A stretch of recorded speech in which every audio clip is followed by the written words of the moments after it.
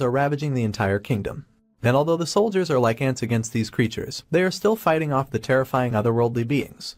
2 million soldiers and thousands of magicians died, with many more still injured. But humanity still has one last hope to fight off the evil Demon King, and everyone is confident that he will be defeated by the true hero. The scene then cuts to the heart of the great demonic palace, known as Garak Hall of Abyss, where humanity's supposed hero, known as Alex von Hallane, faces the Demon King, who's just chilling on his throne. As for this demon guy, he is Reifenhardt, the emperor of the Antares Empire, who seems quite annoyed after hearing all the righteous bullshit from these so-called heroes. One of the heroes among the party, known as the Sword Saint Cyrus, gets all fired up. With his sword crackling with intense energy, he vows to eliminate the Demon King and put an end to the Dark Empire's history. The already annoyed guy gets even more irritated when Cyrus calls his Antares kingdom a Dark Empire. Then there is this muscle-bound warrior, known as the Martial King Tessalon. This guy is convinced that once they eradicate the Demon King, all the corrupt monsters will vanish from Antares. But Reifenhardt just laughs inwardly. He thinks it's funny, because he has done nothing more than simply showing the demons how to live like humans. And now that they're retaliating after being mistreated for centuries, the humans are whining about it like a bunch of bitches. After leaning forward a bit, he asks if they've succeeded in defeating his 4 heavenly kings. To his query, Cyrus smugly speaks up once again, saying those stinky orcs were nothing more than cucumbers for his sword. When Reifenhardt catches wind of his orc warrior Tathid's fate, he just gets even more ticked off. Seems like he has got a soft spot for his people, and he sees orcs as nothing more than innocent hunter-gatherers, not the monsters humans make them out to be. But when this beefed-up gorilla tells him that the troll king Athelka also bit the dust, Reifenhardt practically starts blubbering like a toddler. He admits trolls look scary, but they are all about nature and spirituality. Looks like the poor Demon King is on a streak of disappointment, because Saint S. Flynn also admits that the evil dwarf who worshipped the god of darkness has also been taken down. After hearing this, the guy just grabs his forehead in sheer disappointment. But this time, he seems more bummed out by the fact that these idiots think that everyone except the 12 gods they worship is just plain evil. And as for the last heavenly king, this light mage known as Jade Archlight claims he has also sent the dark elf women beyond the boundary with his magic. Well, killing a sexy hot elf with pointy ears was the last straw, and the guy just explodes in frustration when he realizes he has lost his sweet Cirrus as well. The party tells this fuming king that the dark elf was a demon who had fallen to the dark side, and they feel no compassion for such creatures. Once again, the guy just facepalms himself, trying to knock some sense into this racist party. Like, come on, having darker skin does not automatically make you a villain. Also, her tan complexion can be blamed on humans directly, who kept cutting down all the trees where the elves lived, leaving them with nothing but barren lands, and no shade to cover themselves from the sun. Honestly, after seeing things from this Demon King's angle, I am starting to think the real demons are the ones prepping to take down the king. And by now, Reifenhardt has realized that reasoning with these hobos is like talking to a brick wall, especially when the hero of humanity starts blabbering the same old righteous spiel. So, he is gearing up, ready to face off with the hero. You see, Reifenhardt is just trying to lend a hand to these otherworldly species, who are living like nothing more than slaves. But since he cannot convince humans to see things differently, he decides to take on the role of the Demon King himself. And boy, does he unleash a terrifying amount of energy. The ground shatters, and the entire party of righteous heroes gets scattered like ants. After becoming the incarnation of evil, or at least that is what these heroes think of him, we learn that he was just an ordinary great mage. Well, being great is not exactly ordinary, but you get the idea. Anyway, he noticed that creatures like elves are just seen as mere servants by the humans, only known for their long lives. The dwarves were turned into slaves who were good with their hands and mining, and orcs were always used only for menial work. Maybe the trolls had it the worst, who were hunted down and used as ingredients for healing potions. As much as other humans are cruel maybe, he was different. He lived with them, learned about their natures and cultures, and he happened to learn all kinds of magic from elves and sorcery from trolls.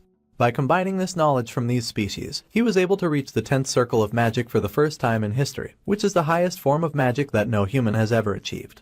After spending a good amount of time with these creatures, his perspective totally changed. Even though he saved them from human tyranny, humans kept sending knights to raid their colony and loot their lands. So, they ended up moving from place to place constantly.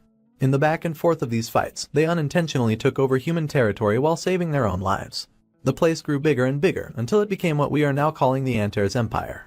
But their peaceful kingdom turned into a bloody mess when they did not fight back against humans. Reifenhardt could not stand seeing his people getting killed anymore. To save his empire, he is now ready to do whatever it takes. As the hero rushes toward him, the dark mage just kicks the shiny guy, sending him rolling on the ground like a fidget toy. The hero ends up a gruesome mess, which clearly shows just how powerful this Demon King really is. And after that one single blow, he is pretty sure that these guys are just speck of dust compared to his power. But it looks like there is another man to deal with before Reifenhardt can rest again, and this guy is known for his strong physique, burning with fire and ready to change the tide of the battle.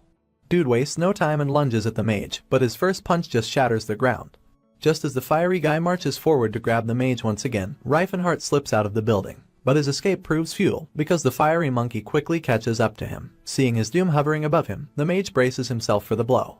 As the swing of the gorilla's hand gains momentum, it ignites with fire and hilariously connects with poor guy's head, leaving him with tears in his eyes and blood about to gush out of his mouth. Despite having a little fountain of blood gushing from his head, this guy still has the audacity to challenge the gorilla once again, and even the bulky dude has also starting to think that Reincarnate might actually have a really strong body. But strong, my ass. As we take a clear look at this wannabe magician, his height has shrunk from his broken spine. Blood is leaking out of his head, and he is pretty sure he is going to die at this rate. I guess my man is not really cut out for the whole villainy stuff. Anyway, just when the gorilla starts to crackle with his firepower once again, ready to give a final blow, the poor mage mumbles out few words and accepts his defeat. But his voice is faint to the point that it doesn't even pass through the gorilla's thick skull. Since everyone believes that Reincarnate is the one who is influencing those creatures to get violent, Teslan decides to kill him for good, to make things right once again. But as you already know, the mage did absolutely nothing other than show the monsters how to live freely, a life without slavery. Since this gorilla cannot understand that they are just fighting for their freedom, the mage decides not to give up, and starts going absolutely nuts. As a last resort, he pulls out this ancient relic out of his ass, which basically has the power to shatter even the reality itself. It is called the Eye of Time and Space, and it is his final gambit. I guess this artifact does indeed pack some punch, considering how the gorilla is losing his bananas after seeing it. I mean, we can clearly see where his shock is coming from. This little ball-like thing can actually make regression back in time possible, a phenomenon that totally defies the laws of nature. After introducing his little toy to us, he proceeds to activate it, and the gorilla just lunges at him on the spot, not wanting to let him activate the relic. It becomes a race against time, with Teslan coming from one side, and Reincarnate about to activate his device. Just as this ball is on the verge of activation, the gorilla enters the scene. As soon as he hits the blob of fire, an explosion of bright light takes place. We can see both of them suspended in the air, and in the next moment, they are enveloped by an eye-blinding sphere of light. The scene then shifts to a very tranquil countryside, a complete contrast to the chaos we witnessed earlier. We are shown a wooden house, sunlight streaming through the window. Inside, a man is slowly waking up, muttering to himself if he is still kicking. Seems like the time regression worked, but my dude's clueless about where and when he has landed. Plus, he cannot remember if this place or house rings any bells. Anyway, he gets up, feeling the strength and muscle he is packing. But despite his ripped physique, he is kinda grossed out by all these muscles. In his mind, a mage should be about magic, not bulging biceps and scars. Back in his old body, he had no trouble catching the eye of elf girls with his looks, but now, he is worried he will not be as attractive with this jacked up body. But most scary of all is that his face has also changed completely, and the only reason he could think of for this is that he has failed in proper time and space regression.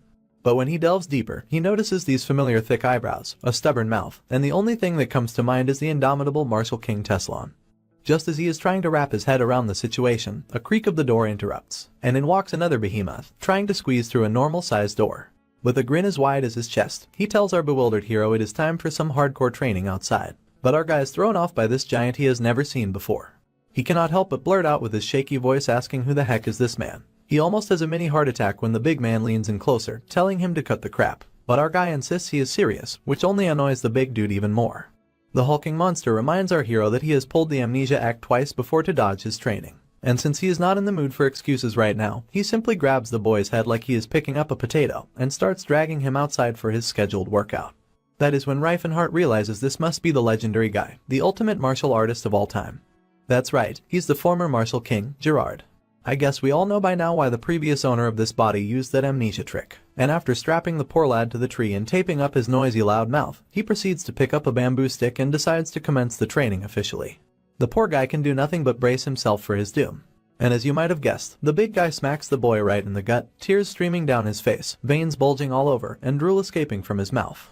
He has no clue what he did to deserve this punishment. The master unleashes a barrage of stick strikes all over our hero's body, who is just thinking about the elf women he loved while taking his last breaths. It seems the master has started to entertain the idea that our hero might not be lying about the amnesia thing. He figures, since their training trademark is basically idiotic and excessive, it would not be surprising if any trainee suffered from short-term memory loss. Plus, even he himself has lost his memories a few times back in the day as well. But don't you worry, the old man has got it all figured out. He is convinced a few more of his blows will eventually make our hero feel better. But I am pretty sure this weakling mage is really not feeling that well.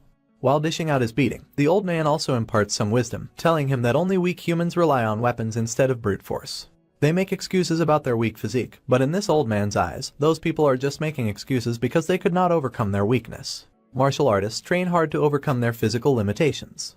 While the poor dude is crying his eyes out, the master goes absolutely bonkers, bulging with sheer determination as he insists that the more you beat up a human, the stronger they become, just like steel. But as the boy is feeling absolutely annoyed to hear the man's stupid logic, this giant fuck gives yet another brutal whack to his face, hammering his point home that our hero is definitely on track to become that indomitable steel. He just keeps pounding away while spouting the same nonsense, and all that's left on our poor hero's mind are the blissful days of the past that he spent in the embrace of his pointy-eared sexy lady. By the time the sun has almost gone down, Reifenhardt's body is entirely broken, his skin looking like a baked potato and steaming off his body, wondering why the hell he had not died after that much of a beating. He sits back up, surrounded by all the bamboo sticks that had been on his body. Anyway, he bids a final thanks to his master for that beating before heading back. The night has finally descended, and there we see a steaming hot bathtub filled with herbal water. Inside, taking a good rest after that hectic day is our hero, bewildered to find himself sitting in a bathtub of healing potion. He has heard of queens bathing in milk for great skin, but this is on a whole other level, especially since a bottle of this stuff costs 10 silver coins and he has got a whole tub of it. So, he seriously asks the old man what's up with this medicinal bath, and the old man simply replies that after enough hammering, steel needs to be cooled down. At this point, our guy has started to think that maybe this training is not completely stupid. After training all day to the bone, he is recovering quickly instead of falling sick, which would just leave a sturdy body behind. It now makes sense why his spine got crushed by a single palm strike from the martial king in his past life. At least he is certain he is back in the past, but he is curious about himself in this timeline. He wonders if that version of Reifenhardt still exists, which also makes him curious if two souls can exist in the same time and space. To simplify things, he assumes that either he and his younger version are coexisting somehow, or maybe the martial king Teslan's soul is inside his younger self's body. The next day rolls in, and the master enthusiastically presents a giant platter of juicy, steamed meat. My guy is forced to chow down on all this deliciousness, and after that hefty meal, they start climbing a literally vertical mountain with a giant boulder strapped to our hero's back, which the old man insists is just a fucking light jog. Next up is balancing on a single finger, followed by heavy pull-ups with the rock still strapped to his back. After a day of such brutal training, he is completely knocked out on his bed, looking pale and exhausted. It's been almost a month of torture after his regression, and he is seriously thinking about running away instead of putting up with all this crap. He is also thinking right now about his other self in this world. He remembers that teenage Reifenhardt's still hustling to become a magician, so they are not likely to cross paths anytime soon. But when he thinks about Teslan taking over his body, all he can picture is the martial king grinding his frail body to the bone to bulk up, using the monstrous training regime of the Unbreakable Gym. He would definitely need a master's help for that, no way he could handle it solo. But if he did pull it off, he is pretty sure Teslan would come gunning for him again. Anyway, his first order of business is to get the heck out of this joint. After scanning the area and seeing no one in sight, he bolts, putting all his energy into his sprint, only to be met by his master casually perched atop a rock, blocking his path. The old man reminds him that it's his 9th attempt at escaping in a single month. But the boy finally gathers the courage to speak up, admitting that he is not the legendary Teslan. He admits that he's actually someone who goes by the name of Reifenhardt, who is just a mage, and not some fucking chunk of meat. The old man just chuckles, asking if they are having another late-night story session. Of course, our boy is taken aback by such a response, and that's when his master mentions that this is also the 3rd time he has tried to spin some wild fantasy about himself. Once he claimed to have met gods, and another time he swore he was from a place called Nurim. With a gentle pat on the head, the master commends him for his creativity, telling him to get back to bed. And so, despite failing this time, my guy is still somehow determined to break out of his prison. Another day rolls in, with yet another failed attempt at escaping, and the day after that, he still cannot even catch a break underwater. His master just drags him out of the river once again, telling him to just get better. Finally, he gives up on the thought of escaping. And just as he is feeling miserable for himself, the old man mentions that the gym Unbreakable martial arts have been around for 130 years. Of course, it is only natural that they have seen every trick in the book, and no disciple has ever managed to pull a fast one on any of their masters. Tears well up in our hero's eyes as he comes to terms with the fact that he is stuck here. Thus, he decides to tough it out and complete his discipleship time. That is how he braved the prison of suffering with his heart, and somehow managed to pass 2 years, making so many sacrifices along the way until he finally awakened his aura. It seems staying there for 2 years wasn't all bad after all. He feels pretty accomplished, managing to pull off such a feat while he is only in his 20s. But the old man just laughs it off, saying this was always part of the plan with Gym Unbreakable. He explains that the intense physical training has already boosted his vitality and helped him manifest his aura, and with a twinkle in his eye, he says it is time to move on to the next step. The boy then eagerly asks his master about the next training, wondering if he'll finally start to learn some actual martial arts. With a giant grin, the behemoth of a man mentions they will be sparring with each other. And well, I'm pretty sure this was probably the last thing our idiot hero wanted to hear. But nonetheless, 3 more years pass just like that. And after those well-spent days, the scene cuts to the Vasily Kingdom's southern region, deep in the rough terrain of the Larchid Mountains. There, we see a waterfall, and standing before it is our jacked-up boy. He starts gathering energy in his hand with his Calamity Horn technique. Once fully charged, he takes his stance and hits the giant slab of rock before him. Though he nearly demolishes the slab, it's clear he still has much work to do. Apparently, the Calamity Horn technique involves channeling all your strength into one spot of your body, creating a concentrated aura that looks like a horn. Hence the nickname. Despite making a big hole in the rock, he mentions he still needs to polish his technique to reach the 4th superposition. You see, the final stage of Calamity Horn has 9 superpositions, and a punch that sends 9 ripples can supposedly even kill the gods. The Teslan he knew in his past life had 7 superpositions as his limit, and even Master Gerard could only perform the 8th. Since the old man has gone down to the village for some stuff for the first time, our boy is determined to learn the 4th superposition to get permission to descend the mountain himself.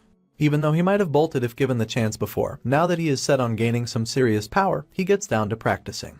This is also a rare opportunity for him to practice his magic, so he uses one of his spells, summoning up a purple ball and sending it flying towards a nearby tree. Unfortunately, it fizzles out on impact, leaving behind nothing but a few minor burns. It appears that despite knowing how to use magic, his body is not allowing him to harness it completely and is refusing to build up mana inside it. Suddenly, he senses the presence of someone, which is definitely not human. As this unfamiliar figure takes a cautious step forward, it becomes apparent that it's a scrawny orc. Upon locking eyes with our hero, this intimidating creature threatens him, urging the boy to act as if he didn't see him if he values his skin. Since our guy was used to dealing with all sorts of creatures in his past life, he clocks the orc as a young one, probably a fugitive. Since these creatures are sensible type, he knows that the orc will try smoothing things out by talking. So, he surprises the green guy by speaking in the language of grace, asking if anyone is trying to chase him down. After getting startled to hear a human talking in his mother tongue, the orc confirms our hero's statement. To which, Reifenhardt just extends his hand for help, but he is not sure if this creature trusts him. The orc simply says he trusts him since he can see our hero's kind soul, not to mention he can speak the language of grace. But he is worried that helping him will only get our boy dragged into trouble.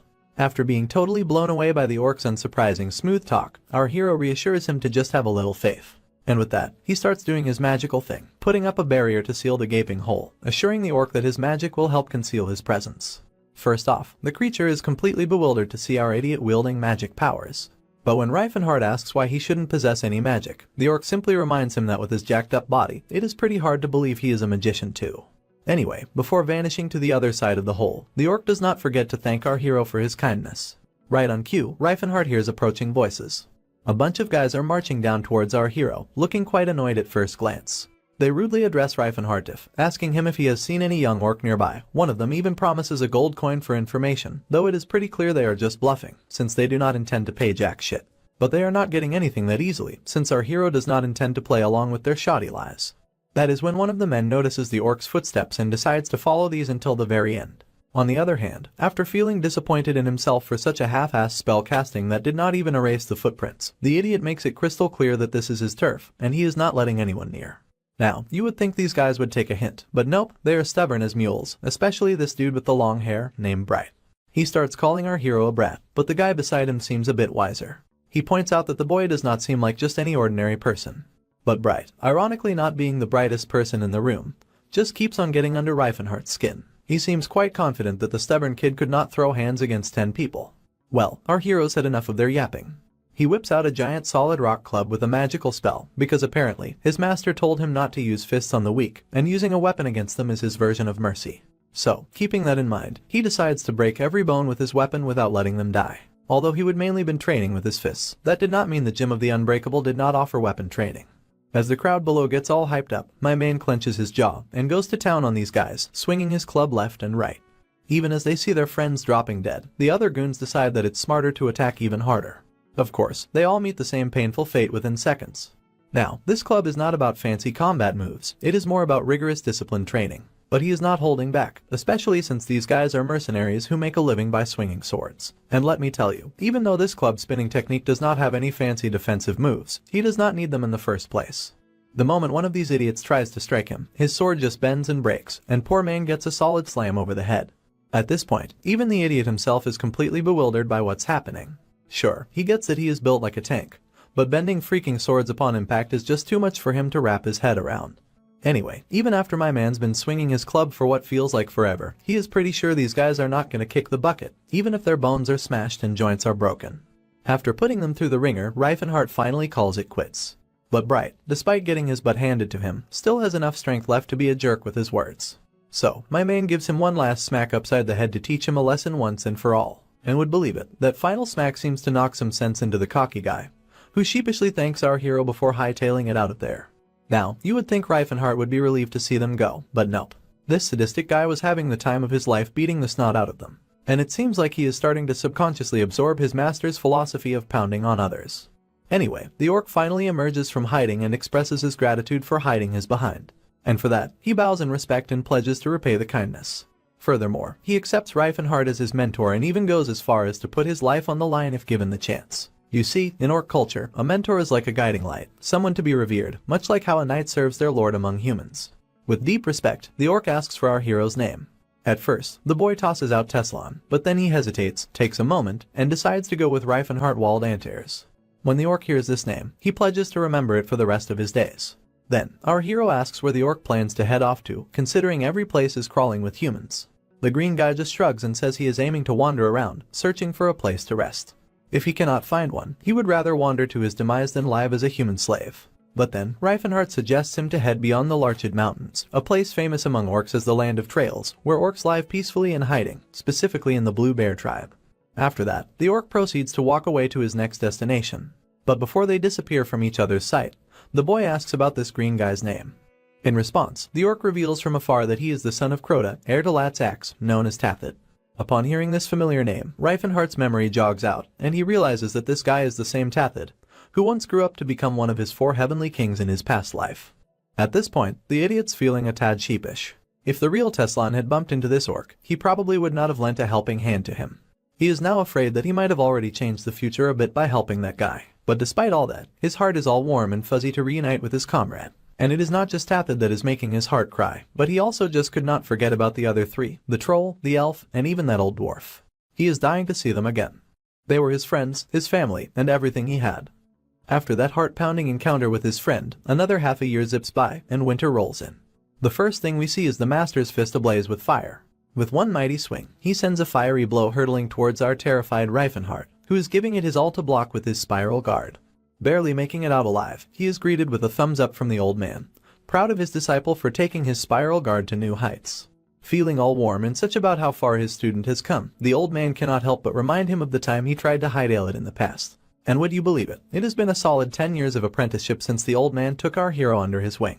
Sure, the boy has definitely gotten stronger, but the master cannot help but notice the guy is still as puny as he was a decade ago.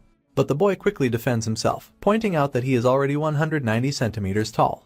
However, the old man just scoffs, considering them as nothing more than rookie numbers. Apparently, a member of Gym Unbreakable should be over 2 meters tall at least. Those 3 martial kings who came before them were like giants in comparison to our hero. At this point, the old man's practically bursting with determination. He shouts at our hero, demanding to know if he is messing up his breathing technique. He is on him like a hawk, but poor Reifenhart cannot help but remember that Teslan guy he met was around 2.3 meters tall as well. So, he reminds his master that it is just a matter of constitution. But as we take a peek into this bastard's head, we can hear him admitting that if he uses the breathing technique now, his body would become monstrous, which is the last thing he would want happening to his body. But surprisingly enough, the master decides to cut him some slack. As long as he is sturdier and more powerful, he does not care. So, Reifenhart decides to unleash his true strength to prove himself. He awakens his power, leaps into the air, and comes swinging back with his calamity horn.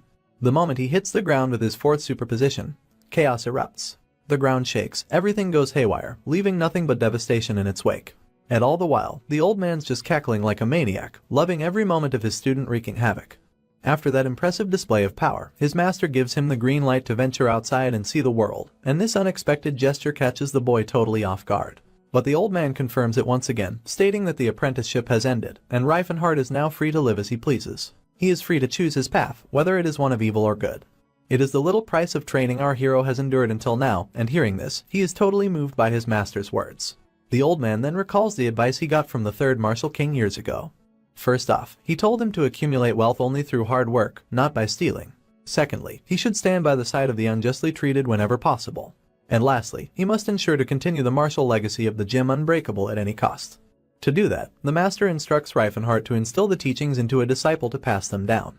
As the old man tosses a pouch of coins, he advises Reifenhart to take his sweet time finding a worthy disciple since pure talent is hard to come by. Although the 30 silver coins are enough to last half a year, Reifenhart's dumbfounded to see that this supposedly rich old coot, who claimed to have a mansion in the capital, could only cough up this measly amount. Anyway, he hands our hero a map to a treasure left at Settlard Mountain. With that, Reifenhart sets off on his journey. He glances back dramatically, eyeing the mountain, but in the next moment, it erupts like a volcano, giving the dude a literal heart attack. And guess who's behind the explosive farewell? Yep, his master, who tells him not to dwell on goodbyes, to run with determination without looking back, and to take pride in inheriting his teachings. Well, I bet that guy will not be forgetting the chaotic farewell anytime soon. The scene shifts to the town. Inside a hotel, we see the village chief gearing up to face off with a noble, but the guy behind the old man warns that chatting with nobles could be risky. Still, he manages to catch the attention of one of the knights in shining armor. With a bit of reluctance, the old man straightforwardly asks the knight to cough up what he and his buddies owe for their meal. The knight seems pretty ticked off by the demand but reluctantly tosses a ducat anyway, which is the local currency of this continent. However, when the old man checks out the coin, he points out that it is not nearly enough. Well, this prompts the noble to lose his cool, wondering aloud if the old man has ever seen a gold coin before. And to top it off, he throws a solid punch at the old man's face for daring to ask for more money than his social status allows. After taking that heavy blow, the old man and his companions could do nothing other than fume in anger. Apparently these knights are worse than bandits, pillaging their homes and food just for a measly ducat. Then, to add insult to injury, another arrogant voice pipes up, suggesting maybe these regular folks do not deserve any payment at all. The scene switches to one of our hero's memories from his past life, where he can be seen having a blast with the love of his life. There's this one memory that sticks with him the most, where Cirrus compliments him on his sharp, precise, and well-structured body, which can be directly compared to a finely crafted blade. However, in the present moment, the dude is bawling like a baby, kicking himself for looking all ripped and chiseled. Though he's happy about one thing, which is that he's much taller now. Anyway, putting jokes aside, my man is genuinely worried about his girl. He recalls that this is the exact year she'll be auctioned off. But since he can't just storm into the auction hall recklessly, he's stuck with no way to rescue her unless he can scrape together enough cash to cover the astronomical sum it takes to buy a slave. So, to make a quick buck, he decides to rely on his past memories and his current physical strength to raid the ancient ruins before reaching Chatten. The scene cuts back to the arrogant knight from before. Right now, he is inquiring to his trusty mage if he happened to find any leads on the location of the ancient ruins. To which, the magician simply demands more time. This guy is Delphia's mage, specialized in archaeology, known as Todd. Though their motives are still hazy, we can hear this arrogant man dropping a hint about the burial site of some big-shot swordsman, who is known as Sir Claude von Leaders Altian. In any case, let us hope we get some clarity on what these guys are up to soon enough. The next scene cuts to our hero, who had been seemingly wandering around for 3 days. His destination appears to be north, toward the Hatton Mountains, on the Central Road. He is apparently using artificial flashback, a skill from the old legends that lets him revisit memories at any time, and by using this, he is recalling his past adventures at the ancient ruins of the Hatton Mountains. Before his regression, he met a mage named Todd at Delphia's Mage Tower, who told him about exploring those ruins with the Altrian family of knights. Now, it seems our hero is about to cross paths with those arrogant knights we saw earlier. Turns out, he has been there in those ruins in his past life as well and managed to find the real treasure that Todd's party missed. And let me tell you, he is grinning ear to ear, merely at the thought of nabbing all that treasure for himself once again. As the path before him comes to a dead end, he finds himself standing before the cattle village, looking just as good as he remembered. Meanwhile, inside one of the hotels, the people of the village can be seen in panic. It seems that those arrogant knights want a guide to show them the way to the Valley of Death. But no villager wants to go near that haunted place. As they are seething with anger, cursing those nobles, one brave soul decides to step up and agree to go with them. But you can bet his wife and kid immediately talk some sense into him, making him reconsider. But just as he has started to consider staying, the villagers shoot him soul-piercing glares, telling him to stick to his words. But just then, they spot a disgusting face pressed against the window, trying to scare the living daylights out of everyone. The guy immediately grabs his bow and arrow, demanding to know who the fuck this mysterious man is. The dude comes up with a shoddy excuse, claiming he happened to overhear their conversation while passing by, so he decided to volunteer. Somehow, his half-assed story actually works, and he gets a pass to get inside. Everyone in the hall is terrified by his presence, and their jaws drop even further when they find out he knows every nook and cranny of the region. But the villagers still warn him about the dangers lurking there. However, the boy reassures them, reminding them once again that he knows this place like the back of his hand, and not to mention, he has been there before. Almost 50 years ago, there was a king from the Altians known as Claude, At the young age of 45, which is not quite young actually, he managed to awaken his aura and went on all kinds of adventures. His heroic stories were spread all over the Vasily kingdom, but fame often breeds arrogance, and Claude ventured into the Valley of Death with just one servant and ended up meeting his demise there. The problem was that the demonic sword Altean, a symbol of the Altean family passed down for generations, was lost with him, and the efforts to find that sword went on for more than 50 years. As our hero marches forth on the quest with Stefan von Rapanto Altean in search of the lost sword, he cannot help but speculate that this noble might just be the grandson of Claude himself, considering they belong to the same family as the legendary figure who perished in that dungeon. When the guy sees an elf woman getting cozy with her master, I cannot say for sure if he is feeling jealous of their camaraderie. Anyway, he notices there is only one saint in the party named Sillin, who seems quite young. This raises doubts in our hero's mind about whether this young gun can even perform any divine spells. But most of all, he is totally creeped out to see how this seemingly male individual looks so feminine. Just when he decides to talk with Todd, the only person he has seen from his previous life, he hesitates for a moment, unsure if he should interrupt these two, getting all lovey-dovey. But witnessing the affection in Todd's eyes for this feminine guy, the idiot literally creeped out to his core, wondering if this is the same Todd he knew. But then, out of nowhere, this dude catches up to our hero, telling him that the villagers were just scared for nothing about going to the dungeon when they have the kingdom's brave knights accompanying them. Hearing this, Reifenhart just gets totally creeped out by the man getting full of himself, which proves his point clearly that chivalry does indeed make narcissists out of men. Suddenly, they hear violent roars of monsters appearing out of the forest and sprinting into the sky like bullets, and in the next moment, these fury beasts turn their trajectory and start crashing down to the ground, aiming to take down all of these humans. As soon as one of those beasts extends its sharp claw, the cocky knight takes his stance and orders his knights to attack. Almost instantly, Todd unleashes his firepower, turning the entire sky into a fiery mess, while the feminine saint casts her magical spell, boosting every soldier's strength and vitality. Watching this group of knights fight, our hero starts to think they are not that bad after all, but still, they are only good from the perspective of a mage. From a martial artist's view, they are more or less trash. Anyway, just as he glances over his left shoulder, he sees those poor slave orcs in grave danger. Before the disgusting beast could tear those soldiers apart, our hero delivers a solid punch right to that bastard's face. The single punch obliterates the monster into hundreds of pieces, and he is pretty glad no one's paying attention to his abomination powers. At this point, he remembers that villager, and he is pretty sure if that guy had come along on Todd's adventure, the poor guy would have been toast. Seeing how this man is slashing down monsters, seemingly fighting only for himself while his underlings are dropping like flies, our hero's pretty sure this bastard is not a good person. But I guess there is always room for surprises, as this red-headed feminine boy tells our hero to hide to save himself. But just as he is scanning the battlefield, a beast shoots its sharp, metal-solid feathers. They do not even tickle our hero, but when one hits his eye, he is screaming at the top of his lungs from the sheer pain. So, he punches this creature like before, turning it into bits and pieces too. He also mentions that there are only so many tears he could shed, and he has already bawled out enough during his training. After the threat is neutralized, the cocky leader asks for a casualty report, and inquires about the mages and priests. Todd assures him that everyone is safe. Over in the corner, our hero grumbles about how these folks do not seem interested in considering their safety. Anyway, the leader stands tall and hollers in determination after winning that battle, and his whole crew falls in line with him. To savor the moment of triumph, he orders everyone to take a breather before continuing their journey. In that moment, our hero seizes the chance to finally chat with Todd. After giving him props for his efforts in the battle, he casually asks if he is from Delphia's Mage Tower, since his buddy's there too. Todd perks up at the mention of his friend, so the boy further drops the name of his supposed friend, which is not surprisingly Reifenhart. Double Chin immediately gets confused, wondering why a kid like Reifenhart would be friends with a rough and tough guy like our hero, unless there is more to their relationship than just friendship. Anyway, the mage mentions that he has been spending his days learning magic, but it seems this is not what our boy wanted to inquire about. So, he specifically asks if anything weird has happened to Reifenhart in the last few years. To which, Todd simply shrugs, saying nothing much, except his nose bridge is still as high as ever, and just thinking about it gets him all excited. As this dude drools over our hero's original body, my guy can barely contain his anger. With a clenched jaw and bulging veins, he asks if Reifenhart's attitude has changed at all, to which the mage replies he is not really sure, since he has never been that close to that kid.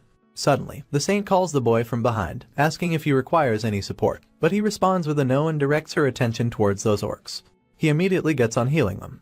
But just as he was helping those docile creatures, one of the soldiers butts in, telling him that these creatures can just get better by simply licking their bodies so he does not have to waste his energy on them.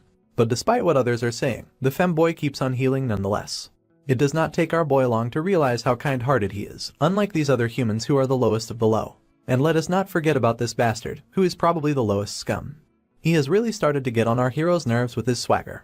In any case, just as he is ordered, he starts giving directions towards their destination. But as he does, we can clearly see that this fucker is definitely cooking something, and even the cocky dude catches on to his suspicious behavior. After trekking for about an hour, the whole party looks like deflated balloons after battling wolves and other monsters back to back. While the leader screams his lungs out in frustration, mercilessly urging his exhausted squad to keep trudging along, my guy can be seen snickering like a devil, intentionally leading them through a tougher path. You see, knights might be arrogant, and priests might be stubborn, but mages are simply narrow-minded and cheap to the bone, and our hero is a mage to his core. I mean, he at least put them on the fastest path possible, and he definitely did not choose this route just to mess with them. After relentless monster fights for the past few hours, the platoon leader finally understands how this place drove Sir Claude to his death. But just when all hope seems lost, the man's face lights up with hope as he finally spots the dungeon before his eyes. In no time, he and his companions burst into happiness, marking the end of their journey to the ancient ruins. After a bit more walking, they finally rock up right before the entrance of the place. And after seeing no traps outside, Todd gives them the green light to enter, and the platoon leader tells his squad to gear up. However, the captain makes it clear that since our hero's work is done, he can head back. But our boy insists on staying outside, claiming that he could not bear going back to the village alone. So, Altian decides to protect him on the way back, just to honor his hard work. But once again, my guy can barely contain his anger upon realizing that this bastard never had considered protecting him on their way back before this moment. In any case, the leader charges his entire squad, and everyone starts rushing inside to defeat the creature who had been sleeping for centuries. Seeing them go in with such flair, my guy just waves his hand with a cocky, mischievous smile, and once he is finally alone outside, he decides to get to work on what he came here for. Right now, this place, the ancient ruins of Palton, is crawling with monsters and spirits. But back in the Silver Age, it was just a regular logistics base, nothing fancy. Even if it was just a regular base back then, the tech in the Silver Age was like something out of a sci-fi movie, which makes it pretty valuable. Once he steps inside, memories of his past come rushing back. He recalls exploring this dungeon with his pointy-eared beauty, who guided him through the uncharted territory and unlocked every secret path. But just as he is getting nostalgic, X-rated stuff starts creeping into his mind. Thinking back on it, it was quite bold of them to literally be fucking around inside a dangerous dungeon. Thankfully, the author has chosen to blur this out, just so you guys can keep your cool and pay attention to the story. Once he gets to the familiar secret door, he tries to work his magic to open it, but the door does not seem to budge with the little magic energy he has.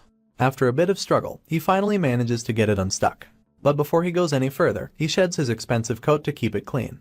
Then, before busting through those walls, he gives himself a good stretch.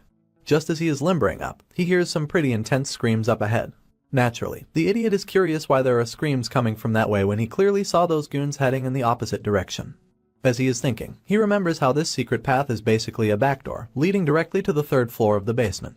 Naturally, opening it means that they are kinda trespassing. Yep, him and the gang of goons ahead are all trespassers now. Since this place is a military building, it is no shocker that the security system would kick in, unleashing all sorts of defenses to repel intruders. Back in the day, he and Cirrus had free reign, so they did not worry about other areas. But now, Altian's group has stumbled into a trap that has dropped them down to the 2nd floor. So yeah, everyone is pretty much royally fucked.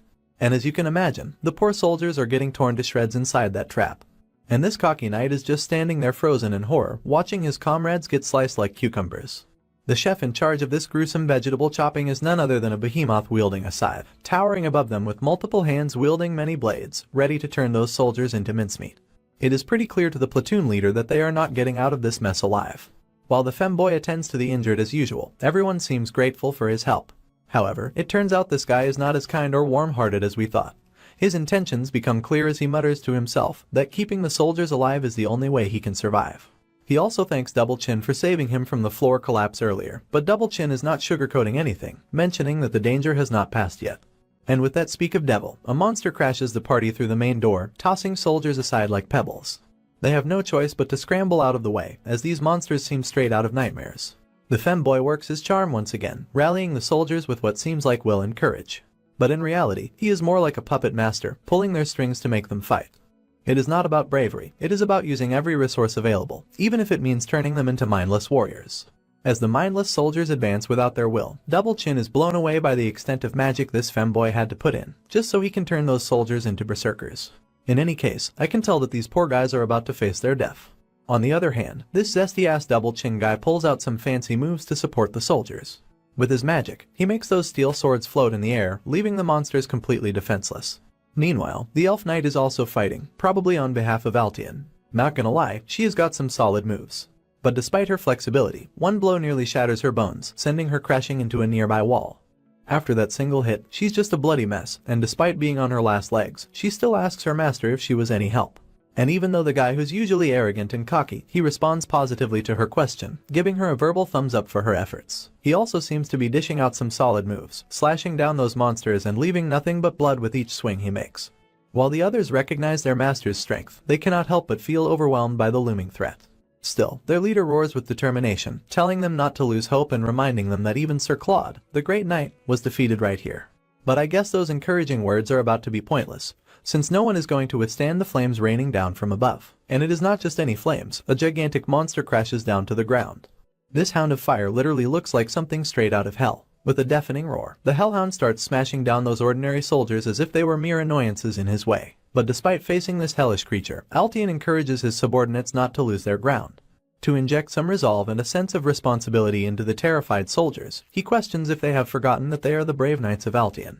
But let us be real here, this motivational bitch could not do a damn thing when facing off against a monster the size of an airplane, bringing hell itself into existence with each fiery blow. But despite facing such an overwhelming power, this arrogant guy just clenches his jaw out of anger and vows to himself not to be defeated by these monsters. So, he tightly grabs his sword and foolishly marches towards that creature with sheer foolishness in his eyes. He strikes the beast with one of his sword techniques, but he is brutally smacked in return. A mere flick of that monster's finger sends him soaring back to the ground.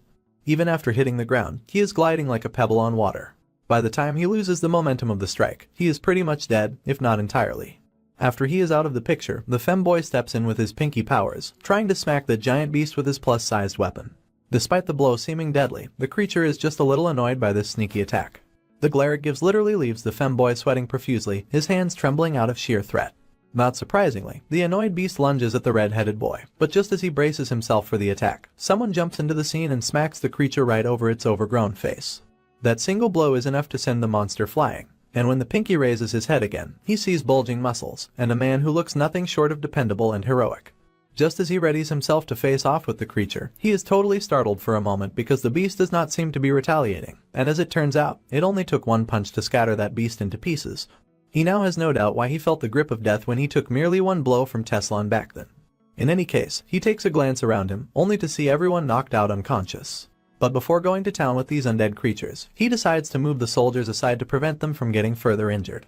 The double chin guy is absolutely boggled out of his mind to see our hero's strength. They are further bamboozled when they see him smashing those monsters into smithereens with just one hand while carrying the injured elf.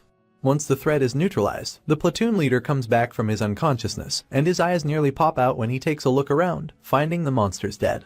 Naturally, he curiously asks his subordinate what the hell happened, and when he hears all about what went down, he is just shocked out of his mind. He still cannot believe that our hero was the one who cleared the dungeon single-handedly. But he has to face reality.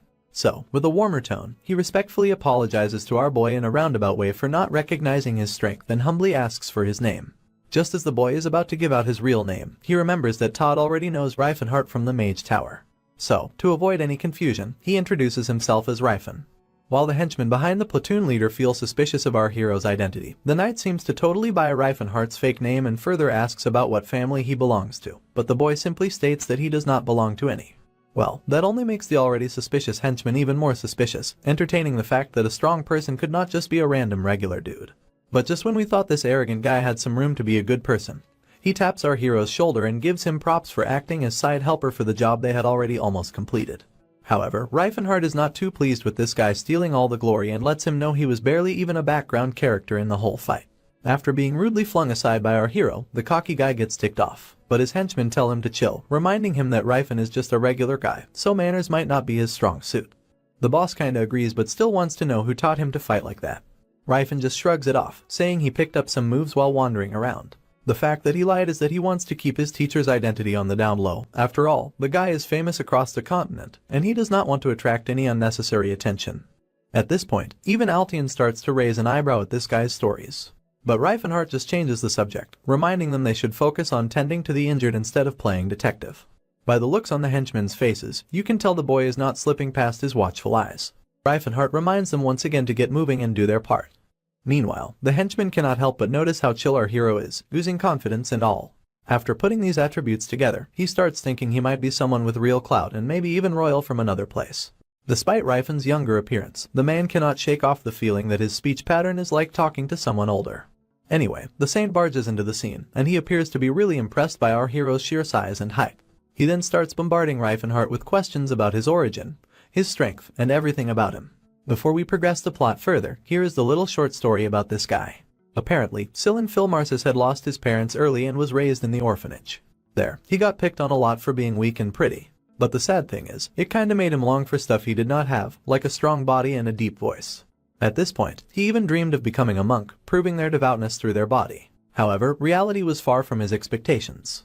His height did not change, puberty never came, and for some reason, his hair grew really fast. As a last resort, he even tried hitting the weights, hoping to change things up. But all he got was more divine power from treating his workout injuries. And right now, that is precisely why he feels so much admiration for Riefenhardt's chiseled physique and huge size. After getting creeped out, the idiot makes an excuse to find the exit and starts walking down. But the femboy insists on going with him. However, the hero reminds him that a healer is still needed there to tend the injured. That is when the platoon leader himself decides to go with our hero for the exploration. I guess Riefenhardt cannot really say no, so off they go together. As we are strolling along, let us peek into the knight's mind. There we learn that despite his reluctance, he knows he has got to play nice with Rifen since he is going to be a big help in this exploration. He even thinks Rifen must be feeling pretty proud for escorting a knight. Then again, we know that my man could not care less about these goons. Still, this silly knight just does not seem to catch on, and he is just itching to flex his muscles at the right moment so he can make our hero his biggest fan for helping him out. Thankfully for us, his moment of glory is cut short when he takes a firm hit and falls to the ground for a sweet nap. And just as he lies there unconscious, the monsters start to pour out of the tunnel. As soon as they lunge at our hero, my man just turns them into dust with his bare fists. After clearing the path, he proceeds to move forward to check out the loot he is about to snag. So, as soon as he enters the room, he starts rummaging through all the useless stuff in hopes of finding something valuable. A moment later, he stumbles upon a limitless bag, a magic tool that allows one to store items up to 10 times the size of the bag, and the weight will be reduced to a 1/10. Not only that, he also nabs a heavenly brazier, a returning dagger, and a magical sapphire, which are all supposed to fetch a heavy amount. After grabbing the treasure, he heads back to the knight who is nursing his aching head, trying to figure out what the hell happened. My man casually puts all the blame on those dead creatures, who supposedly sneaked up on the knight from behind, and knocked him out. Hearing this, the knight reluctantly swallows his pride and painfully thanks our hero for his help. But the boy tells him not to sweat it, since this crazy fucker knows that it's only the beginning of knocking out the poor knight.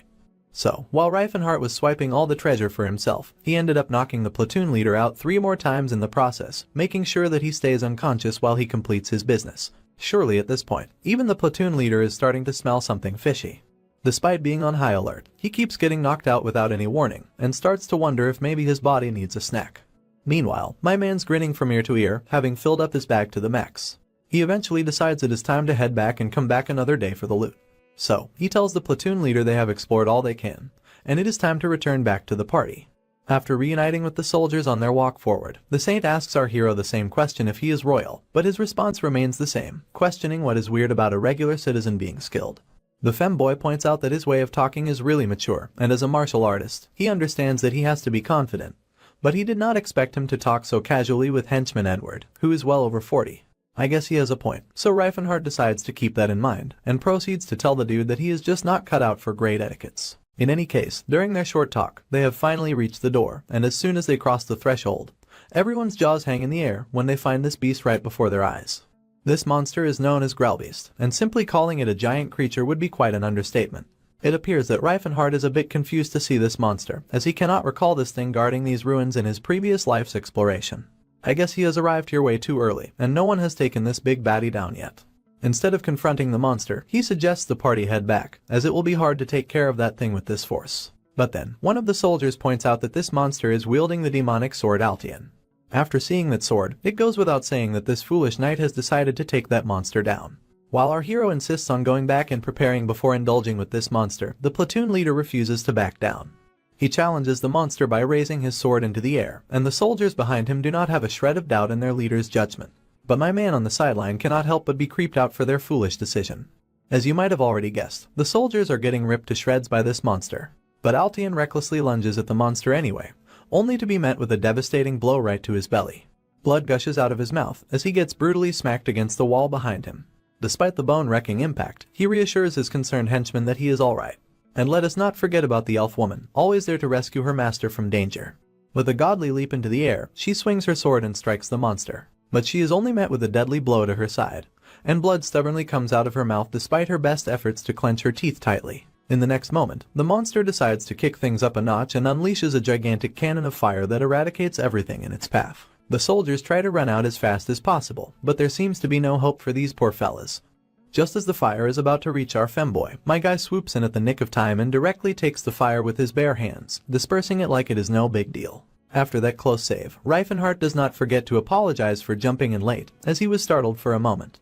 Looks like it is time for our hero to unleash his devastating power on this creature. And by the looks of his face, it is clear he is not going to mess around. He takes his stance and starts to gather his full power to put it to the test and see the extent of his abilities. He admits he would not have taken such a gamble as a mage unless he was sure the odds of winning are 100%. Now that he has changed a bit, he enjoys the thrill of messing with people who might seem more powerful than him. He starts off the fight by just poking the beast. And of course, this wild creature retaliates without a second thought. The demonic sword grazes the boy's shoulder, which is the first time he has seen his body, which can withstand steel, punctured by just a mere graze of that demonic sword. Caught off guard, the monster seizes the opportunity and lands a hit on the hero, making him cough up blood with a single blow. He is sent flying with just a kick, crashing into the nearby wall, destroying it like it is made of Lego. But my man is no ordinary Joe. He is practically the second coming of Giga Chad, or what the kids these days refer to as a Sigma. He brushes himself off from the rubble, assuring the femboy that he was just warming up. This was the first time the redhead had seen the power of an aura user, but let us be real, that's not really all that there is to it. As I have told you many times, my man is just on a whole different level. He is pretty confident that if he had not let his guard down, he could have easily taken that sucker down. As the monster starts jabbering away in its own language, Reifenhardt just thinks it is challenging him for spar. So, he gears up and lets loose a flurry of punches, while the beast is not holding back either and retaliates with the same energy. Meanwhile, this one's cocky knight is finally getting a reality check. After seeing our hero unleash the power of aura, it has become one of the greatest challenges just figuring out how this seemingly commoner possesses such powers when nobles among nobles failed to manifest it. The more he watches Reifen fight, the more terrified he feels. Even the monster struggles against his punches. He has finally reached his breaking point, and it is only a matter of time before he explodes in tears. And further, seeing our hero pounding this monster like a pizza dough just leaves him in a loop about who the real monster is here. But still, the battle seems far from over, and their hack and slash continues. My man is having the time of his life, finally getting a punching bag to see the extent of his power. With the next blow, he obliterates the hand of the creature in which he was holding his sword. But despite that, the monster seems to be healing rapidly, getting all of its power from the dungeon itself. But whatever the case, this is not nearly enough to make our hero break a sweat. Once he gets near to the creature, he grabs its hand, slam dunks the beast, then gives it a brutal kick to the face followed by a barrage of punches. At this point, even he has started to feel that he is just having too much fun. So, to not spoil himself further, he decides to put an end to this using the Calamity Horn to obliterate the beast in one punch. But he is afraid that using the Calamity Horn will burn down the entire dungeon, and there are other people to consider. Just as he is pondering this escalating mess, Double Chin imparts his wisdom, reminding our hero to use his aura-covered sword. But the boy already knew about such things. The main concern here is that he does not know how to cover his weapons with aura.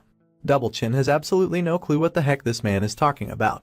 But the boy confirms it once again, mentioning that all he knows is how to use aura on his body, and this is the only thing his martial clan taught him. That is when the femboy also chimes in from behind, confirming if his body has high durability, to which he confirms immediately.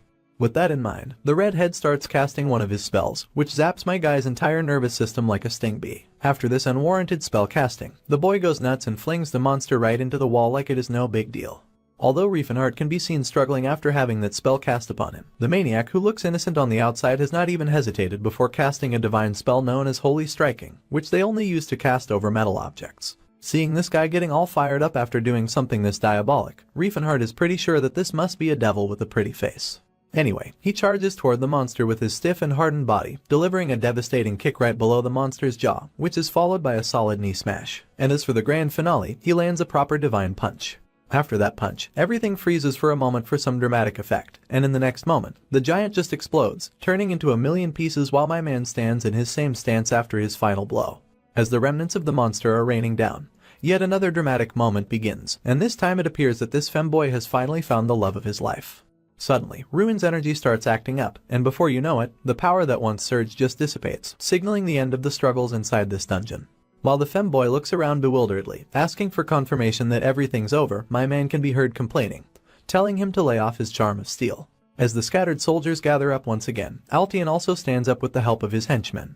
Despite his miserable state, he calls out Rifen for holding back his powers and hiding his true identity. He wonders if Rifen had fun sneering as he watched everyone struggle, but the boy simply lets him know that he never sneered. In fact, he was never interested in anyone and paid no attention whatsoever. So, he wonders to himself why the hell he is being accused of something he never did. But out of the blue, he starts strolling down without a care in the world. Which only makes Altian further annoyed, who wields his sword to strike Reifenhart for not letting him fully show his knightly honor. But my man simply bends down to grab the demonic sword, causing the idiot to lose his balance. The already injured man starts falling off from his high perch like a sack of potatoes. What's even funnier is that our clueless hero wasn't even trying to dodge the attack.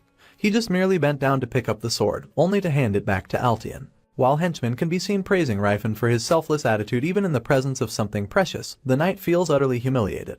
Perhaps it is because he thinks he is being handed a victory that should not rightfully belong to him, which is clearly against his honor as a knight.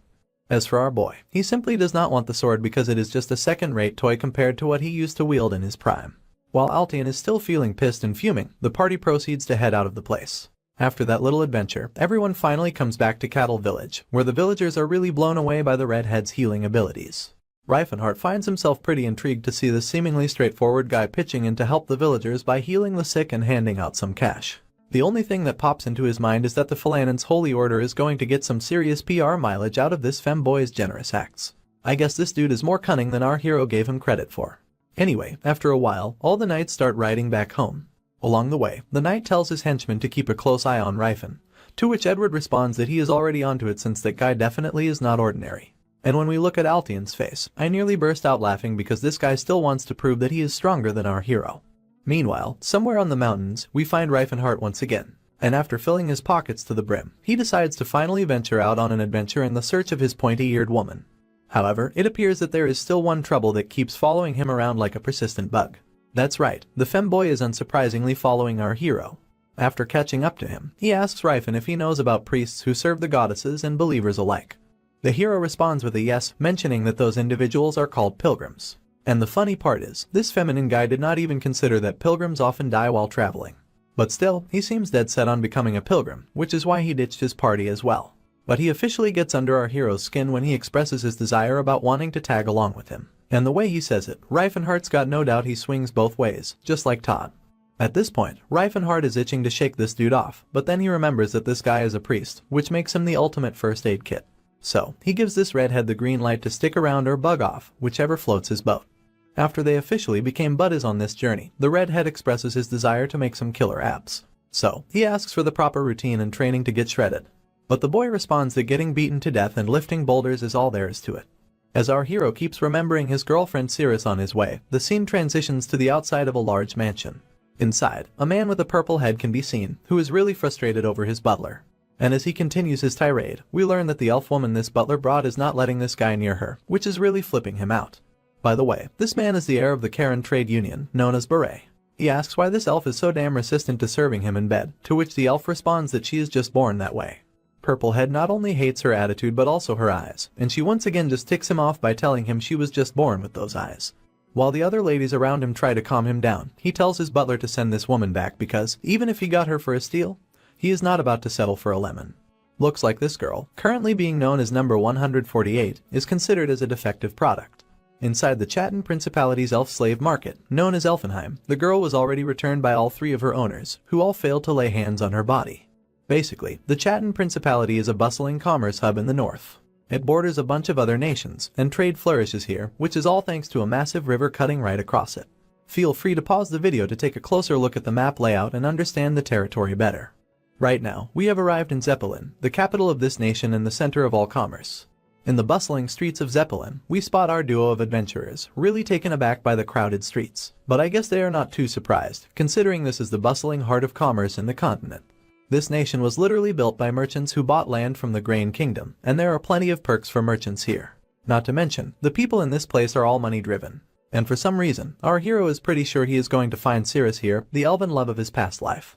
Just as he is strolling along, his attention is snagged by a commotion nearby. There is a noble going absolutely ballistic on this poor dwarf, and this fat fuck appears to be Rolofane Trade Union head, who goes by the name Tarek. After giving the poor old man a royal beatdown, he tosses 30 gold coins his way for compensation.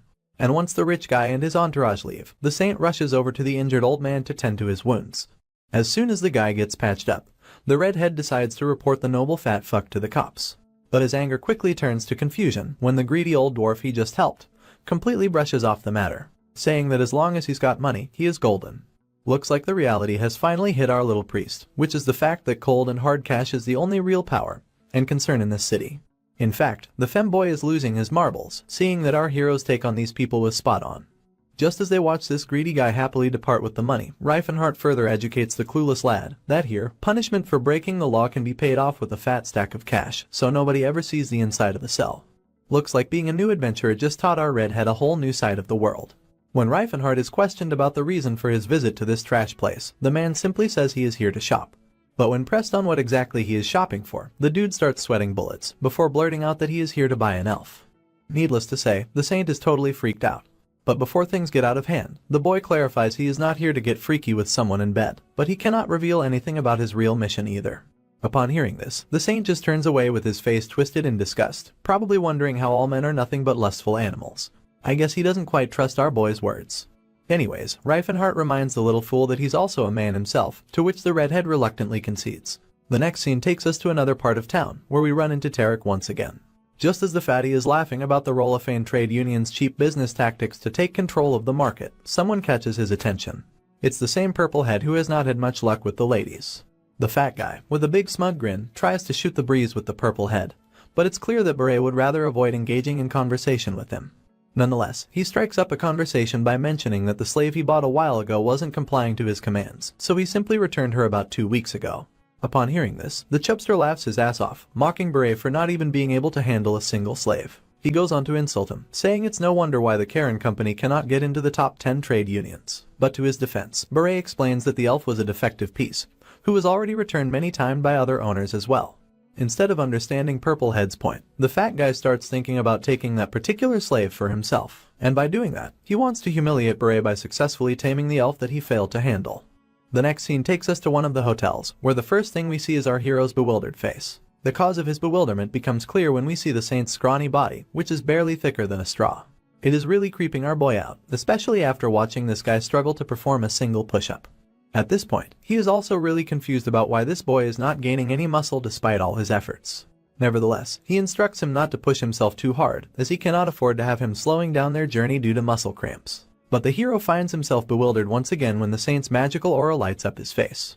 The redhead looks as fresh as a cucumber after using a healing charm on himself. Well then, it seems Reifenhardt has finally figured out why this idiot isn't gaining any muscles. Apparently, healing magic works similarly to turning back time. Muscles are built by tearing the muscle fibers during a workout, and then giving them time to regenerate. By repeating this process, anyone can get some fats gains if they put in enough effort. However, since the priest boy uses a spell to heal himself after each workout, his muscles just revert to their original state every time. Realizing that this fool has been wasting his time for the past several years, my guy is literally at a loss for words on how to respond to this shit. But just when the saint asks if there's something wrong, Reifenhardt disappointingly responds with a nod, but promises to teach him an effective training method later. The hero then asks the redhead whether he ever feels annoyed because of his long hair, but the boy just shrugs, mentioning that he cannot help it, since they just grow back really fast. In any case, our hero rolls his eyes at the weirdness of it all, and proceeds to head out to the slave auction as he had planned. Of course, the redhead also grabs his robe and decides to tag along. As they walk down, let me brief you about this whole slave auction thing. It's basically a place where various kinds of creatures are sold, but the most popular ones are of course the elves, and they tend to fetch higher prices because of their beauty among the other races of monsters. And in the realm of elves, it is the slayer elves who fetch the highest prices, while regular female elves and young female elves are comparatively cheaper.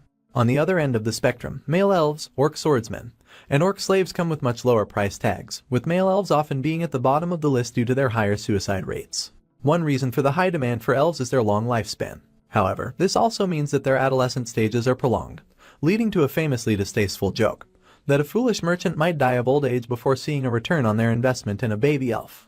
Upon reaching the auction building, they both take a seat and wait. During the wait, the redhead comments that Elfheim is a specialized elf slave auction with a tradition spanning 300 years. Our hero finds it extremely sickening that they have dubbed a slave auction as Elfenheim, which basically means the paradise of the elves. In any case, the saint is particularly excited to see the auction for the first time in his life, and doesn't feel particularly bothered by the idea of slavery whatsoever. In fact, he holds the belief that elves are at least treated better than orcs.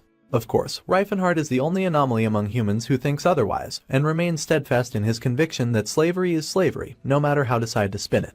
To this, the saint tries to double down on his statement by reminding our hero that living under the care of humans is still preferable than living in some deadly barren land. And in the company of humans, basic necessities like food and shelter are guaranteed for survival. It's a bit sad to think that the priest, along with all other humans, seem to think as if every other race is dependent on them for their survival, when they're the ones who ended up enslaving them in the first place. And since Reifenhardt knows that he cannot simply change other people's narrow-minded thinking, he plans to establish yet another empire, which will be different from the one he set up in his past life. This time, it will not be some kind of dark empire of the Demon King, but a properly recognized nation of otherworldly beings. Anyway, while they were having this small talk, the auctioneer finally saunters in with the ladies, and before diving into presenting the elves, he makes sure to throw out a quick apology for keeping our hero waiting. As soon as these lovely ladies strut onto the scene, each one of them seems to be turning on the charm. But as you can imagine, Reifenhardt is not interested in any of them. Meanwhile, the idiot saint is just feeling embarrassed to see these ladies, while the auctioneer mistakes the boy for a girl because of his pretty face, and wonders who on earth brings a girl to a joint like this. After feeling disappointed to see the elves, who were supposed to be the descendants of the great spirits, but are now reduced to positions as prostitutes, our hero specifically asks if there are any slayers with darker skin tones. Of course, the idiot gets a major side-eye from our little redhead, especially because he was just yapping about how slavery is all bad and stuff. The merchant simply states that he can arrange for a darker-skinned woman if that is what he prefers, although there is only one available. They start strolling across the building, and on the way, the merchant starts babbling about how they make sure the elves get their exercise, as well as fresh vegetables, fruits, and nuts. He seems extremely proud, only until Reifenhardt shoots him a glare that could melt glaciers, basically telling him to cut the crap and just take them to the elf. Seeing our hero's fierce look, the auctioneer immediately looks away and shuts his trap. Upon arriving at the main entrance, the merchant informs the guard that he is here to see number 148. After receiving the pass to enter, they encounter the elves who are candidates to become slayers, and they are being trained here to become full-fledged warriors. As soon as our hero's eyes fall upon what he had been longing to see for so long, tears start to flow unconditionally. Right before him stands his love, Cirrus. Of course, she's nowhere near her prime self right now. But before we can witness their warm reunion, the scene cuts back to one of his memories. There, Reifenhardt can be seen with Cirrus, probably attempting alchemy. Just as she warns him not to mix certain potions, it is too late, and a giant explosion rocks the entire castle. It appears this is not the first time our guy had done something similar. But nonetheless, as she gets too close to him to pick him back up, Cirrus starts to wonder why she feels so strongly for him despite his old age. That is when Reifenhardt tells her to just never use honorifics when calling him, but the lady politely declines his request. When he asks for the reason behind it, she simply smiles, and the scene takes us to the moment when the entire empire was in flames. The mage watches his empire turn to ashes before his eyes, and the four heavenly kings do not seem to be enjoying the spectacle either. With their defeated faces, they have come here to bid a final farewell to their king before making their escape. However, the old man tells them to stop sulking, reminding them that being warriors, they should not be terrified of anything that might shake their confidence. He then reveals that the entire continent has gathered their forces, amounting to 2 million soldiers who have come to take down the supposed Demon King. It is hilarious for Reifenhardt that these foolish humans are ready to blaze and ruin their own countries just to win this single war. In any case, since their fate is pretty much sealed, the orc asks if their majesty will not be joining them in fleeing this mess, to which Reifenhardt responds that the rest of them can only escape if he stays here instead. The mage also apologizes to the dwarf for letting him down and bankrupting the entire nation, even though he had the dwarven god's guarantee. But the dwarf insists that it was never a guarantee, but just an oracle from their people. Reifenhardt, however, stresses that it is the same damn thing regardless. Looks like the oracle was some kind of message for the dwarves that there would be a man with an elf and an orc by his side, who would tear down the Pillar of Hockrol. The dwarves were instructed to follow this person, because he would change their fate and bring them salvation. Although our hero did lead the dwarves to salvation, he did not imagine he would also cause their downfall as well. Whatever the case, before finally saying goodbye, he prays to God that they will reunite someday.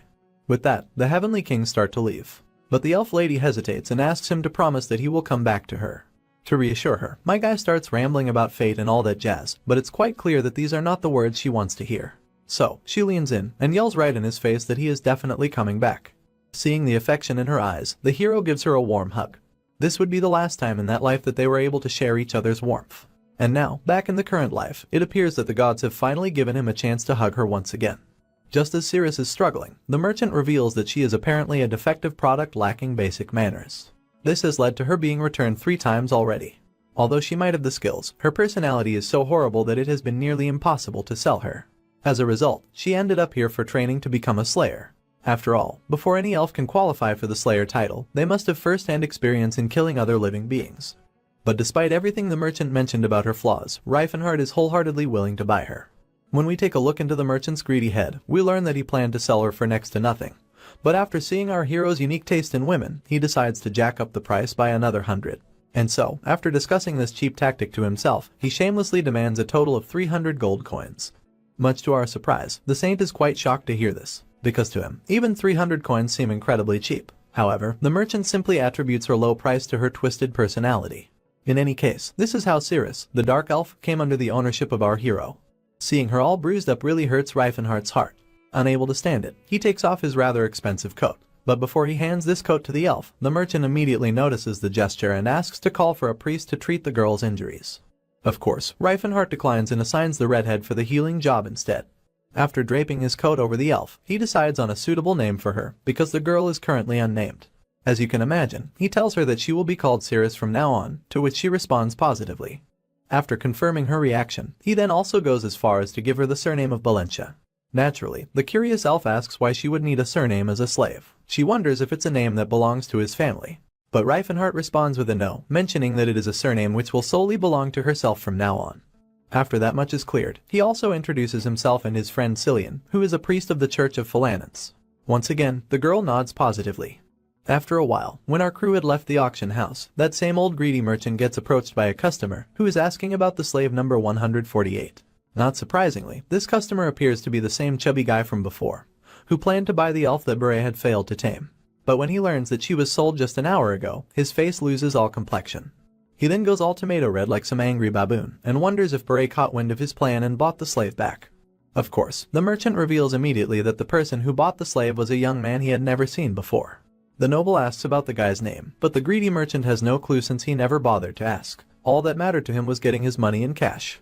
On the other hand, our hero is also interrogating Cirrus about someone, while the author decides to throw in a side shot of her ass in those short jeans. And let me tell you, she's finally starting to resemble the absolute beauty that Reifenhardt knew her for in his past life. It seems our hero likes her in this outfit as well, so he decides to buy it for her immediately. After they finish shopping, the boy asks if she would like to eat anything, but she just says she'll simply do as her master instructs. Hearing her call him master over and over makes Reifenhardt quite uncomfortable, so he tells her to stop addressing him as such. Sadly, the girl ends up him even more uncomfortable by asking if he plans to return her as well. Well, when we take a look into her mind, she's just totally thrown for a loop by how this guy is trying to treat a slave as if she's another human. She knows for a fact that humans despise all other species except their own, and it explains a lot about her generally grumpy attitude.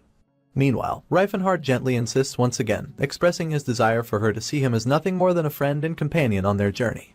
Not to mention, being called master just makes him feel awkward. It seems this girl is just way too suspicious of humans, and she starts to think that perhaps her new master has a different kind of roleplay kink than the others. She decides to play along with it for now by agreeing not to call him master and opting to call him Sir Reifenhardt instead. After a while, the party finally hits up one of the restaurants, and even with all the tasty grub laid out before her, she's still not budging on her opinion of humans. While chowing down, Reifenhardt brings up the restaurant's name, which honors the goddess Redanti, known for her generosity and all that good harvest stuff. It seems that the owner of this restaurant thinks that serving food is like a form of worship to her. After hearing this, the redhead comments that if they truly believe that, then they should be feeding people for free. Reifenhardt then reminds him about his own religion, which is Phalanx, the same religion which rakes in cash from the beauty business and charge absurd fees for their services.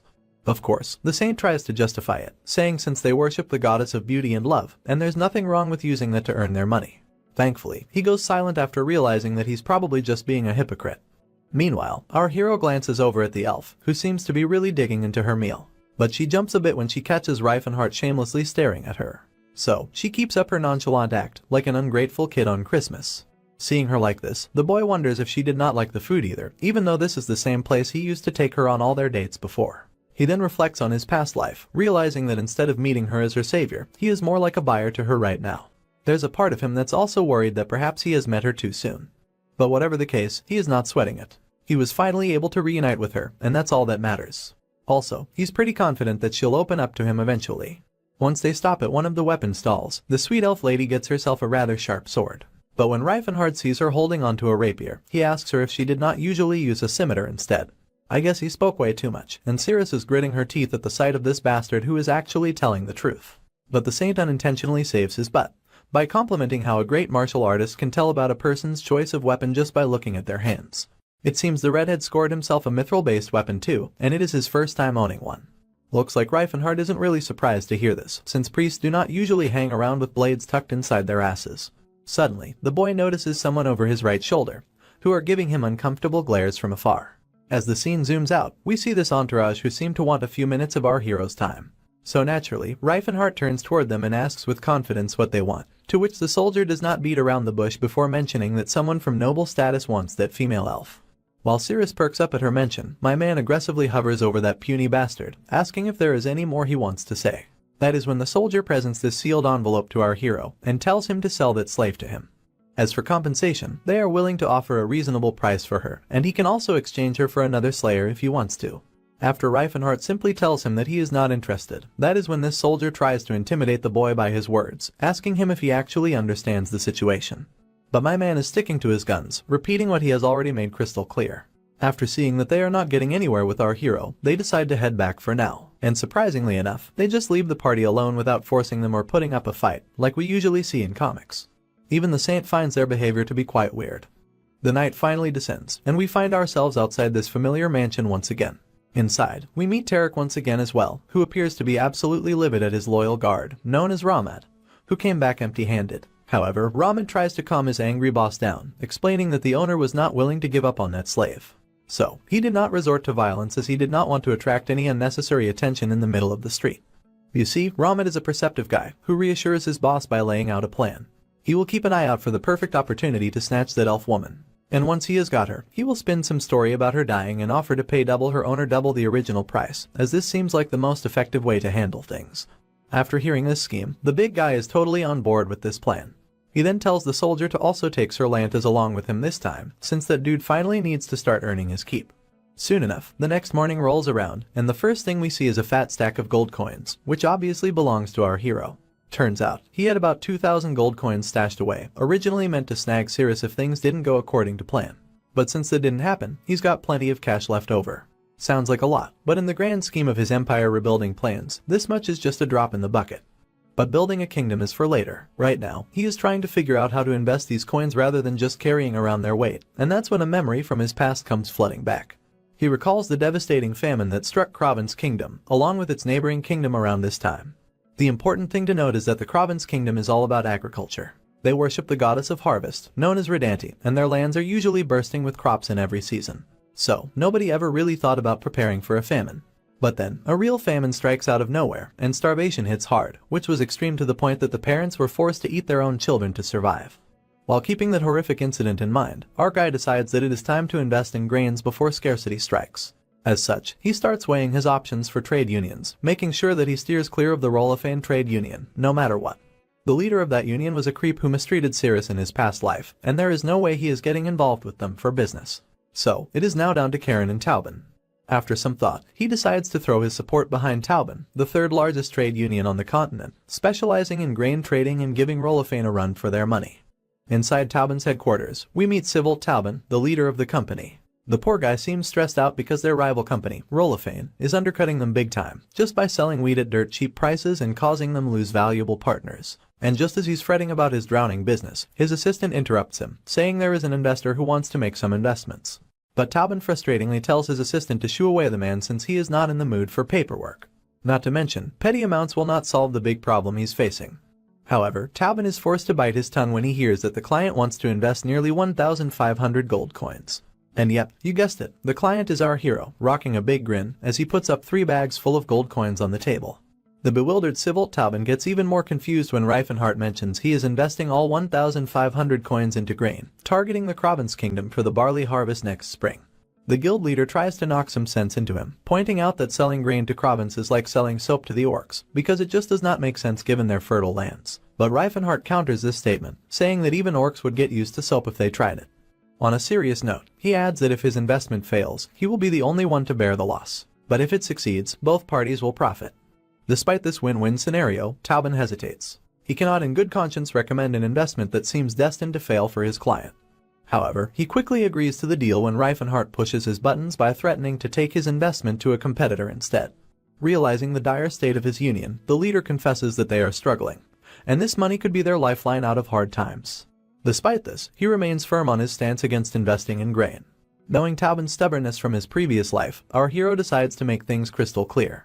He insists that it's his money and he will decide how to use it, so he demands this guy to hurry up and prepare the contract.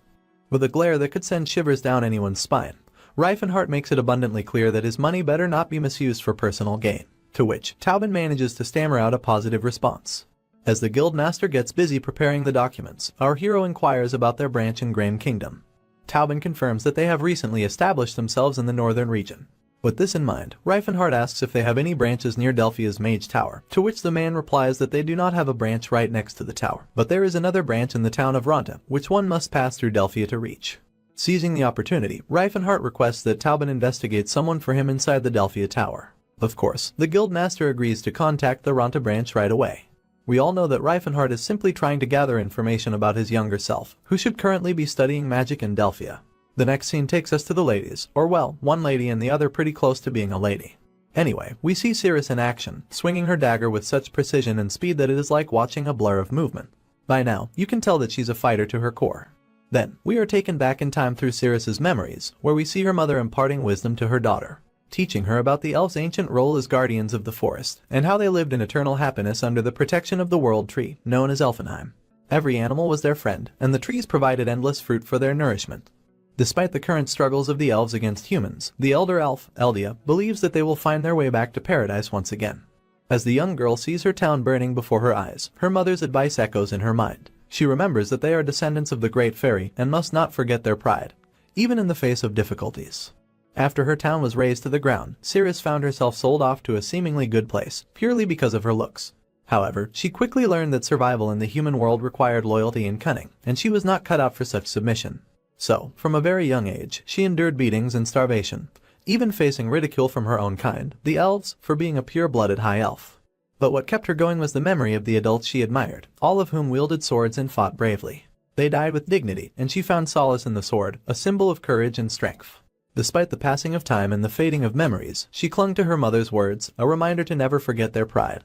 After seeing Cirrus's impressive display of swordsmanship, the saint begins applauding loudly, expressing admiration for her skills and expressing a desire to learn from her. But Cirrus simply replies that giving it your all is all there is to it. The saint finds this response frustratingly vague, wondering if everyone in the martial arts world communicates in such cryptic ways, because this is what our hero says all the time to him as well. Then, the saint starts swinging his fists, asking if he's not trying hard enough already. Before Cirrus can respond, a familiar voice grabs their attention. It is the same group of goons who had previously come to take Cirrus away, and this time, they seem determined not to leave empty-handed. The little one boldly tells those guys to get the fuck out of there, but the thugs let the saint know they're not going anywhere unless they snag what they came for. Just as the priest insists again for them to get the hell out, one of the thugs gets annoyed and carelessly swings his sword to smash the poor guy down. Thankfully, the blow is instantly blocked by Cirrus, and in the very next moment, the thug finds his throat slit. As the other goons lunge at her after seeing their friend's fate, they quickly meet the same end with throat-slitting blows from the young elf. The master of these goons can do nothing but remain frozen in terror, watching his friends drop dead like flies. That's when the idiot saint tries to butt in with his fancy pinky powers. But when a sword passes before his eyes with a margin of mere centimeters, it hits the wall behind him and gets thrust inside the rock-solid wall due to the precision and speed. He's shaking in his boots at this point, realizing that if Cirrus had not pulled him out, he would have actually fucking died. The elf then tells him to take a chill pill, and stand back so he's not a hindrance. With those words, she starts sauntering towards the thug, juggling her dagger in her hand like it's nobody's business. With her stance clear, she challenges those pesky flies to come at her. Of course, seeing her exude such confidence really gets under this man's nerves. But it appears that this guy came prepared with a warrior orc in his company, which is definitely not the news our ladies wish to hear. With the order clear, the orc, named Takata, complies, vowing to honor his master's command and catch the elf at any cost. In his own language, the orc apologizes to the elf, mentioning that this is their fate and there is nothing anyone can do about it. Although, in his mind, he is pretty sure he is going to have a hard time fighting that elf since her abilities seem to be off the charts.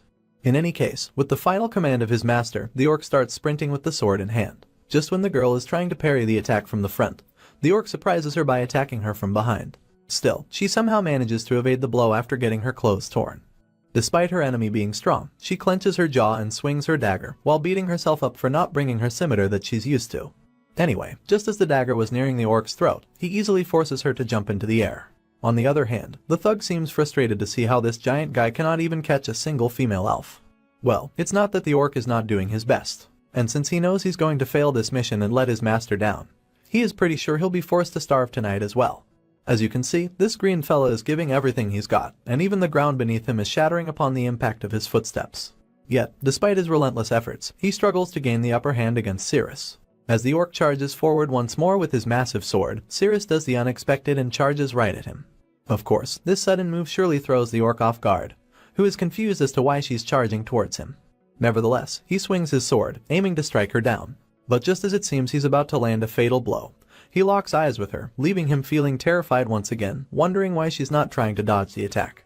For some odd reason, the orc ends up changing his sword's trajectory, which gives Cirrus the opportunity she had been waiting for, and effortlessly moves in and slits the orc's throat without an ounce of doubt or hesitation.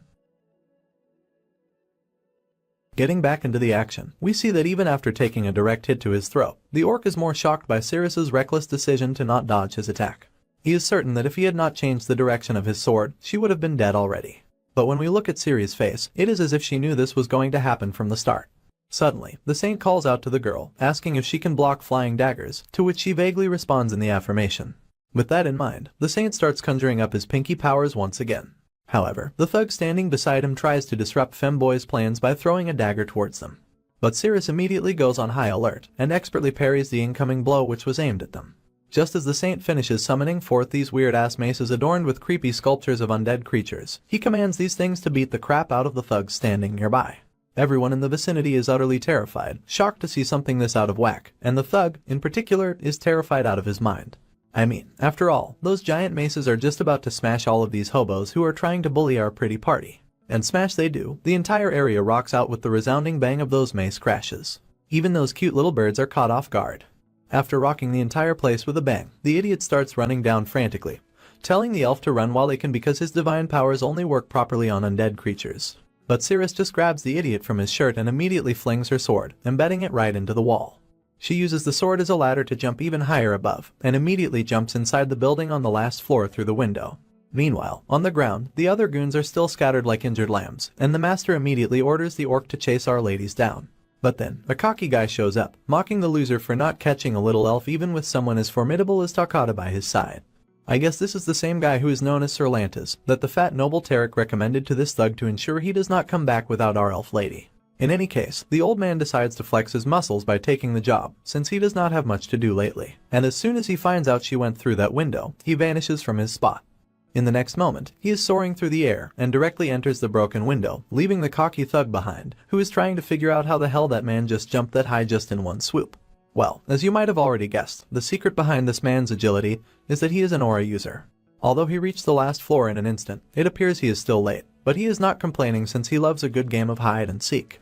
As they sprint down the corridor, we learn they're rushing back to their room to get equipped. Cirrus is still worried there might already be people waiting for them, but the redhead suggests that even if they have to fight a couple of people, it's still better than running around unarmed. Hearing this, the girl finds herself bewildered that this guy, who looks dumb on the outside, actually understands how to deal with the harsh realities of the world quite well. As they reach their dormitory rooms, they spot a man guarding the door just as they had expected. But Cirrus immediately leaps into the air and gives a brutal smack right over the bastard's face before he can even process what the hell is happening. While the elf lady is dressing herself frantically, the redhead startles her further by screaming, telling her to just grab the stuff and run out of the joint before someone catches up to them. But before leaving the room, the saint immediately casts his spell to remove all traces they might have left behind. Meanwhile, the old man saunters down the corridor like he owns the place, radiating a menace aura without breaking a sweat. Apparently, Lantis is a seasoned swordsman who has reached the pinnacle of swordsmanship, has awakened his aura. An aura user like him can vividly sense the movements of all living beings within a 30-meter radius as if seeing them with their own eyes. Upon reaching the room where our party was staying, Lantis is annoyed to discover that these lowly creatures had the skills to erase their presence. Fuming at the thought of the two brats slipping through his grasp, he is interrupted by the thug, who arrives totally out of breath after sprinting to the top floor. With exhaustion written all over his face, the thug anxiously asks if the kids ran away. In response, the old man tells him to shut up in a rather polite tone, and then orders him to release the hound, as he has a hunch that they have not gone too far. The next scene finally reveals our two little fugitives, looking really adorable with their anxious faces and covered in hoodies from top to bottom. They are sneakily running around because if any other people catch wind that there are slaves who have run away, everyone will turn against them. Just after catching a glimpse of this side of the world, The little redhead finally understands why pilgrims are always dropping dead on their journeys. He also appears to be really terrified of getting caught by some women we still do not have any clue about. Worst of all, he definitely does not want to go back to that woman with his frail body. I am not sure what is up with that woman he is terrified of, but he is desperate to find Reifenhart to get out of this mess. While running, he activates one of his magic spells, and these pink ropes start swirling around the area, leading the way to our hero. It seems this idiot used a spell meant to turn chance encounters into destiny, typically used to reunite lovers against all odds. I guess desperate times require desperate measures, so he had no choice but to use it.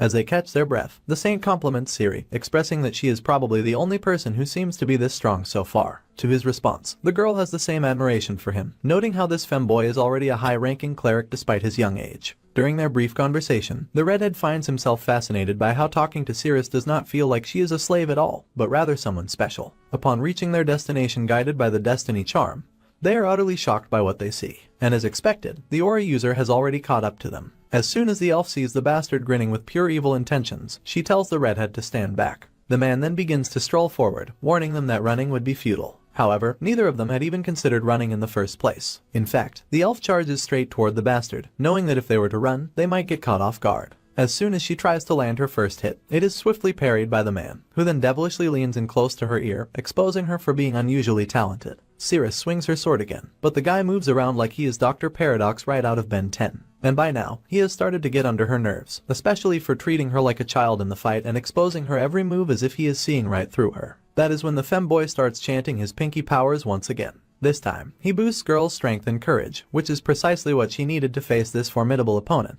As the pink light lights up the whole place, Lantis also finds himself pretty surprised to see these fancy sacred spells being thrown around like nobody's business. And he has also started to think this guy might be at bishop level or even better. It appears his guess is not too far off, because that little dude is practically dancing with joy, while claiming his social status which he has earned in the south of Vasily. So, he cheers on Cirrus to take that bastard down, and of course, she is all in. As soon as she begins to swing her sword left and right with her newfound powers, the man starts to take steps back, clearly feeling the pressure. However, in the midst of battle, one of the contestants' swords shatters, and not surprisingly, it is Cirrus who loses her sword. With her final defense gone, she is left vulnerable to the man's merciless attack. In the next moment, she is slashed down by him, which leaves blood gushing out from her wounds. According to this dipshit, this blow serves as a warning that if he was playing along before, it does not mean he will tolerate these insolent brats getting too full of themselves. The once happy face immediately becomes the canvas of despair when Saint sees her getting cut down like cucumber. And the bastard who cut her down did not even break sweat and just casually putting his sword back into the scabbard in just a most casual way. The saint immediately rushes back to Cirrus, utterly blown away by the realization that a monster like this would bother wandering around in a place like this. After all, an aura user could live in luxury no matter where they go, and employing one just to catch an elf slave is like using a dragon to light a stove. Other partners in crime arrive on the scene, and as soon as the redhead hears them calling out to this man with the name Lantis, he immediately recognizes the bastard.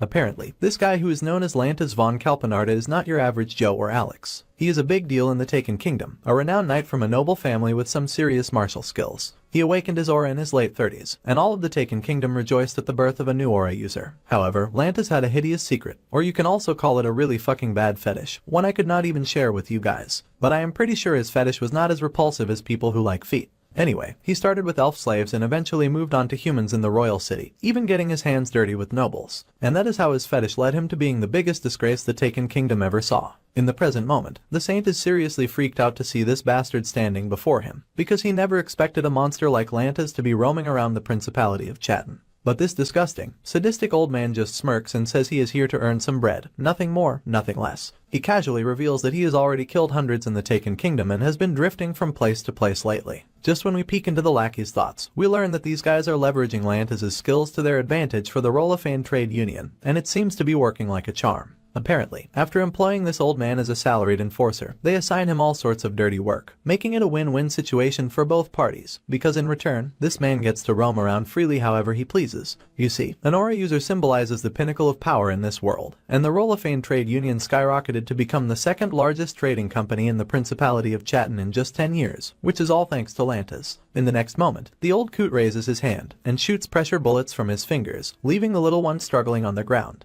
Just as Lantis is having fun toying with the kids, the lackey behind him reminds him that Master Tarek might get angry if he continues injuring the elf. And so, they decide to take their leave to present the bounty to their master. But before they go, this perverted old man also suggests taking the redhead along since he finds him quite attractive. Needless to say, the idiot is utterly creeped out by the old man's dirty talk, and wastes no time confirming that he is just a male. Unfortunately, this only excites Lantis further, who looks forward to having a new kind of experience he has never had before. Just as the lackey's hand hovers ominously close to the saint's head, Redhead immediately retaliates with his dagger and manages to sever the lackey's hand. This unexpected move throws this arrogant old man for a loop, as the bullets he shot at the saint a moment ago were supposed to sever his tendons, which would have left him immobile. Though Lantis admires the saint's tenacity and handsome face, he's still planning to amputate his limbs, just so he stops buzzing around anymore. However, before Lantis and his lackeys can act on their twisted thoughts, a meteor-like object crashes to the ground, leaving everyone startled. But unlike the others, the redhead is not fazed. In fact, his face lights up with hope.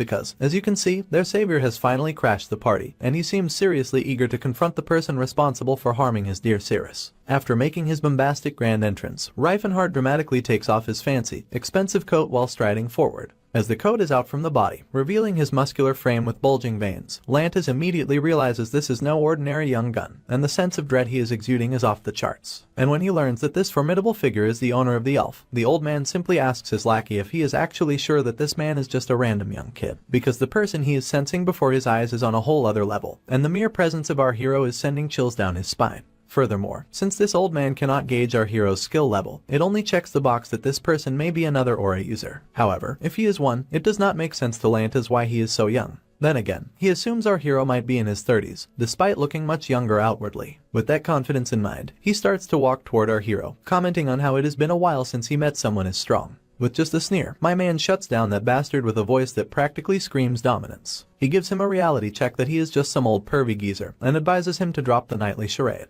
And instead, he suggests they skip the nonsense to get straight to the point. In response, Lantis just proceeds to draw his sword without a shred of hesitation. And on the flip side, Reifenhardt also amps up his aura and launches himself straight at the guy, with his ablazed fist directed at his opponent.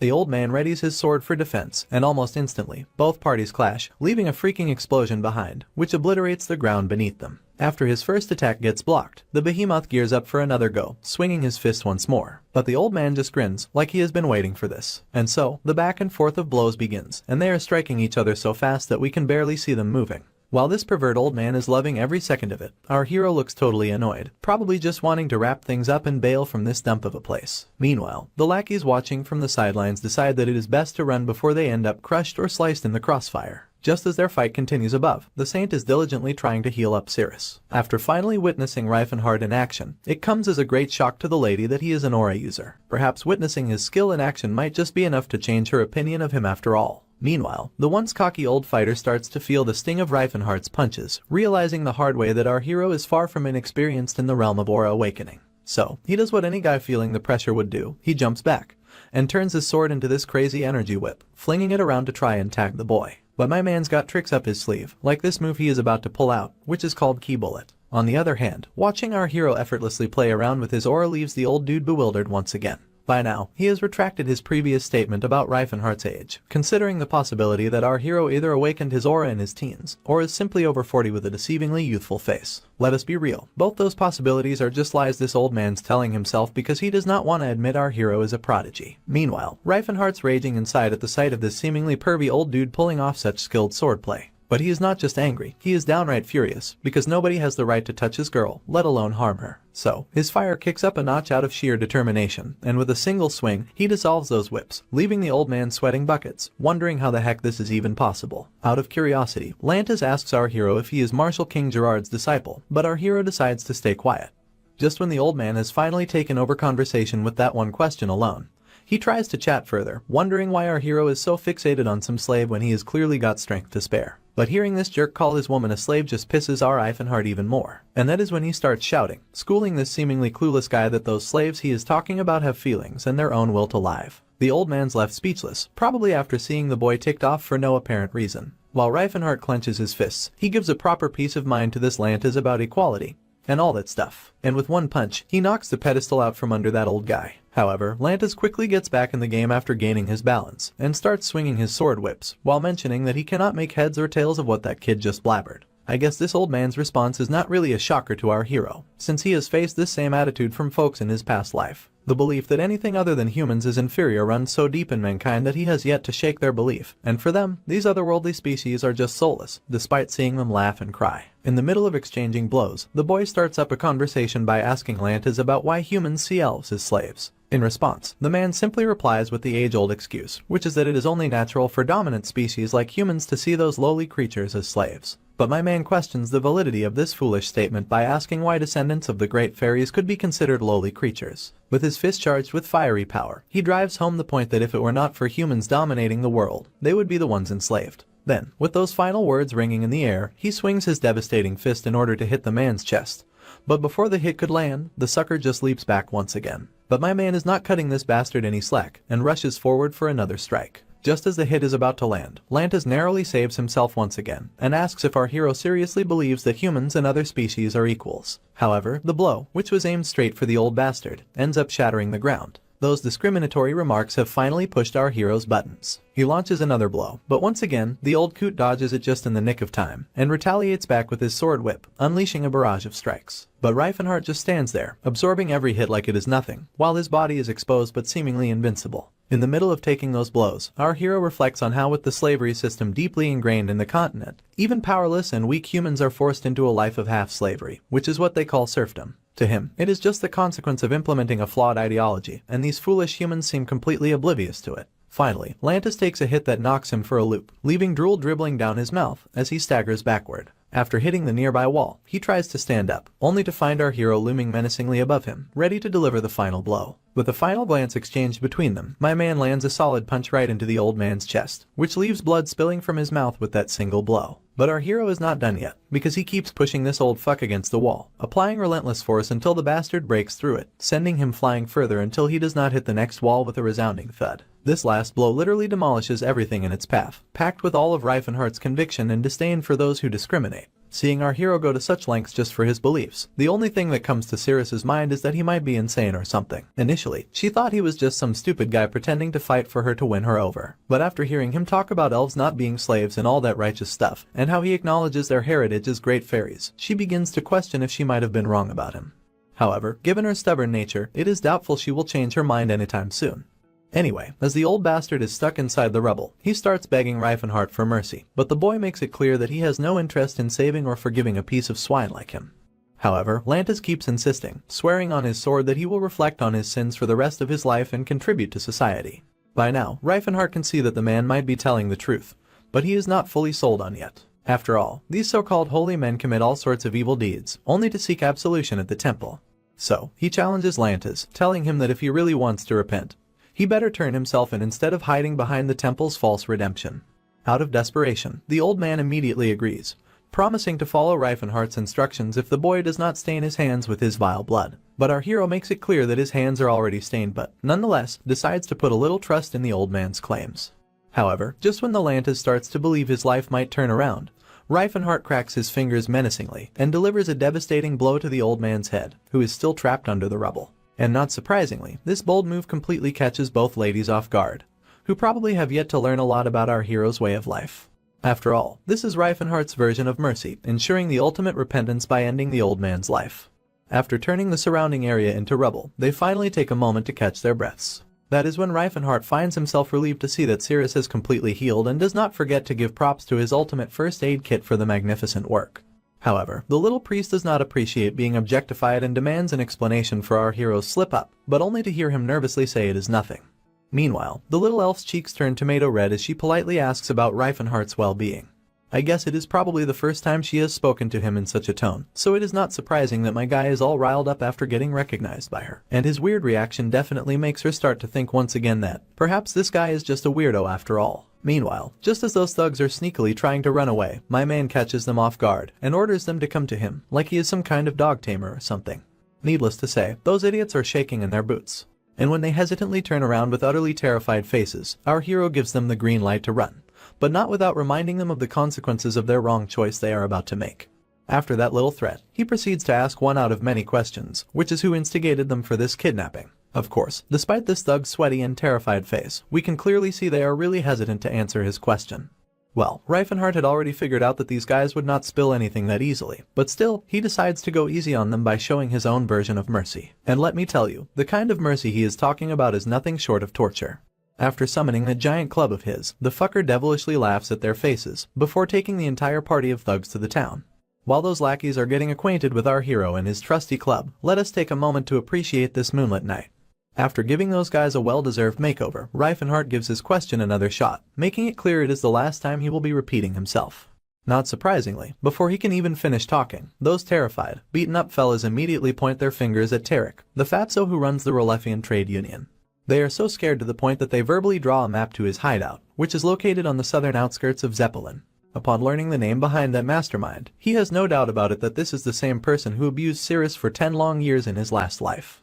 Back then, when our hero wanted to take out that jerk after rescuing Cirrus from his tyranny, he was itching for revenge. But sadly, when he finally went to confront him, the bastard was already dead in his bed. Seeing our hero's totally enraged face, the lackey quickly catches on that he is definitely going out for their master. So, he gives the boy some straight-up advice, telling him flat out that he cannot take down that man that easily. You see, Tarek is a big shot who owns the second biggest trade union in the Chatan Principality, and you already knew that pretty well. So, if our hero plans to take that bastard down, he is basically making enemies with the entire Chatan, so he better have a plan to deal with the entire nation of merchants as well. Well, my guy is no stranger to this kind of danger, especially since he has got all the knowledge from his past life. As such, he already knows how he is gonna deal with that fat cat, and seeing our hero smirk is just really freaking out these lackeys. Before finally leaving the place, he reminds these idiots that he has fulfilled his side of promise as well by leaving them alive, and now it is up to them to decide what they are going to do in this cold night alone. While the three of them are totally undressed, the other two lackeys start clinging to their master to soak up some warmth from his naked body, which is definitely giving this guy the heebie-jeebies of his life. Anyway, we are back at that familiar mansion again, and it looks like this purple-head guy, known as Beret, is tossing some sassy verbal jabs at the annoyed Tarek, and just laughs at our hero's face for charging recklessly like that. To which the fatty responds annoyingly, admitting that they are actually running really late. There are also two elf ladies present, and not surprisingly, they look utterly terrified at first glance.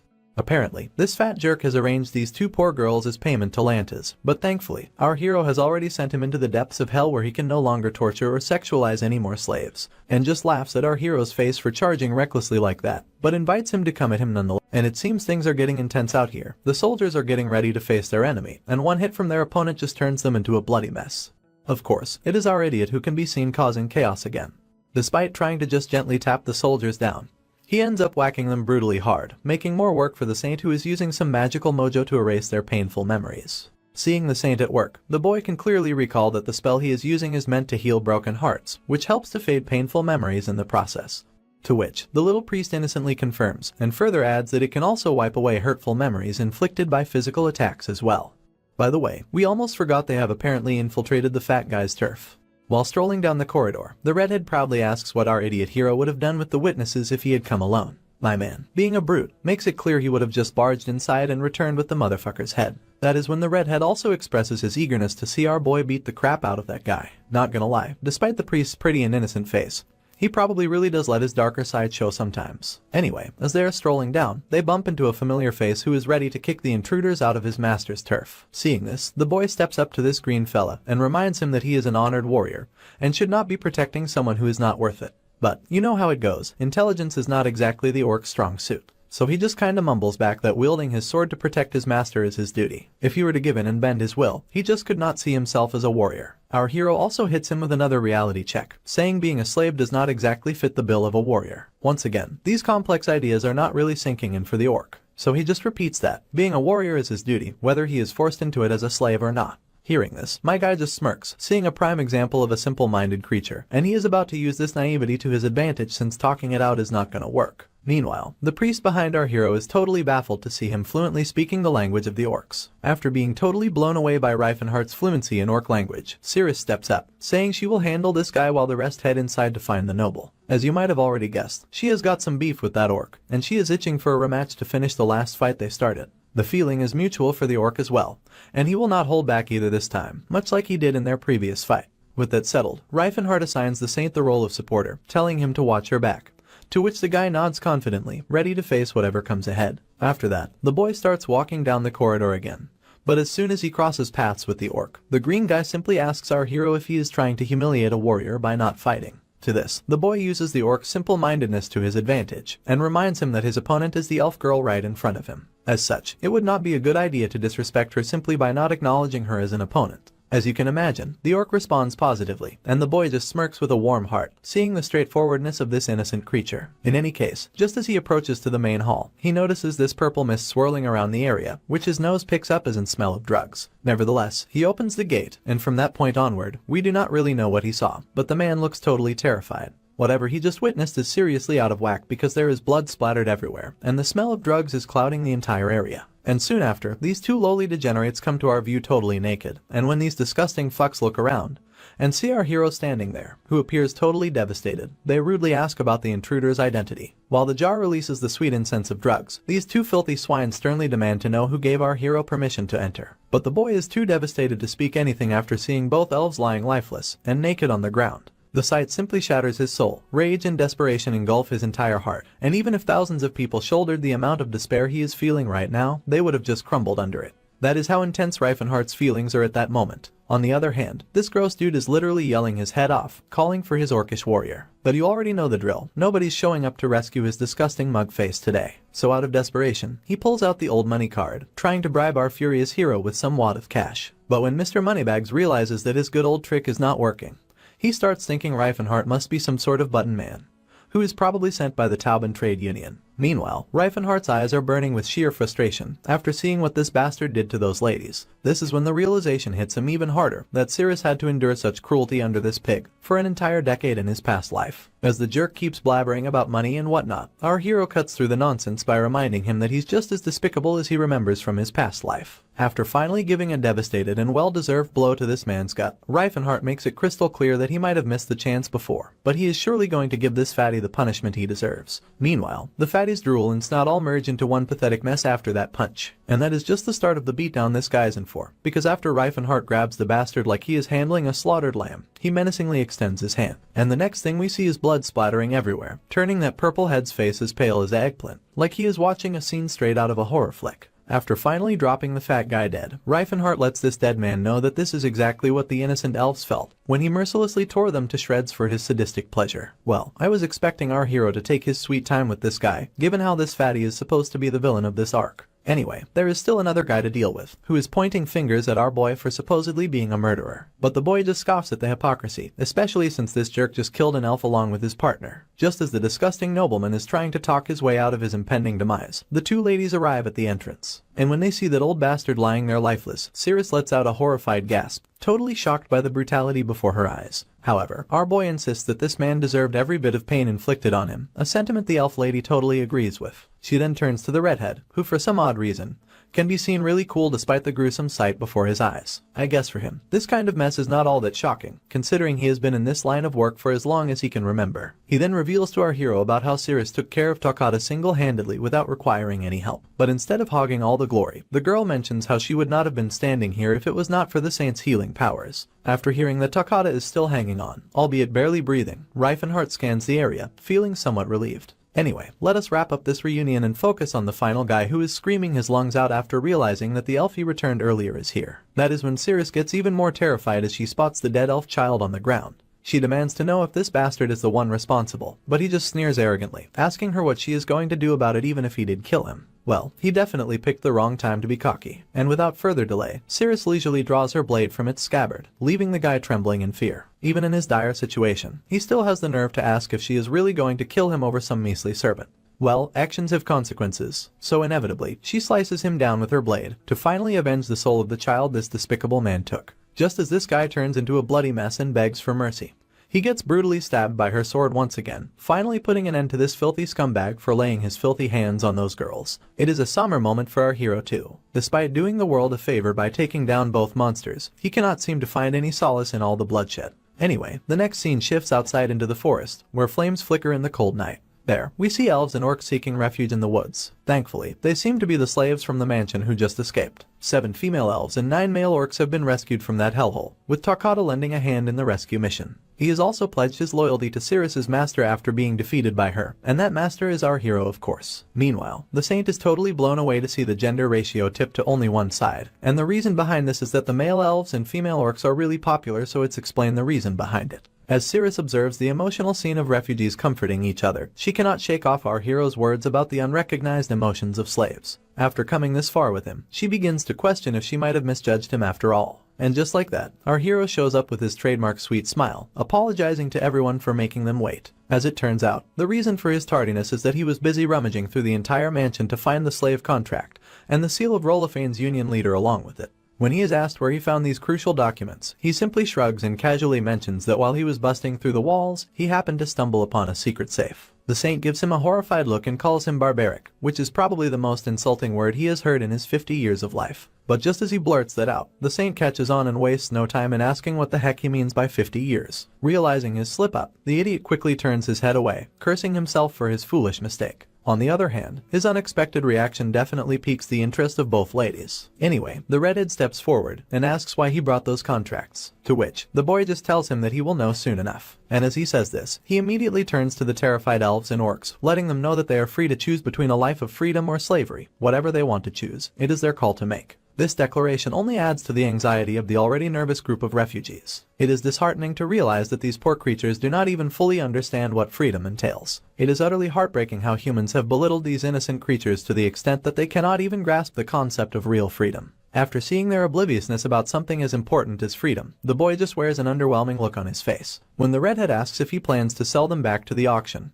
the boy immediately denies it. This prompts the saint to question if he is planning to give up being an adventurer just to take care of these people. Reifenhardt clarifies that he is not giving up on his adventures, since he has not yet reached his goal of establishing an empire. However, after releasing these individuals from their slavery contracts, he cannot just leave them stranded with no place to call home. His first priority is to educate them and help them understand their newfound freedom. The next scene cuts to the heart of the town, where the streets are eerily empty under the starlit sky. We find ourselves at the Tauben Trade Union headquarters once again. Inside, the first thing we notice is the terrified expression on the face of the union leader. He is visibly shaken as our hero takes a seat right before him, accompanied by the former slaves who belong to his rival company, run by Tarek. To make things worse, my man lets this guy know he'll be looking after these people, and he also wants this dude to keep it all secret as well. When Tauben asks how in the world he acquired these slaves, the boy simply replies that he will find out soon enough, hopefully by tomorrow. He assures Tauben that the news he will hear by the morning will be quite interesting, and will help him decide whether to keep this secret or not. If word gets out that he is harboring slaves from the Rolefian Trade Union,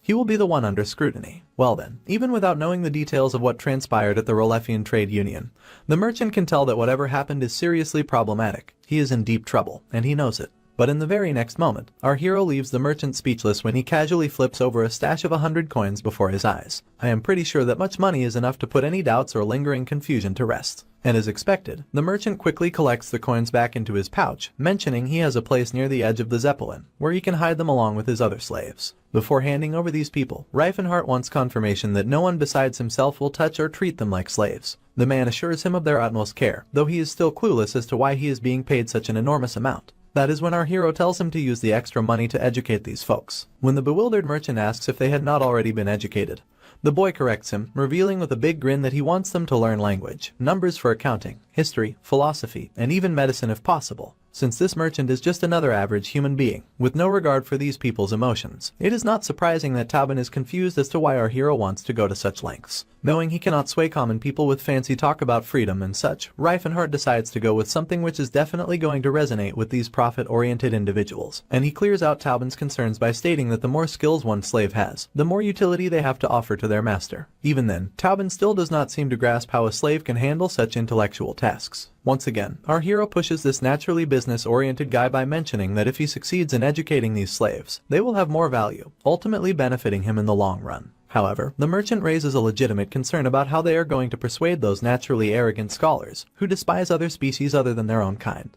As you might have guessed already, my man has got it all figured out. If they cannot get the scholars themselves, they can hire their peasant students who are in need to make a quick buck. Even though those students might not have much to offer, our hero is not expecting these orcs to turn into Albert Einstein, since basic knowledge and training will suffice for the time being. The merchant does not have much to say, though he still cannot figure out what this goofball is trying to achieve by doing all this. He believes that teaching these creatures is like talking to a brick wall. As we are already aware of, our hero does not see things that way, nor did he find it outlandish to educate a slave, despite what others might think. He recalls that there were a few who proposed such an idea in his past life, but the upper class, the major league of slave owners, never accepted it. They viewed the idea as equivalent to teaching a dog to paint, all because of the solidified belief that otherworldly species are inferior to humans, and Reifenhardt is about to play this belief to his advantage. Well, you see, the reason humans do not bother educating slaves is some ancient prevention tactic against potential slave rebellion, although most folks nowadays probably do not even realize that is the root cause. Even then, once these slaves start getting some schooling, our boy's pretty sure Taubin is going to be shocked when he sees slaves can actually understand stuff. That very light bulb moment will likely push Taubin to start teaching his own slaves, and that is where our hero sees his opening. Once the slaves are learning and Taubin sees the benefits, other slave owners are bound to follow suit. It just makes sense for a slave owner or any business person if their slaves are smarter and more capable. And if things go just as he had planned, this whole education thing could catch on like wildfire across the continent. The thought of watching himself stride down the path to success puts an unconditional smile on his face. He is pretty sure he is going to change people's minds this time, something he could not quite manage to achieve in his past life. The scene shifts back to the dormitories, where our hero is seen anxiously asking for some cash. The ladies are totally thrown off by his unexpected demand, to which he explains that he ended up giving away all his money because he did not factor in travel expenses before. Upon hearing this, Cirrus suggests returning her outfit for some quick cash if he is that desperate. But, as you can imagine, the idiot would rather starve than miss a single day without admiring her hotness at its peak. After a bit of playful banter, Cirrus starts to laugh heartily, a moment our clueless hero fails to recognize as significant. Because for her, it is the first genuine laugh she has had since becoming a slave, a precious moment of joy after enduring pain and suffering all those years. The next day arrives with the entire Zeppelin abuzz with a single piece of news. The leaders of the great trade unions, Rolofane's Tarek and Karen's Beret, have been found dead, their bodies cold. The culprit remains unknown, and even the employers called to the case have no recollection of what happened, leading to mixed-up testimonies and an unsolvable mystery. 2 weeks have passed after that incident, and we are greeted with the sight of a dungeon being infiltrated, likely by adventurers. And as you might have guessed, these intruders are apparently our heroes. The saint can be seen obliterating undead creatures with his divine powers, while Cirrus proves herself just as formidable, smashing through enemies like it is no big deal. On the flip side, our hero is on a whole another wavelength. He is just standing there, letting those undead creatures tickle him with their swords. He is holding back from obliterating them because he wants to see how the priest and Cirrus can work together. He is totally blown away to see that the saint can easily keep pace with Cirrus, even though he is not much of a fighter himself. It makes him wonder just how old this dude was when he first stepped onto the battlefield. He is pretty sure that if the saint keeps improving at this rate, he might even surpass his arch-nemesis, who goes by the name Saintess Ellen. At this point, our hero cannot shake the curiosity about why he never had heard of his name in his previous life, and just laughs at our hero's face for charging recklessly like that, but invites him to come in. Once the saint has been put through the ringer, Reifenhardt casually moves around and smashes the monsters with just his mere presence. He then asks the poor exhausted redhead if he has started to get hang of it, to which the saint cannot help but gripe about how these monsters are tougher than the ones they faced in the last dungeon. However, our hero mentions that these mobs are actually the easier ones, because they took the back route of the ruins. Anyway, after their dungeon crawl, they arrive at the Grain Kingdom, located near the Settlard Mountain, and it took them 2 weeks after leaving Chatten to reach this place. This place has the forgotten ancient ruins of Illusion, where our hero hopes to regain his magical powers. When they get there, they find a giant door sealed by magic, and no amount of brute force is enough to open this door. And just when the redhead thinks they are out of options without a mage, our hero puts his hands together and starts chanting. Needless to say, this gesture totally throws the little guy for a loop, seeing this muscle-bound powerhouse casting a spell. When Reifenhardt casually mentions that he used to be a mage as well, the priest is absolutely blown away.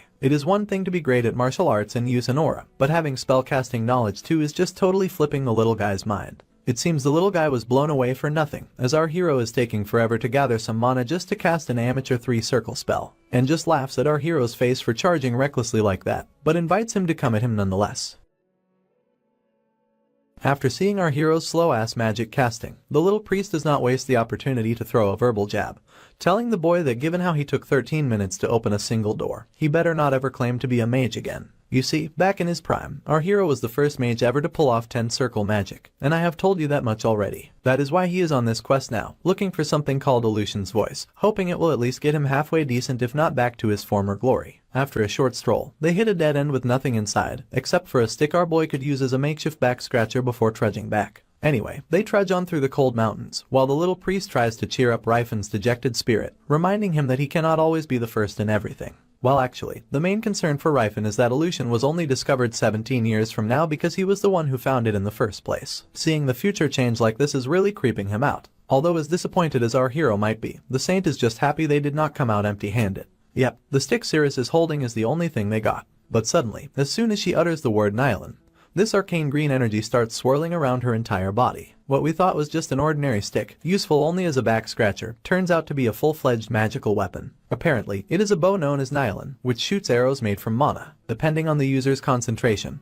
it can shoot multiple arrows in a row. This thing is definitely not ordinary wood, since it is actually a branch from the Tree of Life, Elfenheim. Also, if you have any doubts about this thing's capabilities, you can see how Cirrus just obliterated an entire tree with a single shot, which leaves both ladies in utter astonishment and happiness after witnessing the true potential of this stick. It appears that Reifenhart knew all along about the stick's capabilities, because it used to be Cirrus's main weapon in his past life. And when the saint asks how he knew about this weapon, he simply shrugs, saying he had just heard about it. Seeing our hero still looking bummed out, the saint tries to cheer him up, saying there are plenty of dungeons left to explore and they might find something cool after all. However, Reifenhart knows that nothing can replace Aleutian's voice, because it is the only artifact that could have helped him get his former powers back. After their long journey, they finally catch the sight of Jehallen village from the top of the hill. The red-headed saint in particular just cannot contain his excitement at the sight. After all, they had been craving a good meal during all of their journey, and it appears that the time has finally come. Soon enough, there was a whole spread of tantalizing food, laid out perfectly on the table for them to devour. With all those mouth-watering dishes in front of them, the trio wasted no time diving in, much to the amusement of the restaurant owner, who could not help but chuckle at their enthusiasm. As they savored every bite, the lady mentioned how some guests they had earlier had been quite the complainers, even to the point of irritating her. Out of curiosity, the boy asks about these guests, and the woman reveals they were a group of knights from a noble family who had visited about a week ago. Well then, it did not take long for our hero to connect the dots and deduce that those knights might just be the ones holding onto his Aleutian's voice. Eager to learn more, the boy attempts to bribe the lady with a coin, expressing his desire to hear more about those knights. However, his gesture only serves to make her feel awkward, prompting her to politely request him to put his money back. Shortly after, she began narrating that almost a week ago, Viscount Kelberin arrived with an exploration team. But what caught her eye was how the other members of the team seemed to hold themselves in higher regard than the Viscount himself. Among them was a knight clad in gleaming gold armor from head to toe, which was a sight that amused her greatly. Despite his extravagant appearance, she admitted he was quite pleasant. After hearing about this gold boy armed with a golden sword, our hero's mind immediately connects the dots once again, realizing that the only person fitting that description is the Golden Knight of the Graham Kingdom's Count Teen's family. The next scene takes us to the Graham Kingdom's royal palace. Inside we see two nobles sitting face to face on this rather long dining table. While both of them are digging into their meal, the man sitting across the table compliments the Goldie boy for his remarkable performance in the ruins, although he is not too surprised, considering it is what is expected from the Golden Knight of Graham. As you might have guessed already, this golden boy is none other than Eustace Teens, the knight commander of the Teens family, and the man sitting across the table is Viscount Kelberin. Despite clearing the dungeon single-handedly, he reassures the Viscount that he will still receive 1/3 of the loot they snagged from the dungeon as promised. To which the Viscount responds that he does not really care much about material possessions, as he is content simply with the honor of fighting alongside someone as formidable as Eustace. But when we take a peek inside the Viscount's noggin, we learn he is actually not sweating about the cash, as he is more about scoring a solid friendship with Sir Eustace. When the knight asks what will his company do with the adamantite and the orichalcum they found, which is a rarest material of this time, the Viscount just chuckles, saying he will probably whip up some weapons with the help of those dirty dwarves. Eustace then gives props to the Kelberin family's mining game, joking that the Viscount must have a whole squad of dwarfs on the payroll. The man brushes it off by a simple smile and smoothly shifts gears by introducing his adorable daughters. Instead of giving high fives to the young ladies, the knight gives a piece of his mind, saying he is not planning on getting close to any women other than his wife. Hearing this, Viscount Kelberin is totally thrown for a loop, wondering if the rumors he heard about him were way off base. But still, he's not letting go of this great opportunity to get close to the Goldies family, so he decides to offer a hand in marriage to the knight's brother instead. But as soon as he merely mentions the word sibling, the old man finds himself jumping out of his skin as the knight shatters a glass with his bare hands. Eustace appears absolutely livid at this point, and while he is seething with pure anger and frustration, he coldly lets the Viscount know that he does not have any siblings he speaks of. By now, the poor old coot is sweating profusely out of fear, his nerves shot to the moon as he stammers out apologies for his slip-up. The thick tension in the room is suddenly shattered when someone bursts in, catching everyone off guard. And before anyone can catch their breath, the intruder urgently spills the beans. A demon has busted out of one of the relics, and this bad boy is not playing nice. He is tossing soldiers around like they are nothing, and just his sheer size is causing earthquakes with every step. Hearing the commotion, the Goldie stands up and proceeds to casually glance outside to see what is happening outside, while wondering if there is a summoning artifact among the treasures they found. But what he sees outside is something he definitely did not sign up for, leaving him grinding his teeth in frustration at the sight of the last person he wanted to see. Apparently, there is a guy strolling forward towards the monster, seemingly calling all the shots. He is ordering everyone to evacuate the civilians and commanding the platoon to maintain formation. While the soldiers follow his orders, we get a glimpse of the man in question, who appears quite young. The mages start enchanting spells as instructed, and bombard the behemoth with frosty attacks to slow its movements. The guy gives props to the spellcasters for tying up the monster's legs, and just as he continues his determined march towards the behemoth, someone shouts out, questioning his reckless actions. At this point, we also learn that this determined yet foolish guy goes by the name Russ. As soon as he leaps into the air, the monster glances back to spot this pesky guy heading his way. But the dude manages to land a solid blow nonetheless, seeing that Monster Bleed puts a grin on his face. But his victory dance is cut short when he spots a counterattack coming his way, which shatters his sword to pieces and sends him crashing to the ground in a total mess with just one blow. While he is struggling to get up from that devastating blow, one of the soldiers standing nearby in disbelief gets obliterated by the behemoth, which leaves his body splattering in every direction. Then, another commanding voice cuts through the thick of the battlefield, ordering his underling to leave the foolish guy on the ground and maintain the formation. This commanding figure is none other than the Golden Knight, who turns out to be the brother of the boy on the ground. However, it is clear that Goldie does not like being called this blackhead's brother. He believes that the great knights of teens are not born from the stomachs of dirty stray dogs. Needless to say, this sly remark almost brings this grown man to tears, stinging more than any physical blow. As he rests his giant golden sword over his shoulder, this cocky guy makes it crystal clear that facing a demon is a job for aura users only. Then, with a mighty swing, he brings his massive sword down to the ground, shattering it with just one blow. He hoists his sword back up into the air, charging it up with this golden energy, before slamming it down horizontally, ready to charge at the monster. Before he dashes off, he throws a taunt at his brother, telling him to open his eyes and witness a true knight in action. And with that grand declaration, his sword begins to transform, a magical suit enveloping his body as if he is some kind of fucking medieval Iron Man. Once his transformation is done, he becomes this guy straight out of a Power Rangers set, ready to take on anything. Before we dive into the showdown, the scene shifts to the middle of the night, at one of the hotels where our crew is chilling. We can see the Saint is teasing our hero for not knowing someone as famous as that cocky Golden Knight. To his defense, Reifenhardt mentions that he has been living in the mountains after all, so he is not up to speed on all the fancy politics and stuff. In any case, the redhead proceeds to explain, mentioning that the guy is one of the most formidable magic swordsmen out there and could easily be considered an aura user. After hearing all that, our hero just brushes it off and starts complimenting Cirrus on how much glamorous she looks in her new pajamas. But the priest continues with his revelation, going on about how even if that guy is strong, and how he can be compared to an actual aura user, given that he only uses the power of some magical tool to flex his muscles. That's when Reifenhardt throws in his 2 cents, mentioning that the magic armor Eldred is the strongest magic armor around, even though mastering it is a whole other story. You see, true gold Eldril is this super rare magic metal, even rarer than true silver mithril. And from that Eldril, they make the magic armor Eldred and the magic sword Eldrin. These artifacts are the cream of the crop from the relics of the Silver Age, passed down through generations in the Teens County. The magic swordsman who wields Eldred and Eldrin is dubbed the Golden Knight.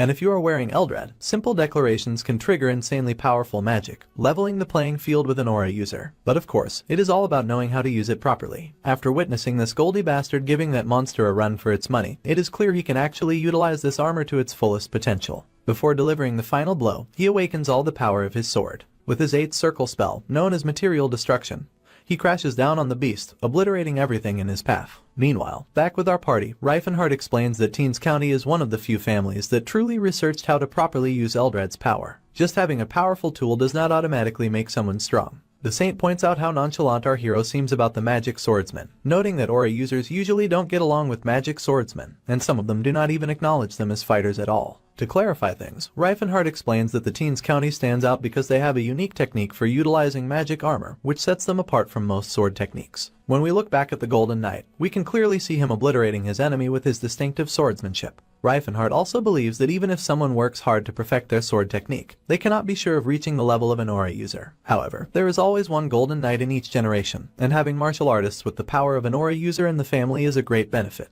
But having a magic swordsman who can use Eldred is like having 1 in a million. As soon as Reifenhardt finishes his explanation, the fighting sequence ends with the complete obliteration of the monster. The crowd on the sidelines cheers seeing the monster fall. Even the bastard brother cannot help but admire his sibling's moment of glory, feeling a bit inadequate himself. Meanwhile, our hero is having similar thoughts, wondering if he could ever match up to that guy. Hearing Reifen muttering to himself, the redhead asks if he is thinking of taking on the Count of Teens too. The hero explains that this is the only way he can retrieve that artifact. In response, the Saint asks if he plans to snatch it now. But the clueless boy does not get what he means about stealing, so he just gives him a confused look. That's when he explains that in the Principality of Chatten, he sided with our hero because he was right.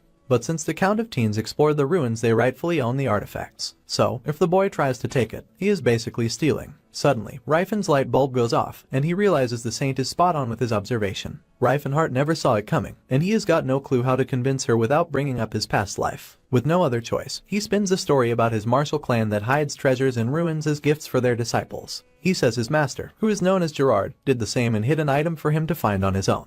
But the saint throws a curveball, asking if his master had already explored the Aleutian ruins. Then why did not he take any of the other Silver Age artifacts inside? Our hero, thinking on his feet, explains that those artifacts were meant to be little extras along with the big reward. To nail his point, he points out that he would never have recognized Nylon, which was an ordinary stick, and this only proves his point that the ruins do indeed have been explored before. He further adds that if the ruins were truly unexplored, he would not have known about any of the shortcuts they had to take to get there. Even though the clueless saint finds it hard to swallow the fibs, he goes along with the story anyway. On the other hand, the fucker just turns his sweaty and embarrassed face away, feeling foolish for spouting such nonsense, even though it is not far from the truth since he did explore that ruin before anyone else. In any case, the saint remarks that the whole situation is really tangled up, asking if they actually have to take on those royals. Our boy just shrugs it off, saying it is all in the hands of the gods, and there is not much he can do about it. Meanwhile, the Golden Knight is just soaking up compliments from his peers for his stellar performance as usual. Before he leaves, Eustace turns to his bastard brother, reminding him that charging into danger like an imbecile is not what a true swordsman of teens does, and also advises him to better learn more moves, instead of that same stupid downward slash technique of his. Even then, Russ insists he is still a swordsman of teens, no matter what anyone says. The next day dawns with the sun painting everything in its warm glow. We spot the same guy from yesterday,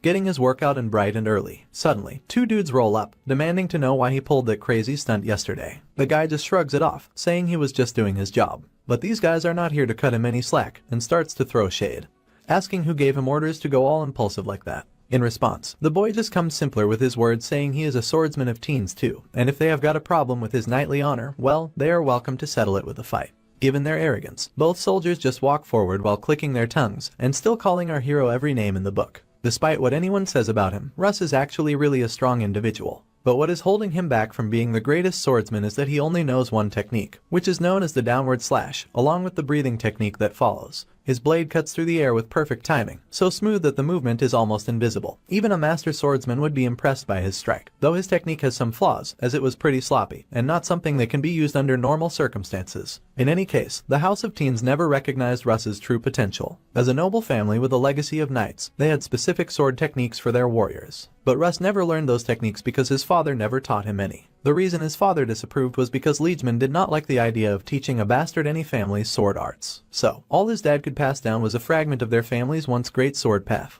This fragment also held the key to unlocking their aura, and his dad had high hope for his son. That's exactly why Russ works hard, because he believes that the true essence of the Sword of Teens, once powerful, now only exists in the downward slashing sword path. He wants to make his father proud by proving that this sword art is not the trashy move everyone makes it out to be, and he is determined to show everyone the hidden power within it, and reclaim the honor of his family's legacy. While his Goldie bro watches him through the window, he cannot help but think Russ is wasting his time with that downward slash. After all, the rest of the sword path has already disappeared, and he just sees him as a fool for his futile efforts. Even then, he just can't ignore the determination and talent his bastard brother has. After the sun has finally gone down, we see our hero, looking more like an underpaid thug wandering around the streets of the town. As you might have guessed already, he is hunting for that precious relic, and he is definitely not thrilled about sneaking around in a hoodie and mask. Upon reaching the area, he finally witnesses the grandeur of the castle, and the only folks he can think of who could create such a magnificent structure are the dwarves who were probably worked to the bone by Viscount Kelbrin, who is in the mining business. Anyway, as he climbs further, he spots 3 guards and knocks them unconscious with just a mere stroke of his hand. As he ventures further inside, he spots 2 soldiers on night duty. One of them complains about why they would have to give a night watch since no one would dare to invade the castle, especially when the Golden Knight is already staying there. I guess these fools are about to be proven wrong, because they have already started to look around after sensing someone suspicious, while our hero silently sticks to the ceiling. After breezing past those 2 goons, the idiot starts bragging about how thievery might be his thing after all, or maybe he has just got a knack for it. It seems the moment has arrived where he must employ serious skill to overcome these 2 fully trained knights of teens who are dutifully standing their post. And despite their shiny armor and high rank, my guy just takes one out with a single blow, and shocks the other one until he is out cold. With them out of the picture, he is finally just a few feet away from getting his relic back. But just as he checks out the area, he is surprised by a motion detection barrier and a heat detection spell, which he obviously knows what these things do, but not being able to disarm them really ticks him off. Anyway, he starts snooping around, because a magical barrier cannot work without a core. Once he finally spots it, he can feel the runes engraved inside the stone. After smashing the stone with his bare hands, the magic on the door starts fading, and soon enough, he is inside the storeroom, only to see an almost endless sea of products. While looking around, he stumbles upon some magical rare items that he really misses from his past life. He also spots some shiny swords with big names attached to them, but they do not seem to be the real deal. They are probably knockoffs. Heck, they cannot even pass as knockoffs. Even though they look similar, the magic constitution is all out of whack, which is hard for him to wrap his head around. In any case, once he finally spots the much-desired Aleutian's voice, which is suspiciously sitting above that wooden box. Nonetheless, he takes an eager step forward, and accidentally his feet push against this string. But he still seems clueless about what is going on, so he takes a quick look around. And almost instantly, the bell above him starts to ring, which is definitely the alarm he triggered during his not-so-cautious footsteps. Reincarnate is freaking out by now, having come all this way just to stumble into a lousy booby trap. Well, looks like he is not exactly cut out for this thievery gig after all. Meanwhile, Viscount's holed up in his room, absolutely terrified after hearing the alarm. As for my guy, he is sprinting like his life depends on it because word on the street is there is an intruder in the southern tower. On his way, he is plowing through everyone like a mad bull, not even slowing down for a breath. There are also knights and mages blocking the main path, threatening to turn the intruder into a human torch. Right on cue, the mages unleash crackling fire toward our hero, who is scrambling to get out of harm's way. And once he reaches one of the knight's shoulders, the boy apologizes to this clueless man before using him as a shield to dodge the scorching flames. After roasting the poor guy to a crisp, the platoon leader yells at our hero for his devilish act. But honestly, my guy did not act on impulse. He knew the knight's armor had some divine protection going on. Still, the leader is not giving him any breaks and fires a bunch of arrows at him. To our hero, they are nothing more than annoying toothpicks. But those arrows were just a distraction, because the real problem is these chains that suddenly start nibbling around him, sticking like glue and refusing to let go. Seizing the opportunity, the platoon commander orders his party to blow this guy up. Just when our hero thinks he is done for, the same idiot from before bursts onto the scene, forcing his way through the soldiers' formation. The captain is yelling at Russ to get the heck away, and even Reincarnate thinks this man is acting like a fool. Even then, Russ finally breaks through the crowd and raises his sword to deliver a devastating blow, leaving the captain screaming his lungs out. Russ keeps marching forward, completely ignoring the chaos he is causing by breaking the soldiers' formation. And when our hero hears the name Russ from the captain's mouth, he just can't put his finger on it even if someone with the name even existed in his past life. He can see that this guy's moves, breaths, and steps are all just as simple as they can get. But what really creeps the hell out of our boy is the way he swung his sword. And once he does swing, Reincarnate does not waste a second to seize the golden opportunity to blow away those pesky chains. While Russ's sword is still tangled in that chain, the hero lands a devastating blow right near his kidney, sending him crashing to the ground like a mere pebble skipping the water surface. Once he is standing tall, Reincarnate is totally blown away to see that this dude can swing his sword with so much power, yet he does not even try to defend himself. His train of thought is abruptly cut short when he hears a familiar voice, and the next thing he knows, swings of a blade are coming his way. But he manages to handle them rather easily. And of course, the one behind the attack is the cocky Goldie bastard, getting even cockier in seconds in his shiny golden armor. When they finally face off, the Golden Knight can see our hero has got some serious skills for a regular guy. But my man is not in the mood for catching up, and this cocky knight does not seem to enjoy an idle chit-chat either. So, following the Jim Unbreakable's motto of attack first, Reincarnate takes the liberty to swing toward the man, and the knight reciprocates with the same gesture and energy. As soon as they are locked in each other's stares, both are startled to see each other recklessly marching forward, leading them to clumsily swing their respective weapons, which is fist in our hero's case. And after dodging each other's blows, they both take a step back to put a safe distance, in order to catch their breaths after that heart-pounding encounter. The onlookers are totally caught off guard by that reckless close call, and even both fighters admit to themselves that they had underestimated each other. This time, the Goldie takes a swing, unleashing its shadow of the abyss and roar, but my guy ain't no slouch. He effortlessly sidesteps those shadows, though he seems a bit surprised to see someone busting out something as powerful as howling shadows. On the other hand, the knight also finds himself really bewildered to see our hero barely making an effort to disperse his howling shadow by immediately picking up its weak point. So, he begrudgingly gives props to our boy's mad skills at countering magic spells, which our hero just shrugs off by saying he just happens to know a lot about magic. Anyway, the Goldie retaliates without any warnings once again, and the boy, as usual, avoids the direct hit like a ninja. That's when a serious exchange of blows kicks off, with the knight swinging away trying to tag his opponent with his sword, and our hero being a slippery snake, just avoiding those strikes left and right. Soon after, Reincarnate lands a solid punch square on the knight's chest, sending shockwaves through his whole body, which leaves his veins bulging out from the sheer pain. And what's even more painful is the realization that he's feeling the sting of that punch even inside his formidable armor. As soon as we resume the story, we find out the Golden Knight is retaliating with his sword pointed at our hero. But before those flames and wind arrows could hit him, he jumps to the other side, leaving fire and wind crashing onto the ground, obliterating everything in its path. Watching our hero darting around infuriates the knight, so he unleashes a massive fire bubble that annihilates everything in its path and keeps chasing down Rifen. By now, our shocked hero has no doubt he is going to freaking die at this rate. As the fiery blow rocks the entire place, the smoke and dust start to settle. There stands our boy, glaring fiercely with those blazing eyes. While he cannot help but feel shocked to realize this knight can sling high-level magic, the Goldie, on the other hand, is blown away to realize our hero just blocked his one of the strongest attacks like it was nothing more than an annoyance in his way. The Goldie is pretty sure he would not have missed Rifen's movements, especially while using superhuman vision, unless our hero's an aura user. Well, looks like he is spot on with that observation, since the boy does indeed an aura user. Anyway, the knight gears up for another attack, and this time he tries to unleash his purple acidic mist, but Rifen shuts it down with almost little to no effort. Then, Rifen plants his feet firmly on the ground, and with a clear stance, he leaps directly at his opponent. One seemingly half-assed punch sends Goldie tumbling backward, and the punch was so fast that the knight did not even see it coming. After enduring a barrage of punches, each delivered with incredible flair, Goldie is certain by now that this guy is definitely an aura user. With that knowledge in mind, the knight decides to go all in this time. Previously, he felt at a disadvantage because he could not properly gauge our hero's skill level. Now that he knows Rifen's an aura user, it is a whole different ballgame for him.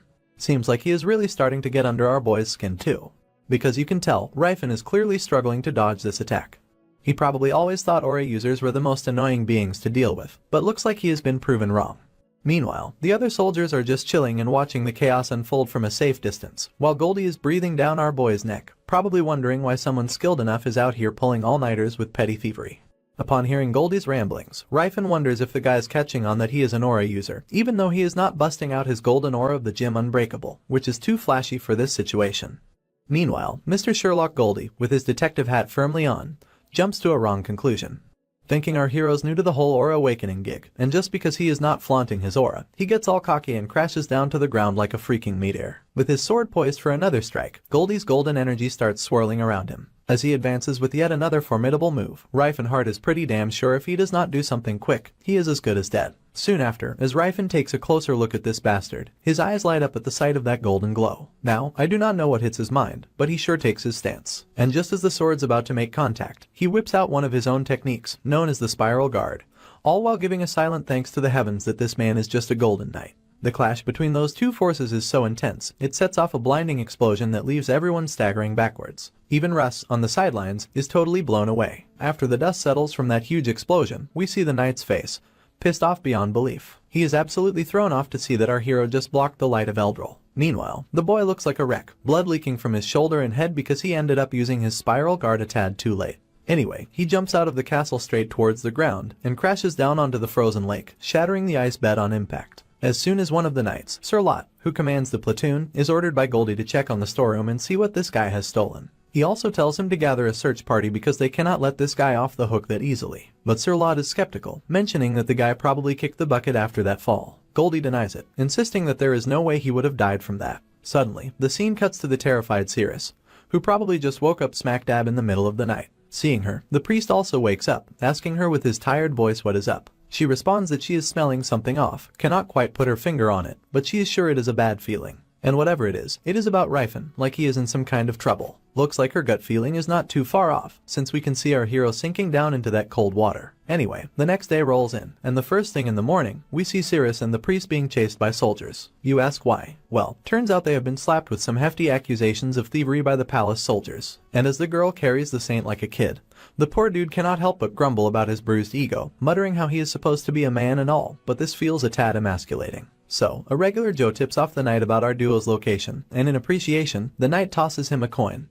before swiftly blocking our party's path. Once they are trapped, Shield Knight demands they drop their weapons and surrender on the spot. But do they comply? Nope, not even close. In fact, Cirrus whips out her Nylon bow and takes down one of the soldiers, leaving the other one shaking in his boots at how she pulled off that move with just a stick. Just then, Goldie himself shows up, questioning Sir Lot about the commotion. To this query, the junior explains they have stumbled upon some pretty unusual criminals. Goldie immediately tells Sir Lot to stand down, because he is taking the charge personally. On the other hand, after the saint sees that things are about to get real, he just swallows his pride, sets aside his ego as a man, and would not mind being carried by a girl once again. He also disappointingly mumbles to himself, wondering when Rifen will finally give him some muscle training. Before they bolt, Sirius sets off a distraction with a blast. And just as they are about to make their escape, Goldie swoops in, floating above them like he owns the sky, telling them to freeze. Meanwhile, when the knight spots Sirius's fancy sword, he is not just spooked, he is downright chilled to the bone. As you can imagine, that sword is not your run-of-the-mill blade.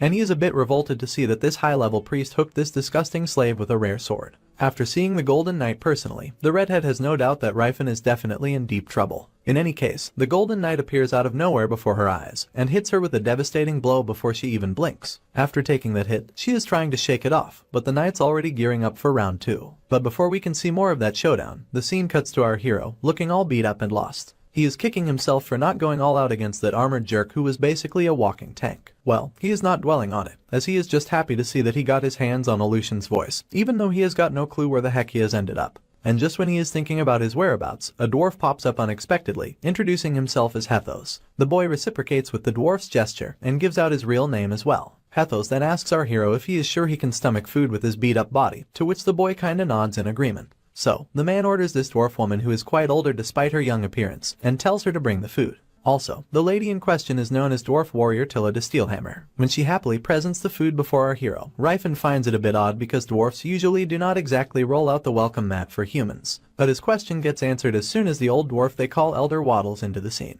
He is Alpoth Priest Gelfide Delphistone, and as soon as that old man calls our boy his savior, Rifenhart's face goes anxiously pale. Apparently, about 6 years ago, their big priest got a message from the god Alpoth. It was all about how some dude with muscles of steel and a brain to match would come floating down on ice water from a cave. They were told to save him and treat him like some sort of savior. The priest secretly told all the dwarves on the continent about this message, and since then, Gelfide's been waiting every winter for this savior to show up. Hearing all this, the boy starts to look kinda sheepish because he is already familiar with this god. You see, Alpoth is the big cheese god of dwarves, sometimes dropping divine messages on them. And 6 years ago is when our hero rolled into this era, which means Alpoth sent that message right after he arrived. Even though he has let the god down once before by messing everything up, he is feeling kinda grateful this time around for backing him up once again. In any case, Rifenhart turns to the old man and asks if he really did all of this just because they got that message, to which the dwarf simply responds that their god does not mess around. After chilling in this tunnel for a bit, we see the lady all smiles after seeing our hero totally healed. Once he drops the bowl right into her hand, he attributes his rapid recovery to her skills, to which the lady, dumbfoundedly, mentions that she actually has not done anything other than making barley porridge. After that little exchange, the lady cheerfully asks if she should bring Priest Gelfide back since he said he had something to talk about.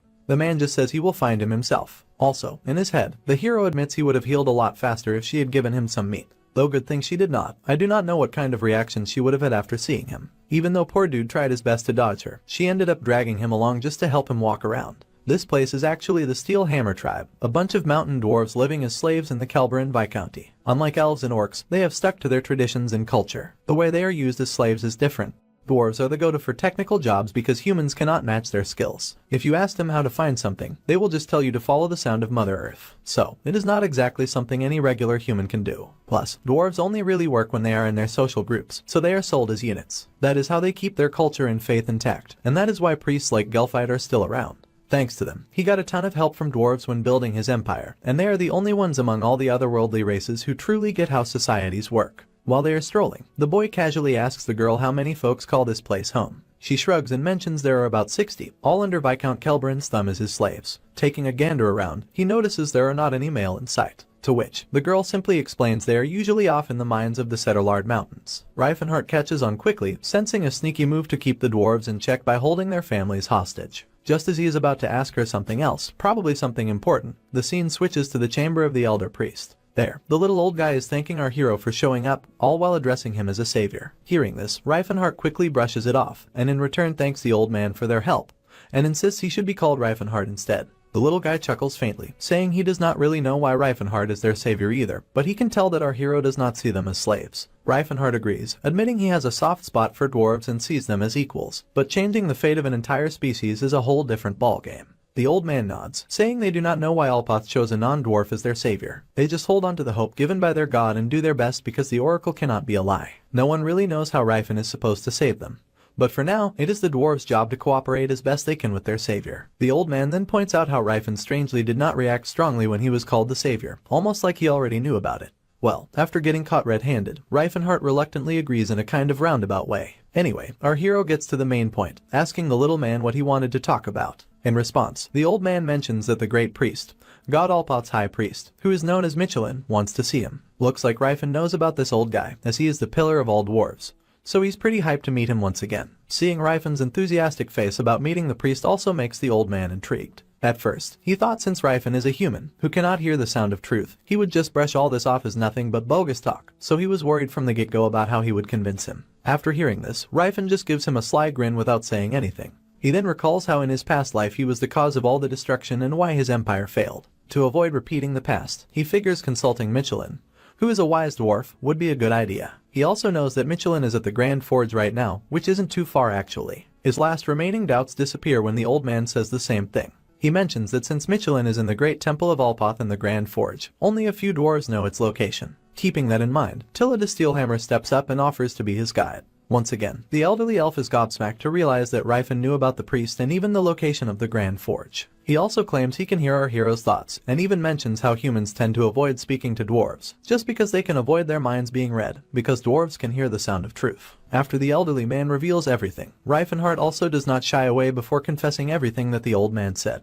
Not surprisingly, the dwarf is shocked to hear this, and further asks if Reifen can spill more beans about what he knows about dwarves, but the boy brushes it off, saying it is not the right time yet. Suddenly, Hathos comes charging down, urgency written all over his face. As soon as he has everyone's attention, the dwarf blurts out the news to our hero that his companions, an elf and a young boy, are locked up in Viscount Kelbern's castle. Needless to say, the news hits Reifen like a thunderbolt out of the blue. Before we can see more of his reaction, the next scene abruptly takes us back to this Goldie bastard, who is barking orders to find our hero at any cost. This despicable, ruthless knight even goes as far as to say that it doesn't matter what kind of torture they use on those two, as long as they catch the thief. The soldiers respond with a quick yes sir before walking off to perform their assigned duty. The knight then glances over at his right shoulder where he catches the sight of our unusual duo, the elf wielding a seriously high-ranked weapon, and the priest packing enough divine power to rival his mom in terms of rankings. He is literally at a loss for words, unable to figure out who could be pulling the strings for these two, and it is only making him itch even more to track down our boy as soon as possible, to finally have some answers to these bizarre occurrences.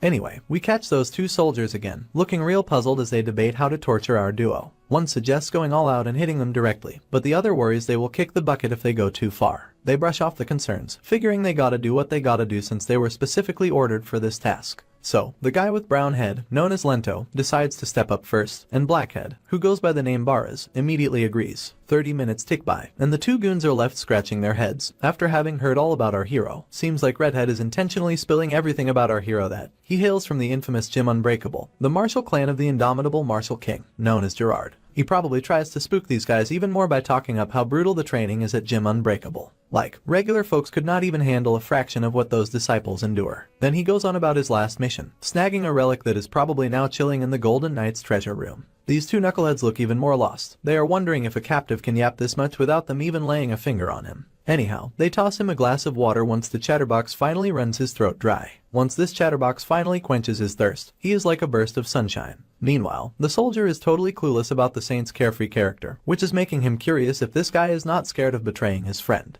He goes on about how if the world found out the martial king's successor committed a robbery, it would tarnish his reputation. But Redhead just shrugs it off, saying if that were true, he would not have done it in the first place. Well, it kinda makes sense to the soldier, but this still does not answer the question he is seeking, which makes him wonder why his friend did not even tell him where he was off to nab that relic. Redhead casually explains they were just ordered to stay put at the hotel. The soldier's still baffled, noting how his buddy went off alone without any way to contact him. With his usual nonchalance, the saint once again clarifies that his friend is an aura user, so it does not make any sense if he would lose in something as petty as robbery. After getting all the answers without any so much so effort, the soldier is literally boggled out of mind to think that if the interrogations are supposed to be that easy. The next scene takes us to the outskirts of the castle, where deep in the woods, we spot that familiar dwarf lady, probably on her way with our hero to rescue his friends. She is totally floored to see Reifen just caught an entire deer for themselves, and goes on to mention how a hunter would be green with envy at such skills. In response, the boy simply shrugs it off, saying it is expected when you are an aura user. Anyway, she reminds him that in Kelberan territory, hunting is strictly forbidden.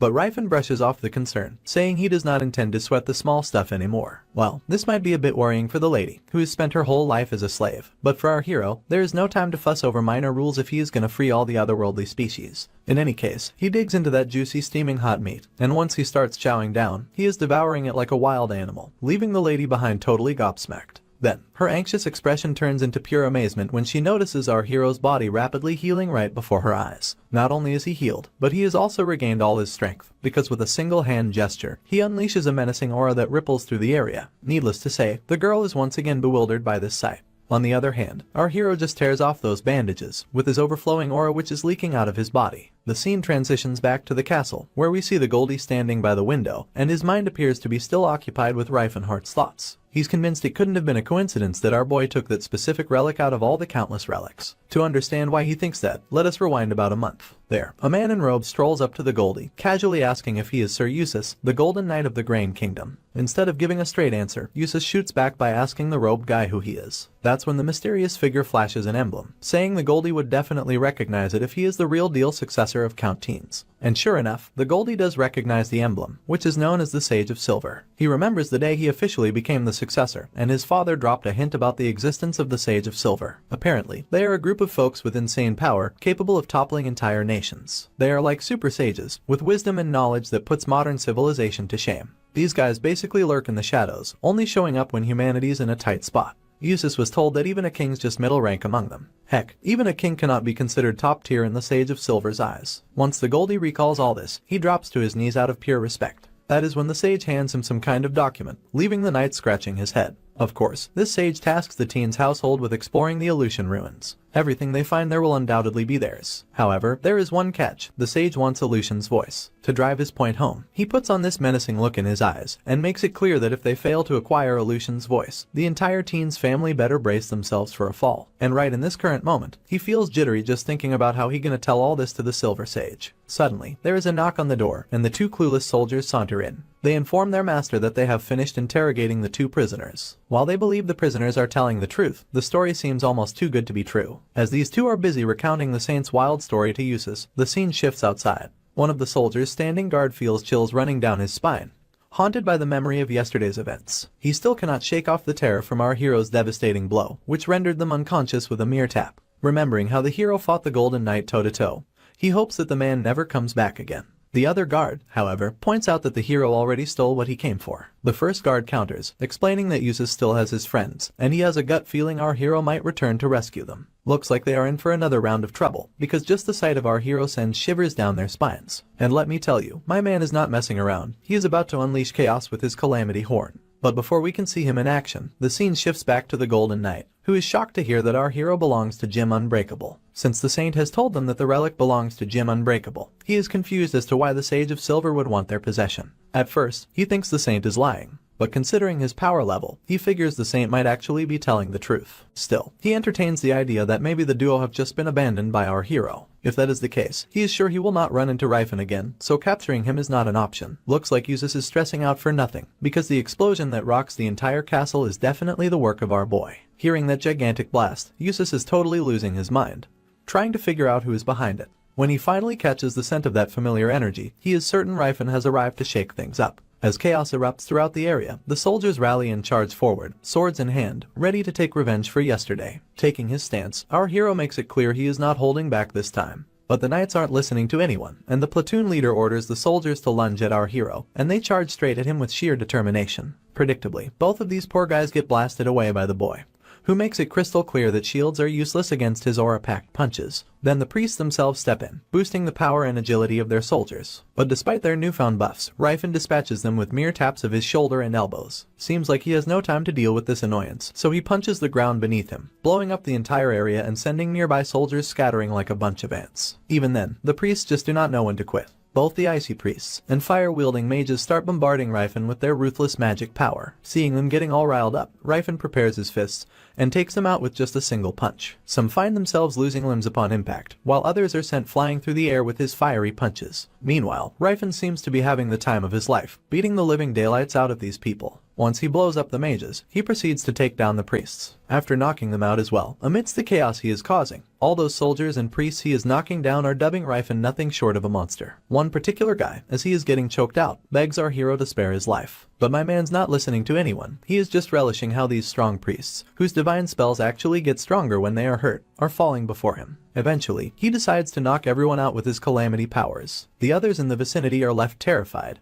witnessing all this doom and gloom unfold before their eyes. While all this is happening, Russ decides to saunter into the scene just like before, while the platoon commander is still losing his mind at the sight of him stepping forward. By now, the platoon leader is absolutely livid at this point, grinding his teeth as he watches this knucklehead not listening to him. With an enraged, stuttering voice, he makes it clear that he is going to disown Russ once they get back to the family. Well, it really does surprise me that he is the one raising this bastard boy of nobles. In any case, the guy is way too preoccupied with himself to give a damn about what this guy is saying, because his mind is utterly blown away by our hero, who is an aura user, and the dominance he is displaying. Watching Rifen control the flow of power and reinforce it when necessary is absolutely fascinating to him. He can clearly read his movements, understand why he is moving in a certain direction, and how his power flows. It is something no one has ever taught him, something no one has ever been able to teach him at all. Now that Russ has a clearer picture of how to move in such a situation, he is seeing the movements of someone genuinely strong. After seeing enough, Russ's sword starts to crackle with this blue aura, which is a clear sign that he has finally unlocked his aura powers.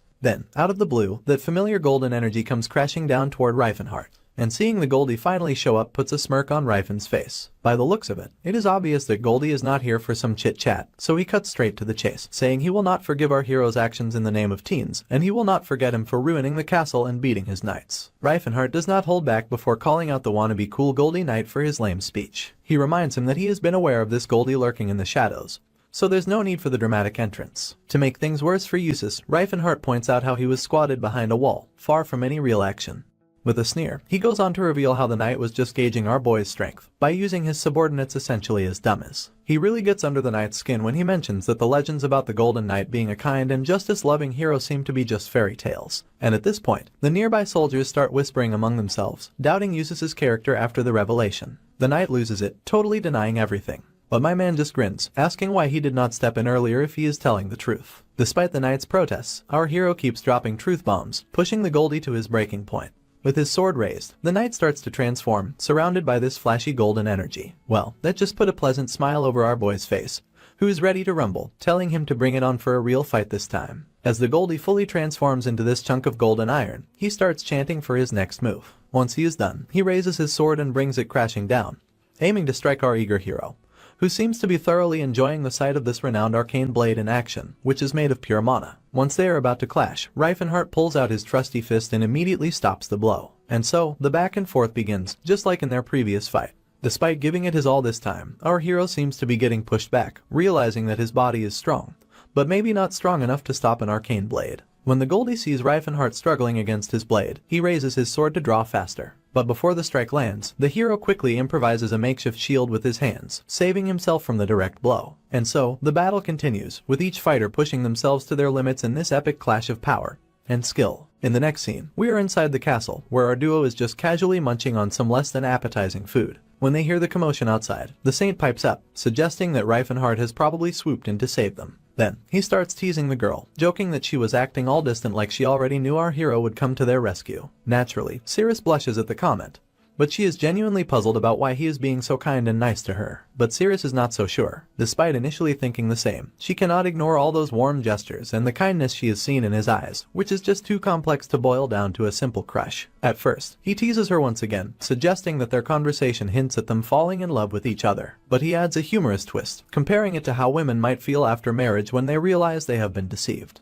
It is something a nun at the orphanage once told him. Cirrus is absolutely baffled by this revelation, wondering what kind of past could lead a nun to impart such cynical wisdom to a young child. Suddenly, the redhead starts yapping again, lamenting how they have been stuck in a mess that rightfully does not belong to them. However, Cirrus notices that despite his whining, he does not seem to resent their predicament, to which the boy owns up, admitting that he kind of agreed to be an accomplice, so he shares some of the responsibility for not stopping him. Hearing this, Cirrus gives him a surprised look, as if she just realized he is not as much of a kid as she thought. But when Saint mentions that he is only in his 20s, and Rifen is in his 22 woes, Cirrus literally jumps out of her skin in shock, because she had thought that this idiot might be more like 20 years younger than Rifen. Suddenly, we see the familiar dwarf girl sneakily peeking into the cell, checking if they are Rifen's friends. Once she confirms their identity, she cheerfully enters the room with the keys, introducing herself as Tilla. She mentions she is currently working with Reinhardt. Both of them are completely amazed to see a dwarf in person, but Tilla urges them to save their surprise for later, as they need to get out of there pronto. The redhead seems to be seeing a dwarf for the first time, and he is totally blown away that she looks just like a human except for her pointy, short ears. Seeing the idiot completely astonished, Cirrus calls him foolish for only noticing her ears as different, despite her calling him mature just a few seconds ago. As they hustle their way out, some soldiers catch sight of them, and Cirrus wastes no time in flooring one of the guards. When the other tries to retaliate, Tilla steps in, and after saving themselves from the attack, she grabs the man's weapon with her bare hands and swings him around like a ragdoll, with this 60-kilogram guy still clinging to the weapon for dear life. And all the while, the saint can be seen with his jaw practically hitting the floor once again, right after witnessing her sheer strength. After she sends the guard crashing down, which obliterates the ground beneath them, the redhead's face turns sour, looking like he just bit into a lemon. Tilla then sheepishly mentions that dwarves are usually strong, and immediately takes off running, urging them to move quickly. After that, she tosses a bomb out of the window, which explodes mid-air. It is likely a signal for their hero friend that their rescue mission was a success. Once the Goldie turns around to see this flash of light, it does not take long for Usus to realize it is coming from the direction of the underground prison. Rifen gets all fired up at the prospect of unleashing his full power, knowing there is nothing holding him back anymore. When the knight hears our hero's excitement, he is at a loss for words, realizing this guy was not even using his full strength until now. In a fit of frustration, he swings his sword at Rifen, who easily dodges it and retaliates with a powerful punch, sending the Golden Knight staggering backward from the sheer force. Feeling the pressure, the knight starts to feel somewhat hopeless, while Rifen keeps landing blow after blow like it is no big deal. Each punch is fueled by determination, but this time, the knight manages to dodge the attack, leaving our hero striking at empty ground. Seizing the opportunity, Usus immediately swings his sword. But once again, Rifen dodges it effortlessly and delivers a devastating punch right to the man's chest in return. Despite delivering such a brutal blow, Riefenhardt does not feel the impact of landing the punch. Upon closer inspection, the place where the attack landed disintegrates into a golden mist, and the knight leaps back, now covered in a menacing dark energy. With this second evolution, he appears even cockier than before, and in a blink, he creates multiple clones out of that black mist. Riefenhardt initially thought he might not be as strong, but I guess he has been proven wrong. However, he does not seem to sweat anything since he already knows what kind of mage technique this man is using.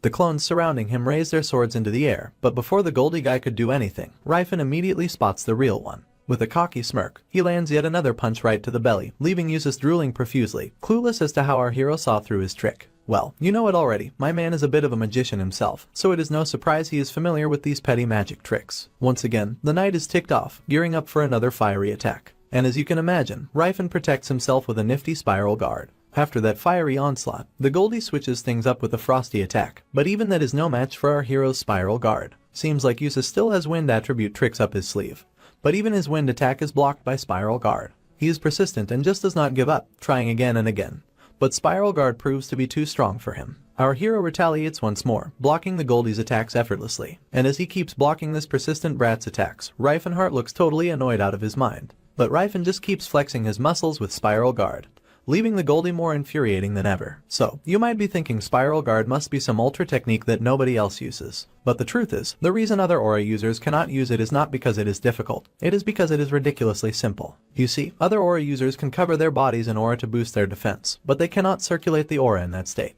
Trying to do so would just tear their bodies apart. So, basically, only those from Gym Unbreakable have bodies that can handle this skill. As effective as it might sound, it takes a hefty toll on the amount of aura. Suddenly, the knight, feeling thoroughly humiliated, demands to know who is backing our hero from behind. To which, the boy meekly points to the platoon leader, indicating Goldie's own subordinate is the one behind his back. Of course, Usus is beyond ticked off, and involuntarily starts exuding this orange aura as he is about to unleash his ultimate move with his sword. Looking like a terrifying being with his new look and enraged appearance, he raises his sword and requests its power to destroy all, known as the Light of Eldril. As this circus-worthy act takes place, our hero takes his stance, ramping up his own aura because he knows this is going to be tough to deal with. So, just as the bastard charges from the other side, Riefenhardt also prepares to use his trump card, which is surely his trusty Calamity Horn technique. And almost instantly, he swings his blazing fist, while the cocky knight menacingly drops his sword to strike. Inevitably, the two forces clash with such strength that the heat generated can be felt from afar, disintegrating the ground around them. The sheer force of our hero's punch is devastating, shattering the knight's armor and likely breaking bones in the process. It is a sight that leaves the knight bewildered and struggling to comprehend the power behind such a skill. Despite being on the brink of defeat, the knight refuses to give up, pushing himself to keep fighting against our hero's relentless onslaught. But with each blow, his armor continues to crumble, leaving him vulnerable and exposed. As the battle rages on, the knight finally realizes the secret behind our hero's devastating attacks. It is not just brute force, but a layered aura that creates explosive impacts equal to boulders crashing into water, causing whirlpools of destruction that tear through armor and flesh alike. Even after realizing the true nature of Rifen's attacks, the persistently cocky knight decides not to give up. He is convinced this will be the last explosion our hero has in him. As this last explosion intensifies, obliterating everything in its path, the knight clings stubbornly to our boy's fist. But eventually, he is sent staggering backward, crashing into a nearby wall. And this final explosion marks our hero's victory, leaving the sword of Usus falls to the ground as the knight loses his grasp on it. On the other hand, Rifen stands tall before his defeated enemy, still in his stance. Meanwhile, the platoon commander and the other knights are absolutely terrified, chills running down their spines as they witness the fall of Sir Usus. As Rifen walks toward the sword, he pulls it from the ground. The other knights start shouting, accusing him of trying to steal Eldrin.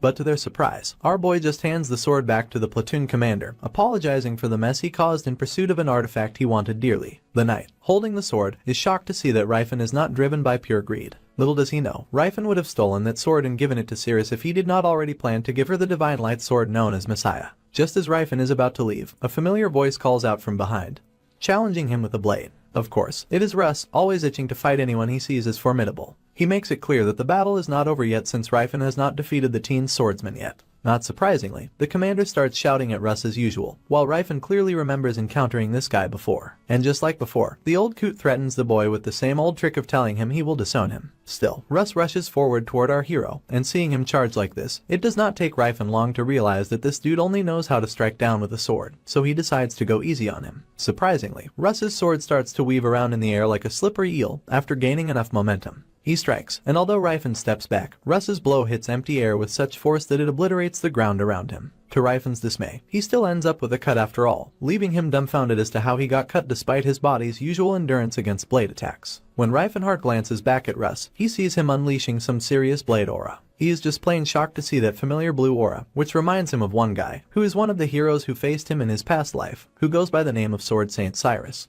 When our hero blurts out that name unintentionally, the bluehead is utterly bewildered to hear him drop his real name. You see, this guy's full name is Cyrus Votians, which he got when he was knighted. But because nobody really acknowledged him as a knight, everyone just stuck with the name his humble mom gave him at birth. It seems Rifen is really kicking himself for not recognizing this guy earlier, especially since they are both from teens. Anyway, he further reveals to us that nowadays, the teens' household is all about the Golden Knight. But fast forward 30 years for this dude, it is a whole different ballgame. With the Sword Saint rose to fame, Teen's family had also risen to marquee status. They have even managed to shake off the whole stigma of using magical gear as swordsmen. And that is why it did not click right away for our hero, because back in his original time, the Golden Knight was ancient history. Just when Cyrus the Saint's sword is feeling embarrassed for being recognized by his real name, our boy smooths things over, casually brushing it off like he mistook him for someone else. Hearing this, Bluehead is not just embarrassed, he is also kinda let down. Seeing him wear his heart on his sleeve like this reminds Rifen that people can actually change, given that this guy was all grumpy and arrogant in his previous life. But Russ is not ready to call it quits just yet. He resumes the fighting, charging at our hero with his sword swinging. This time Rifen does not hold back either, and inevitably, their clash sends shockwaves through the ground, reducing it to rubble. Yet, even this is not enough to bring our hero down, and simply retaliates with a menacing swing, delivering a devastating blow straight to Cyrus's chest. Despite the blow he received, Bluehead refuses to give in. He amplifies his blue aura even further, leaving our boy surprised to see him using it to counter the impact of his punch. Unable to contain his admiration, Rifen compliments Cyrus for his impressive control over the aura, especially considering he has only recently awakened it. However, instead of basking in the compliment, Bluehead just dives back into the action, swinging his sword like crazy psycho at Unleash. Despite dodging them for a while, Rifenhart is shocked to realize that he can't predict Cyrus's attacks at all. Basically, all of Russ's attacks are coming from the most unexpected directions, making his movements nearly impossible for our hero to predict. Normally, combat techniques follow established theories created by countless people. Even our hero's master, Gerard, passed down the gym's unbreakable system using these theories. But Russ fights like a wild beast, and there are no formalities or patterns to his movements. You would think that fighting someone so unorthodox would be easier, but Russ moves with such precision and strength that our hero can't find any openings to retaliate, even though Russ wields his sword however he wants. Now it finally makes sense to our hero why this guy is hailed as the Great Sword Saint, someone humanity sees only once every 100 years. Reflecting on past lives, our hero clearly remembers that Russ was the one who wiped out his friends and subordinates while they were trying to escape. Not gonna lie, back then I didn't take this guy seriously, since he looked more like a sex offender than a powerful hero, especially with his thick beard and short physique. Anyway, once his buddy Tathid's memories come rushing back, who was killed by Cyrus, our hero suddenly taps into this hidden strength and totally catches Russ off guard by shattering his blade with just one hit, thanks to his blazing aura. When we take a look back, Rifen looks seriously pissed off, his blazing aura more intense than ever. Even then, the swordsman of teens refuses to give up. He gears up for a big downstroke move, which he has apparently been training for his whole fucking life. Not only him, our Rifen is also ready to smash through anything in his way, especially since he knows this guy is destined to become his archenemy again. With that in mind, he lands a devastating punch right to Russ's belly, and with those vengeful eyes, he obliterates everything with his aura, sending Russ flying backward, just so he can avoid the fate he had encountered in his previous life. Once our hero's fiery rage starts to simmer down a bit, what he sees totally catches him off guard. Despite being turned into a bloody mess, his opponent is somehow still alive, and, unsurprisingly, he repeats once again that he is a sword of teens. Now, the resolve and determination Russ is showing is really starting to chip away at Rifen's conviction. He can feel it in himself that he is not being driven to kill this boy, even though he had every intention and enough power to do so. As he looks at Russ again, doubt starts to creep in. Should he really take him down? Despite knowing that Russ poses a threat to him and his friends in the future, he cannot shake the feeling that Tathid, his orc friend with the soul of a great warrior, might be resisting the urge to kill Russ himself. Maybe he is upset that our hero took away his chance for revenge. So, in this moment of reflection, our hero decides to give Russ a pass to live and shifts his focus to setting up a fair duel for his buddy. Naturally, the swordsman of teens is completely thrown to hear this unexpected declaration. Before leaving, Rifen shoots him a menacing glare one last time, basically telling him to live on and grow stronger for the sake of his friend Tathid. The reason he wants Russ to train is because, back in the day, Tathid and the Sword Saint Cyrus went head-to-head multiple times, and every clash made both of them stronger, and it was like this healthy rivalry that pushed them to their limits. And if Rifen takes down Cyrus now, Tathid might miss out on the chance to become the greatest orc warrior once again. With that in mind, our hero starts to walk out from the place, leaving the task of dealing with Russ to his friend. Seeing our hero walk away silently definitely leaves Russ wide-eyed and shattered inside. He probably feels inadequate, and in a fit of rage, he furiously smashes the ground with his sword, sending shockwaves through the area. The boy just cries his eyes out, likely feeling abandoned and at the mercy of someone else. In any case, we are back in the snowy mountains, where the dwarf lady is delighted to see our hero return. Rifen also seems thrilled to see his friends back once again. On the other hand, the saint just mumbles in his grumpy tone, thanking our hero for putting them through this wild ride. Although he admits that this kind of stuff is expected when someone travels as a pilgrimage, he never expected himself to get imprisoned.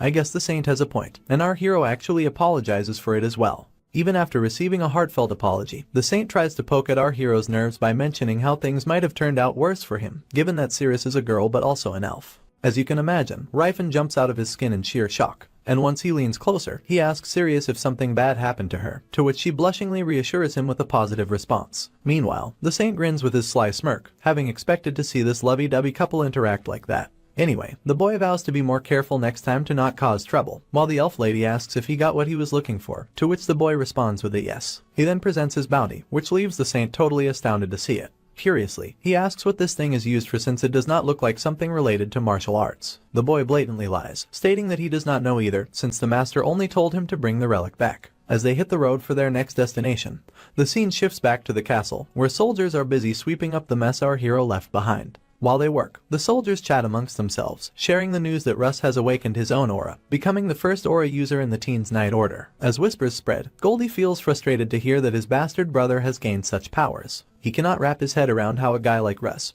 who came out of the womb of a dirty commoner, could pull it off. You see, the main cause for his concern is that because finally, there is an aura user in the Teens' household. His father, who has always been best buddies with Russ, and the elder, who praised Goldie up front but wished for an aura user behind his back, are main factors. Having an aura user in the family could boost their status big time, which will potentially sideline the Goldie in the process. Feeling like nothing more than a loser without his legendary armor, Goldie starts to feel inadequate. But he still clings to the belief that he is the Sword of Teens, or at least that is what he tells himself. Anyway, the scene shifts back to his bastard brother, who is standing on the edge of the hill, looking proud after awakening his aura, which will potentially change everything around him. Just as he is basking in the moment of catching up to his brother in terms of power, Goldie shows up, remarking how Russ seems rather happy today. Turning around at the sound of his bro's voice, the boy is startled to see Eustace gracing the scene. After reaching his bastard brother, Eustace mentions hearing about his young sibling awakening his aura, and expresses his eagerness to see it for himself. Proud as can be, the little brother wastes no time showing off his newfound powers to his sibling. Upon seeing Russ's powers, Goldie compliments him with a smile of pure admiration, leaving the boy more than happy, thinking his brother has finally acknowledged him. Or at least that is what he thought until this deceitful cocky bastard severed the boy's chest with his sword. Even as Russ is pierced, he just could not understand why his brother would do such a thing. On the other hand, Goldie shows no ounce of shame or sympathy on his face for his little brother. Even after getting a direct hit to his chest, Russ still cannot wrap his head around why his brother would pull a move like that. Meanwhile, his ruthless brother keeps jabbering while shoving the sword deeper into Russ's chest, going on about how he would never hand over his title of teen swordsman to some lowly, filthy swine who crawled out of a commoner's womb. After hearing his brother's trash talk, Russ is pretty fucking sure his brother is out to get him. Realizing this, the boy fights back, and a giant explosion takes place. While the blondie still holds his ground, trying his best to shove Russ off the cliff, the boy is also giving it his all to shake off this golden McShine. It looks like folks are starting to show up after hearing the commotion, and the blondie is not thrilled about it. But oddly enough, Russ seems to deliberately let himself fall from the cliff, maybe to save his brother's dignity. And it seems like Goldie's feeling a twinge of regret as he watches his brother tumble down. This is probably the darkest turn Goldie has ever faced. Seeing his brother, he cannot help but think of those old legends where the betrayed ones fall into a river and survive, only to come back later for revenge. To cover his own backside, Goldie decides to take some extra precautions before things escalate. Once the other cavalry arrives at the scene, the dude falls to his knees and starts blabbering about how Russ tried to ambush him to snatch the patriarch position. Naturally, the knights buy into this guy's story, their faces going as white as sheets. They mutter about how they saw this coming from a mile away, and the dirty bloodline behaved exactly as expected. Then, the commander demands to know where the hell Russ disappeared to. Uses spins another yarn, saying he tried to defend himself and accidentally Russ ended up tumbling off the cliff into the river. He also adds that the boy is injured in the abdomen, so there is a chance he might not make it. Would you believe it? The jerk is grinning from ear to ear after making fools out of those knights. The way he spun that tale, even if Russ pulls through, he's no threat to Goldie. And Blondie is dead certain that even if Russ is some aura user, he will not be able to match his sword's power. The knights start scrambling to search for Russ, leaving that sneaky jerk still smirking on the ground. I wish I had a way to sock him right in the kisser, right where it hurts the most. The scene shifts back to the mountains, where we finally see our crew trudging along the path. My buddy, probably trying to show off his muscles, is strolling along naked even though it is colder than your mother's sense of humor. As we walk, Cirrus asks Ryfan how he met Tilla, to which the boy mentions that the dwarves saved him from drowning in the river. Naturally, the elf is completely shocked to hear that dwarves saved humans. To elevate her confusion, the boy explains that there was an oracle prophecy saying that our hero would be the one to save the dwarves. While Cirrus is struggling to believe that, Tilla enthusiastically backs Ryfan's statement, pointing out that he's actually supposed to be their savior. The saint is confused to learn that dwarves believe in gods. I guess it is understandable for the redhead to not know something common like this, since humans always saw dwarves as a species made for slavery, and it never crossed their minds that they might have their own religions and culture. Anyway, Ryfan sets the record straight that dwarves believe in Alpoth and they have got their own priest too. Hearing this, the curious saint throws out another question, asking if Alpoth was really supposed to be some evil god. It looks like even Ryfan does not know the reason as to why this god is called evil, so he asks what did Alpoth do to earn that title. Well, apparently, among the 12 gods, 2 are not as well known, Eldia, the goddess of the elves, and Alpoth, the god of dwarves. Alpoth is known as an evil god, but I am sure even Saint does not know why he's called that. Suddenly, Cirrus spots something down in the river and she is pretty sure it is a person. And I am pretty darn sure it is Russ. In any case, our party hauls him out of the river and the priest patches up his deadly wound while Ryfan's busy trying to figure out how the heck this guy ended up here and why he got stabbed like that. Seeing the boy lost in thought, the saint asks if he knows Russ, to which the boy kinda agrees in a roundabout way. Though he has no clue if Russ was destined to meet him here, or maybe there is a sequel to the oracle he missed out on. The scene shifts to the cart rolling down the path, while Russ is resting inside, finally coming back to the land of the living. He immediately sits up in confusion, wondering how he ended up in the carriage. His mind then jumps to that incident with his brother. There, he spills how he always looked up to Eustace and never had the guts to resent him. Russ tried his hardest to be on par with his brother, just so he could earn some recognition. But it looks like Russ was way off the mark about that. While he's chewing over his own foolishness, Ryfan pops up out of nowhere, asking if he's awake and how he's feeling. Ryfan also spills that they found him floating down the river, half dead, and ended up saving his butt, which is how he landed here. Russ then asks where they are, to which Ryfan explains they are chilling in Vade Barony, and it has been 3 days since the Kelburn Castle incident. They also let him know that his injury was serious stuff, something any less skilled person would not have been able to fix. But since Russ is an aura user, the saint patched him up just fine. Once Russ hears about his injury, his mind immediately drifts back to his brother, which is something he would not rather wish to remember. Ryfen catches Russ off guard, reminding him how they pulled his sorry hide back from the brink of death. And since Russ cannot muster up a good old thank you, he figures the least he can do is be a bit civil to everyone around here. So the poor Sword Saint starts nodding his head like a bobblehead, thanking Ryfen for saving his life. But then Ryfen throws him a curveball, pointing out it was not him who footed the bill for the carriage ride, and it was the Saint. Ryfen then asks Russ if he wants some money to get back to his place. The reason behind our hero offering the money is that he wants the future Sword Saint to owe him a favor. So, at least, even if they end up becoming enemies in the future, Russ would not have the guts to go against someone who saved his life. Well, it looks like the boy is feeling a bit reluctant about going back home. Once the night settles in the mountains, Russ spills his whole ordeal about how he might now be framed as a traitor who ambushed the successor. So, there is no point in going back home. Looks like Ryfen is blaming himself with some serious guilt over Russ's tough luck. In his past life, Russ would have tapped into his aura, squared off with his brother in a legit duel for that successor title, and that is how Ryfen first heard of Usus. And now that Ryfen has changed the future, he has no clue what he should be doing.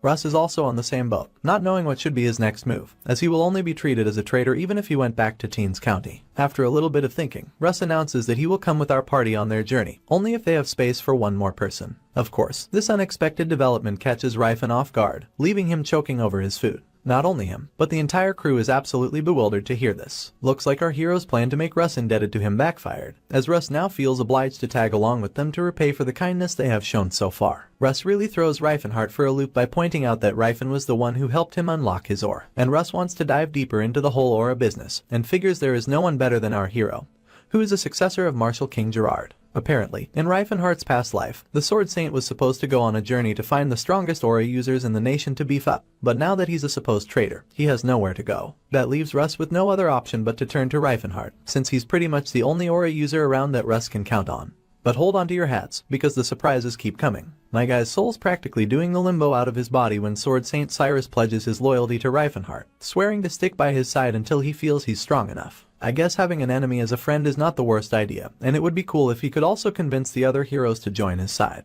But right now, Hero Alex and Saintess Ellen are not even born yet, and Teslan is out of the picture, which leaves only the Mage of Light, known as Jade. But since Jade was the one who killed his precious Cirrus in his past life, Ryfen would not even want to give him a handshake, let alone make him his sidekick. Even if Jade begged personally to join his party, Ryfen would still say no way. Anyway, with a big grin, he tells Bluehead that he does not have to swear his loyalty. If he wants, he's free to tag along on their adventures. Of course, the Sword Saint is thrilled to finally be under our hero's wing. And instantly, he starts addressing Ryfen as his big brother, and that is how they spend their midnight.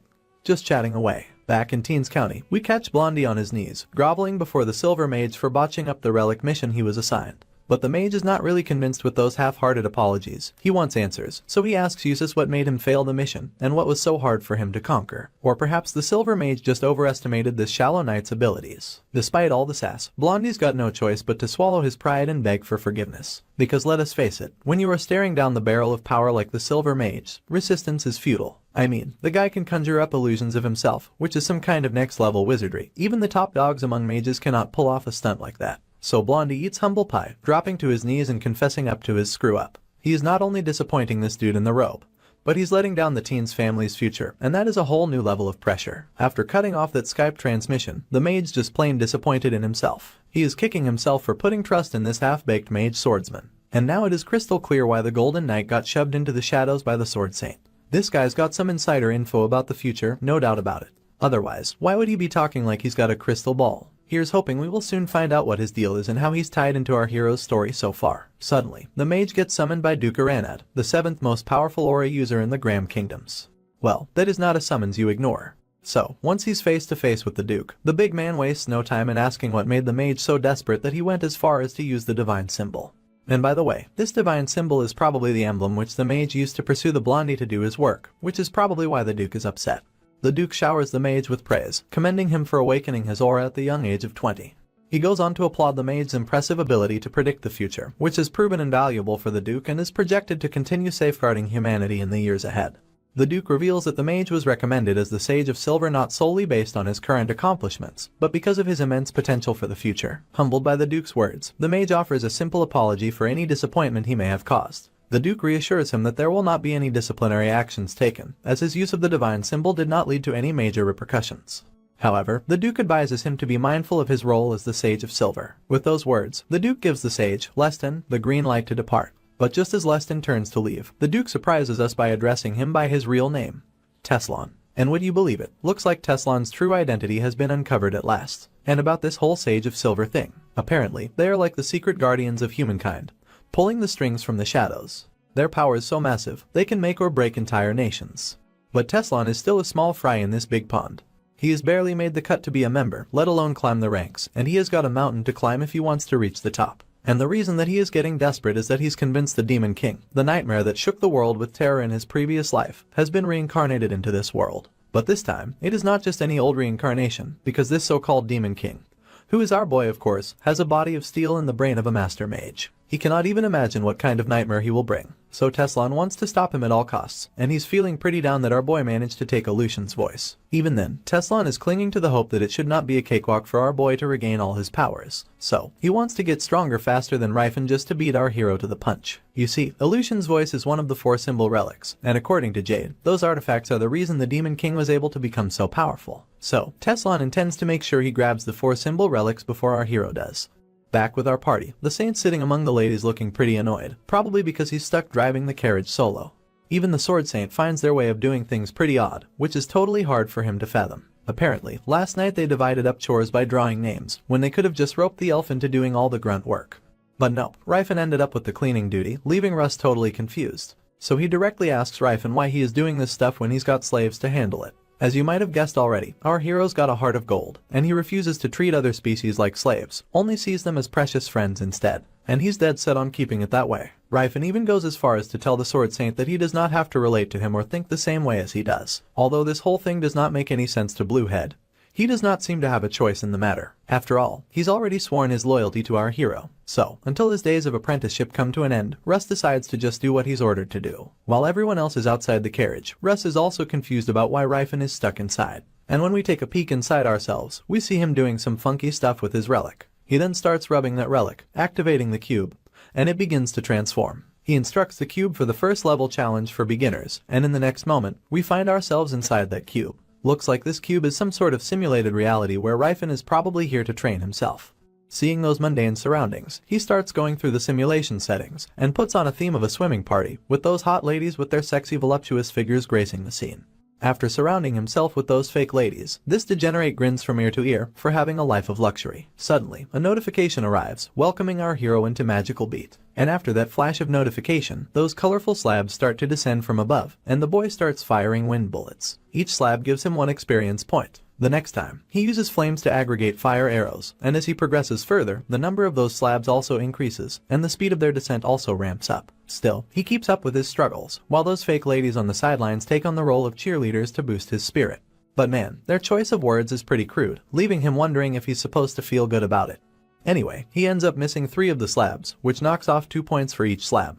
After a lot of struggle, he finally manages to nail the beginner's stage, and this time, the ladies are actually giving him some positive praise for his efforts. After he steps out of the cube, we get to know more about this thing. Apparently, this artifact called Lucian's voice was used for education back in the Silver Ages. It lets you pick different settings like casinos, schools, or parks, all filled with music and pretty women cheering you on. And every time you pass a stage, you rack up points. It is like motivation and training wrapped up in one neat package. Seems like those Silver Age folks really were not big fans of hitting the books if they had to resort to making a relic like that. He is itching to know why there is only 1 relic currently in existence. But hey, at least he's stoked that it will help him beef up his magic stash, even if he is using Teslan's brain. Suddenly, he hears a shout from outside. As he peeks out curiously, the Saint enthusiastically points his finger in the forward direction. Looks like they have finally rolled into a place called Strassend after what feels like forever on the road. Strassend is apparently a bustling hub, where all sorts of trade routes converge, military deals go down, and business flourish everywhere. Once they get into the city, Riefenhart wastes no time before heading straight to the Mage Tower, where he requests information about the true Riefenhart. As he delves into his physical history in the records, he reads that he lost his mind at the age of 16 and went wild due to some unidentified mental illness. Also, he insisted that he was Teslan instead of Riefenhart. This revelation pretty much shatters any lingering doubts Riefenhart had, and it is now crystal clear to him that the Martial King has undoubtedly been reincarnated into this time period. Once Rifen realizes Teslan is borrowing his original body, he clicks his tongue because that is probably the last thing he wanted to happen. As he keeps reading, he finds out Teslan ditched Delphia's Mage Tower at 20 and vanished since into thin air. Rifen then remembers his own past life, when he became a mage in his late 20s, but the tower big shots would not let him leave, which is confusing him as how the hell did Teslan manage to bail out of there. Well, looks like our hero's got another painful job, which is to track Teslan down, and to do that, he decides to find a useful bounty hunter from the Tobin Trade Union. He walks out and tells Russ they are continuing their journey, but Russ is confused to hear this, because they just got to Strassan, so it does not make any sense why leave so soon. Our guy confidently says there is a lot to prepare, so they are leaving first thing in the morning. That is when Rifen also decides to spill the truth to his friends about his real mission he is chasing after. Back at our party's place, everyone's having a blast while the Saint sings our hero's praises and how bravely he took down those monsters. The Saint also notices our hero might be hiding his powers, and at the same time, Rifen appears in the back, wondering if he should bring them along to Grand Forge for his big mission. Taking a moment, he realizes they are his friends and gets everyone's attention. Now that everyone's listening, he explains they are not going on this adventure just to gather some loot. Naturally, everyone's curious and asks where they are heading if not to Settlard Mountain. Before explaining his big dream, he reminds everyone that he does not see elves, dwarves, or orcs as slaves, and he wants others to see them that way too. With that said, his main goal is to create a world where all these species are freed from slavery. Not surprisingly, everyone is shocked to hear this kind of ideology. The dwarf lady seems indifferent, but when Russ points out why they are freeing elves and dwarves into the wild, she immediately gets angry, likely because her species is mentioned as nothing more than wild beasts. That is when Rifen throws his 2 cents, pointing out that they are not any different from humans, because they have their own thoughts and emotions, and tells Russ not to talk about them as if they are animals. Hearing this, Russ is totally lost for words because he probably cannot discuss these species without sounding crude, and he does not want his master to feel sad about his words either. On the other hand, Rifen understands why Russ is struggling to grasp it all. To most people, it is like saying we should treat cows or pigs like humans. Looks like the Saint might be the only one who really gets where Rifen is coming from. He asks our hero again if he's serious about changing the world by freeing the slaves.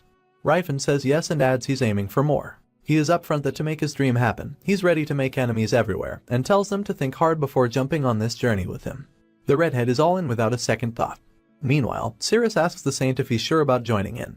The redhead nods confidently, saying he does not fully buy into the dream, it seems too far-fetched. But he agrees with Rifen that it is messed up how other species are treated like slaves. He then goes absolutely wild, saying since dwarves and elves also have 2 genders, he's gotta spread the love of Philanins to teach them. He thinks he will go down in history as the first guy to preach to other species. But Rifen brings everyone back down, pointing out the serious dangers ahead, and he might end up hated by humanity, even ambushed by bigots trying to free all the elves. Despite all that risk, the Saint just shrugs it off, saying he does not care since he has already made up his mind to do something he wants. Meanwhile, Russ is totally lost but does not mind tagging along, because he is loyal to our hero, no matter how crazy it gets. Rifen gets a bit startled seeing Russ's knightly energy and tells him to make sure he keeps their secrets safe because what he's about to discuss is mostly confidential. Shortly after, he reveals they are headed to Grand Forge, where the Temple of Alpoth stands, the god worshipped by dwarves. After a while, they find themselves in the mountains. The dwarf lady is going absolutely wild, taking down monsters left and right. Russ is not holding back either, slashing through any monster in sight. Meanwhile, Rifen is feeling pretty confident, because dwarves can tap into the earth to temporarily boost their strength, and Russ is an aura user, making ogres no match for them. After tearing through the monsters like they are made of paper, Rifen and his party stand tall like Avengers in their own universe. Russ then asks if dwarves can really live in a place like this, although he does not doubt our hero but is genuinely curious. While obliterating one of the beasts, Rifen tells him to just stick with him, and they will see soon enough. Suddenly, 2 griffins show up, looking really furious and wild. Rifen spots them as phantom griffins and knows he has to find the real one to defeat them. He quickly tells Russ to cover him because he's about to work some magic. Right on cue, Rifen pulls off his illusion annihilation move and wipes out those griffins. The party is pretty blown away seeing him use magic, especially the Saint who is touched because not long ago Rifen's magic skills were a joke. But now, it seems like this guy has leveled up big times. Well, the Saint takes his words back after seeing our hero getting his mana depleted faster than my iPhone's battery. Meanwhile, Cirrus is kinda amused by our hero and mentions how he can be adorable sometimes. Then she asks how much longer it will take to get where they are going. The Saint figures it will be about 2 weeks. Of course, Russ is totally blown away to hear this because he's not exactly thrilled about fighting monsters for another 2 weeks. But then Rifen pipes up and says they are taking a different path. The Saint looks confused, but Rifen just grins and tells him there is a shortcut they can take, and they only need to travel 1 more day, so everyone should lighten up. The next day rolls around, and our crew finally seems to have made it to their destination. Spotting the ancient ruins from the Silver Age, Russ immediately recognizes them, and our hero confirms they are Damon's ruins. Cirrus gives our hero a suspicious look, asking how the fuck he knew about this shortcut already. Rifen awkwardly spins a tale, stating that he had heard about this shortcut, but Cirrus does not seem fully sold yet. And Ryfen, meanwhile, feels tad uneasy under her skeptical gaze. Before they enter the ruins, Russ decides to take the lead and tells the others to follow from behind. Once again, Ryfen shows them another way, leaving Russ completely bewildered once more. When they ask him how in the hell he knew about this path as well, Ryfen spins the tale once again, claiming that his master had explored this place when he was younger and he had learned a lot from him. By now, Ryfen is pretty sure he's going to get screwed if he keeps making these weird excuses for everything. His worry seems warranted because Sirius has already started to feel suspicious of him, noticing how he knows everything in detail, almost as if he has been here before. Once they enter the Grand Forge, everyone is blown away by such a magnificent structure. The dwarf lady, whose name has escaped my head, points out that this place is completely different from the stories she has heard about it. Ryfen immediately recognizes the script written on the wall as Hawkerl's ancient language. In the next moment, he blows that wall away, leaving Russ completely shocked. As the wall crumbles down, vibrant light leaks out of the hole, leaving everyone stunned. As the dust settles, they all start marching forward, amazed by what lies ahead. They come across these majestic statues of dwarf warriors, seemingly inside the Temple of Alpath. The redhead astoundingly mentions hearing about places capable of such feats among the Silver Age ruins. Russ adds that he would not expect anything less from the Silver Ages, considering they basically took shortcuts that condense what should take a 15 days journey. Looks like the redhead is really concerned about all the destruction Ryfen has caused. But Ryfen just shrugs, saying everything's alright. Suddenly, he realizes everything is actually not alright. Following his memories from past lives to Grand Forge, he inadvertently caused some damage to the temple in his previous life too, but it was not an issue back then, and no dwarf complained about it either, because Alpath had already given an oracle that their savior will destroy their temple. But right now, since the oracle has not been made, he's unsure what he should do about the destruction he has caused. Right on cue, the dwarves in the temple start yelling their heads off, calling our hero a temple destroyer and an invader. While everyone stares at this idiot for the mess he's made, his face goes pale as an eggplant. The dwarves load their bows and start shooting at our party, but everyone ducks behind walls. They are all yelling at our hero to own up because these dwarves are mad like dads catching a guy with their daughter in her room. Meanwhile, Russ gets fired up and starts blasting his aura power, swearing at these inferior critters for hurting humans. Ryfen jumps in, telling Russ to chill and starts speaking Dwarven, trying to explain they are not here to fight. But despite Ryfen's good intentions, he ends up taking a few pesky arrows that do not do more than tickle him. Arrows keep flying, and he's stuck there, unsure how to handle this mess. Seeing our hero shrug off those arrows unharmed, the dwarfs get even more mad, accusing Ryfen of mocking their power. Ryfen continues trying to convince them, pointing out that as sons of the earth who can hear the voice of truth, they should know he's not lying. Confused, the dwarfs demand to know how it is possible for a human not to be their enemy. Ryfen persists, saying he's not their enemy. Hearing this, they ask who he is and why he's even here. First off, the idiot admits it is going to be pretty embarrassing to answer, given all the mess he's caused. He states he's their savior, the human mentioned in Alpath's oracle. The saint's face turns red with embarrassment, feeling shamed to see our hero boldly state such a thing after causing so much destruction firsthand. The boy then quickly tells the dwarfs he's come to meet the great priest Mashalin as instructed by the Steelhammer tribe. Surprisingly, the dwarfs immediately get excited and smile upon realizing their savior has arrived. The saint's jaw practically hits the floor seeing these guys do a complete attitude flip in seconds, while our idiot cannot help but feel utterly confused and awkward about the whole situation. Anyway, in the next scene, we find out the Grand Forge is a city nestled 30 meters beneath the Settlard Mountains. It stretches 2 kilometers wide and stands 30 to 50 meters tall inside this massive cave. There is even a river flowing like a hot spring and geothermal stones spaced out every 100 meters in the ceilings, giving off heat and light. That is where all the artisans work, and just a bit farther is where this young dwarf lives. As they stroll through, everyone's jaws drop at the sheer grandeur of this place. They knew dwarves were skilled crafters, but this is beyond imagination. Bluehead is staring wide-eyed, trying to grasp it all. He is thinking it must have taken an insane number of dwarves to build something like this. With so many in their tribe, why did not they rescue those who were enslaved? That is when the saint points out how Russ is starting to see that otherworldly species are being enslaved. Russ stays curious and skeptical, asking what the hell that even means. The saint tells him Russ needs to broaden his perspective beyond just the immediate situation he's witnessing. This little sentence actually forces Russ to start rethinking his choices. That is when the dwarf chimes in, saying the Grand Forge was actually a Silver Age ruin that they just remodeled from inside. Ryfen further elaborates that dwarves had a city here even back in the Silver Age. Russ gets curious to hear this, so he asks how Ryfen knows this. Our hero points out the low door height here, because back in the Silver Age, dwarves had thrived enough to build a city like this, and this is something they would not have been able to do if they were born as slaves. Ryfen's comment gets Russ thinking again. And our hero looks pleased that Russ is starting to question the stereotypes about other species he's been taught since he was a kid. Once they squeeze through that little door, the saint gripes about wishing he were taller so he also had to stoop down to get inside. Moving forward, the dwarves surprise them with a spread of delicious, steamy grub laid out before their eyes, and they waste no time digging in. While everyone enjoys the food, Cirrus mentions elves stick to a vegetarian diet, so it is a hard pass for her. On the other hand, the saint jokes about how she was munching down beef jerky just fine until yesterday. The dwarf then explains that while the food might taste strange at first, it is actually good stuff, especially for men. Hearing this, both the saint and our eager swordsman immediately light up and start devouring the food like wild animals, leaving the ladies nearby completely bewildered out of their minds. Suddenly, our hero is summoned to the central tower. Before heading out, he tells his party to stay put and rest, promising to be back soon.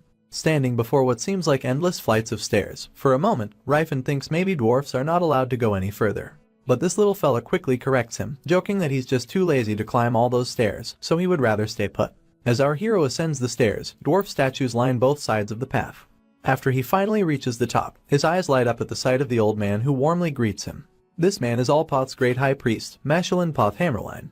Seeing the old man again face to face melts our hero's heart, as if he had been longing to see him for a long time. Just before we see their heartwarming reunion, the scene suddenly jumps back to a time when the whole Reifenheim was a complete mess. It was when Ryfen had already taken quite a lot of beating from Marshal King Teslon. The big guy also declared his victory, boasting that with the defeat of this evil wizard, the otherworldly creatures should now be free from his curse.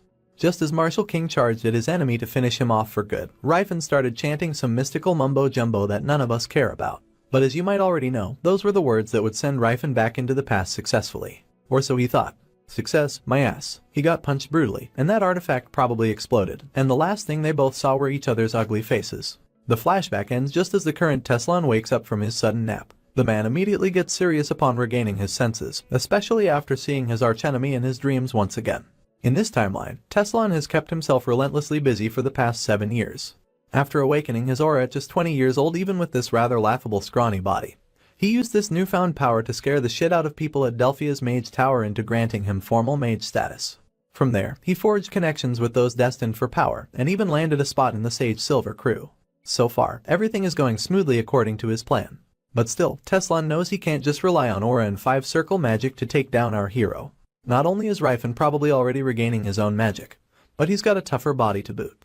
Teslon's pretty sure our hero is out there searching for his crew and lost magic. And that's precisely why Teslon is also on the lookout for some serious heavy hitters to help him finally put this Demon King down for good. Looks like our hero has already found one of his most loyal subordinates and trustworthy friends. He is also a respected and dependable teacher. As soon as our hero sees his esteemed friend, he does not hesitate to greet him, saying how glad he is to see the great priest Mashalin once again. Of course, the old man knows right away that our hero is not lying or anything. He is curious about how our hero knows him since they've never met before, given that the old man hasn't left this place in 50 years. Ryfen does not mince words and reveals, as unbelievable as it might sound, that they've already met 10 years from now. Not surprisingly, the old man is blown away. He's pretty creeped out by this absurd comment and starts to wonder if their savior might have a mental condition. Seeing the old man's stunned reaction, the boy decides to confide another secret. After exhaling a breath of anxiety, he boldly reveals that he has traveled across time.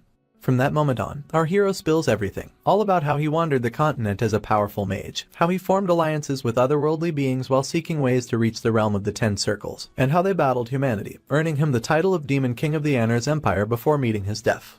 Reifenhard reassures the old man that this story might be hard to believe, but it is the truth, and whether the old dwarf chooses to believe it or not is up to him. The old man admits that despite knowing our hero speaks the truth, he finds it incredibly difficult to believe. If not for Alpoth's oracle, he would have thought our hero had lost his mind.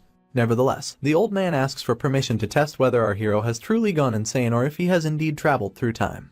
He then points out that if this old man was really his close buddy and they were tight, then our hero must know any special secret this old coot might have shared. So the old man throws out his tricky question, asking what color is his beard. My guy just smirks like he's already figured it out. With that same easy smile, he lets slip that this old man does not actually have any beard. The old man sheepishly peels off his fake-ass beard, which he's been rocking to look wise and old. Our hero further spills that Mashalin will still be donning that fake beard 30 years from now, and will never change even for once. The old coot smirks and asks if our hero knows why this beard is special.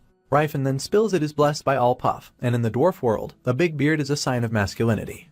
Anyone can have a bald head, but not having a nice long beard is considered pretty gross. This old guy, despite his off-the-charts divine powers and leadership skills, never managed to grow a beard of his own. If it were not for this blessed beard, he would not have earned the respect he enjoys today. Finally, the old man decides to trust our hero, figuring even the dwarves could not see through his fake beard.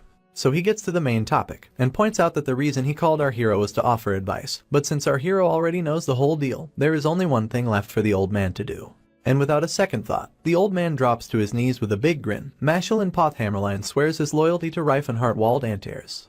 Rifen tells him to get up right away, wondering how he will ever repay all this loyalty. Then he admits to the old man that he needs his advice more than ever. Rifen reflects on his past failure, when he tried to resolve everything with power, only to make enemies of all humanity. This time, he is dead set on not making that same mistake twice.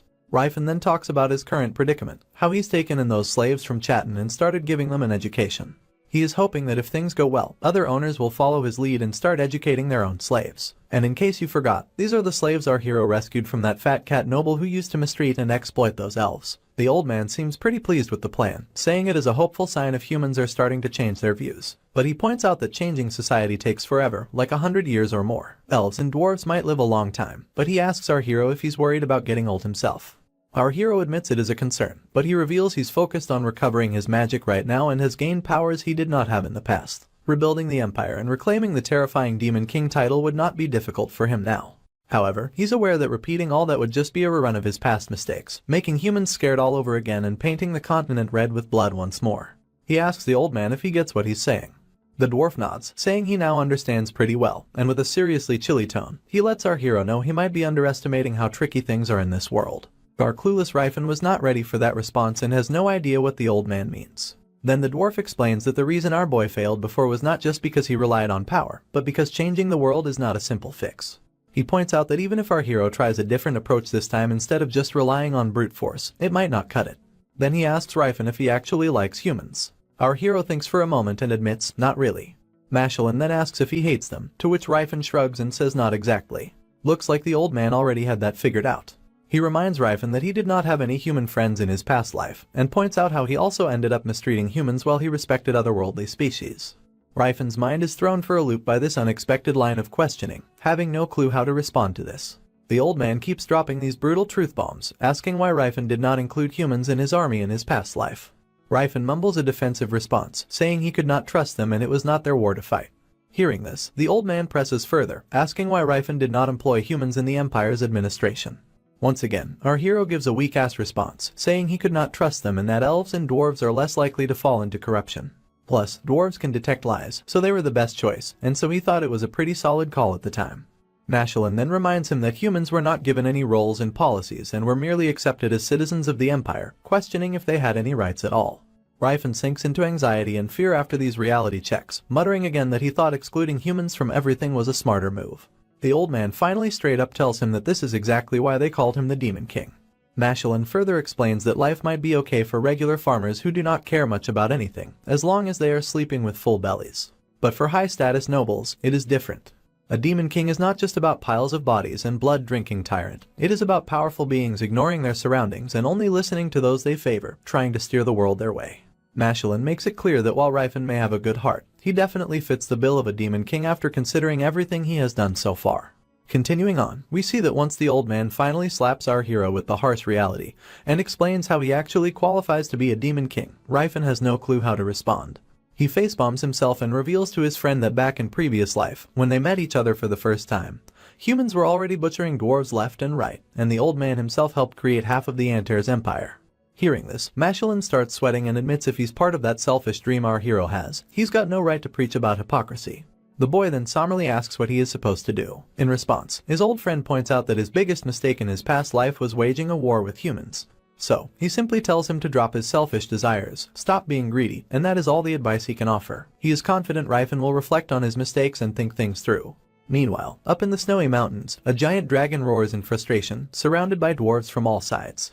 Once the monster is completely immobilized, Russ steps onto the battlefield and tries Sever Shredder, chucking mana blades at the monster, but they barely tickle the behemoth.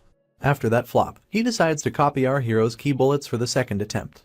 But Russ isn't the only one trying to steal the spotlight with his powers. Cirrus joins in, using her Nylian bow to shoot down the monster. Yet again, it's another failed attempt. While she thinks they've exhausted their magical tricks to defeat the monster, she finds herself stunned when a black-bearded dwarf tells his buddy, Cardamite, to step up. Without wasting a second, the little man charges forward. Once airborne, he channels his powers, a fiery red aura surrounding his axe. Shortly after, we see him crash down with a mighty swing over the monster's head, and actually manages to take down the supposedly invincible behemoth. After his heroic swing, he stood tall with big confidence over his face despite his short height, declaring that they are going to have a feast tonight. Meanwhile, Russ and the Saint are absolutely blown away by this power. The both of them are pale as eggplant at the realization that even dwarves can use aura. What's even more jaw-dropping is that there are actually 3 aura users here in the mix. Despite the cold climate and the freezing breeze, Russ can't stop sweating as he realizes that he underestimated the dwarf's power. Because let's face it, he has heard that dwarves can easily overpower a small nation. But after seeing this display of power, he is pretty sure that these little guys are just cheat characters in this world.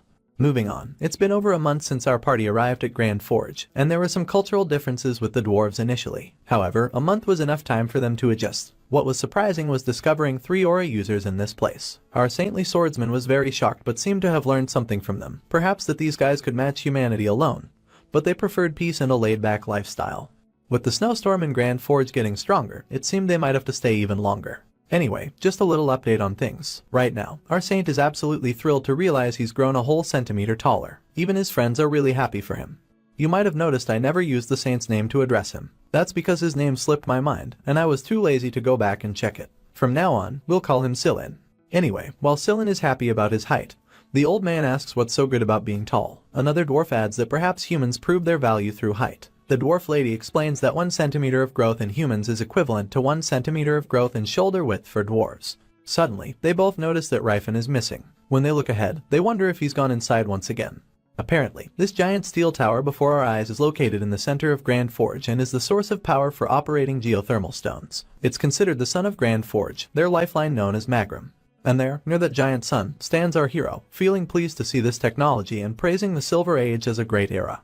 You see, it's only natural that an otherworldly species that has been enslaved would lose their traditions. Of course, much of the dwarves' magical knowledge was lost during their enslavement, but the doctrine of Alpoth was passed down through scriptures, and even the holy relic of Alpoth, Magrum, was left behind, and Magrum is like the heart of Grand Forge.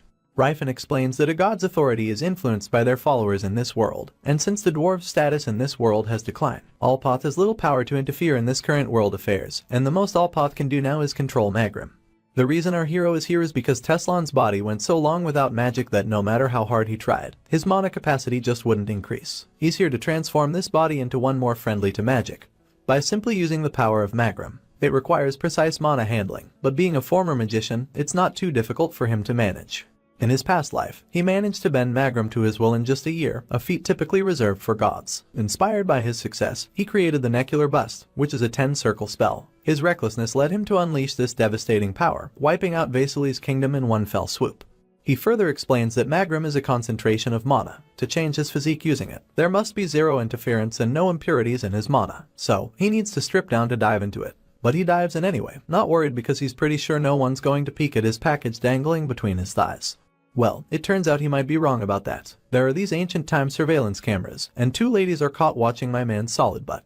Everyone there is thoroughly enjoying watching him flip and move around naked, and though they may appear young, they are all seasoned mothers married for multiple decades, so let's not be fooled by their appearance. It's been 40 days since they arrived at Grand Forge, and our hero's brain's motherboard circuit turns purple as soon as he starts casting mana spells. He successfully casts a Frost Elemental spell and feels pretty chuffed about managing a 5-circle summoning spell. Now, all that's left is to replenish his mana. After this accomplishment, he starts pondering his next move, wondering if he should search for the 4-symbol relic first. However, he decides against it because spring is approaching and considers stopping by Chatham first. He also thinks about visiting the Crone's kingdom if he wants to follow Mashelin's advice. The scene cuts back to our scrawny little fella, who seems to struggle with even simple pull-ups. Once exhausted, he finally comes down, while Ryfin approaches from behind, quite intrigued that he's actually gained a little muscle. Sillin doubts it and tries to flex his biceps, though there's not much extra meat on his weak bones.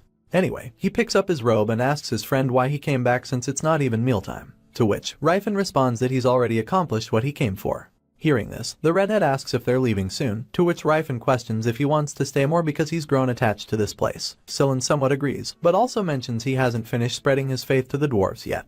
Not only that, Russ mentioned he had a profound feeling and isolated himself for training, even packing a whole week's worth of food with him. Well, it looks like our party gotta stick to this place even more until he does not finish his training. Meanwhile, we also see other young dwarves who have yet to grow their beards. Cirrus sits alone, watching these kids play, which triggers profound memories for her. In her recollections, she remembers playing with others, but in the current moment, after enduring a lot, she finds it hard to recall those pleasant memories at all. Ryfin strolls over and calls out to her, asking what she's doing there. She mentions that the children here are carefree, but she's certain that a life of hardship and slavery awaits them. Not all of these kids will make it to adulthood. The boy becomes somber upon hearing this, but she reassures him not to mind her as she's just reminiscing about her hometown. The mention of hometown triggers something in Rifen's head, and he remembers the Cephalath Desert, a remote area west of Grain Kingdom, a barren land off limits to humans where her family, the Danheims, had lived. A big grin spreads across his face as he realizes it's technically his in-laws' place, so he might as well visit them. Rifen also asks if she wants to visit her hometown. The girl seems eager but points out it would take at least 2 months to get there. However, Rifen has already figured out the optimal path, so it shouldn't take any time, just the two of them. Once we venture out into the barren lands, everything seems peaceful until a sudden explosion rocks the area, and out pops our hero directly into the land of lamentation through a portal. While she's amazed at their sudden arrival in the barren lands, he proudly and smugly reminds her that he had already said it wouldn't take more than a few seconds using the Tidine Daemon portal. Curiously, she points out that activating an ancient site from the Silver Ages typically requires a high-ranking mage. Rifen responds that 6-circle magic is good enough as long as you know the placement technique. She then asks if his master taught him that technique, and unsurprisingly, he gets nervous and comes up with a lie, claiming it was taught by a friend of his master's. But she doesn't seem convinced by his half-assed excuses he always makes when questioned. Anyway, shortly after, we spot a giant monster, but my guy just balls up his fist and doesn't even bother to awaken his aura, and lands a solid punch that knocks the sand lizard right back down. Happily, he mentions that these lizards occasionally appear in these parts, but he's glad they have food for themselves. Next, he throws up some shade with his dark barrier to block the sun, and starts a fire to cook up the lizard meat using a flame field spell. Then, he pulls water from the lizard's blood for a quick drink with his aqua drain. Finally, he decides to skin the lizard. After using a bunch of spells in a row, he's blown away by how magic can seriously make life a whole lot easier. Once the lizard is cooked and ready, she tells him to take a bite first. As they munch on the meat, he asks Cirrus how long it will take to get to her hometown, to which she explains it'll be about half a day. Deep down, Rifen already knows where it is but asks to avoid suspicion.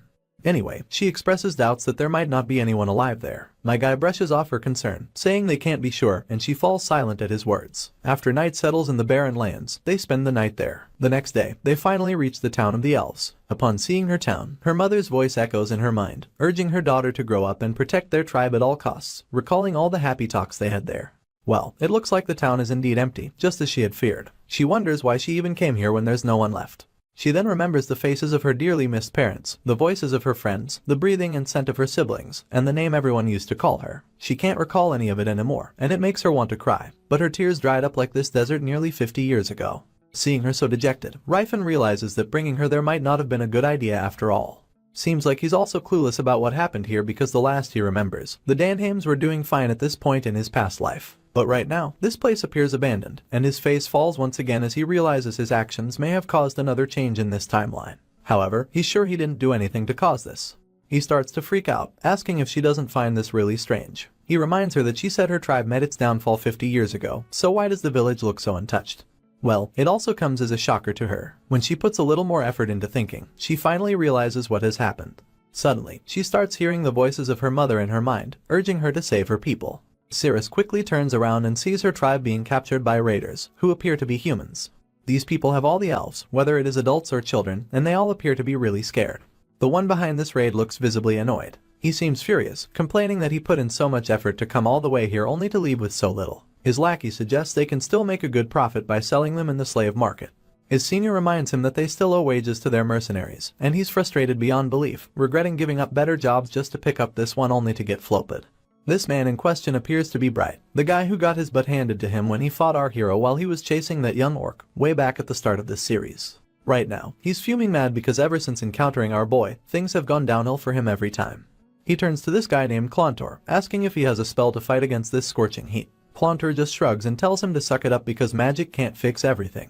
Hearing this, Bright gets even more furious, ranting about how he blew all his money hiring these thugs, only for them to turn out useless. But his lackey chimes in once again, reminding him they've at least captured 3 elves. The boss scoffs, saying the young ones aren't worth much, especially the male. Suddenly, something catches his attention, and once we take a closer look, we realize it's our girl, looking absolutely furious at these hobos. The lackey perks up, excited that she's young, suggesting they could fetch a lot of money if they grab her. But before we can see those poor guys getting beaten to a pulp, the scene takes us into the city. In one of the fancy houses, a girl peeks through the door, staring at Teslan, and promptly asks if he's looking at those same papers again. Teslan reminds her once more that he's told her countless times not to ask pointless questions, and the girl promptly apologizes. The girl before us is Felina, his childhood friend. She's the one who stood by his side when he was treated like a lunatic after waking up in this body. Without her help, he wouldn't have been able to awaken his aura due to the strict rules of the Mage Tower. Naturally, she's our hero's best friend from his previous life, but now she is under the charm of Teslan. While smiling at him, she points out that whenever he smiles like that, he reminds her of the Reifenheart she knew before. Curiously, he asks which past she means, to which she replies that it's from when he went by Reifenheart. He tells her to stop talking nonsense and asks her about the thing she mentioned earlier. Hearing this, the girl quickly rummages through her robe and pulls out a piece of paper. She reveals that many people are talking about the martial king Reifenheart nowadays, and she thinks it's awesome since they both have the same names. To which, the man explains that Reifen is no longer his name, but she still finds it a really interesting coincidence. After Teslan reads the paper, he realizes that the Golden Knight lost pathetically to the new aura user, and he's pretty sure this new aura user must be from a rival household that considers the teen's household their rival. He turns to the girl and asks if she met Sir Eustace. She confirms, saying she already sent the message and he agreed to meet her right away. Hearing this, Teslan smirks, realizing he now has another dependable ally to fight the Demon King with. She also mentions finding another person who fits the criteria he listed, and his name is Stepan von Altian, the eldest son of the Altian household in Vasily Kingdom. It's the first time Teslan's heard of him, but he's confident he can win him over eventually.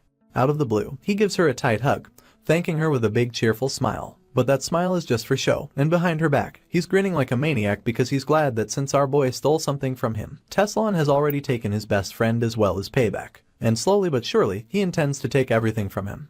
In the next scene, we pick up right where we left off, as Sirius is about to take down one of the men. He tries to split her in half with his giant axe. Instead, he ends up getting sliced in half like a cucumber in a salad, and she ensures he's chopped into tiny pieces fit for a plate. Looks like Bright doesn't have to worry about paying those mercenaries, because I'm pretty sure no one's getting out alive from this place. She leaps into the air again, determination in her eyes as she swings her blade. Heads go flying like balloons with her single swing, and Bright is about to shit his pants. One of the mages unleashes a fire spell, turning the area into a sea of flames. But as the dust settles, we see both of our party members comfortably sitting under their barrier. Reifen scolds her for rushing in alone so recklessly, then warns the thugs that if they so much as flinch, they're as good as dead. Seeing Bright standing there, it doesn't take Reifen long to realize he's the same scumbag working as a slave hunter here. Bright starts sweating profusely because encountering our hero is probably the last thing he wanted. Memories of past flash through Bright's mind, not forgetting the humiliation he faced that day. Reifen walks up to him and asks if those 3 elves are the only ones he took from that place. Despite knowing he's in deep trouble, Bright initially refuses to answer, but Reifen gives him such heated death glares that the poor guy trembles in his boots, looking like he's about to wet himself. Finally, he admits that those are the only ones he brought from there. Our hero throws another question straight at him, asking how many he killed, specifically how many elves. Bright seems clueless for a moment, then blurts out about 40. That does it. Reifen is devastated and furious to hear this. He goes silent for a moment, reflecting, then his face twists with anger, and proceeds to unleash a spell straight at Bright without hesitation. The lackey tries to counter with his own spell, but it fizzles out against our boy's Radiant's arcane shield. The man finds himself baffled, because it's his first time facing a mage with skills comparable to his own at such a young age. Reifen begins conjuring purple magic into his palm, chanting a spell that looks downright terrifying. And shortly after, he throws that huge spell right above those people, and all we can hear is screams bellowing out from that purple mist. The only one left standing is the mage, while everyone else behind him has been sent straight to hell. The lackey pleads, asking if this is because they killed a few elves. He then promises to return the slaves if they're allowed to leave. Reifen strides forward towards the fallen scumbag, exuding a deadly aura, and makes it clear that everyone would be ashes if only he had enough mana inside him. The guy begs him to spare them, offering all the slaves they have. But Reifen isn't listening, and balls up his fist to deliver the last punch. Suddenly, the terrified lackey asks a surprising question. Catching Reifen off guard, he asks, "Why do we deserve to die?" To which, Reifen's response is firm, and makes it clear that they will pay for the elves' blood with their lives. As a counter question, the lackey asks if there were humans among the elves. This time, Reifen remains silent, and he is probably forced to think about his actions. The man on the ground continues asking if those elves belong to him, saying they wouldn't have taken them if they'd known, assuming they were stray elves without a master. Our boy's response remains unchanged, insisting they're wrong and vows to make them pay for spilling elf blood. Seeing his chance, the lackey questions why Reifen is bent on killing everyone if those elves were just strays. It makes no sense to him why he seeks vengeance on everyone just because they killed a few elves. Hearing this, our boy gets even more furious. He can't believe these jerks didn't feel an ounce of shame or regret before taking lives like they're nothing more than wild animals. Still, the terrified man can't make sense of what this jacked up dude is saying. So Reifen asks him a straightforward question: what's the difference between a human and a beast? The scared dude responds quickly, saying humans think for themselves, have rational minds, and more than just instincts. With that in mind, the boy asks him how elves can be seen differently from humans. But the mage argues that even humans who don't meet those requirements are treated as slaves, so he can't think of elves as humans when they're born as slaves. He even challenges Rifen's morals and beliefs, asking if he's trying to deny the system of slavery and if he thinks he's wiser than the world. When these words hit our hero's ears, the wise words of the old dwarf flash into his mind, reminding our hero that he's underestimating the world. After calming himself down, he argues with the lackey that he would never want to live as a slave, and he believes others feel the same way. He sees nothing wrong with that perspective. The man shouts back, calling his response weird and accusing him of trying to impose his beliefs on others, labeling him an arrogant brat stuck on repeat. This pushes Rifen over the edge. He menacingly extends his hand, gripping the man's throat so tightly that blood starts to dribble from his mouth. He declares that if he has to adhere to society's flawed logic about slavery, he'd rather be called an arrogant brat than conform. The elves in the vicinity are startled to see his bold stance, and Cirrus quickly rushes to free them, asking if they're alright. It seems our girl knows this elf already and promptly calls her Shylin. The other girl wastes no time recognizing Our Lady too, and calls her Serendi. Their reunion quickly turns into a warm meet and greet, where Cirrus's mind flashes back to the past, seeing them playing together. We learn Serendi Alfiana is her real name, the one everyone used to call her, and she finally remembers it once again. She then grabs her friend's hands, relieved to see she's alive. But Shylin's thoughts about our girl aren't so pleasant. She suddenly flings her hands back, leaving Cirrus shocked by this unexpected response. The kids ask Shylin if she knows her, but she just instructs them to ignore this vile woman. Instead of a sweet reunion between the two childhood friends, Cirrus is met with a scornful stare from Shylin, claiming that the elf has become a dirty slave of a human. She states that our girl is living with neither pride nor honor.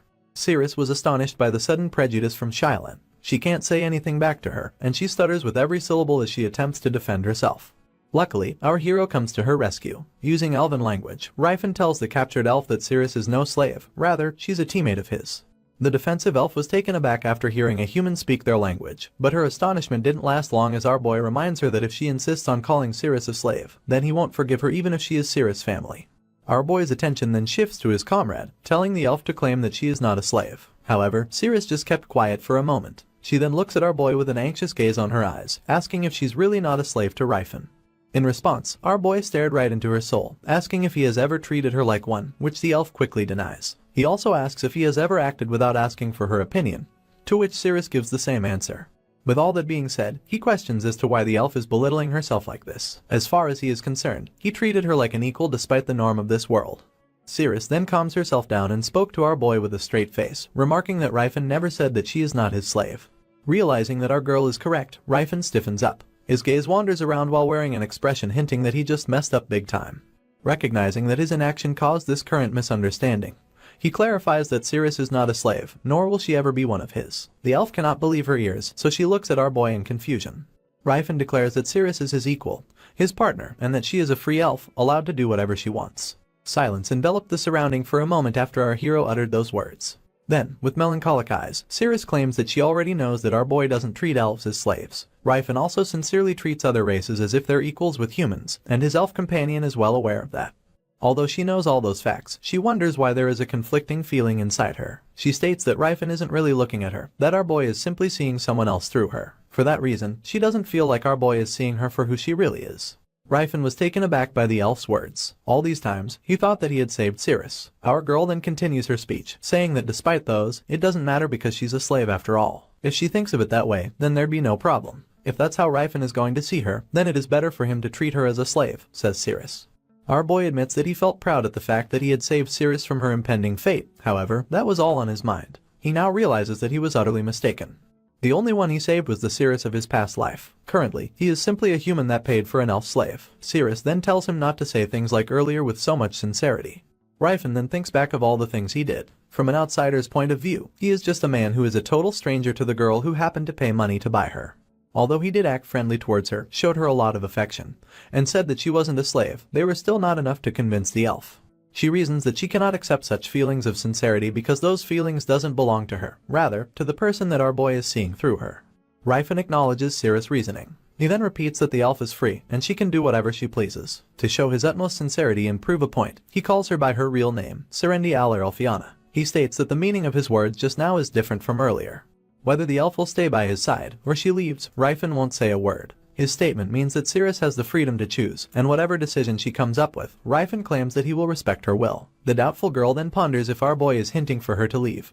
But Ryfen says otherwise. He says that he is actually hoping for Cirrus to stay by his side. However, that is only his wish, and he won't let it restrict the elf's freedom. Her staying by his side is simply Ryfen's earnest request. Acknowledging our hero's words, Cirrus averts her gaze and asks for some time to think about it. Although she already realized our boy's point, she isn't ready to make a decision yet. Ryfen then shifts his attention to Shylin and asks if she will let Cirrus meet her family. He reiterates that his companion is not a human slave, and he can guarantee that she won't tell a single soul about the location of the 11 village. Our hero states that he will wait nearby, so they can give Cirrus some time to visit the village. However, despite her hate towards humans, Shylin invites Ryfen to their village, claiming that she will sully their tribe's honor if she doesn't repay his kindness. Our boy was surprised by this and asks if that would really be alright. To which the elf says yes. She is sure that someone like our boy can find their secret hideout in no time, so it will only be a matter of time. Ryfen chuckles at Shylin's snarky remark, commenting that it is a rational way of thinking, to which she replies that elves are always rational. True enough though, someone with our boy's caliber will eventually find such secret village with enough effort. And so, the freed slaves and our hero's party journeys to the elven village. Along the way, Shylin approaches Cirrus, and this time, her expression is no longer condescending towards our girl. Addressing her as Serendi, she hopes that Cirrus would understand her previous treatment towards her, saying that our girl would have done the same if their positions were reversed, to which our girl agrees. She then comments that Cirrus has met a good human. Still with a lonely expression on her eyes, she agrees with her childhood friend, saying that Ryfen is truly a good person. Shylin then states that it is probably the reason why our girl told Ryfen her real name. Cirrus was taken aback upon hearing such claims. She asks Shylin what she meant by that. The elf states that she heard our boy calling Cirrus by her real name just now. Our girl then realizes that what Shylin is saying is true. When Ryfen told her that she can do as she pleases, our hero addressed her by Serendi Alfiana. She was really surprised upon realizing it. That name is something that even the elf herself has forgotten, so how could a strange man like our boy know it? The scenery then shifts to an isolated place, far from other civilizations. An elf enters the abode of Elder Rilhard, informing him that they are running out of water. The old man then asks the scout how long they can last with their current supply, to which the attendant states that if they use it really carefully, it should last until tomorrow. The elder then queries if the scouts have returned from their expedition. The man says that they have indeed. According to them, it seems that the humans have forsaken their search. Rilhard then asks about the retrieval of their fallen warrior's corpse, and the man informs him that they've all sunken into the sand of the desert by now. The elder laments about the fact and prays that may Regel taken their fallen comrades' souls and bring them into the embrace of the spirits. This man right here is Danheim tribe elder, Rilhard, a 343 years old elf. The attendant then states that they can't stay in this place any longer. If they think about the stamina they will need to get back to the village, they should leave now while they still have some water. As such, the elder orders the personnel to inform everyone to get ready to leave when the sun sets. Despite his stoic expression, Rilhard is really thinking hard about their next move. Even if they go back to their village, its location has already been exposed, so they won't be able to last for long. He prays to Eldia to show them the way. Boy, you should be asking Yugen and Knuckles for that question. Suddenly, the old man senses something that made him flinch. Going back to our hero, they have finally arrived near the campsite. The scouts immediately recognized Shylin, Natina, and Ryder. However, upon closer inspection, they were immediately alarmed by what they see next.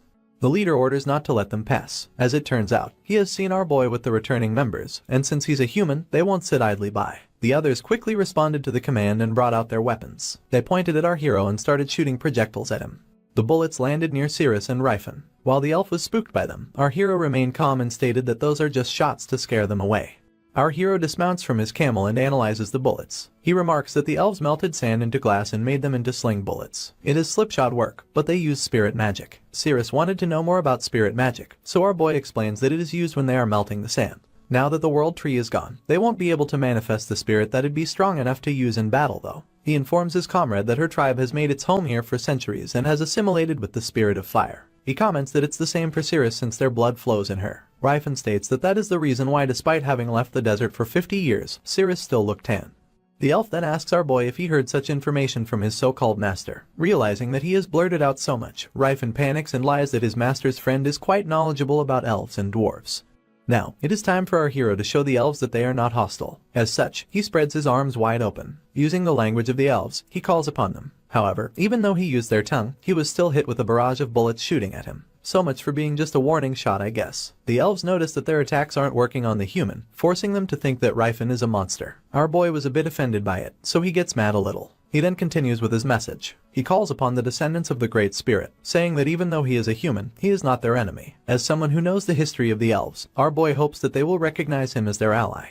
Elder Rilhard was astonished by the rare sight, wondering how a human could speak their language. He's also surprised that our boy even knows the traditions and etiquette of the elves, making him ponder if he's really not their enemy.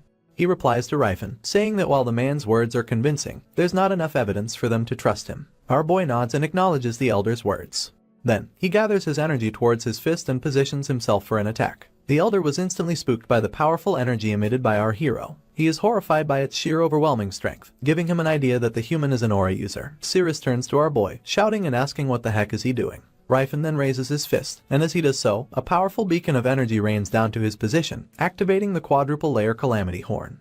Inside the whirling overwhelming energy, Rifen smirks and thinks that humans would have taken his action as a threat, but he claims that elves are reasonable creatures. And just like he has thought, Rilhard speaks to him and states that someone as strong as our hero wouldn't need to dig a trap in the first place. He remarks that he now recognizes that our boy is here with good intentions. With a victorious smile etched on his face, Rifen turns to Cirrus, inviting her to her own true home. On the other hand, the elf's face looks as if her soul left her body. Later on, inside the Elder's camp, Shylin introduces our girl to Rilhard, saying that Serendi is the daughter of Fiona and Errol. The Elder asks if she's the child that they lost on the nightmarish day. He rejoices at the fact that not only did they regain their lost family, but they also reunited with the old one as well. He looks at our hero and states that he is a true savior. Rifen acts humble and tells them to prepare for their return. As such, the elves return to their village, Dreuelda. Despite the cold breeze brought by the night, the village is filled with a warm and lively atmosphere as they celebrate the safe return of their tribe members.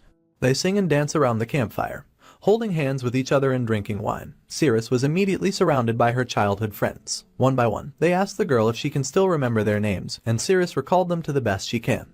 Meanwhile, we see our hero sitting in a corner, keenly observing his companion. Her mood has definitely improved compared to when they were back in the desert. Everyone is glad to see Cirrus back and the gal is also as happy as they are. It is as if she was never separated from them to begin with. Rifen stares at her with a dead expression on his face. He sees that she's so happy to be back in her home, so he contemplates if Cirrus will still choose to go with him. However, this is no time for our boy to be lost in his own thoughts and anxiety. After breathing a sigh, he gets up and approaches the elder. Confused, Rilhard stares at him while still holding his soup. Our hero stood before the old man and states that he has something to discuss with him. Rifen tells him that he would like Cirrus to experience a power exclusive only to the elves. The elder immediately knew what our boy was talking about, which is spirit magic. Rifen reveals that he can use it a bit as well as conjuring a small flame spirit on his hand. However, he claims that he can only use it for summoning. He says that it is different from the spirit magic that elves use, remarking that they are the only ones who can teach Cirrus about it. The elder creates fire on his hand, without needing to summon a flame spirit. He states that teaching Cirrus about it is the duty of the tribe. However, having lost the Tree of Life, this is the most they can do now. They can at most start a fire with the magic, but it isn't strong enough to be used in combat. The elder remarks that it is better for Cirrus to learn it from our boy instead of them. Rifen states that he does intend to teach her other magics as well, but he comments that it is sad for the elf to not be able to communicate with the spirits. With a pained expression on the elder's face, he regrets to admit that our hero knows too much about them, hinting that he is correct. He tells our boy that if Cirrus chooses to stay with her, and Rifen does not wish to part with her, they will welcome him to their tribe with open arms. Rilhard states that after all the things our boy has done for their tribe, he is practically their brother now. Despite this, our boy remains silent. The two stayed in Dreuelda for 3 days after the talk with the elder, all to wait for Cirrus' final decision. Shylin tells our girl that if she learns spirit magic, she will be able to communicate with the spirits of wind and water later as well, but first, she needs to be able to sense them. Cirrus stares at her hand and claims that she's not really getting the lesson. Although she is supportive to her friend learning their magic, Shylin thinks in her mind that it took her 3 years to figure it out, so it's only natural for Cirrus not to sense it in mere 3 days. Suddenly, bright circular lights started to surround our girl. She then asks her friends if this is the sensation that they are talking about. Shylin cannot believe her eyes. Never in her wildest dreams that someone would be able to develop an affinity with the spirits in such a short period of time. Normally, elves would not learn this fast. However, Cirrus had taken countless kinds of lessons as a slave since she was young. In other words, her experience as a slave had given her the ability to learn things fast like a human. Rifen pops up from behind, asking if our girl is having fun, to which she says yes. He noticed that the girl was getting the hang of it and has learned the basics. Our hero's expression then turns serious as he asks the most important question. He wants to know if Cirrus will be staying here in the village. Our girl looks at him for a moment, then stares at the ground, saying that she'd like to stay here and help her people. As expected, life was immediately drained out of our body as he hears this. But Cirrus continues on saying that her staying here won't change her people's lives. She then turns around and asks our boy if she'll be able to change their lives if she comes with him. Rifen wholeheartedly answered yes, swearing in his life that he would see to it. Cirrus states that her goal is to help her people and improve their lives. As such, she smiles at our boy, declaring that she would like to come with him for the future of her tribe. Ryfen giggles for a bit, not fully absorbing what Cirrus has said. Then, it all sunk into him, and he let out the widest grin his mouth can probably do. At that moment, he promised to himself that he will make sure to change the world for the sake of the woman who has chosen him. In the heat of the moment, Ryfen attacks the sky with the energy blast he used before the Elder, so he got scolded badly by his companion. After collecting his composure, our hero turns to Cirrus, telling her that he will now show her how he will change her tribe's life at this moment. Later on, we see the three of them in a particular place in the canyon.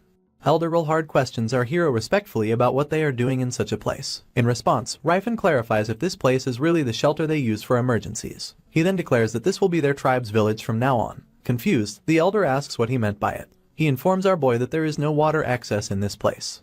Ryfen then turns to Cirrus, asking her to give him the nylon. Our girl is a bit confused by our hero's command, so she asks for him to clarify. Our hero mentions that Cirrus has developed an affinity for spirits in just 3 days, to which Cirrus confirms. Our boy then asks her if she isn't curious to know how that was possible. Ryfen reveals that the reason behind it is because she is the owner of the nylon, since she called on its name and were recognized as its owner through a contract. Our boy then stabbed the nylon into the ground and started chanting a mantra. Awaken, one appointed as the protector, the seed of the great tree that supports the world. As our boy chants those words, the energy around them started spiraling, and from the bark grows a sprout of a plant. The two elves were bewildered by this sudden development, and the Elder seems to have an idea what exactly the thing that has sprouted really is. Ryfen completes the process, and with a very proud look on his face, he wears a smile. On the other hand, the Elder is at loss for words. All he can say is that this is impossible. Ryfen proudly showcases a small tree behind him. Without a doubt, this has some connections to the world tree that has been destroyed. Suddenly, water came rushing out from the plant, surprising the elf even more. The few drops of water instantly became a spring, a truly unbelievable sight to behold. Ryfen then turns to Rilhard, asking if he can feel it. The Elder cannot deny it, but he can't also comprehend that this is actually happening. He remembers this cozy feeling enveloping his entire body, a feeling of satiation, like all his cells have been connected to each other, a strong sensation as if his soul has been awakened. There is no doubt, a sensation only heard through legends, but something any elf would instinctively recognize. Tears burst out from the elf's eyes as he confirms the reality. The mythical tree he thought forever lost, the world tree, Elfenheim, is truly in front of him right now. The nylon is a lost branch of the Tree of Life. Our boy has awakened the life force of the nylon to take root in the ground and magnified the force of mana gathering in order to supply it with the energy it needed. If Ryfen would be completely honest, he admits that he was really nervous trying it out. He even had to use artificial flashback because of how complex it was. While bawling his eyes out, the Elder asks our boy if he is a savior sent by Eldia, but Ryfen tells him that he's none other than their friend, and friends are supposed to help each other. Turning his attention towards Cirrus, our boy apologizes to her for using her weapon like that, so he states that he will get her a better one next time. However, it would seem like Cirrus has lost interest in her weapon. Right now, all she wants to know is how our hero performed such a miracle. Ryfen didn't bother answering her questions, rather, he asks the elf as they shall return to the Grand Forge together. Later on, we see the portal gets activated, meaning that someone has used it. Outside one portal appears our hero and Cirrus. They were immediately greeted by Scylan, asking where they had been. Wanting to dodge the question, Ryfen butters Scylan up, saying that he has put on some muscles in the short moment that our boy was gone. Wanting to look manly, Scylan quickly forgot about his previous question and focused on his body, telling our boy that he should have been gone a bit longer, so he would have surprised him with his physique. Then suddenly, the room is filled with people wanting to greet our hero. They welcomed our boy back, saying that he should have told them his plan before leaving. Ryfen asked his subordinates if they had made some progress whilst he was gone. Everyone eagerly showed our boy their skills, even though they aren't really that proficient. Our boy praises them for their hard work, saying that he can't find flaws in their demonstration. They are a new class of soldiers in Grand Forge, the Mage Soldiers. Ryfen personally picked out 20 talented dwarves to teach them the basics. Our hero praises them for doing their best, and informs them that he wrote a book on theories about magic, so he recommends them to read it, which they gladly accept. Russ then joins the reunion, greeting our hero for his arrival. Just like with the others, Ryfen asked the Sword Saint if he had learned something. Russ says that he did learn a bit. Suddenly, the Sword Saint's reaction became fierce, saying that he could clearly see it now. Our hero was a bit confused as to what the man is talking about. He questions if he has gotten taller. Russ states that he didn't mean physically, rather, he states that he can see our boy's enormous soul, making him wonder if our hero is really just 23. The Sword Saint comments that he feels like our boy has lived 23 years 3 times. Ryfen can't help but ponder what kind of ability his friend learned. Scylan then butts in, saying that they will be leaving Grand Forge soon. He asks if they are going to go to the ancient ruins again. Our boy confirms the trap dude's hunch, saying that they need money, that's why. But their final destination will be somewhere else. Ryfen reveals that they will be going to the Kravens Kingdom, a kingdom up north. He states that there is an individual there who will be of help to him. While Ryfenhart finished up in Grand Forge, there was something happening in another land, much colder and more vast than Grand Forge. In a land northeast of the Grand Kingdom, a place with harsh blizzard, the Freeze Land. There are people camping. The freezing man questions an old man if he's not able to make the fire stronger. The old man tells him to suck it up, saying that they need to light the fire the whole night, so he can't afford to waste any mana. He then mentions that there were more than 30 of them in the beginning, but now only 10 of them remained. However, they still got a lot of stuff from the Shalkerner ruins. The man then states that they indeed got a lot more in there than all the other loot combined. Plus, they also found a particular notebook which has all the records of the Silver Ages that they didn't know of. The old man knows that it will cause an uproar when he shows this book to the academic society. He hasn't been able to decode it yet because of the difficulty of this ancient language, but he got the gist of it. He states that once they unveil the truth about the Silver Ages and its people, the old man was about to finish his sentence when they hear a loud and interrupting scream. They wonder if the commotion is caused by a monster from afar. Then, the old man's eyes widen in horror as he sees who has come before them. He tells his young companion that the enemies have arrived and that they are after their relics. The black-haired leader orders his troops to slaughter everyone in the campsite. Fully geared and equipped, his subordinates wore a huge grin on their faces as they arrogantly approached the camp. And without wasting a moment, the two made quick work of the people in the camp, slicing and slashing them mercilessly. Threatened, the old man says that he will gladly give up the relics in exchange for their lives. However, the cold-blooded black-haired man apologizes to him, saying that they came all the way here for the old man and not the relics. With a single swing of his sword, the man ended the miserable mage's life without a second thought. A female comrade of his asks Teslan if their actions right now are really necessary. Teslan states that it is the order from the Sage of Silver. These people have opened a door they should not have. As it turns out, Teslan is trying to prevent the leakage of the Silver Age's history. He claims that it is a history that no one should know of, all for the protection of humanity. The female member then comments that she did hear that the Sage of Silver is a guardian of mankind, but she states that these poor victims didn't do anything wrong. With a cold and remorseless expression on his face, Teslan states that they are just a small sacrifice for the sake of humanity. He then turns his attention to a guy wielding a great sword named Stefan, asking if the berserker armor is good.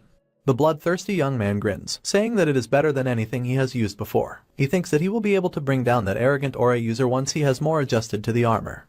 The Yellow Knight then joins the conversation, saying that Stefan is not the only one who wants revenge from our hero. However, he is curious about all the relics they have found. Teslan tells them to take everything that is useful and sell the rest. They will take back everything on the list for the Sage of Silver to store. Teslan reiterates that the Sage of Silver is the protector of mankind. There are many dangerous items amongst the relics from the Silver Ages. As such, he claims that they need someone fit to protect them so that they can prevent chaos. The Yellow Knight then comments that the heated necklace he is holding is really good. It is as if he's feeling a nice spring breeze despite the violent snowstorm. Teslan states that it is a privilege only the Sage of Silver can provide. Then, the leader finds something peculiar, a dark cube with purple lining around it. Teslan immediately recognizes that it is the Aleutian's voice. He wonders if this item is also something that the modern human society cannot know about. He knows that it cannot be an ordinary artifact, seeing as the Demon King valued it so much. He is surprised to learn that there are two such cubes. Curious, the innocent lady asks what is the history that people shouldn't know of that the Sage of Silver is trying so hard to keep hidden. However, the leader did not entertain Felina's query, and tells her not to be too curious. He states that only the Sage of Silver deserves to know such details. In the city of the dwarves, a wise old dwarf greets a young elf, asking what is it that she wishes to know. The visitor turned out to be Cirrus, and she states that she wants to know everything regarding our hero, Reifenhardt. She states that it feels like he knew who she was from the very first time they have met. His eyes, the way he talked and acted, wasn't what one would expect from someone talking to a stranger. Our girl is also puzzled as to how Reifen knows the name she has long forgotten. She asks the dwarf how such a thing could be possible. In response, the wise old fart tells her that Reifen is afraid that she won't understand even if he tries to explain it. Cirrus was taken aback by this, so she asks why that would be. In response, the old man says that he will first ask a question before he gives her some advice. In a very serious tone of voice, he questions Cirrus if she can trust our boy. The elf states that she thinks she could believe it even if the old man tells her that Reifen is a god that has descended onto this earth. However, the dwarf remains firm and states that it is not the answer to his question. His query is plain and simple. He wants to know if Cirrus actually thinks that she can trust our hero, Reifen. The young lady swallows a huge gulp of saliva as she doesn't really know how to answer the old man's question. As we continue, the wise dwarf asks our girl Cirrus if he can really trust Reifen. His serious facial expression made our girl consider the answer first before answering the question. It made her gulp a huge chunk of saliva, not being able to give an answer right away. After a while, she then leaves the place and wanders off somewhere. I guess we won't know yet what was her answer. Meanwhile, we see our boy, Reifen, quietly sitting at a table, waiting for his companion to return. He then opens his mouth, asking if she has heard everything. As it turns out, Cirrus has entered the room, and our boy immediately greeted her with such question. Cirrus remained silent for a second, staring at Reifen. Now that she knows the truth, she's not really sure how to speak to him.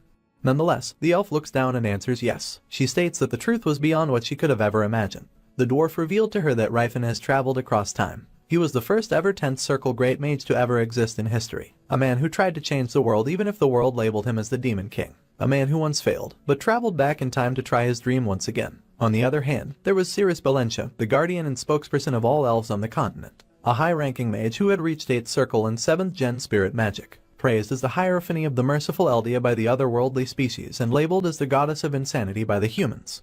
This elf is also Rifinhart's old partner. Although our girl and that Cirrus from the different timeline have the same identity, the current Cirrus know that they aren't the same. She tells our boy that it would have been better if he was just protecting his old love to the current her, but now she gets it. With a pained and guilty expression on his face, Rifin reluctantly asks the girl if she could forgive him. He knows that he had done everything he had done so far for Cirrus for his own selfishness, and he feels sorry for that.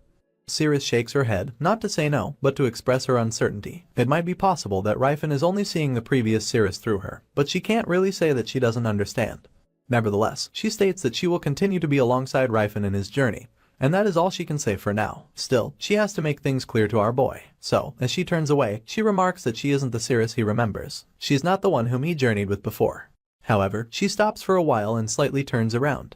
With a gentle smile on her face, she tells Rifin that she doesn't have him, giving our boy a little relief. Rifin blushes from Cirrus' statement and he was left staring at space even after the elf had left the room. A few moments have passed, and our boy ponders if her statement means that she has indeed forgiven him or not.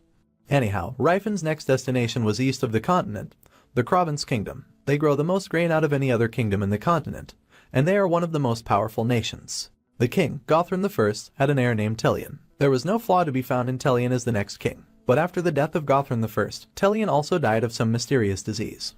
With no one to take the throne, the nobles began arguing with each other, which is natural since they no longer have a beacon to tie them together.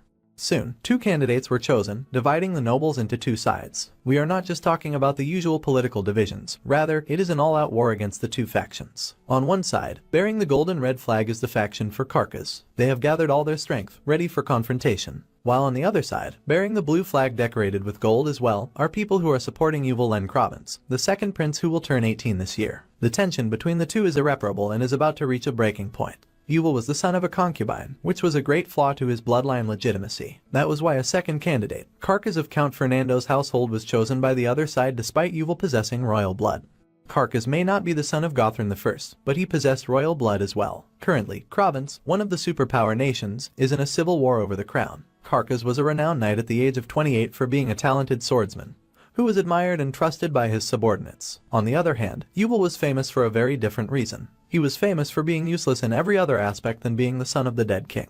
It had been half a year since the death of Gothrin I, and the two-side civil war was reaching its peak. The scenery switches to the center of the Krovins Kingdom Delphina Barony. Yuval is relaxing on his balcony, wondering how long this tension will go on. To add to their country's dilemma, the harvest this year is terrible too, making him wonder what happened to Redanti's blessing.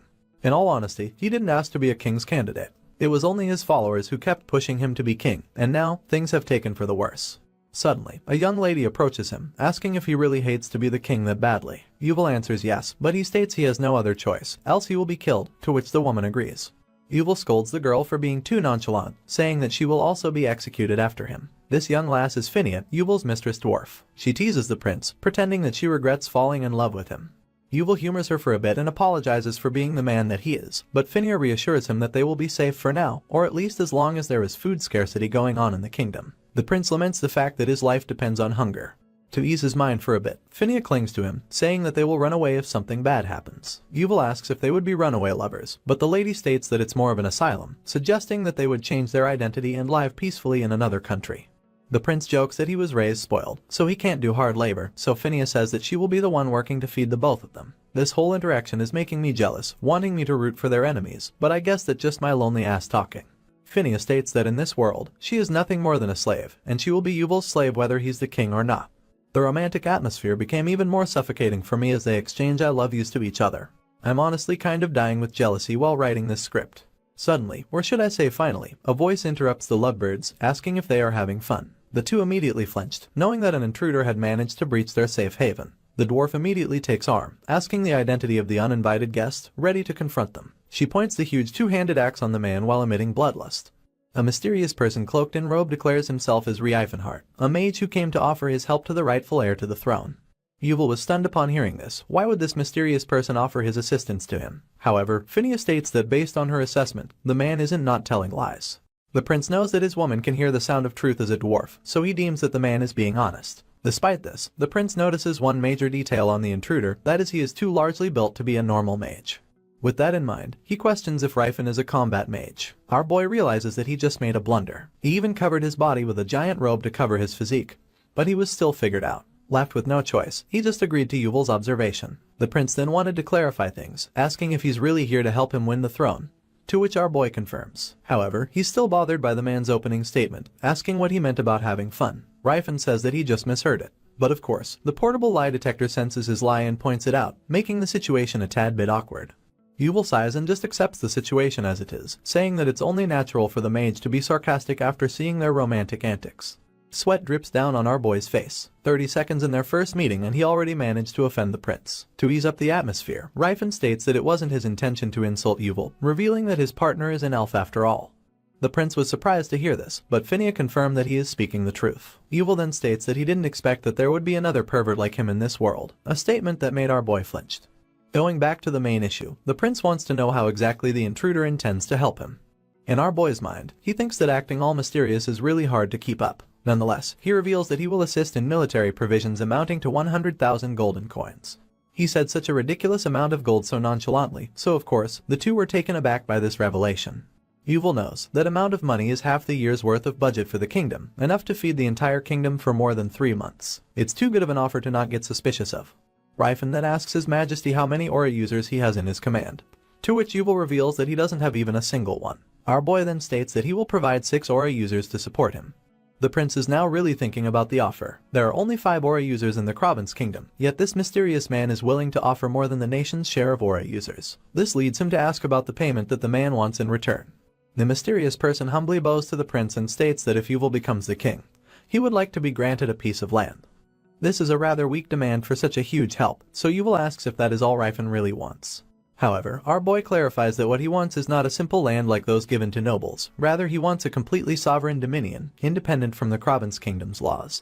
With great conviction and not a single hint of lies, he states that he desires a place where elves, dwarves, and orcs can live in peace, away from the judging eyes of humans. We are then taken to a small town located in the Delphina barony, where Cirrus was waiting for our boy. She asks Rifen about the conversation with the prince, inquiring if it went well. Rifen answers that there was not a single trouble at all, but the problem is preparing for what will happen from now on. As he removes his hood, he states that he cannot repeat the mistakes from his past life. He needs to make sure that their dominion is recognized legally, even if it takes some time. Then the humans have no choice but to acknowledge the place as legitimate. Curious, Cirrus asks if he's already acquainted with Prince Yuval. Rifen says that this was the first time he ever saw him. Cirrus then queries who became the king in Rifen's previous life. He reveals that the one who took the throne was Carcass. In his past life, Prince Yuval lost the civil war and was beheaded. Wanting reassurance, Cirrus asks if such tragedy won't happen again. But our boy doesn't want to make false promises, so he states that if he doesn't intervene, then it might happen again. However, he reassures Cirrus that he will do everything in his power to prevent such an outcome. He thinks that everything will be fine as long as they start seeing the otherworldly species as their allies rather than slaves with this fight. As they entered a small shack, several people were waiting for them. The man asks if things went well, to which Rifen answers that he'd like to think so, saying that things are going smoothly at least for now. Blue-haired dude states that it has been a month since they have left the Grand Forge. During that month, they hit 10 ancient ruins. He thinks that they are moving so fast that no one would believe their journey. He states that it was harder carrying out the relics they found than fighting the demons they encountered. Sillin in the back agrees, saying that he's glad he built muscles beforehand. However, the knight asks when they got the 100,000 gold coins that Rifen offered. He clarifies that he wasn't pertaining to actual gold, rather, it's grains worth 100,000 golden coins. He then recalls that our boy bought 100,000 gold worth of grains through the Tauban Trade Union. Rifen mentions that if it weren't for the war and famine, the grains they bought would only be worth 4,000 golden coins, but that's a thing of the past. His comrades immediately think that he's scamming the prince with the deal.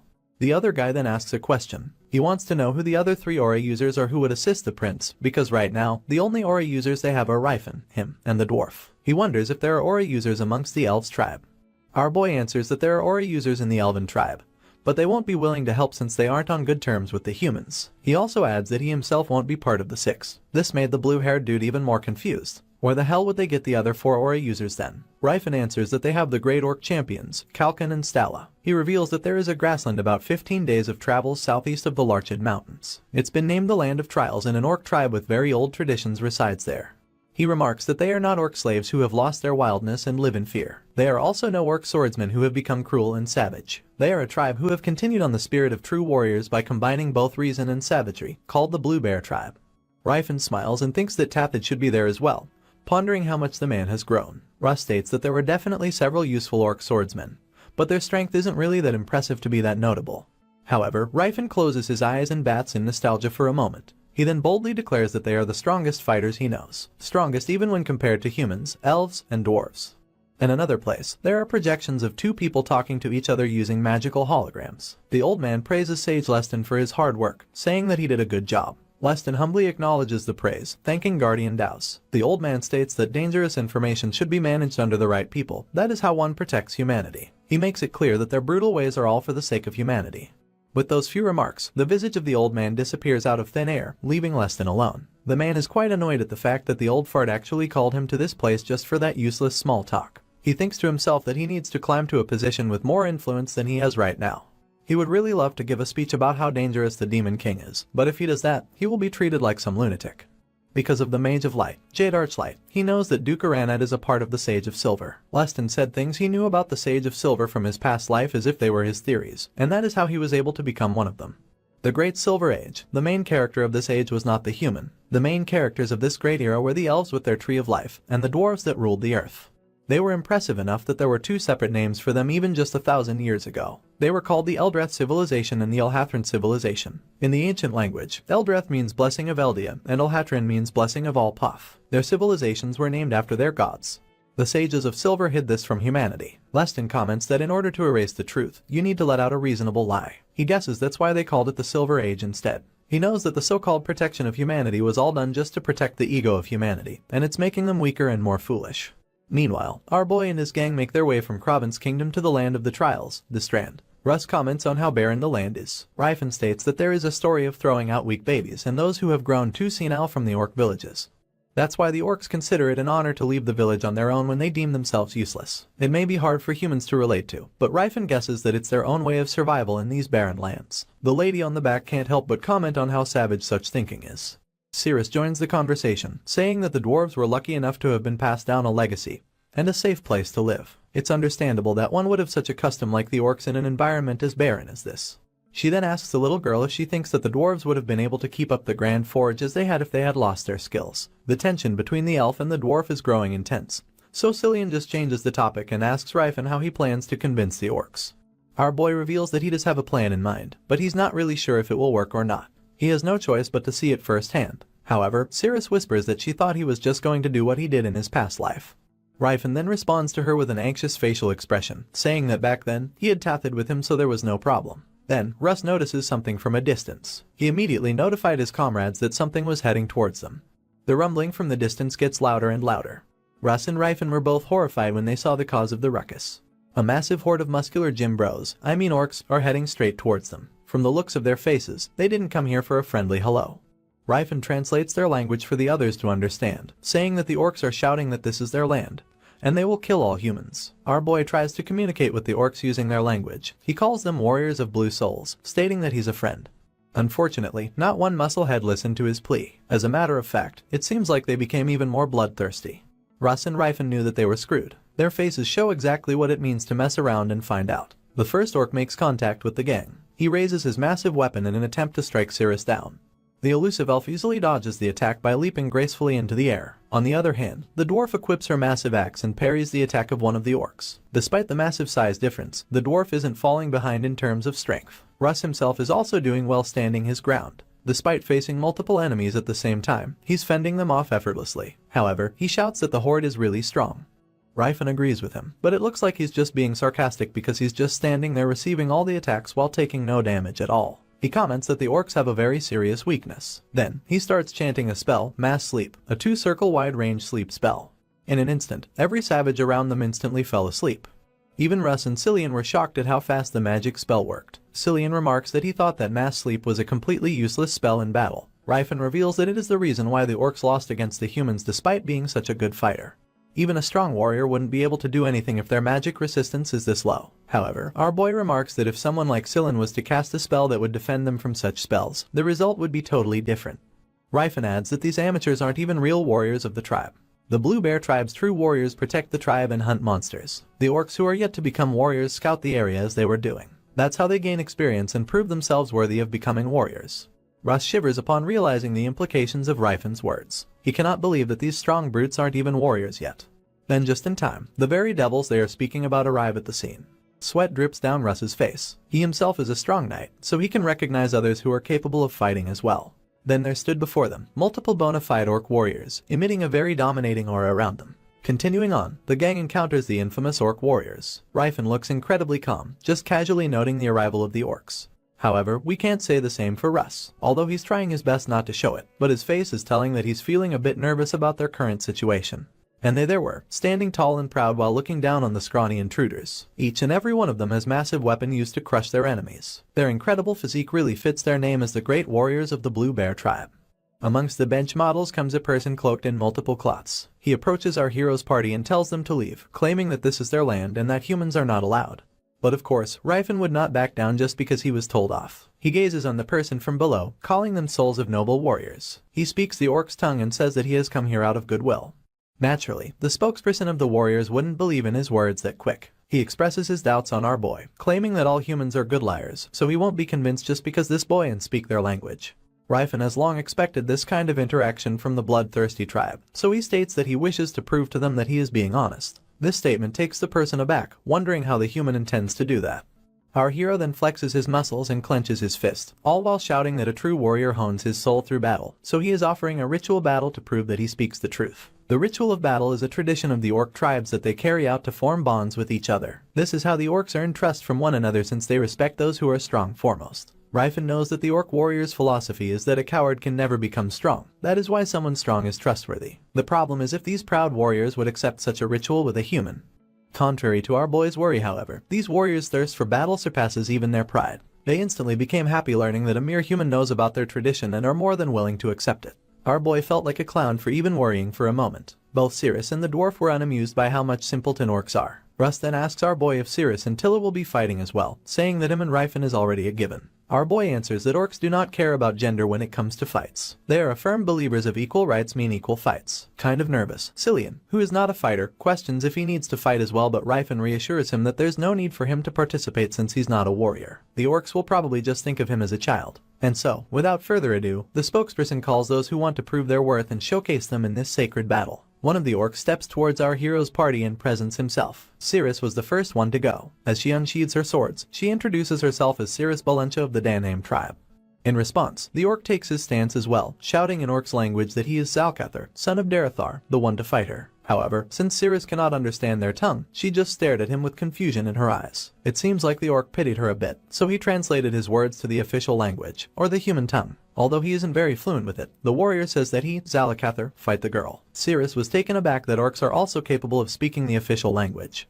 Both Russ and Cillian were so shocked by this revelation. The red hair trap boy asks Russ if he knows any other language beside the official language, to which Russ answers no. They came to the realization that the humans might be the most stupid ones out of all the races. While the two are contemplating their lives, the battle between Cirrus and Zalcathar commenced with our girl swiftly coming in for the offensive. In response, the orc takes a small step back as he prepares his weapon as well. A loud clank of metals echoed the place as the blades of the two warriors collided with each other. Judging from the initial blow, the two are equal in strength despite the massive size difference. The proud warrior of the orc clan then thinks to himself, how can someone as small as this girl be this strong? Despite this though, the orc is defending very well from Cirrus' barrage of attacks. On the other hand, Cirrus is acknowledging her opponent as well, but she thinks that strength alone can't be compared to the training that she's doing usually. However, I'm not really sure if exposing her bum like that is part of her strategy. Well, it's certainly very distracting. Anyway, their clash continues, and neither of them is giving an inch to the other. The orc delivers a powerful right swing, which our girl manages to parry to the ground. It was then followed by another slash with the orc's left hand, yet Cirrus was able to duck underneath and slip past it. With that small gap of opportunity, the clever girl repositions herself midair, and with the momentum she got from jumping, Cirrus delivers a powerful spinning heel kick right into the orc's face.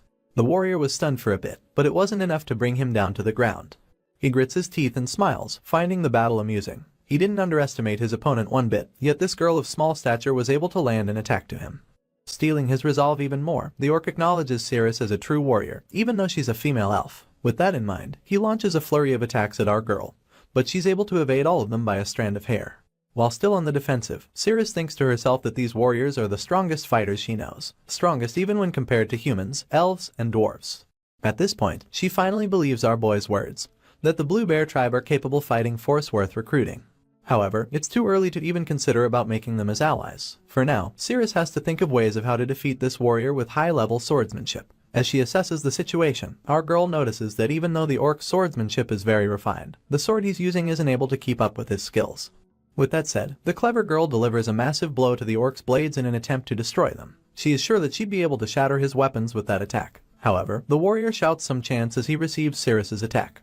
Suddenly, the worn-out looking blades glow in bright white light. The warrior then counters the elf by swinging both of his weapons, sending Cirrus flying into the air. Although our girl was able to block the attack flawlessly and was able to land on her feet, she was bewildered by what she had just witnessed. The orc warriors, who are known to being weak to magic, are able to use aura and imbue their weapons with it. The orc proudly takes his stance and showcases his power, saying that a weapon is a warrior's soul, and a warrior's soul does not break. Even our hero, Ryfen, who is watching on the sidelines, is in awe by the unexpected turn of events. He can't believe that the warrior is able to use spirit weapon.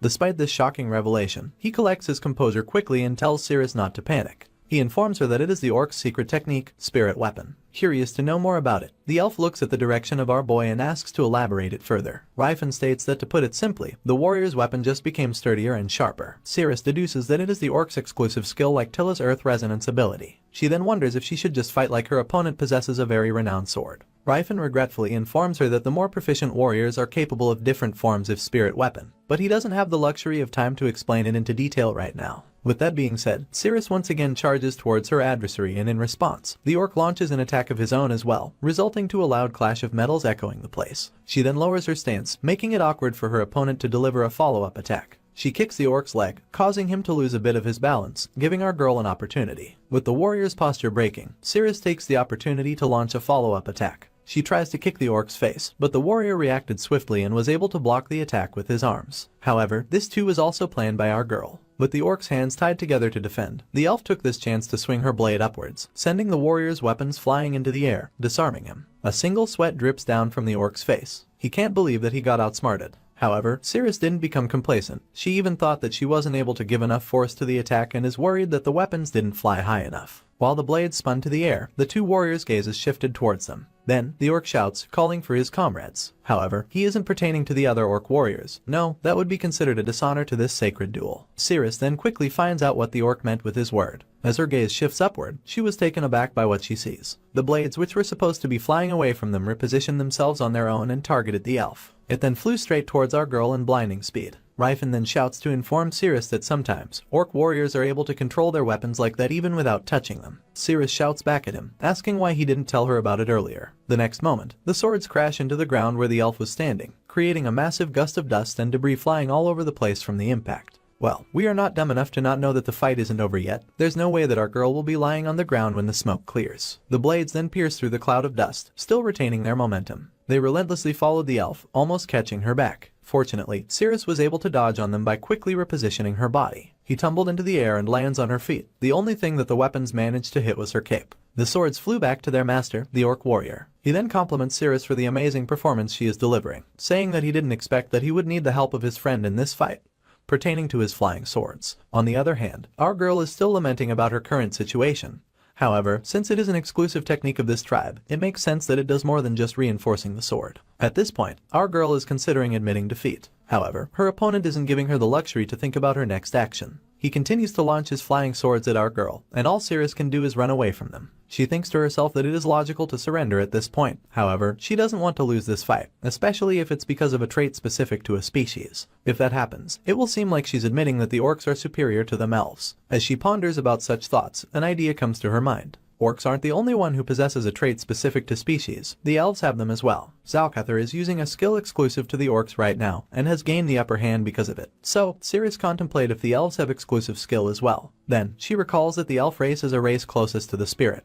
But the problem is, it's only been a few days since she was introduced to it. Nevertheless, our girl calls forth her friend, Salina, and quickly, a wind spirit in a form of a girl appears out of nowhere. Rifen was surprised by this sudden development. He knew that Nylon would assist her if she calls for it, but he didn't expect that our girl will be able to manifest the spirit already. Unfortunately, Cirrus can only manifest the spirit for now, but doesn't really know what to do with them. So, in a makeshift plan, she uses the spirit as a platform, stepping on its head and using it as a boost. From that maneuver, our girl was able to launch herself high into the air, gaining the higher ground advantage. On the other hand, the Salina's expression suggests that she was hurt being used as a stepping stone. Of course, the orc won't just sit idle by while Cirrus is in the air. He sends his weapons after her in an attempt to impale the elf. However, the skillful girl parries the swords flawlessly. Her eyes are brimming with conviction to winning this battle. In a flash, she lands behind the orc and quickly repositions herself. The warrior tried to turn around and respond to our girl. But before he could do anything else, Cirrus delivers a checkmate and puts her blade against the orc's neck. The spokesperson of the orcs quickly halted the battle and crowns the outsider as the winner of the duel. Even though it is their comrade who lost, the other warriors are still brimming with excitement from the battle and are cheering. Cillian quickly attends to Cirrus, asking if she's alright or if she has suffered any wounds, to which our girl says that she's all fine. Our hero walks up to her as well, praising the elf for the job well done. Cirrus acknowledges Rifen's praise and thanks him with a smile on her face. Tilla then joins the conversation, asking if it's really okay to step on a spirit like that, wondering if the being would be mad. Rifen reassures her that spirits are pure beings. They won't remember trivial matters like that. But Russ still can't believe that our girl summoned an actual wind spirit just to use it like a trampoline. While the others are still conversing with the winner, our boy walks away for a bit and recalls how Cirrus can be pretty hard on her friends once she gets close enough with them. With that being said, the next fight is about to commence. The spokesperson calls out for the next fighter who will try to prove their worth. Tilla walks confidently to the battlefield, bringing her confidence and her massive axe. However, the next panel quickly showed us her defeat. The author saved us from a lengthy fight only to suffer a loss, so I guess that's a win for us. Anyway, Tilla is dejected about the result, but it doesn't seem like she suffered major injuries. The person supervising the fight confronts the dwarf, saying that she has a potential to be a great warrior, but she is still incomplete. The spokesperson has noticed that she wasn't giving her all in the fight, but it's not in a manner of trying to be offensive to the proud warrior clan. However, the person still scolds the dwarf for not putting too much effort. She says that a warrior must be able to look into their own kai and use only what he or she can handle, but the dwarf is lacking in that area. Although the orc is giving her a sound and helpful advice, Tilla unfortunately doesn't understand their language, so she turns to our boy for a translation. Rifen simply told her that the orcs have seen her good intentions, but she should have tried harder. Tilla takes offense by the remark. As far as she is concerned, she went all out in the fight that we never saw. Well, since she still has the energy to make such an expression, I guess she really didn't give it her all. Moving on, Rifen tells Russ that he's up next. Although he's a bit nervous, he quickly gathered his confidence and unsheathed his sword. As he takes his stance and releases power, he introduces himself as Cyrus von Teens, the Sword of Teens, and he's come forward to prove his worth as a warrior. The spokesperson immediately sensed the capabilities of this young man, making her utter the word Karuga. The person cloaked in robe jumped from the cliff where she was previously observing to confront Russ. In one glance, we can really tell that this person is cut above the other strong orcs, for her landing as well as graceful yet powerful. She then removes her makes, revealing a muscular female orc, introducing herself as Stala Langerveta, the orc champion. The mere presence of Russ made her excited of fighting him. The other orcs heard her saying the word Karuga and asked themselves if Russ is actually a Karuga just like what Stala said. If so, it would mean that Russ has been blessed by the Great Debata, something from the orcs' beliefs. You see, Karuga is someone who had been blessed by the warrior soul. The orcs call aura users who are talented or use spirit weapons as Karuga. In other words, it is a way for orcs to describe the greatest warriors. All the other orcs are amazed by Russ' power, repeatedly calling him Karuga. However, in Russ' mind, he wonders how these warriors will react if they see Rifen's power, who is actually much stronger than him. As the duel draws closer, Stala releases her overwhelming energy, calling herself as the matriarch of the Blue Bear tribe, Stala. With that terrifying introduction, she tells Russ that she will be facing him. In response, the blue-haired swordsman takes his stance as well and released his energy. Just from a glance, he could tell that his opponent is no pushover. The fight hasn't started yet, but the energy of the two powerful beings is already clashing with each other. Cool blue energy versus violent purple waves. Which of them would prove stronger than the other? The first one to make a move was Russ. He swung his sword towards the direction of the orc, releasing a powerful wave of energy. In response, Stahl braced herself and received the attack very well. She smiles, acknowledging the power of her foe. In response, she tests the water as well, sending a shockwave of energy towards the human, shattering the ground in the process. Russ defended himself from the debris and energy wave flying towards him. He grits his teeth, thinking that Stala is definitely on a different level from the other orcs. On the other hand, the orc champion seems to be enjoying the fight.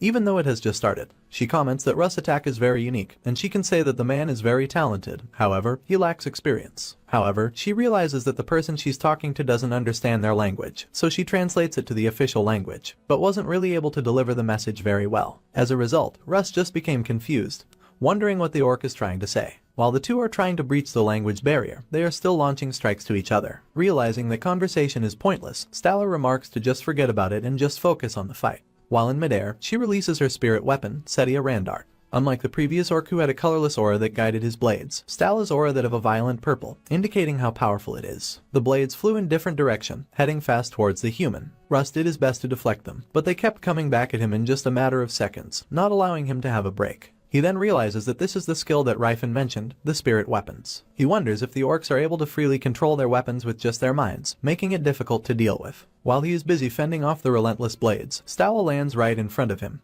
taking him by surprise. Then, California Smash. The female orc delivers a devastating punch towards the human. Fortunately, Russ was able to block it in the nick of time. He has already experienced attacks imbued with aura, so it's not really a problem for him to deal with them. However, he forgot about the blades flying around the air. They came back to attack him while he is busy protecting himself from Stella. As a result, he was cut by the arm. Rifen, who is observing on the sideline, frowns his eyebrows. His comrade is used to wars, but he lacks experience when it comes to fights against aura users. At this point, our hero thinks that Russ will end up getting attacked from other directions if he focuses his attention solely on Stella. With one of his arm out of commission, Russ wobbles on the ground. Stella confidently declares her victory, saying that she wins. However, Russ doesn't feel like giving up yet. He hasn't run out of juice just yet and is confident that he can still hold his own. In his mind, he thinks he hasn't trained his next move enough to use in real situations, but he hopes that he will be able to pull it off. It seems like our boy has a hidden trump card. As such, he releases even more violent energy, imbuing his sword with it. His eyes glow with the cool shade of blue, and his facial expression indicates that he's about to go all out. Rifen is a bit concerned about the fight, but he can't force himself to stop it. As for the orc champion, she is bewildered by the sudden power spike of the human, making her take a step back. And then, Russ releases it, his hidden technique, Phantom Divide. Countless of swords made from his own energy surrounded the swordsman as he takes his battle stance. And so, we finally see Russ getting serious, activating his yet-to-be-perfected hidden technique, the Phantom Divide. He leaps into the air with his blue version of Senbin Zekura Senkei of the 6th Division captain from Bleach, ready to assault the proud orc. Stella immediately prepares a countermeasure for the attack, and she assesses that all the blades surrounding the knight are just illusionary swords. She can feel the presence of 3 swords, while the rest are just phantoms to deceive her. She shoots out an energy blast, shattering multiple phantom swords in an instant. It would seem like the orc has the complete read of Russ' technique and is able to counter it. Stella smirks as she praises the valiant knight, saying that the technique is not bad for someone as young as Russ. As her confidence is starting to build up once again, she was taken aback when a sudden slit on her rock-hard abdomen appears. Russ was able to land a shallow cut on his opponent, and we can see from the looks of his eyes that he isn't done yet. The tides of the battle suddenly shifted to the knight's favor. Rifen observes his comrade intently, thinking that Russ' creativity demonstrates an impressive way to utilize aura into battle. He surmises that it is a skill that allows the young knight to divide the physical form of its weapon from its presence. Despite receiving an injury, Stella's confidence remained unwavering. Sure, she might have been taken a bit surprised from the technique, but she claims that it won't work on her twice. Russ, who had remained serious right from the start, finally lets out a smile, commenting that his attack was a failure. Just as he makes such remark, the orc makes her move, dashing towards the knight with incredible speed. In an attempt to intercept his opponent, Russ activates his skill once again, sending out multiple swords towards the orc. However, the battle-crazed woman easily deflected all the blades launched on her way, thinking that it is not difficult to dodge once you can differentiate the real swords from their afterimages. As she closes the distance, Russ made a swing with the sword on his hand, so naturally, Stella tried to block it, but it only passed through. Then, the afterimage of the swing became the real attack, wounding the proud warrior. It was a perfectly timed and skillful technique that was able to deceive even the best warrior of the Blue Bear tribe. With an anxious look on his eyes, Russ celebrates a little for his successful attack. He knows the massive gap in experience between them, so he wasn't really sure if his attacks will land against the veteran warrior. On the other hand, this another surprise shocks the orc. She then understood that the knight switched up the afterimages with its real form. Stella is sure that it is what happened, but she still claims that it is impossible to execute. Even our boy who is watching on the corner was bewildered by his companion's technique, making him wonder if the current Russ already understands how to use the void sword. Without a doubt, this young man really is a genius. You see, Phantom Divide is a skill that creates illusions of a sword using the aura to transcend the laws of physics. It allows the user to manipulate even the presence of the aura, making it difficult for the opponent to counter. However, that is just an additional effect. The real purpose of this skill is to move your aura in a blink of time to attack the opponent. This skill is the basis of the Void Sword. Considering that Void Sword was Sword Saint Cyrus' ultimate attack, it is clear that Russ was able to improve an immense in a short time. Our boy feels a bit of a weird nostalgia after seeing the skill again. I guess this was what the young knight was training for when he was isolated back in the Grand Forge. Stella then notices our hero watching the fight, and she knows that he is also someone who has been blessed by the warrior spirit. As such, she deems it necessary to finish her fight with Russ quickly if she wants to fight Rifen as well. With that in mind, the proud orc declares her victory. She smiles and releases her blades as well, saying that Russ' technique is impressive, but she will end things now. She conjured multiple blades with her innate ability, but unlike Russ' Phantom Divide, each of these swords seem to be the real deal. The young knight was bewildered in what he sees. Fear and terror engulfed his brave heart. Even though he doesn't have that much of experience with this kind of battles, he instinctively knew the danger of this attack. Before he could even make a preparation, Stella launches all the blades towards the young knight. They flew in random patterns toward Russ, who was too taken aback to even try to dodge. However, none of these swords actually hit the young knight. Rather, Stella carefully aimed them on Russ' surroundings. The aftermath of the attack is devastating. Multiple slash marks are left on the ground, and Russ immediately understood that it would have been the end of him had Stella actually aimed for him. With that in mind, Russ took the most obvious decision. He drops his sword and raises his hands to the air, admitting his defeat. Stella, being the MC of these sacred duels, announces her victory against the valiant knight. The other warrior orcs started cheering loudly, expressing their awe for the brilliant battle. Our boy walks up towards the defeated knight. But instead of reprimanding him, he just tells Russ to use his technique against him when they train, commenting that he wants to see it in an opponent's perspective. However, Russ tells him that there will be no point in using it against him, since Rifen doesn't even dodge any attacks in the first place. With that being said, Daddy Rifen removes his cloak, revealing a Sam Sulek physique. Brimming with a massive air of confidence, he declares his turn. His mouth-watering physique not only attracted this humble script writer, but even the female orcs. Stella blushes, whispering that our boy is hot. She tells him that there's no need for Rifen to participate with the ritual. Everyone has already fallen for his charms. The orc then regretfully closes her eyes, saying that despite her thoughts, the ritual is sacred, and she just can't abandon it. Contrary to her mixed emotions, our boy is dedicated to seeing things through, and so, he introduces himself. Suddenly, a towering stature appears behind Stella, calling her wife and asking if he can be the one to fight Rifen. Our boy was taken aback by the cloaked man's sudden appearance, claiming that he didn't even feel his presence at all. Stella was also surprised by her husband's arrival, asking when did he get here. The man points towards a cliff about 300 meters away from their location, saying that he has been watching the ritual for a while now. Stella asks what brought him here, commenting that the man still has the King of Serpent to deal with. The husband then replies that he has already chopped it to pieces, making the wife happy, knowing that they will be having a feast for a while. The husband then removes his cloak, revealing a body that's made out of huge boulders. He introduces himself as Kalkin, the chief of the Blue Bear tribe, and asks if it's okay for him to fight Rifen in his wife's stead. In response, Rifen takes his battle stance, saying that it is exactly what he would prefer. In his mind, he thinks that this is the first time fighting someone as large as Kalkin other than his master. With our boy accepting the challenge, Kalkin immediately proceeds to business. He lets out his dominating presence as he pulls out the massive great sword behind his back. In response, our boy casts a magic spell, Improved Sleep. His hand glows in a bright purple light, indicating that the magic has activated. In an instant, the chief of the Blue Bear tribe falls to slumber, hitting his face on the ground. Good night and sleep well to you, good sir. Cillian and Russ are disappointed by the anticlimactic fight, commenting that this couldn't possibly be how the fight ends. Stella then calls out our boy for using magic, saying that this is not the true warrior's way of fighting. Rifen replies that she can go ahead and wake Kalkin up. He just casted the magic to show that he is also a mage as well as a warrior. With that said, Stella wakes her husband up. Kalkin scratches his head, not knowing what just happened. He asks himself if he was really that tired to fall asleep in the middle of the fight. But her wife reveals that he was put to sleep by Rifen's magic. Our boy justifies his action, reiterating that he is also a mage as well as a warrior. He claims that it would be rude for the proud chief if he doesn't use everything in his arsenal. Kalkin smiles after realizing our boy's integrity. He states that if magic is Rifen's weapon too, then it wouldn't be honorable to fight without it. He thanks our boy for his consideration. On the other hand, the warrior orcs are debating if Rifen's action is warranted. Some claim that magic is a bad thing and shouldn't be used for duel because it is considered cheating, while others say that it is also a weapon that should be utilized. This little dilemma made their battle for brains hurt, so they just agreed with their chief's conclusion.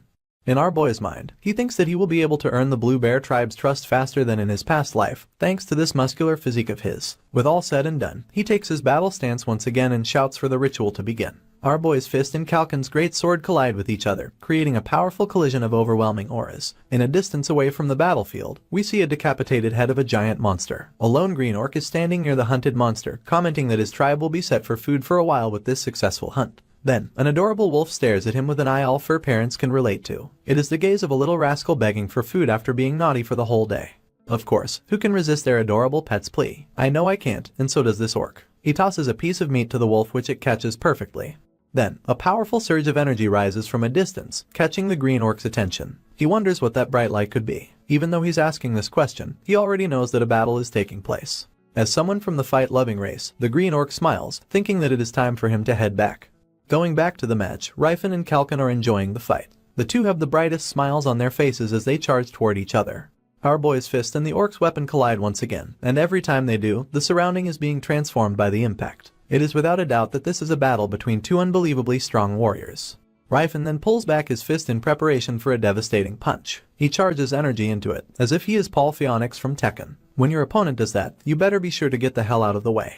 However, the orc is no coward. He faces Ryfen's Kai bullet punch head-on with his weapon. The force of the punch is powerful enough to knock back Kalkin's great sword back, and the chief orc is surprised by how strong our boy's fist is. Despite the massive size of the great sword, the chief is having no trouble swinging it with extreme speed. Even our boy is amazed. As expected of an orc, they are adept with such cumbersome weapons. Our boy follows up the attack with another serial Kai bullet. He launches a barrage of punches to Kalkin, but every strike he delivers, the chief blocks it with his sword. After showing his physical prowess, Ryfen thinks that it should be enough to prove his worth as a warrior. He smirks and taunts the orc to bring it on. After demonstrating that he can go toe-to-toe with the chief orc with just his physical strength, Ryfen decides that it is time to fight as a warrior mage. He casts his sleeping spell once again, Improved Sleep. As expected, even though the chief is a powerful brute, he is still an orc with no magical resistance, so he fell victim to our boy's spell. Ryfen takes this opportunity to launch an all-out assault to his sleeping opponent, wanting to end the fight once and for all. However, something catches his attention, so he halted his advance. Even though the spell clearly put Kalkin asleep, he is still wielding his sword like a professional fighter, and boy cannot afford to disrespect such automatic defense mechanism. Unfortunately, the reach of the blade is too long, and our boy has no time to evade it.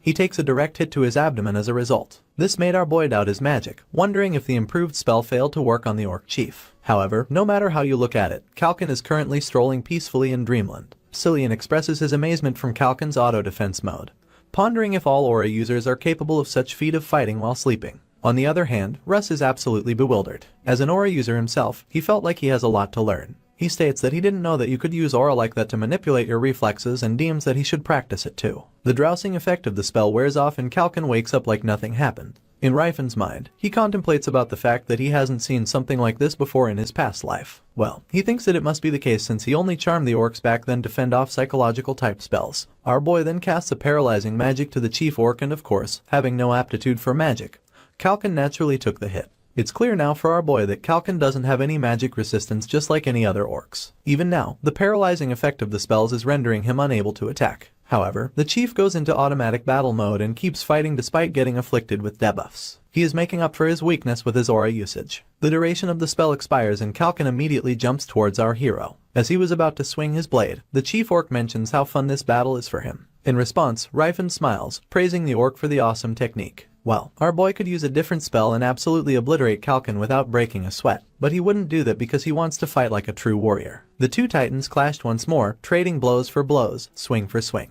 Neither one of them is giving an inch to the other and they kept on pressing the attack. As they collide, the surrounding area are being transformed by the violent energies clashing with each other. The fight is too high level that the battle-crazed warrior orcs are even getting worried now. They all know that if they get too close, they might become collateral. As the climax of the duel is reaching its peak, Kalkin tells our boy that it's time for them to end this fight. In response, Ryfen pulls back his fist and states that he will respond accordingly. He gathered immense amount of energy on his fist as he prepares to launch a devastating punch to the orc. Our boy releases his destructive attack, Quadruple Layer Calamity Horn. At the same time, Kalkin launches his special move as well.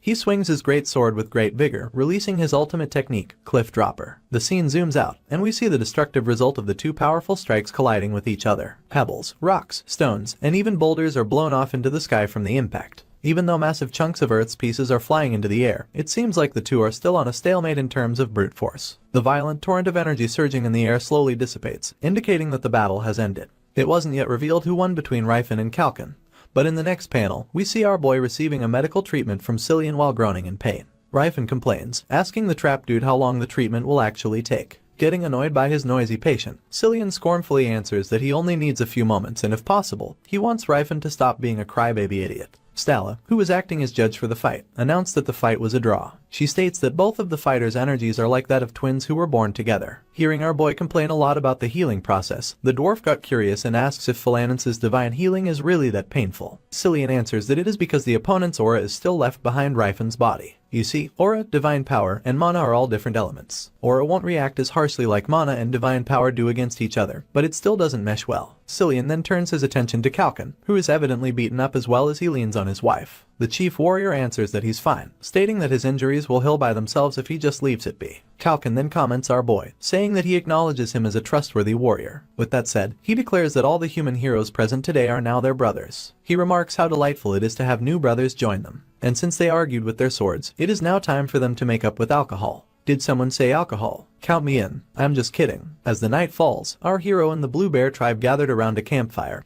and raise a toast for the newfound friendship. I guess the only thing that orcs love more than battle is alcohol, for they are chugging the beverages like madmen. Cillian and Russ, who aren't that much of drinkers, are terrified of this joyous occasion. Kalkin offers a drink to our boy, merrily inviting him to drink. Rifen immediately frowns, for he recalls how terrible the smell and taste the orc's drink is. It has a really strong taste and smells really bad. However, as he takes a sip, a revelation awakes from himself. It turns out that he kind of likes how it tastes, making him wonder if his taste bud changed. The chief noticed that our boy liked the alcohol, alleviating his worries that humans might not be fond of their drinks. With that in mind, he turns to his wife, saying that since their new friends like their alcohol, they need to get more. So, he orders his wife to fetch the whole barrel. Stala looks at him with scornful gaze, knowing that he's just making up reasons to drink more. Rifen then chugs the whole barrel like a madman. Even the other orc warriors are terrified of how much he is consuming. With this little antic, our boy earned the title champion amongst the tribe. On the other hand, the female orcs are wondering if all elves are really that fine, basing their reference to Cirrus. Even though she doesn't understand their language, Cirrus knows that they are bad-mouthing her, so he asks our boy to translate.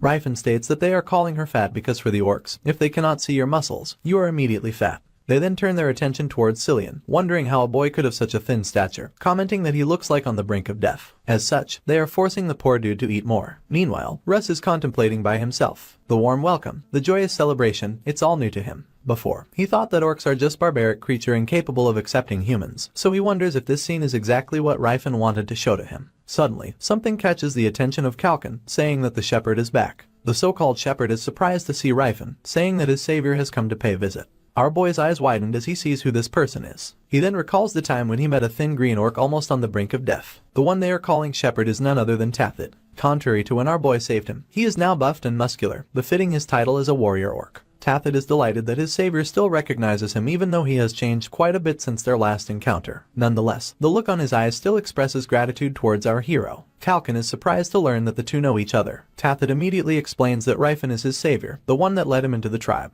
The chief warrior is a bit shocked on this wild coincidence. Some may even call it the works of fate. However, we all know that our boy made this exact encounter possible. Kalkin then turns his attention towards our boy. After all they've been through, it is now time for him to ask why Rifen even traversed into this place. Without beating around the bush, our boy swiftly reveals his intention, saying that he wants to provide the clan a better, more fertile land for them to live on. However, for that plan to become reality, he will be needing their assistance and cooperation. It's very bold for our hero to bluntly state that he wants to give the tribe a better place to live on, without announcing any solid plans to do so. Moving on, Kalkin takes Rifen's proposal with a serious expression on his face. He asks if our boy really wants them to fight in exchange for a land to live on. Our boy responds, saying that if you will put it to simple terms, then yes, the chief orc is correct. His plan is to take Gelfane Viscounty, which is close to the Great Gloatin Mountains. Kalkin, despite hating humans like any other orc, chose to ask Tathid first for his opinion, since he grew up amongst the humans. Tathid answers, saying that they cannot trust all humans, but they can definitely believe in Rifen. He doesn't believe that his savior would have the need to lie. Kalkin nods and agrees with Tathid's answer, indicating that he can trust Rifen too. However, he is just worried about the security of the tribe. The Green Orc then states that they should seek advice from the Great Mother and the Father of Weapons for this matter, saying that their wisdom would greatly help. And so, they went to the abode of Galfar, also known as the Father of Weapons of the Blue Bear tribe. Even though this person has renowned title, he doesn't possess too much muscle for an orc. Kalkin and Rifen appear before him, and the chief states that their new brother has introduced them to the idea of a new fate. As such, they need wisdom for the sake of the whole tribe. Then, the scene fast forwards to the next day. We see the gang journeying the barren wasteland and we hear Russ commenting that the conversation with the orcs seemed to have gotten well. Rifen confirms this, saying that the tribe will be moving to a safe place and will provide 100 orc warriors to join their cause. However, Russ is wondering why the so-called shepherd is tagging along with them already. Our boy says that they need someone to guide the rest of the orcs to them, so Tathid was chosen for the job. elves, dwarves, and now the orcs. Russ can't help but notice that Ryfin is gathering all race into his banner. Our boy irks from Russ' keen observation. A few days later, we are taken to Termania Government Road. This road is one of the main trade routes of the Kraben's kingdom. Several carriages are traversing during the night and are being escorted by a number of security walking alongside them. Using the cover of the night and the shade of the forest, several men are seen observing the carriages. One high-ranking man expresses his surprise that only 100 soldiers are guarding the carriages. He is aware that Prince Yuval is a troublemaker, but even he should know the importance of military supplies. The other man remarks that the prince must really be in a tight spot right now and cannot stretch his forces any further. They also notice that there is no resistance to the distance sight spell, meaning that there are no mages with their enemies. The man with the mustache really can't help feel a little weird. He thinks that it's too weak of a group to protect valuable military provisions.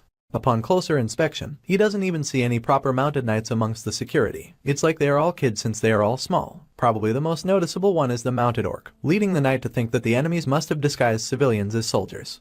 The other man comments that Prince Yuval can't divide his soldiers at the moment. It would be a big problem if they were to ambush Yuval when he's already short on soldiers. Mustache Dude remarks that the troublemaker prince's situation is worse than he had imagined.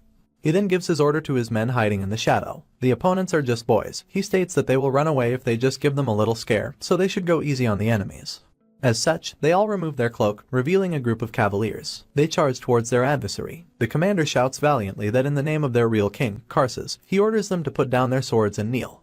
In response, the people guarding the military provisions remove their cloaks as well. As they do, the knights galloping towards them were all struck in awe. They cannot believe their eyes as they see what they are up against. There stood before them are not human soldiers, rather, fully equipped dwarves, ready to take them head-on. The commander is bewildered by this unimaginable scenario. He wonders what kind of crazy man would think of using these gremlins as their military force. In his eyes, other races are just good for being slaves and not military forces. One of his knights seemed to have read his commander's mind and asks the enemies if they are out of their minds. Despite their offending reactions, the dwarves are ready for fight. One of them leaps into the air with his giant axe in hands. Then in a flash, several heads of the proud human knights went flying into the air. Fortunately, the captain's battle instinct is far superior than his subordinates, and he was able to dodge the surprise attack. However, fear and confusion are evident in his eyes. He cannot comprehend what just happened. How the hell did a mere dwarf jump that high? The eyes of the dwarves are bloodshot with malice. They are determined to eliminate every single enemy that stands their way. They taunt the unprepared humans to come at them. With every single swing of their weapons, one knight loses his life. Panic and despair are now consuming the soldiers' hearts as their numbers are rapidly being culled. Despite this, the commander retains his composure. He tells his men not to panic for their enemies are just dwarves. He valiantly shouts for his soldiers to charge, thinking that they have the upper hand. And so, the remaining forces hidden in the forest charges towards the dwarves. It is very apparent the vast number difference between the two forces, with the knights having the advantage in terms of quantity.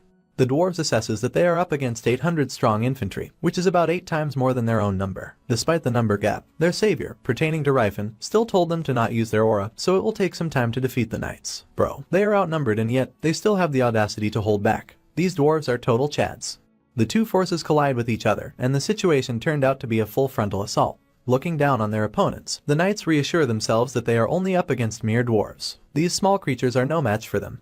Or so they thought at first. It doesn't take long for the massive difference in their skills show up. The dwarves are easily dominating these so-called knights. Despite the number advantage, it proved to be useless against the massive gap in skills. Ryfin and Cillian, who are sitting in one of the carriages, observes the fight with a peace of mind. Our boy thinks that even though the enemy have high morale, they are no match for the dwarves. He concludes that it was worth bringing them here. Cillian comments that he didn't know that dwarves could fight so well. Our boy states that they had all already been prepared. Contrary to them, the enemy didn't expect this situation both mentally and strategically. Though, no human in this world would be able to predict that they would be up against 3 dwarf aura users unless they were a prophet of something. It didn't take long to show who has the upper hand in this clash. The commander of the knights is now on his wit's end. In his desperation, he asks who these dwarves' master is. He states that if their master knows anything about morality, he would never let knights die to these inferior creatures. This bastard still has the audacity to label dwarves as inferior creatures despite his forces being beaten to a pulp. Of course, Mustache Dude's snarky remark didn't go past the dwarves' ears. They all expressed their loathe against the man at first, but those emotions quickly turned into pity. They deem that the poor dude is just ignorant of the world, and you can't really hate someone for being stupid. The orc who is leading the forces charges towards the commander. As he unsheathes his blade, he calls to Tarkata, the captain, saying that he will be the one to slay him. Tarkata becomes enraged after being called out by a mere orc. He's offended that a dirty creature such as this orc has the gall to challenge a commander like him. However, his arrogance proved to be for naught, because as soon as the two crossed path, his head instantly went flying into the air. The orc was able to make a quick work of him. He reports back to our boy. Calling Rifen as his master, he states that he has slain the enemy commander. Being called master is still not sitting well with our boy. He isn't used to getting highly revered like this. He wonders if the orc hasn't changed despite the education at the Tauben Trade Union. Still, Rifen deems that the plan was half a success. The scene then switches to Delphina Barony. We see high-ranking individuals gathered around a luxurious table with Yuval at the center. Without a doubt, they are having discussion on their next move. The prince's grandfather addresses our boy. He expresses his gratitude towards Rifen's help, but he states that our boy's demand is a bit too much. Man, these greedy-ass nobles are so uptight. He states that it is hard to acknowledge slaves as official soldiers and sign a contract like they were real mercenaries. Rifen then speaks, repeating his previous claims that they are the best he can offer in terms of military force. The grandfather concedes to our boy, commenting that one cannot really argue against mages for they are so stubborn. One man then interjects, saying that Rifen's claim is just a delusion. He remarks that it's hard for them to accept such a thing. The old man then speaks once again, saying that if they are to say that the slaves really know how to fight, but given that there are only 100 of them, it's kind of hard to imagine their significant impact. Rifen clarifies that there are 126 of them to be exact. Plus, the Blue Bear tribe will join soon as well. Rifen is here to represent them as an ally. The council then went on berating the different races, calling orcs as mere barbarians, elves as savage race, and dwarves as mere slaves. They all state that it would benefit them more to just sell them as slaves and use the money to hire real mercenaries. Having enough with their bullshit, Rifen cuts to the chase and asks the old fart if what he's saying is that he doesn't trust his men. The old man looks at him with a straight face and answers yes. Then, a huge smirk creeps on our boy's face as he remarks that he will prove to the old man otherwise. With an indomitable air of confidence surrounding him, our boy proudly claims that they will bring down the Sinai fortress on their own. The old man takes a moment to absorb our boy's declaration. He repeats Rifen's word, asking if he heard it correctly. Rifen stares at him dead in the eye and says that he heard him correctly. Yuval's grandfather then flips. Even for a joke, he thinks that such a claim is bullshit. He furiously asks the mage if he thinks that the Sinai fortress is equivalent to some mere mountain bandits group. He berates our boy, asking if he thinks of himself as some mighty commander. He claims that the Sinai fortress has Sir Tesfalt, the strongest knight and aura user of the kingdom. Despite these strong words against him, Rifen's confidence didn't waver. Without breaking his poker face, he declares that they are strong. If they just receive proper treatment and respect, they will definitely deliver Prince Yuval to victory. Of course, the nobles aren't just gonna take this lightly. No, their very pride is being hit by our boy right now. One of the military officers states that our boy doesn't know what real war looks like because he's a mage. As the atmosphere starts to get heated, Yuval finally intervene. He turns to his retainers, saying that he doesn't comprehend why they are all getting worked up. He asks what exactly is the problem with our boy's offer. One general had the gall to say that Rifen's method would just send valuable slaves to their death for no reason. Being bold, Yuval states that what they need right now is an army, not slaves anyway. He turns to our boy, asking that they will naturally leave behind the army supplies. Rifen confirms this, saying that they will only take a week's work of food. Yuval smiles after hearing our boy's answer. He states that an army of 100 wouldn't consume that much anyway, so they are not really losing anything with the mage's proposal. Seeing that there are no more reasons for them to complain, Yuval's retainers started to agree with Rifen. As such, the prince makes his declaration. He decrees as the legitimate successor of the Kraven's kingdom that the mage, Rifenheart, will be taking on the mission to bring down the Sinai fortress. Hearing the decree, our boy bows, stating that he will carry out the prince's command. Later that night, our boy returns to their camp where he is greeted by the gang. He immediately asks if Tathat has already left, to which Cirrus confirms, saying that he left with the Dark King. She then asks if the meeting went well, and our boy states that it went according to their plan. Despite things going smoothly, Russ has an anxious expression on his face, as if he has some stomachache. Who could blame him though? The battle that is about to take place is 200 versus 3,000, with the number advantage being on the defending side. Normally, to take down a fortress, you will need at least 3 times the amount of the defenders. Rifen smiles. He states that he isn't underestimating the Kraven's kingdom's knight, but they are weak when you compare them to Grand Forge and the Blue Bear tribe. On their side, they have 2 of the strongest warriors from both species, so it's definitely winnable. Russ smiles. He adds that they have 6 aura users, and that's excluding Rifen. He claims that this will be a very unique army. Cillian remarks that the image of orcs and dwarves are going to be changed after this battle.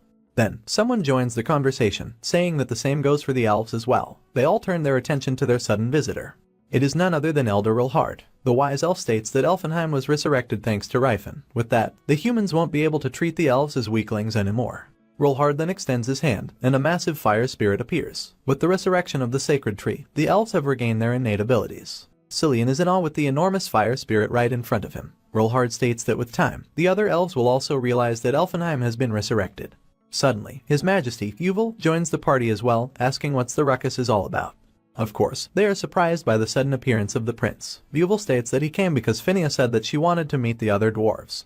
While the prince's wife is conversing with her fellow dwarves, Yuval turns to our boy. He states that he did as planned, but he asks if Rifen is sure that they can win this war. Our boy firmly says yes, however, he emphasizes that they need to prepare thoroughly. With that said, this simp of a prince goes back to speaking about Phinia, commenting that it is nice to see his wife happy either way. He tells our boy that he trusts him more than his own subordinates because of the mage's beliefs. For that reason, he tells Rifen to do as he wishes for this mission. Yuval claims that he's grateful to Rifen already enough just for the fact that his wife is smiling right now. Rifen then becomes anxious for a bit. Even though everything is going according to his plan, they are still going to a battlefield. So, as if to reassure himself and the prince, he tells Yuval that he won't disappoint him. Fast forward to a few days later, we are taken to the very fortress in question, the Sinai Fortress. With the season of spring also came the chaos of war. The fortress is alarmed by the screams of the soldiers guarding the walls, shouting that the enemies are invading. The strongest warrior of the Kraven's kingdom immediately went to the front wall to respond. However, he expresses his disappointment upon seeing the enemies that are invading them. I mean, that would really be the natural reaction of a seasoned war veteran if they see the number of enemies trying to invade them right now.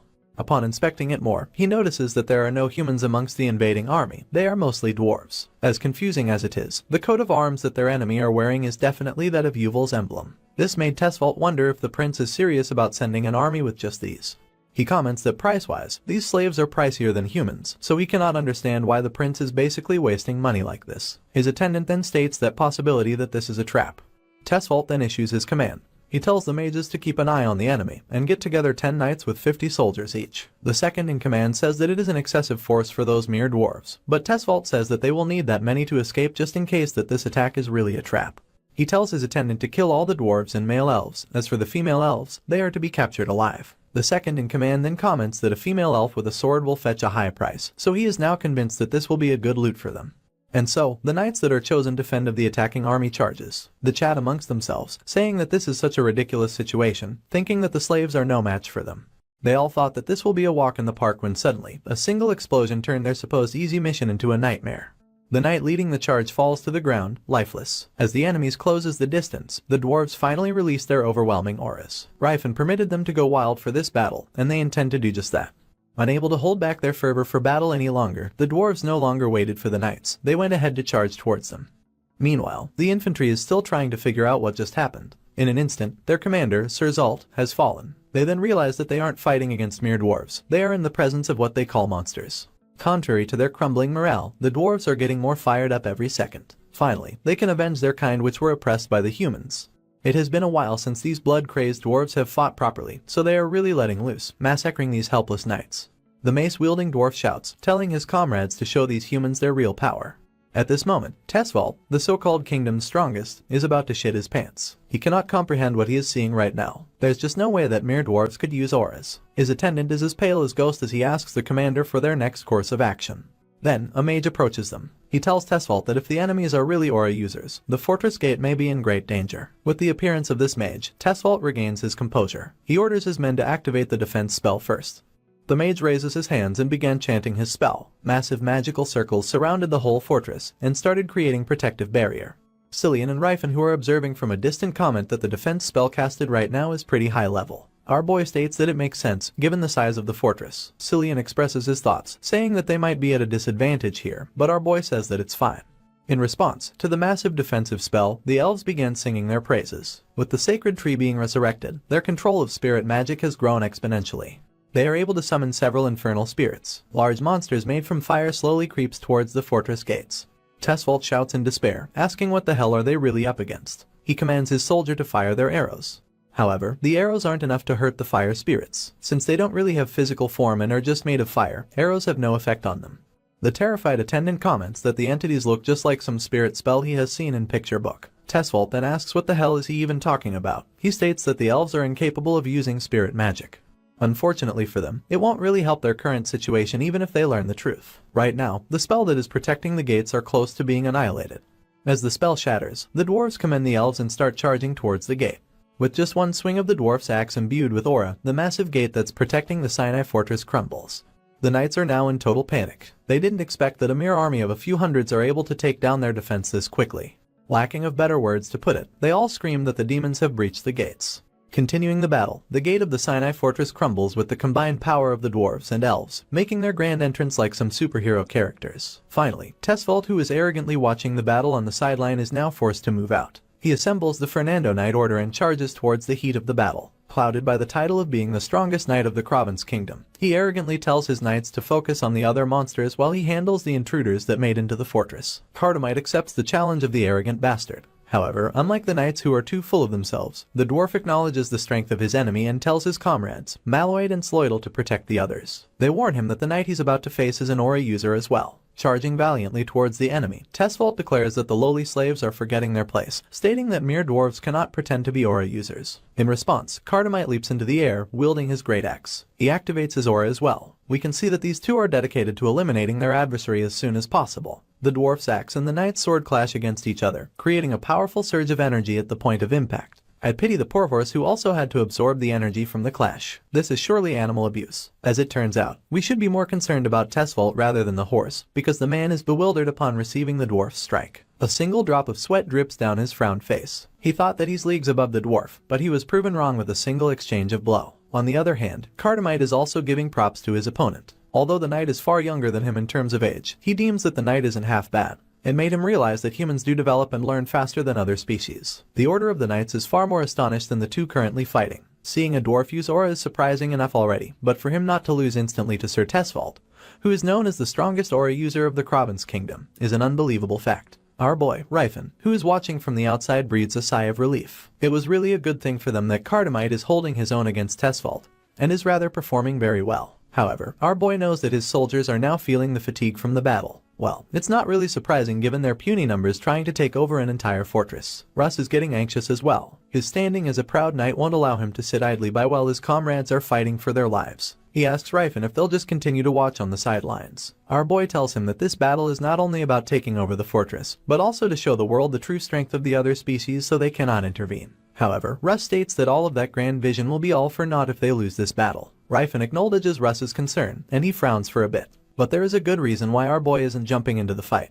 Because he's actually waiting for someone. Not before long, our boy notices the presence of that someone, the very individuals who would turn the tides of the battle. Atop of the cliff behind our boy appears another army, all riding some sort of beasts. Ryfin tells them that they are late, but we can sense the relief from our boy's words despite the scolding. The new army is led by Tathid the Orc. He apologizes for their tardiness, explaining that they took a while because they were trying to avoid suspicions from the human eyes. Nonetheless, he declares that his brothers and sisters are now present and raring to go. As it turns out, Ryfin should be the one for miscalculating the time of arrival of the orcs. The land of trials is too far away from the Sinai fortress, and our boy just had to forget to consider it. Although what's done is done, the most important thing now is that the reinforcements have arrived. He immediately orders Tathid to go join the fray, stating that there is no time left. Upon hearing Ryfin's command, a sinister smile creeps up the orc's face. Tathid is normally very docile and looks very kind, so I sometimes forget that he's from a fight-loving race. He is not the only one raring to go. All the orcs who have just arrived have the same looks in their eyes, nothing but pure bloodlust. Tathid starts their war cry, inviting his blue bear brothers to show their warrior spirits to the fools who stand in their ways. Man, even the wolves want a piece of the action. The orcs charge to the open gates, swinging their weapons, ready to trample their adversaries. As they do, they chant their hum of battle, praying for their flawless victory. The soldiers guarding the fortress were alarmed at the arrival of their new opponents. They sense their bloodlust and the inevitable doom they bring.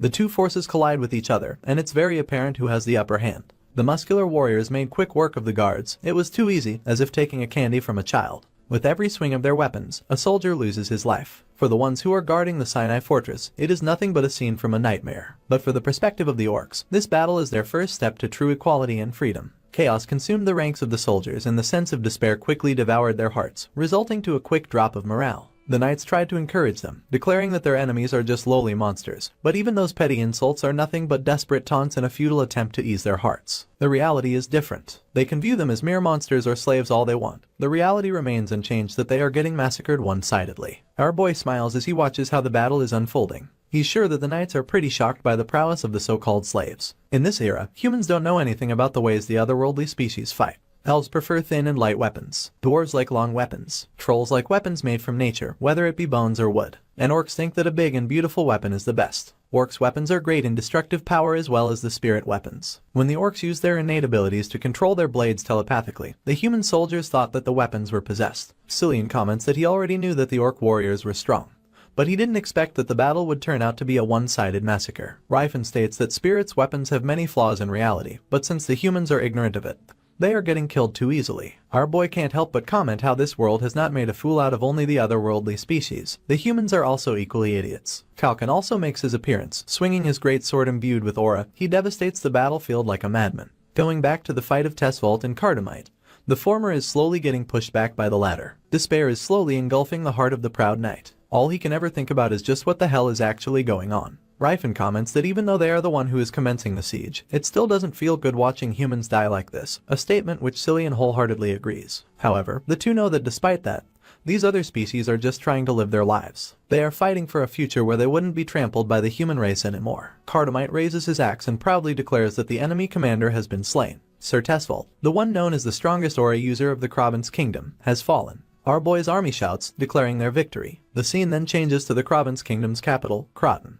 Inside the castle, Prince Karsus is informed about what happened in the Sinai fortress. Of course, he had a hard time believing it, but his delegates insist that it's the truth. Cold sweat drips down Karsus' grim face. Despite all of the reports, he refuses to believe that Tesvault has fallen to battle. I mean, how can he even comprehend it? He was said to be the strongest in the kingdom. His delegates try to slowly convince him of the fact. Karsus is usually a level-headed man. That is why he rose to power in the military. He is slowly accepting the reality of the situation, accepting the death of the knight. He surmises that they must have about 12,000 men remaining. Since they lost the Sinai fortress, this place is no longer Aptos safe, especially since there are only 4,000 soldiers in the capital. He tells his subordinates that he will get in touch with his father and grandfather, so he orders them to summon all the noble soldiers to the capital. He makes it clear that there is no second chance for them if they lose the capital. Karsus states that Prince Yuval has the crown and seal. If he holds his coronation ceremony in the capital, even the neutral nobles will take his side. As such, they need to concentrate their forces in one place. His delegates are astonished at how fast Prince Karsus bounced back. He was just grieving a moment ago and now he's giving sound commands. He thought to themselves that he's really fitting to be the king. Now, back to the Sinai fortress, a day after capturing it. We find our boy Rifen and Prince Yuval standing atop the castle. With a bit of emotion on his face, Yuval states that he cannot believe that he's standing here. Even though he knows it's real, he can't shake the feeling of everything being just a dream. Rifen remarks that he wouldn't disappoint the prince, thus he indeed delivered. Yuval smiles and asks if the heroes are resting well, pertaining to the ones who conquered the fortress, to which our boy says yes. The prince asked our boy how the nobles reacted to such a thing. Our boy states that it was natural that they were displeased, but they can't exactly do anything about it. After all, our boy's army is the one who delivered victory. Yuval agrees with such sentiment, remarking that Rifen's soldiers were the ones who brought them Sinai fortress, so no one could ever dare to disagree to the setup. He then questions how much loss Rifen suffered. Our boy reveals that they have lost 17 dwarves and 9 orcs during the fight. Fortunately, no elves were killed, but there were some injured amongst them. The prince gets a bit regretful. Although it wasn't that much of a loss compared to the enemy soldiers, it's still a big loss considering that Rifen's army isn't that much to begin with. Our boy is a bit surprised at how much concern the prince is giving to his army. To be honest, our boy was a bit hesitant to support Yuval instead of Karsus. However, he deems that if the two are both fit to be king, then it's better to support someone he likes better. There won't be anyone from Prince Yuval's army that will look down on the otherworldly species now. However, there are still some narrow-minded nobles who are acting unjustly to them. One particular officer confronts Rifen, commenting that he has some amazing slaves. He asks our boy if he would be willing to sell them to him, telling him to name his price. Of course, our boy is pissed upon hearing such imprudence. He emphasizes that his armies are not slaves. As allies, the officer would be better off knowing such fact. But this idiot didn't even get our boy's point. He just took it as our boy not wanting to sell them. If our boy would be honest and act on his emotions right now, he would give this bastard a good beating. But for the sake of his desired future, he can't actually cause them any harm. The news that the otherworldly species took down Sinai Fortress spread all over the kingdom. Although they are having a hard time believing that Sir Tesvault was bested, it was an undeniable fact that he was slain in battle. Slowly but surely, the nobles are starting to view the otherworldly species in another light. They think that if Prince Yuval is socializing with them, then there's no reason for them not to do the same. However, the prejudice built over the years is not that easy to destroy. At night, one orc slave is getting scolded by his master for messing up his task. This is how normally the otherworldly species are being treated. The other people are also reaffirming their beliefs that real orcs are just like that particular slave. They wonder what kind of person would really use orc as their army. Rumors had it that there is a Phalanx saint that controlled dwarves, so they think that it might have been the case. However, his companion states that the temple doesn't use slaves, so it's unlikely that a Phalanx would do such a thing. Suddenly, a tall smoking hot chick butts in the conversation, asking the men to tell her more about the rumors. The lady towards over them, giving off an elegant yet intimidating vibe. She states that she wants to know more about the Saint of Phalanx. They tell her that they do not know anything else, but they did hear that it was a boy, 14 years old at most, redhead and looks like a girl. Upon hearing the description, the tall mommy crushes the cup she was drinking from, spilling the wine content.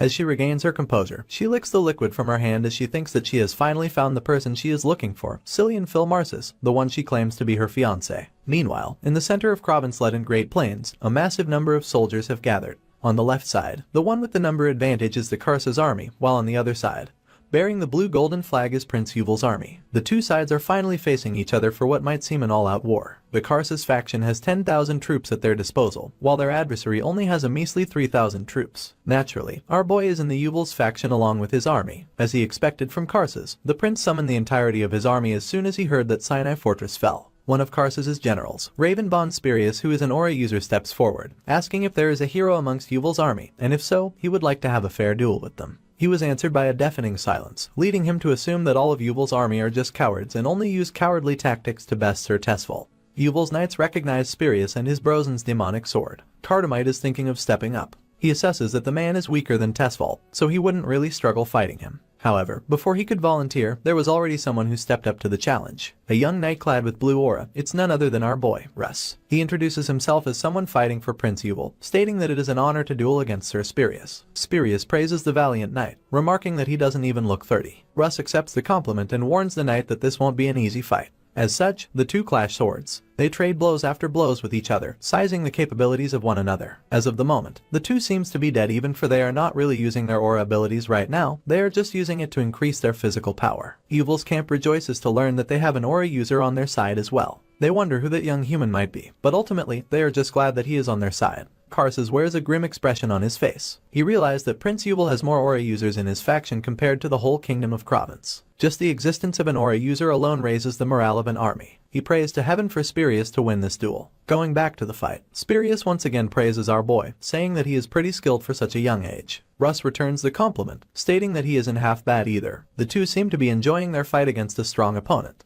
However, Russ quickly realized that he could win this fight. He deems that in terms of swordsmanship alone, his opponent has the upper hand, but he thinks that he's more superior when it comes to experience, leading him to think that he should thank Ryfen for it. The battle is magnificent. Each collision of their swords sends shockwaves to the surrounding area, but it is not as devastating as when Ryfen fought with Kalkin. Ryfen, who is observing the fight, actually just sent Russ to battle to test him out. But the young man is doing better than what our boy has anticipated. He speculates that Russ will gain the title of the Sword Saint in a few years' time at this rate. Wanting to break the stalemate, Spirius declares that he won't be bested by a mere kid, and so he activates his aura skill, Gigantic Blade. As the name suggests, the knight enveloped his sword with his powerful aura, extending its reach and destructiveness. In response, Russ decides to use his ultimate technique as well, the Phantom Divide. Multiple illusionary swords made from his aura appeared out of nowhere. Spirius was bewildered by the captivating display of Russ' technique. He didn't know that it is possible to create sword illusions using aura. Since it was all new to him, he didn't know how to respond to Russ' technique. As such, our boy flawlessly cut through him, winning the duel with elegance. As to be expected, Karsa's army were in shock after seeing their commander get slain. They didn't expect that their own aura user would be bested in battle right in front of their eyes. With his dying breath, Spirius wonders how such a young man could display such an incredible technique at that age. Contrary to his amazement to Russ' technique, the man himself thinks that it was another failure on his part. He states that he likes everything about the Phantom Divide technique besides its execution,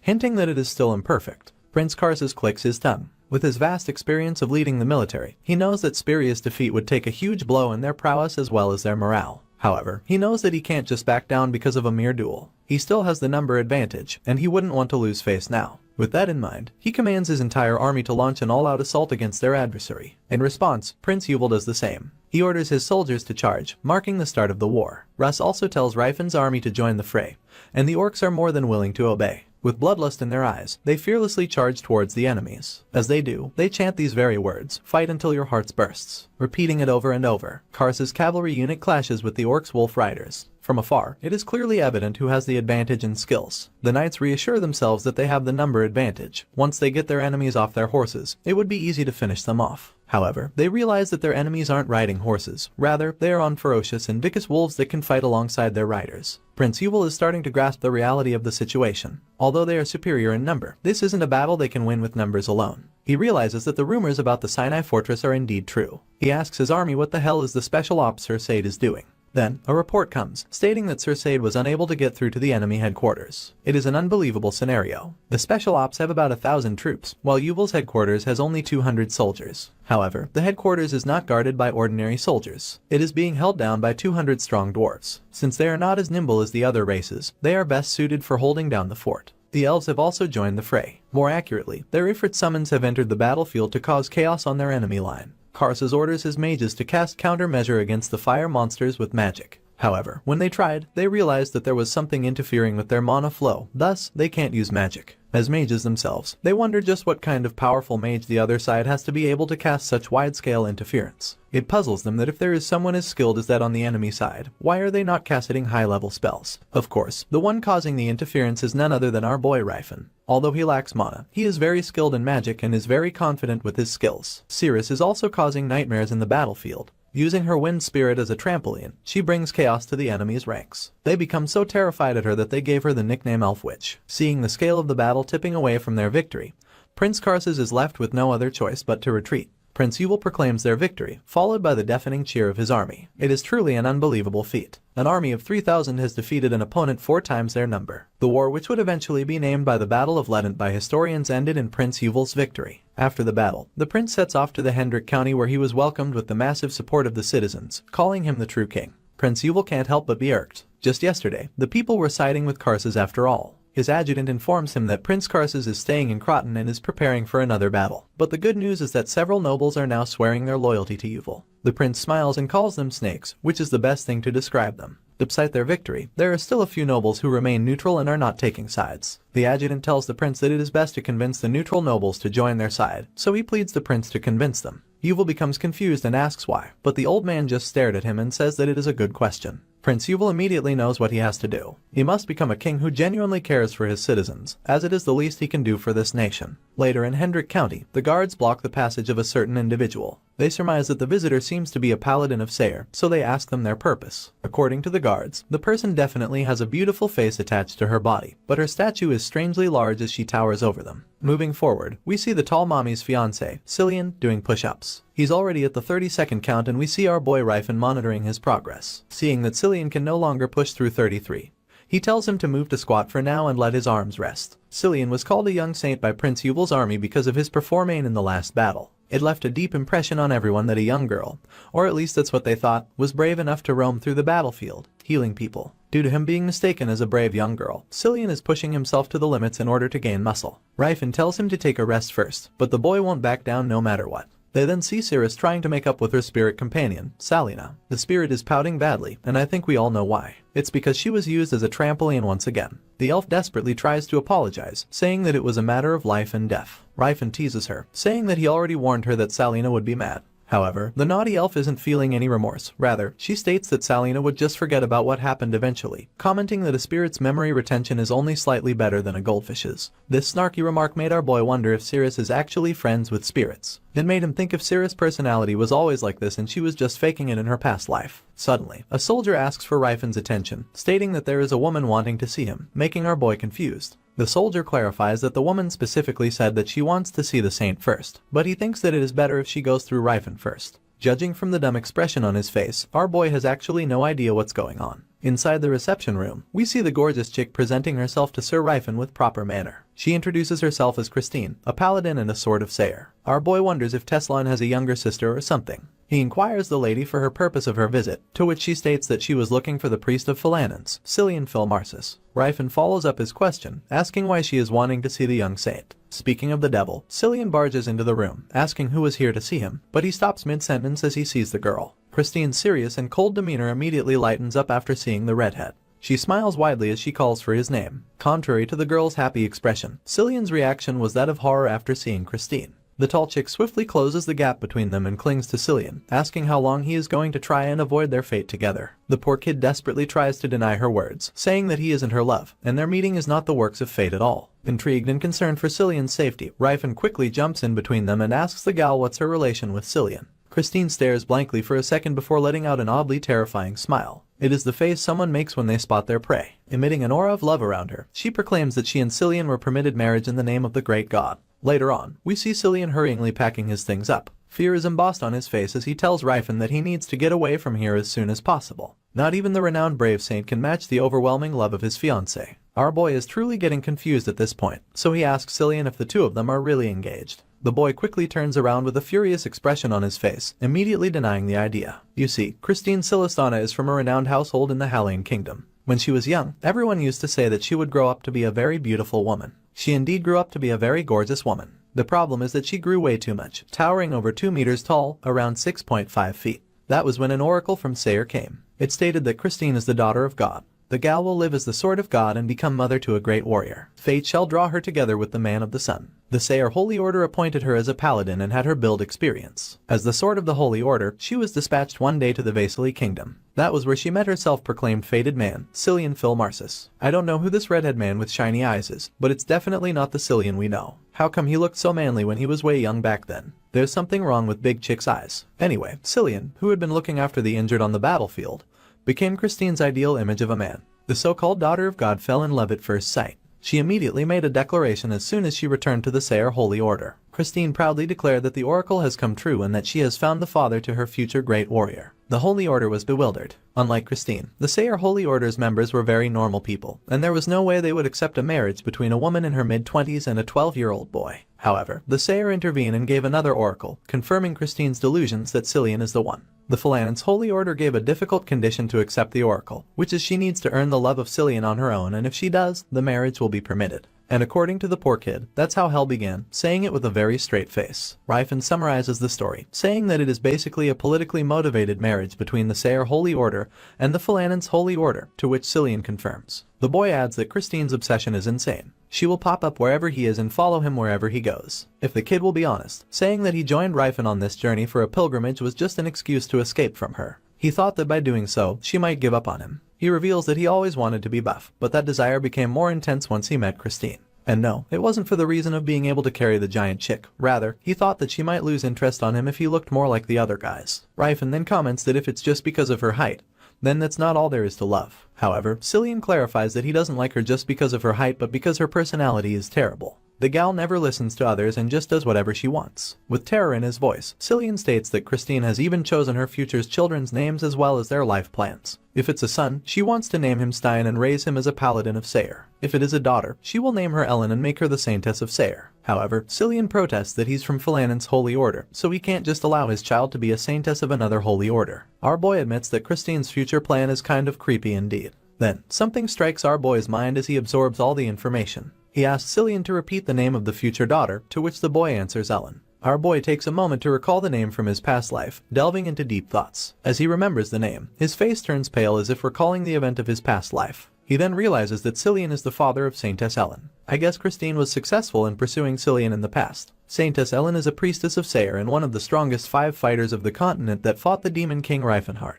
She even had a power to bring back the dead to life, which surpassed the powers of the high priest Mashelin. In the end, Mashelin died by Ellen's hand. In our hero's memories, Ellen is the nightmarish woman that tortured him in his past life. Not only was she a good fighter, but she was also capable of blessing an army of 10,000, making ordinary soldiers run around like berserk warriors. It even allowed a 3-year-old to slay the throat of a knight. Man, what a terrifying power. Rifen cannot believe that the woman he curses the most is actually Cillian's daughter. Cold sweat drips down our boy's face, realizing how serious the situation between Christine and Cillian is. Ellen's overwhelming divine power wasn't natural but was created from sorcery called the Holy Grail Plan, which was banned by the Sayre Holy Order. It refers to the act of a woman and a man creating a child that will become a holy vessel and a special barrier. The moment the child is conceived, it absorbs the life of its father and its mother when it is being birthed. In other words, this plan sacrifices the lives of the child's parents in order to create a holy grail. Rifen can't help but tell Cillian the truth, that he will die if he gets married to Christine.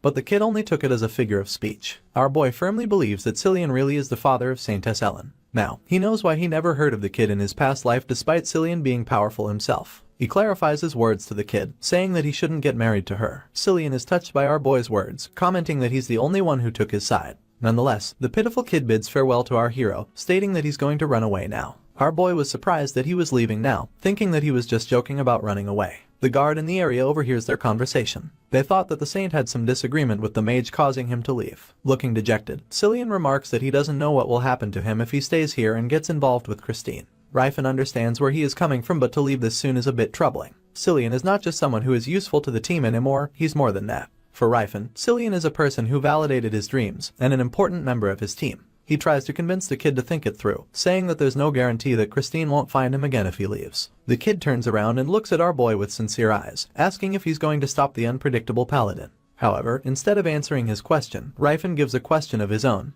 asking if Cillian is going to leave him just like that. This whole scene is turning into something like K-dramas would do. With the cherry blossoms in the background, one would think that this is a romantic farewell between two lovers, but the people involved are both guys. The guards watching the scene unfold has properly depicted my exact reaction, so I would like to thank them for that. Anyway, Cillian reveals that he doesn't really want to leave, but there is nothing he can do about the situation. He can't ask them all to come with him either, especially that they are in the middle of a war. Rifen tells him to confront Christine head-on and tells her that he will only hate her more if she continues to behave like this. However, the kid knows that it wouldn't work. If it would, then he would have never left the Phalanx's holy order to go on a pilgrimage. The bittersweet atmosphere is starting to get too much for the guards watching them. They even started to blush. Speaking of the devil, a sweet voice of a woman is heard, calling for the saint. Of course, and pertaining to Christine herself. She has the face of an absolute yandere. As she sees Cillian's luggage, she interprets it as him preparing to leave with her to get married. The sweet atmosphere between our boy and Cillian quickly evaporates. Now, the kid is blaming Rifen for stalling him too much, resulting in Christine discovering his plans. Staring at the poor boy with predatory eyes, she invites him to go home so that they can live happily ever after. Man, I swear, this PDF file is tarrying.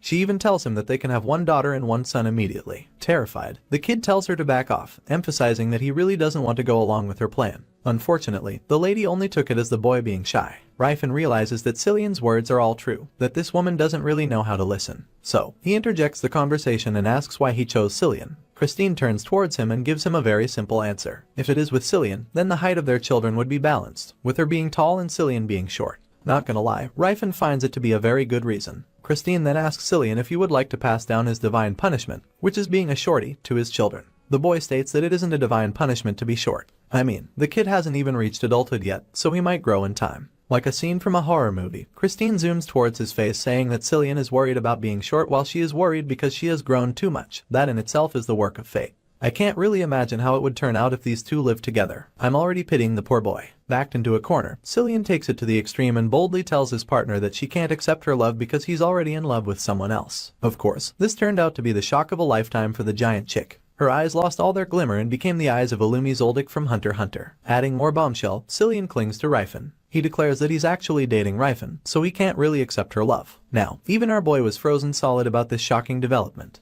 Both Rifen and Christine's souls left their body with that one statement from the kid. Even the guards nearby are at loss for words with their jaws hitting the ground. With a sour face, Cillian states that Rifen and him are connected by the red thread of Phalanx, which is technically not a lie. He reveals that they did cross paths because of Crossroads of Destiny's goddess-fated relationships. Well, at that time, Cillian wasn't actually pleased by it. But then again, he is not technically lying. Deafening silence befell with the three. The soldiers began murmuring by themselves, saying that the two indeed look good together, but it confuses them that they were talking about breaking up earlier. Coming to his senses, Rifen whispers to Cillian why he had to go and choose him when there are other women in their team. The boy states that he can't choose Cirrus because his partner has to be a human and he can't just choose anyone who doesn't have pedigree. While forcing themselves to extrude the aura of lovers, Rifen questions Cillian how he is going to deal with the consequences of his action. However, the boy is at his wit's end, so he continues his act and proclaims his love with Rifen, to which the latter reciprocates. Christine grits her teeth tightly while trying to make peace with the shocking revelation. Cillian is surprised that his crazy fiancé is taking things very well, wondering if she has finally decided to give up. However, I retract my words. She isn't trying to make peace with the situation, rather, she is just preparing her resolve to dish things out.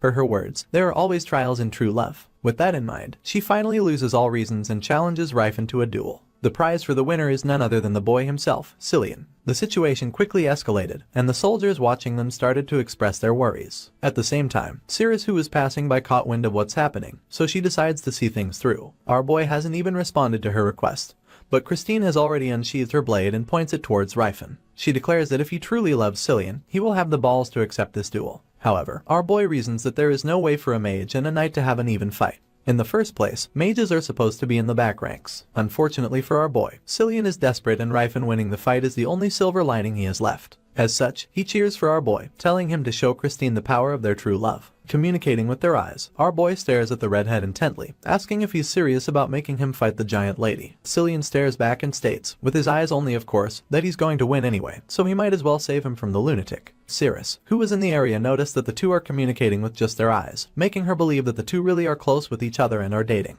Poor Rifen. First he gets labeled as gay by the soldiers, and now his future wife finds out about it. While our boy is having the dilemma of his life, Christine is preparing herself to duke it out. She states that as a paladin of Sayer, she will let him have the first attack. As such, she tells our boy to prepare for battle. Our boy clicks his tongue. Now that it has escalated to this point, he accepts that he has no say in the matter. Since she told him that he can have the first attack, our boy intends to put her to sleep. With that in mind, Rifen starts chanting for his spell. A massive amount of energy started to envelop him, and it is very apparent that he's gunning for a strong spell right off the bat. All of Christine's arrogance was immediately washed away as she discovers that the man she is facing right now is a highly advanced mage, exceeding her expectations. Our boy apologizes to the woman in his mind. He knows that he might have to hurt her, but there's no other choice. He needs to get this over quick. With that said, he launches his spell, Lightning Storm. Rifen is aware that he must not kill her, so he decreased the force of the spell, but it is still enough to knock her out. However, our boy didn't anticipate the paladin's response. She conjures an aura of her own and deflects the barrage of lighting heading towards her. The soldiers are surprised to find another aura user, but one guard states that it is different from common aura. The power that Christine is utilizing comes from the divine sword that the paladins of Sayer use. The giant woman's blade is shining in a bright golden energy, and it wouldn't be an exaggeration to say that it looks very powerful. Among the paladins of Sayer, the number of people who have the ability to use the divine sword is like 1 in 10, so our boy realizes that she is better than he has expected.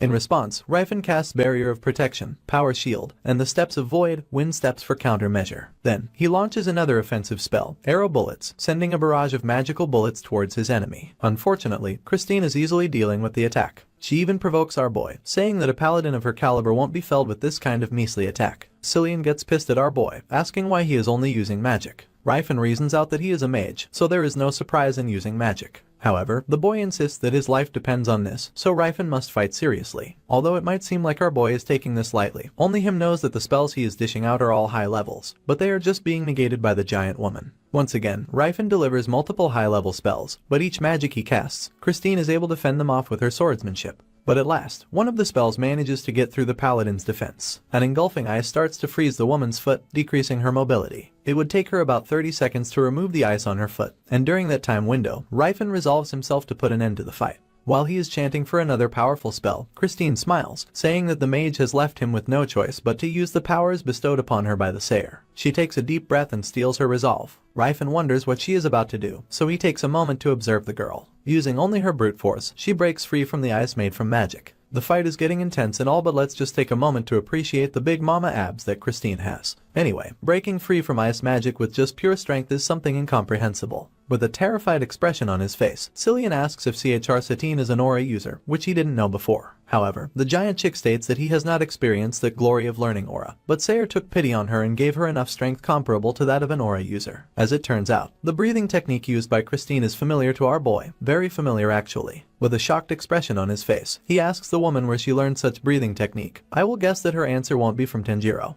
With a boastful expression, she reveals that when she was still a young girl, before serving Sayer, there was an old man who visited her and taught her the breathing technique. He told her that it will make her healthy. She adds that she didn't know it back then, but it is now clear to her that Sayer has guided that man to her. No wonder that breathing technique was familiar. The one who taught Christine was none other than Rifen's master. Continuing the story, our suspicions were right. Tall Mommy's height isn't from genetics. It was caused by our hero's crazy old master. The growth breathing technique of Jim Unbreakable made her a giant, making Rifen wonder if his master wanted the poor lady to stay single forever. But surely, I know 90% of us would take her if she's single. In Rifen's mind, he knows that Gerard meant well since he genuinely thinks that being big equals being good. But still, it's a little overboard. Christine asks our boy if there's something wrong, to which Rifen laughs off, saying that there's nothing. With that said, the few moments of peace pop like a bubble as Christine once again rushes our hero. The vigor in her eyes states that she's enjoying this fight and she's letting her crazy side take over. In response, our boy sends out wings of flying blades, the wind cutter, in an attempt to disrupt her charge. However, the skillful lady just brushed the attack like it was nothing. It didn't even slow her not the slightest. While our boy is fighting, he assesses that Christine must have been using the breathing technique for at least 10 years, given how tall she became. That technique is only exclusive to making one's body grow. While dodging her strikes meticulously, Rifen claims that he purposely didn't use the breathing technique, but the fact that the lady can use it in the first place means that she's immensely talented. If that technique worked on everyone, Jim Unbreakable would be swimming in money. There are so many people in the world insecure about their height after all, our boy Cillian included of course. While our boy is pondering about such thoughts, Christine is getting frustrated because she can't seem to beat Rifen. Our boy even provokes her unintentionally, asking how could he even lose this fight. This flips the berserk mode of the crazy woman, telling him that he must have used that blabbermouth of his to woo Cillian.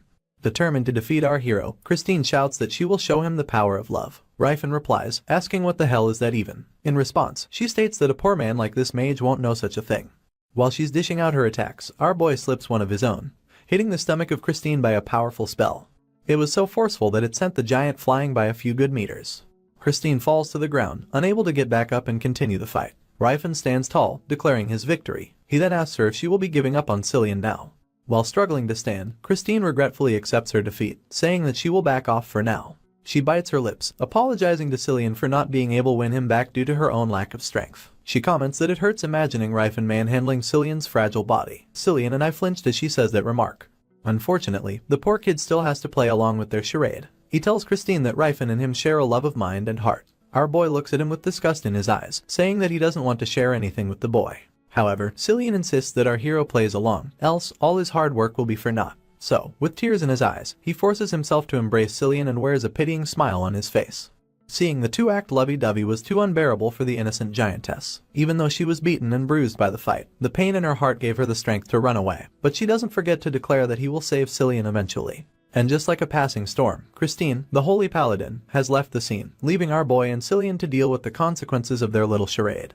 With a worried expression on his face, Rifen asks the boy how he plans on dealing with the aftermath. Cillian gives him a very unconvincing answer, saying that things will just work out on their own. On the following day, things in fact did not work out on their own. Everyone, including the nobles, has heard of the rumors that Rifen and the young saint are going out. Everyone thought that it was a bit unexpected, but they unilaterally agree that the two does look good together. They even comment that they sure have a taste for the arts, whatever that means. However, these rumors were having a positive effect actually. Because of it, our hero's army and the Imperial soldiers are actually getting a bit closer to each other, gossiping about the two's relationship. One orc even curiously asked a knight if human men see each other romantically. In response, this gay-ass knight states that sometimes, knights take enjoy boys, especially someone who's as pretty as the saint. Zalcathar, the orc, comments that he sure does share the same sentiment if they are talking about the saint. In response, the knight also introduced himself, saying that his name is Hans. Slowly but surely, the discord between the two races is taking turn for the better. Cirrus, with a wide smile on her face, even comments that everyone is starting to acknowledge each other as fellow comrades. She says that they are one step closer to Rifen's dream. However, despite this good news, we see our hero sulking in his room, covered in sheets. Tathid, Cirrus, and the culprit himself, Cillian, are trying to convince him to cheer up. While crying, Rifen blames the boy for everything, saying that it is all his fault. Cillian just tells him to suck it up, suggesting that nothing is going to change just because he's blaming him now. Cirrus then intervenes, asking the sulking mage what is he so worried about. She states that the rumors were spread in the first place because Cillian is so pretty. She adds that she thought the kid was training every day because he didn't like that he looked feminine. That small comment from the elf sparked something from the two. They locked eyes and were immediately on the same page. They became so fired up all of a sudden. Our boy jumps out his bed and declares that he will train Cillian so hard that he will obtain a steel-hard body. The saint is eagerly on board of this plan, remarking that it is exactly what he wants.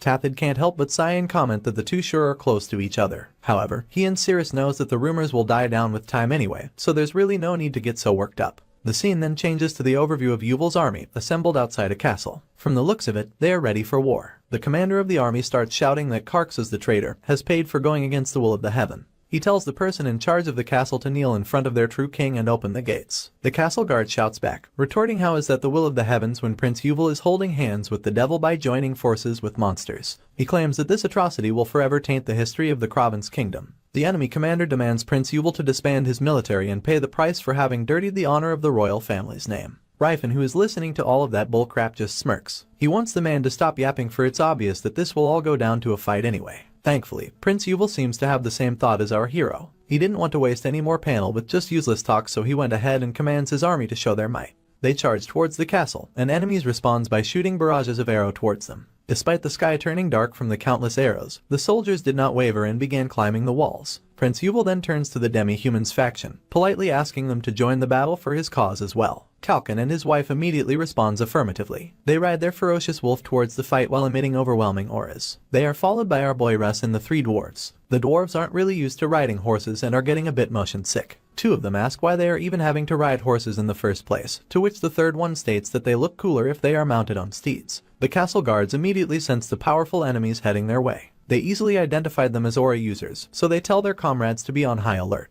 Prince Karxus is in distress, knowing the difference in power. In his desperation, he tells his soldiers that he will reward anyone with 100 golden coins if they are able to shoot down the demons that are approaching. Unfortunately for him, he has already lost the moment that our hero decided joining Yuval's forces. All of the arrows flying towards the orc chief just bounced off, and Kalkin even mocks them if they think that wearing the skin of a tiger will make them a tiger themselves. It's also the same case of Russ. All of the arrow raining down on him are parried effortlessly. He might usually have a calm and harmless demeanor around him, but right now, he's emitting the aura of a battle god. As they get closer and closer, the castle guards resort to throwing spears, hoping that it will be more effective than the arrows at the very least. Unfortunately, it didn't have any effect at all. The dwarf who is at front easily deflected them, calling the spears as just enlarged arrows. As they get in range, Russ knew that it is time for them to be on the offensive. He envelopes High Blade with a large amount of aura in preparation for a powerful attack. An overwhelming tower of aura forms on his blade, extending its reach by multiple times. Spirius, the aura user knight whom Russ defeated previously, is astonished upon seeing our boy's technique. That's right, the reason the dude was so shocked is because Russ is using the same technique he did during their battle, Sir Spirius' signature move, the gigantic blade. Spirius is flipping out, screaming how dare that young knight steals his technique. Boy, your skill is so basic that I bet Russ didn't even need to practice it.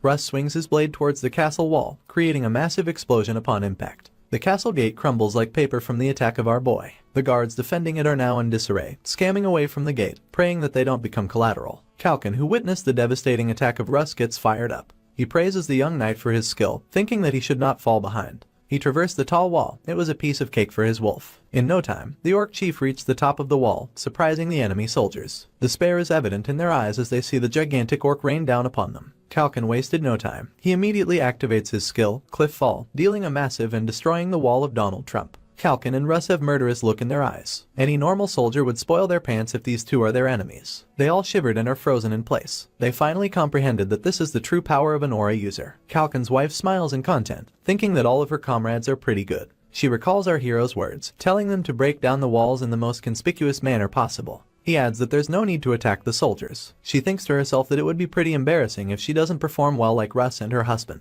With that in mind, Stella also activates her innate skill, enveloping her blades with her own aura. Her swords began multiplying, and they all flew towards the walls. She strategically placed blades on every part of the walls before making them explode. The result is truly astonishing. She was able to fall down a wide area of the wall. It might even be more destructive than Kalkin and Russ' attack. Spirius and Carxes were bewildered by the sheer destruction caused by just one attack. Even though he's an aura user himself, Spirius cannot believe what he's seeing. Kalkin as well is at loss for words. His jaw almost hit the floor. Even him didn't know that his wife is capable of doing something like that. The three dwarves immediately took interest with Stella's skill. They wonder if she's well versed with architecture, since her demolition skill is superb. They began thinking that it would be nice if she's to join them whenever they have to take down a building in the future. Russ, who lost to her before, is ecstatic. He quickly thought that's another technique he needs to learn, but he deems that he won't need much practice to learn that skill. Carxes is currently gritting his teeth. He didn't anticipate this kind of result at all. In the first place, he wanted to avoid a siege fight. Spirius, though with a terrified expression on his face,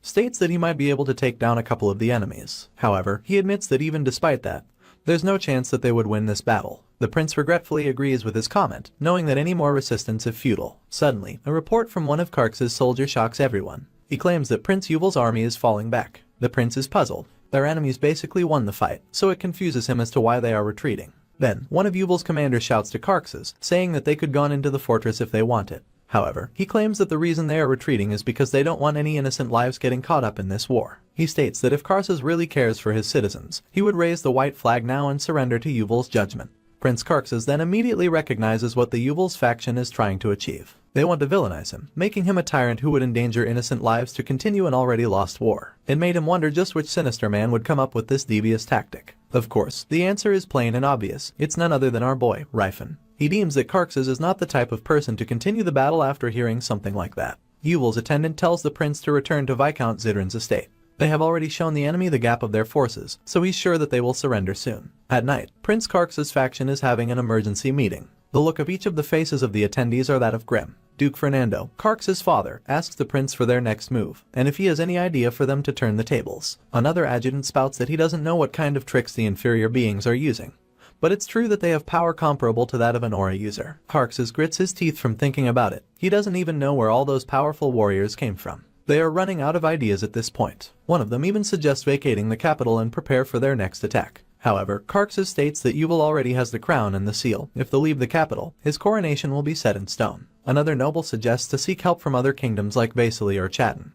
But if they do so, the kingdom will sure to fall even if they win against Yuval. However, they protest that if this goes on, Prince Carxes is sure to fall. Everyone in the room fell silent upon hearing this. They don't want to admit it, but they all know that it's the truth. Upon looking at them, Prince Carxes immediately knew their true intentions. They don't really care about him falling. His subjects are just concerned for themselves because if Carxes fall, they are sure to follow. Even his father and grandfather are sharing that same sentiment as the other nobles. They are nothing but selfish bastards who only think of themselves and what they can gain. Another person lashes out, stating that they should have just assassinated Prince Yuval, but Carxes remarks that they have already tried plenty of times. His father then turns to Spirius, asking if an aura user like himself would be capable of assassinating Yuval. Spirius says that even though Yuval is their enemy, he still carries the blood of the royal family. As a knight, he cannot commit such atrocity. The nobles murmur how self-righteous the knight is. They want him to do the deed, but they cannot disrespect Spirius in such a manner because it would be the end of them. However, the aura user states that he does agree with the idea of assassination, surprising Prince Carxes. Spirius states that instead of Prince Yuval, they should target the mysterious mage, Rifan.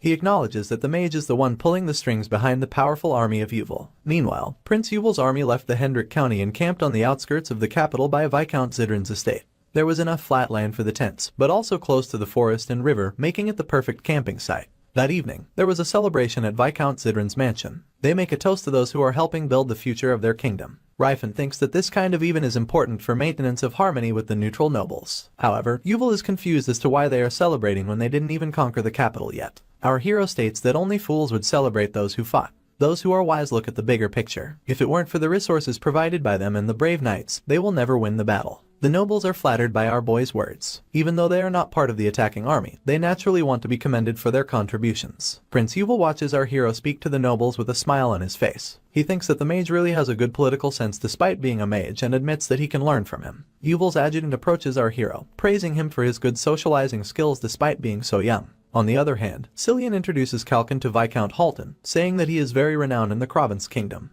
The two immediately hit it off and began speaking with each other, albeit all formality. The noble is surprised that the orc is able to speak and understand human language. Kalkin reveals that Rifan gave him a communication necklace. Then, the stupid Viscount makes an offensive remark, saying that Kalkin's subordinates were very brave unlike most orcs. Of course, this is blasphemy for the leader of the orcs, but he holds himself back from lashing out. Stala comes to his rescue and states that bravery is innate to all orcs. They respect warriors and hate those who are weak and cowardly, throwing a little shade to the Viscount. Kalkin murmurs that a weakling like that Viscount doesn't have the qualifications to belittle the orcs, but his wife scolds him, saying that he already knows that something like that would happen. You see, Rifan warned them beforehand that humans bad-mouthing other races is inevitable. They just need to suck it up, listen through one ear and let it out to the other. It's all for the sake of saving the oppressed species. Our hero who is watching from a distance think that things are going well despite everything. They don't have to understand each other, but they are at least starting to acknowledge one another. In his past life, he screwed up by trying to do everything himself, but now he'll try trusting his subjects more. Cillian is doing well too. He's gradually introducing the different races to the humans. This time, he's introducing Cardamite to another noble. The elves are doing fine on their own. They're a species that prioritizes reasonable thinking as well as balance and harmony after all. On the other hand, Russ seems to be having a hard time hiding his animosity to the nobles. Since he's a human, it's only natural for them to flock to him. But our boy is just giving them short answers and cold shoulders. The nobles are beginning to sense it as well. They think that Russ is not in a good mood, but it didn't occur to them that they are the reason behind it. They just thought that he's tired from the battle. However, Rifan knows exactly what's going on. Despite his serious expression, Russ is actually socially anxious. He doesn't know how to mingle with these people, hence the cold shoulders. Our hero steps out of the hall for a while. In this mind, the real problems begin after the war after Prince Yuval is appointed as king. He wonders where Cirrus could be and starts searching for her. As he's wandering around, an unknown presence appears before him. The man's identity is hidden by a cloak and he's holding a rather pristine blade. Rifan immediately turns serious, knowing that this person didn't came here just to say hi. He didn't feel his presence at all, which would mean that this person is a ghost, or an aura user who has mastered erasing their presence. The mysterious person turns out to be Spirius. He apologizes to the mage, claiming that this is all for the future of the Krovence kingdom. Rifan recognizes the man, and in response, Spirius charges towards him. Our hero blocks his blade with his bare arm, which shocks the knight. He wonders if the mage is using some kind of iron skin magic. He praises Rifan for having a fast reaction,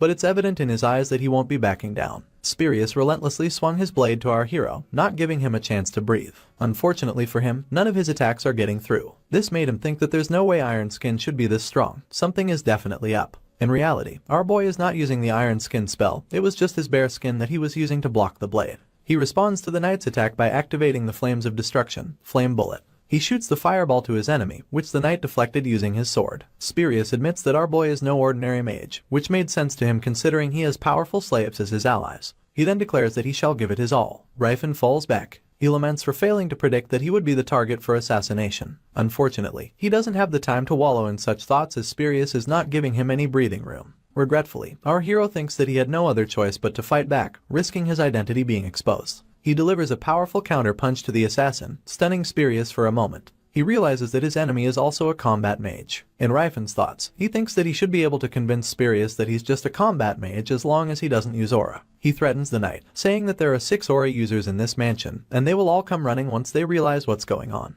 However, Spurious rebuts that the mage will be long dead before the aura users even arrive at the scene. With that said, he becomes serious and activates his aura skill. Our boy is on his back foot. He contemplates how long will he be able to last this fight without relying on his aura. Then, Spurious thrusts his aura-imbued blade to our hero, hitting his shoulder. Rifin grits his teeth from the attack. The knight is then surprised to see that our boy didn't even suffer a major injury from his all-out attack, but it did manage to destroy our boy's robe, revealing his juicy biceps. Despite that, Spurious continued to press the attack, while wondering how the hell does a mage have a physique like that. Is he following Sam Sulek training regimen? The battle continues, and all our hero is doing is dodging every attack that Spurious is throwing at him. As the knight was about to swing his blade against him once again, our boy tried to counter him with a spinning elbow, but Spurious was able to easily block it. He then pours more power to his aura and he's starting to break Rifin's defenses. Then, our hero deemed that there's no other option but to use his abilities as well. His arm began glowing in a bright golden aura, shocking the knight. With his shirt completely destroyed, Rifin smirks and comments that things never go the way he wants. He realizes that it would be presumptuous of him to fight an aura user without using his aura as well.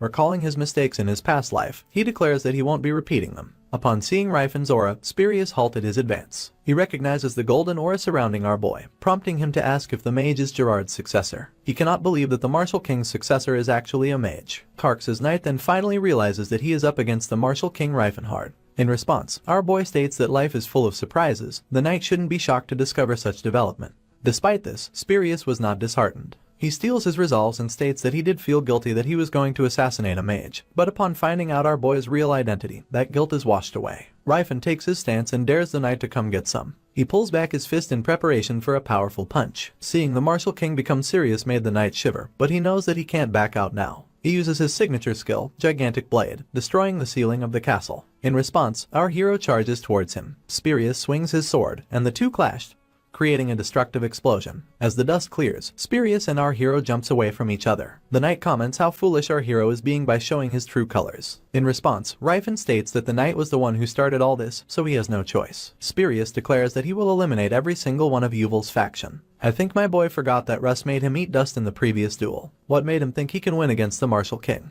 In response to his attack, our hero uses Spiral Guard, sending a spiral force that disrupts the enemy's attack. He then follows it up with a powerful flying kick, Getreizine. The force was so strong that it sent the knight flying into the sky. The destructiveness of the duel has caused panic to the people on the ground. The soldiers are now running like startled chickens, wondering just what the hell is going on. Rifin then grabs Spurious and throws him to the ground using his lariat swing. The poor knight crashes to a wall, destroying it to pieces. It is as if he became a meteor from outer space. As the dust clears, we see the beaten-up knight barely conscious. It is clear that he didn't hold a candle against our boy. He grits his teeth and utters that the assassination was a failure. He then had this sad looks in his eyes, knowing that he is the only remaining aura user on Karsa's side. If he dies too, then their defeat is inevitable. Unfortunately for him, it seems like our boy is not done yet. We see Rifin falling from the sky, ready to deliver the final blow. He stomps the Spurious who is lying on the ground. The impact is so powerful that it sent multiple boulders into the air. That last attack was the final nail in the coffin. Surely, the poor knight won't be able to survive those series of attacks. Our hero then walks valiantly away from the rebels. The soldiers in the area then sees the golden aura he is emitting and were in awe. Spurious is not the only one who is familiar of that majestic aura.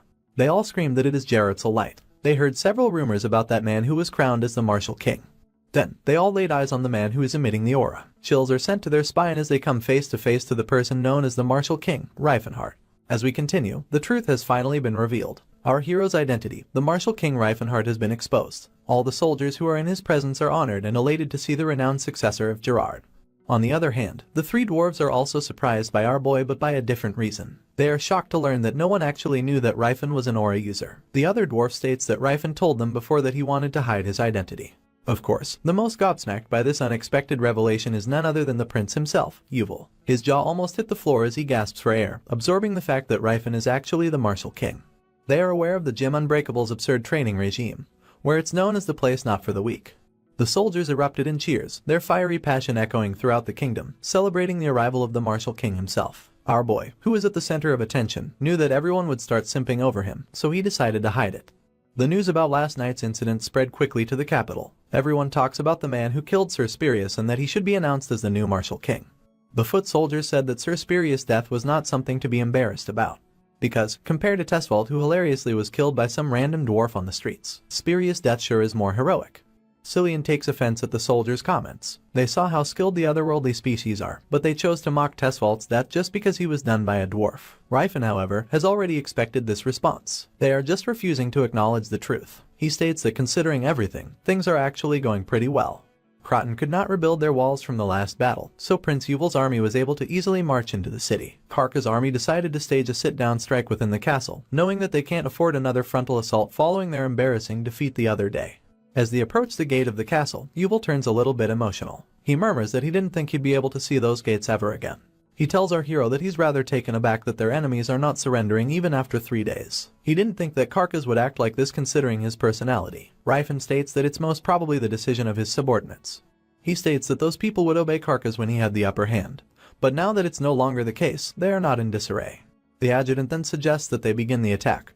But our hero intervenes, saying that he will go see the enemies personally. Cillian was surprised by Rifen's decision. He thought that our hero didn't want to do any direct confrontation like this. Our hero then says that his identity has already been revealed, so there's no point in holding back. Alright, taste the power of the martial king. Anyway, he gets off his horse and starts walking towards the castle. His broad and reassuring back is in plain view for everyone to see. All the soldiers were hyped up, knowing that their revered martial king is going to fight. While our hero's presence became Prince Yuval's army's source of morale, it spelled terror to the enemies. One general tried to ease up his soldiers, saying that there's nothing to be afraid of because the martial king is only human after all. He ordered his men to fire volleys of arrows to our hero, and in an instant, the sky is filled with raining projectiles aimed at Rifen. Unfortunately for them, Rifen just walked through the arrows like a freaking tank. Without even changing his facial expression, he states that the arrows that are just bouncing off of him aren't even making him itch. Seeing this, they resort to launching boulders at him with their catapults. Our hero just took it as it is, but this time, he comments that those rocks itch a bit. Next, they use fire arrows, hoping that the flame would burn our boy, or at least scald him. But Rifen just shrugged them off, not wanting to let his clothes burn. As he gets even closer, they resort to pouring him gallons of boiling water, to which our hero says was nice and warm. After their several futile attempts to ward off the martial king, Rifen finally arrives at the gate. Realizing that they cannot stop him, the soldiers began to panic, calling our hero a monster. Rifen then takes his stance and warns the enemies, telling anyone who values their lives to get away from the gate. He then starts charging up his fist, preparing to use Paul Phoenix's burning punch from Tekken. Anyone who has played that game knows that you're cooked when you get hit by that move. As our hero's aura burns brightly, the soldiers behind him became all hyped up. They started cheering for him, praising him for his indomitable physique. Meanwhile, our hero is contemplating as to why people are so supportive of him this time. He thinks that he's not really doing anything different from his past life, but the people's reactions are like night and day. A little flashback from 2 days ago. The nobles and the soldiers became aware that the mysterious sage was actually the martial king. It became clear to them how he could pull off such great accomplishments. They then saw another opportunity to stray their vision from the truth and just thought that the reason why the otherworldly species are so strong is because they were hand-chosen by the martial king himself. Unable to contain his confusion any longer, he starts ranting to Cirrus, saying that he cannot understand things. When he was the demon lord, they were saying that the slaves have become evil. Cirrus responds, saying that the people have different views of a mage compared to a warrior. She elaborates that anyone can dream of being a warrior. After all, anyone can wield a sword. But since magic is something only allowed to a very special few people, ordinary people can't even pretend to be a mage. That is why a demon king is feared, because a mage is not something a normal person can understand. But when Rifen is the martial king, wielding just his fists, it's easy for ordinary people to project themselves onto him. Rifen asks if him deflecting attacks with his bare flesh felt more realistic to people than using magic. He then wonders if he can just do whatever he wants in a fight if that's the case. Cirrus turns at him and smiles, gleefully saying yes, that he can do whatever he wants as the martial king. Rifenheart. With that in mind, we go back to the present where our boy is still charging up his fists. Mana is a power given only to a very few and select individuals, but anyone has 2 fists and muscles, or is admired by all. So with that in mind, Rifen covers his fist with his overwhelming aura and releases his ultimate technique, quadruple layer calamity horn, and absolutely smashes the gate in front of him. His goal is to have people looking at him in admiration, so as he destroys the gate, he strikes a very appealing pose that will shatter the hearts of the ladies. The army behind him took the destruction of the gate as their cue to follow our hero and charge the castle. On the other hand, the knights on Karka's faction steeled their resolve to confront their enemies. They took up their arms, shouting the honor of Karkas and their determination to die for his cause. The bloodbath begins with the two armies clashing with each other. However, it's very evident that Yuval's faction is superior in number and morale. Our hero didn't join the fight. Instead, he shouts at the enemies, telling them that the victor of this fight has already been decided, so they should stop their meaningless resistance and save themselves. Inside the throne room, we see Karkas standing alone, without any guards protecting him. The look on his face is that of someone who has given up his hope of survival, but the fire in his eyes indicates that he won't go down without a fight. The first to enter the room and confront him is none other than his cousin and rival in power, Prince Yuval himself. With his army backing him up, he tells Karkas that it's all over. Prince Karkas greets his cousin with a grim expression on his face, saying that it has been too long since they last faced each other. Rifen frowns upon seeing the despair in Karkas' face, wondering if he made the same exact expression when the humans cornered him in his past life. Yuval questions Karkas about his subordinates, asking why is he alone. The other states that his father and grandfather have already evacuated the premises, along with his other subordinate. He states that they cannot cause the downfall of the royal family, refusing to acknowledge Yuval till the very end. Yuval's adjutant refutes Karkas' words, saying that him, his father, his grandfather, and the nobles who supported him are all branded as traitors and that they have no place in his kingdom anymore. Karkas reveals that they are headed for Chatan. Although they won't have the power they had before, at the very least, their bloodline will continue and that is enough for him. The old man scoffs at him fleeing to Chatan, saying that it's just like of the Taken Kingdom. Yuval joins the conversation, and with a concerned look in his eyes, he asks Karkas why he didn't join his father in his flee. However, Karkas only smirks at him and asks Yuval why he thinks that's the case. Yuval immediately figures it out. If Karkas joins them to their escape to Chatan, there would have been a war. So, Karkas decides that he'd rather die here than become a puppet king. In Yuval's mind, he can't help but feel pity for his cousin. He acknowledges his resolve and care for his people more than his own safety. Because of that, he can't help but feel sorry for Karkas. Knowing this, he tells his cousin that he will end him as he wishes. In response, Karkas points his blade to Yuval, saying that his cousin is rather considerate unlike the rumors, but he asks the prince if he's really capable of besting him. Yuval replies that Karkas may be a traitor, but he still carries the royal bloodline, so Yuval states that he shall be the one to end his life. The old man was surprised by the prince's declaration and asks what Yuval meant by his words. The prince states that he's aware about the skill gap between them, but he should at least show that he has the courage worthy of a king. He adds that it's nice that he has an aura user behind him. He pleads our hero to intervene when necessary. On the other hand, Karkas is itching to end this charade. He taunts Yuval to come at him with a sinister expression on his face. In response, Yuval does just that. He valiantly charges towards his adversary, showcasing his bravery. The two clash swords, eager to finally end the dispute amongst them. The battle is fierce, with neither of them letting their guard down. At the moment, the two seems to be on equal footing, exchanging blows after blows. In the middle of the fight, Karkas expresses his surprise on Yuval's skills. He states that he heard rumors of Yuval skipping his night lessons just to fool around with some female dwarf. But now that they are facing each other, he asks if Yuval has been hiding his true skills all along. Yuval responds, saying that he just never got the chance to show off his skills, claiming that he was indeed strong from the get-go. Karkas delivers a powerful strike, but Yuval was able to block it with his shield. It should be noted that Karkas is known for his military prowess. That is the reason why many people from the noble faction have sided with him. Even the old adjutant knows of this fact, so he's dumbfounded as to how Yuval is standing his ground against that renowned prince. He wonders how Yuval has acquired such strength. Even Karkas himself is bewildered at how strong Yuval actually turned out. Despite him going all out since the beginning, he can't seem to find an opening.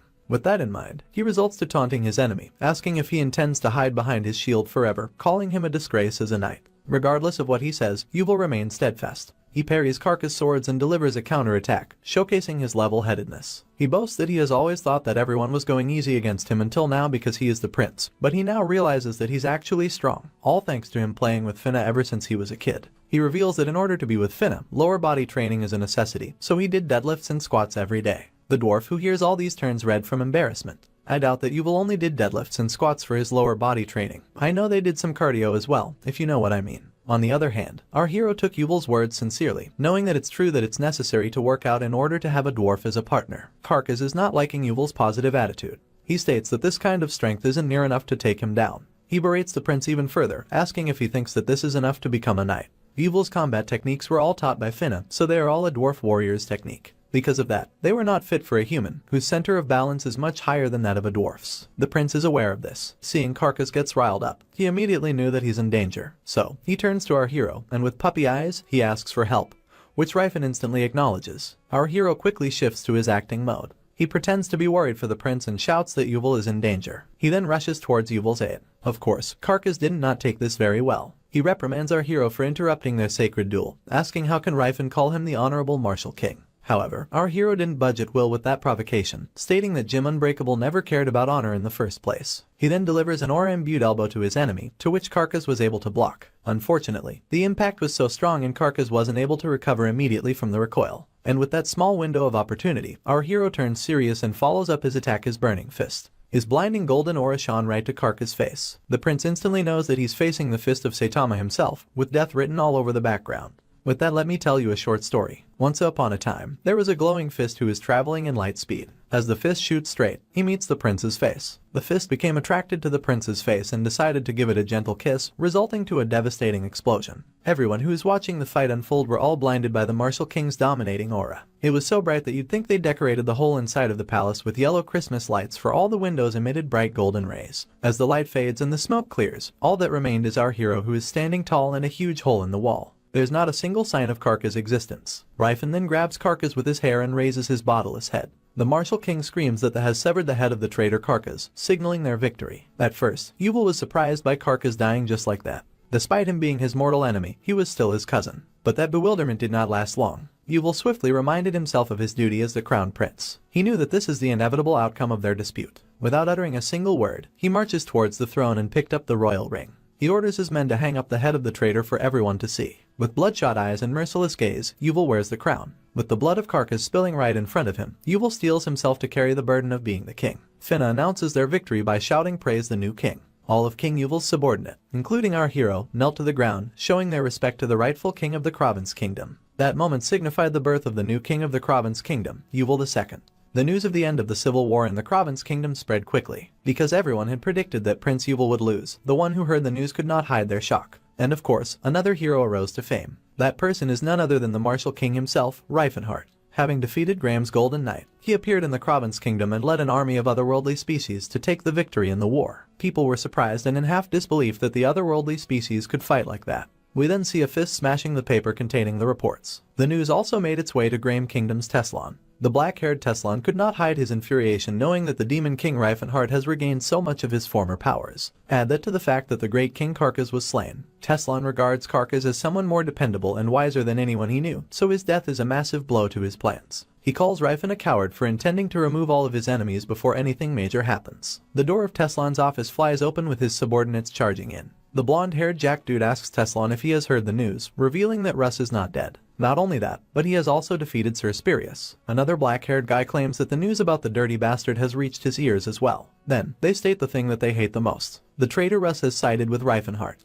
They claim that if Russ knows honor, he should have come back immediately and begged for forgiveness. Teslan stares at the two with sinister gaze. They were the ones who stabbed Russ in the back, but they have the audacity to brand him as the traitor. However, he knows that as long as Riefenhart is their mutual enemy, he knows that he can depend on them. Teslan then asks Stefan, the short-haired guy, if he's used to the berserker armor already. Stefan says yes, stating that all that's left for them to do is to fight. Hearing that, Teslan turns serious, declaring that it looks like the time has come. The subordinates wore a terrified expression on their faces as they ask Teslan if they will be departing now. With bloodlust in his eyes, Teslan declares that now is the time for them to slay the demon king, Riefenhart. Meanwhile, in the capital of Kraden, one noble voices out his thoughts. He says that it is not a good precedent. It's true that Rifen's army contributed greatly to the war, but he questions if giving them autonomous rights is really the correct judgment. As it turns out, he is talking to the new king, Yuval, who intends to fulfill his promise to our hero. He tells the nobles that they would not have won the war if not for the martial king. It won't even be an exaggeration to say that he basically done all the work. The other nobles agree with him, saying that giving him the title of a count as well as the Gelfane Viscounty is not good enough reward. Even so, there are some who are adamant on granting Rifen and the otherworldly species autonomous rights, claiming that it's too much. However, Yuval then asks them if they would rather give the mage another estate,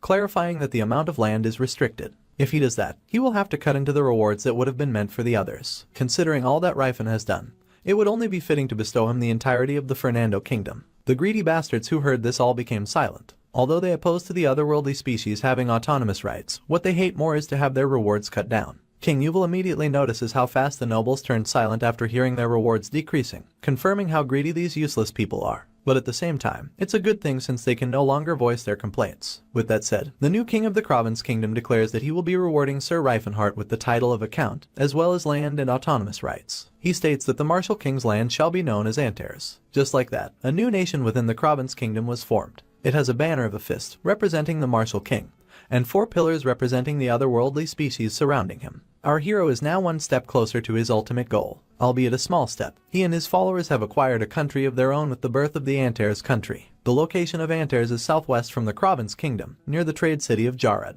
It's amazing how Yuval, the losing faction of the war, flawlessly won the battle with just the arrival of the mysterious mage and his 100 otherworldly species. In the next chapter, we get to see our hero's new place, the White Palace, inside his new territory, the Antares County, which was formerly known as Gelfane Viscounty. It is a pleasant morning, and the sun is shining gently, illuminating the inside of the elegant room. The birds are chirping, and the leaves are rustling with the gentle breeze, making it the perfect day for a perfect rest. Just kidding, I'm just adding these for dramatic effects. There's really no mention about birds. Anyway, we find someone sleeping inside the room. It is the familiar figure of certain handsome individual we know. His eyelids open slowly, revealing his olive green captivating iris. That's right, this person is none other than Yuval's enemy and cousin, Prince Karkas, the one whom we thought our hero finished off. He wakes up confused, wondering what on earth is actually going on. All that he can distinctly remember is fighting the Martial King, Reifenhart. He knew that he was done for as our heroes first approached his face. Suddenly, a woman wearing a maid outfit enters the room, asking Karkas if he's fully awake. The prince stares at her with suspicion, asking who she is. The attendant is Tilla, the dwarf of our hero's party. She greets Karkas respectfully and with a gentle smile, introducing herself as one of Reifen's companions. Karkas was taken aback by Tilla's race, immediately realizing that she is a dwarf. Then, he asks the most important question, why is he still alive? Didn't he just die during his battle with the Martial King? Tilla just shrugs the inquiry and just states that she was worried because Karkas wasn't waking up.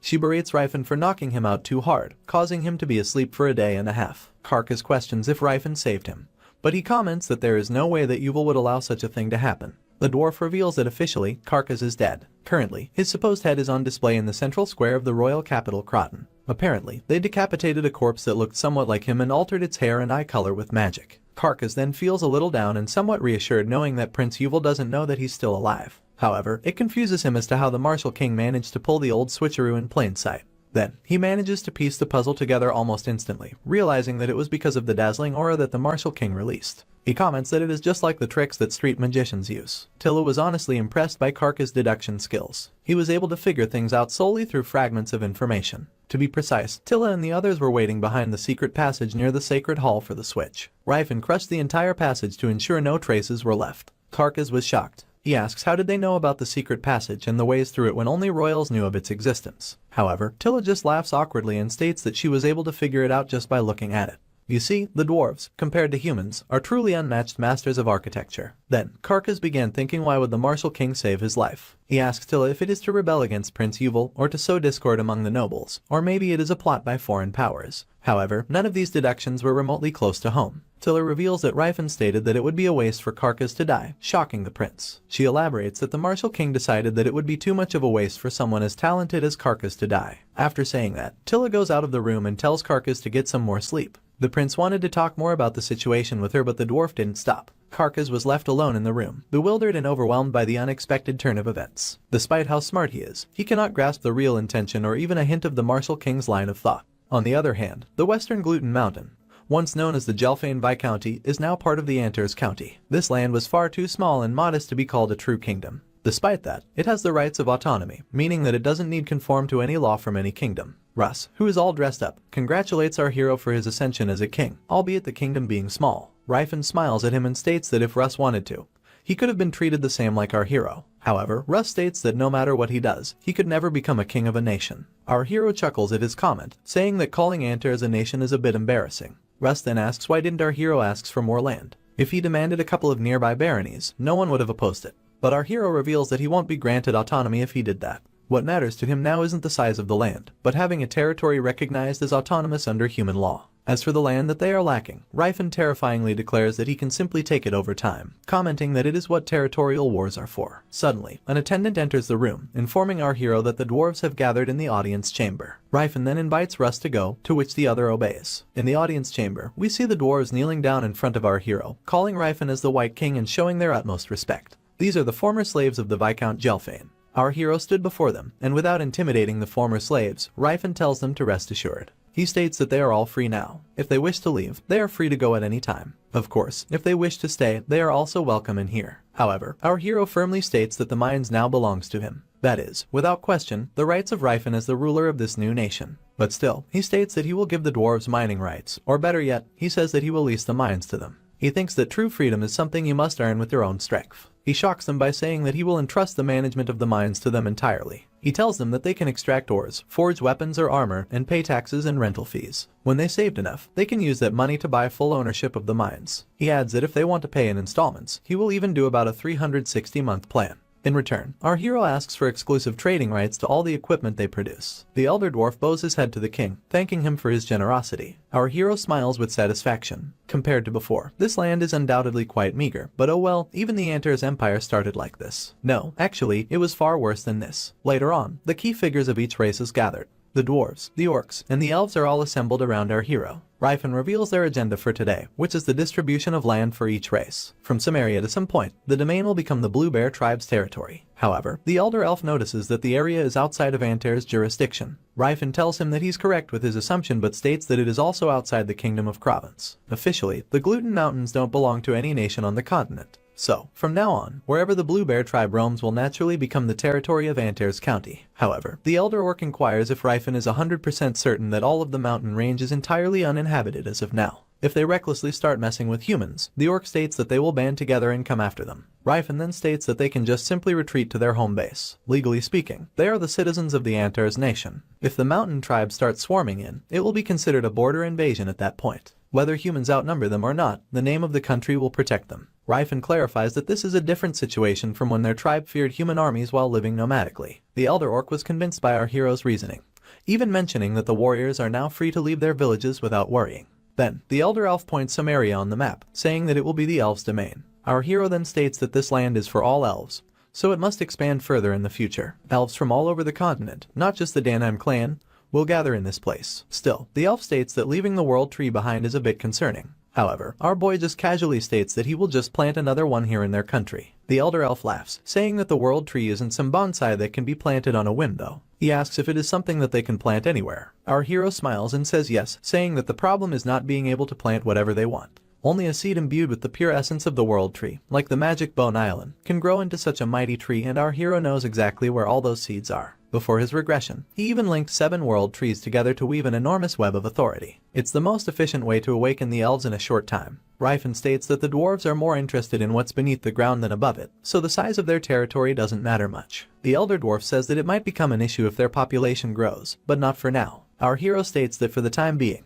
the dwarves' primary source of income will come from selling minerals and crafted goods. The elder dwarf then adds that the geographical location of this land is a bit disappointing though. Traveling back and forth to the Grand Forge is too difficult. He states that it would have been better if they had received the territory adjacent to the Settlard Mountains instead. The elder elf agrees with this sentiment, saying that the distance is indeed a problem. Also, the bureaucratic processes required to cross human lands are far too complex. Rifen then interjects, saying that it is precisely why he chose this land. He points to the map and says that the dungeon Chloe resides in the Gloatin Mountains. They asks if that dungeon is also connected to the Daemon Terminal Vial spatial portal, to which our hero says yes. Rifen clarifies that they indeed have to travel into the dungeon, however, activate the portal, and clean it up thoroughly. But with the warriors gathered here from each tribe, it shouldn't be too difficult of a task. Cardamite then joins the conversation, gleefully saying that their savior can leave that task to them, saying that they will take care of it properly. However, one elf adds that there is an empty stretch of land between the elf and the orc territories, so he asks what it is for. Rifen smiles and says that the area is reserved for those they have not yet met but will encounter soon.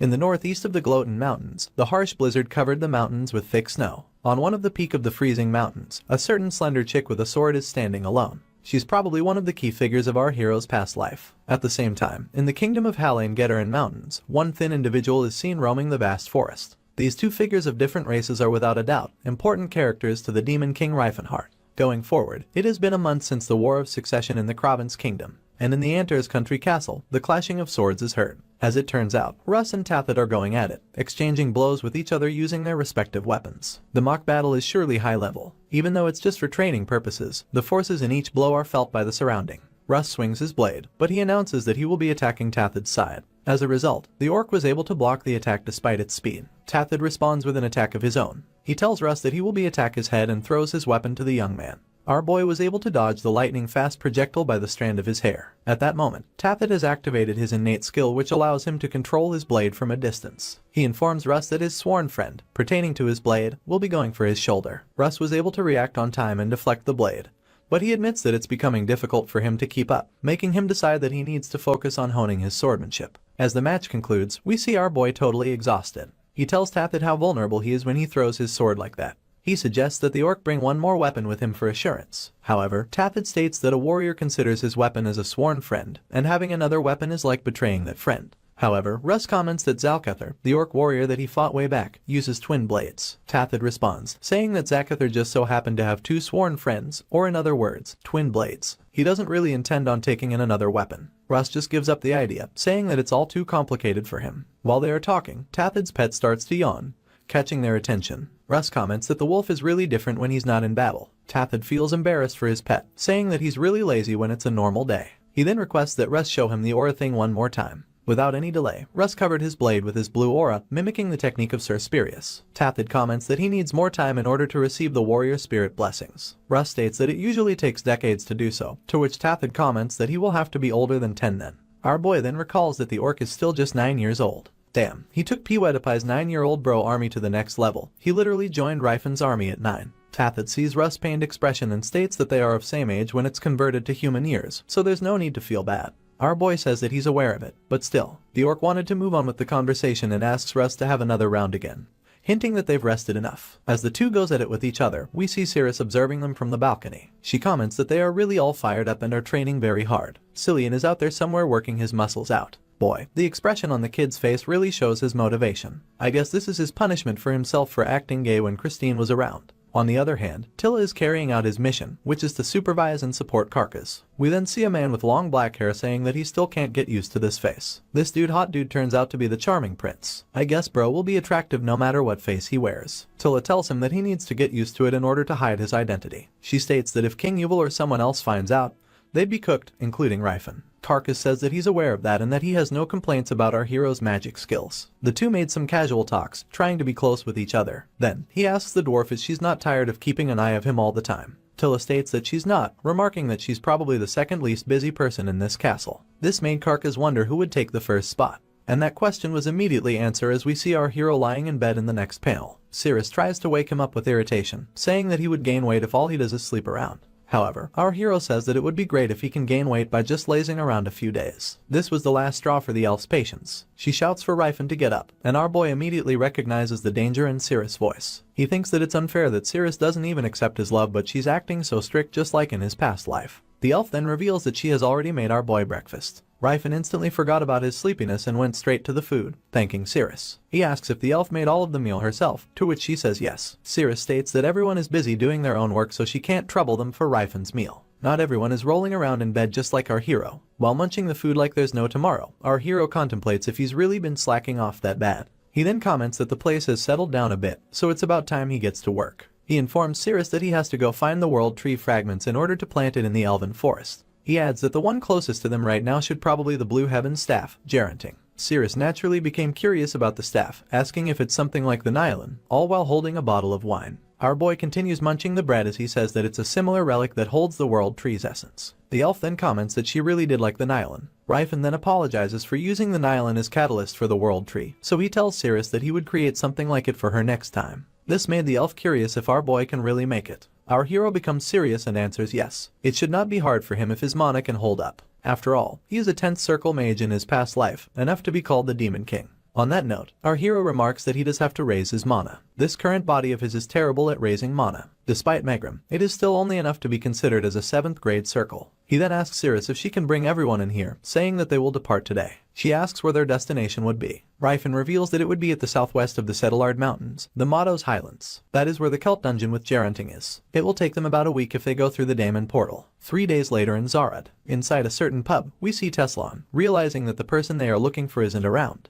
His attendant informs him that a merchant told her that the person left 3 days ago, saying that he'll be gone for about a month. She then asks Teslan for their next move, questioning if they should wait here until our boy returns. One of their comrades then badmouths our boy, expressing his discontent for missing the martial king. Suddenly, an old man walks up to them, saying that he doesn't know what's their problem is, but they better watch their mouth. The old man reveals that he knows they are talking about the renowned martial king, and he warns them not to berate him. The ponytail dude then says that he isn't here, so there's nothing to be afraid of. However, the old man states that the martial king is the renowned hero who has stopped the civil war within the province kingdom, and he has very skilled slave subordinates who contributed huge during the war. There are quite a few young people these days who began worshipping the martial king, so he's worried that a fight might break out because of their words. The blonde dude irks, knowing that the rumors are turning to our hero's favor. Suddenly, someone asks them if they want to know our hero's whereabouts, shocking Teslan and his female companion. The unexpected guest is none other than the giant woman, Christine. She introduces herself and shows her interest in learning that the party considers Ryfen as their enemy. All of them were shocked by her sheer height, but Christine didn't pay attention to their reaction and states that she knows where our boy is headed to and she can share the information if they ask.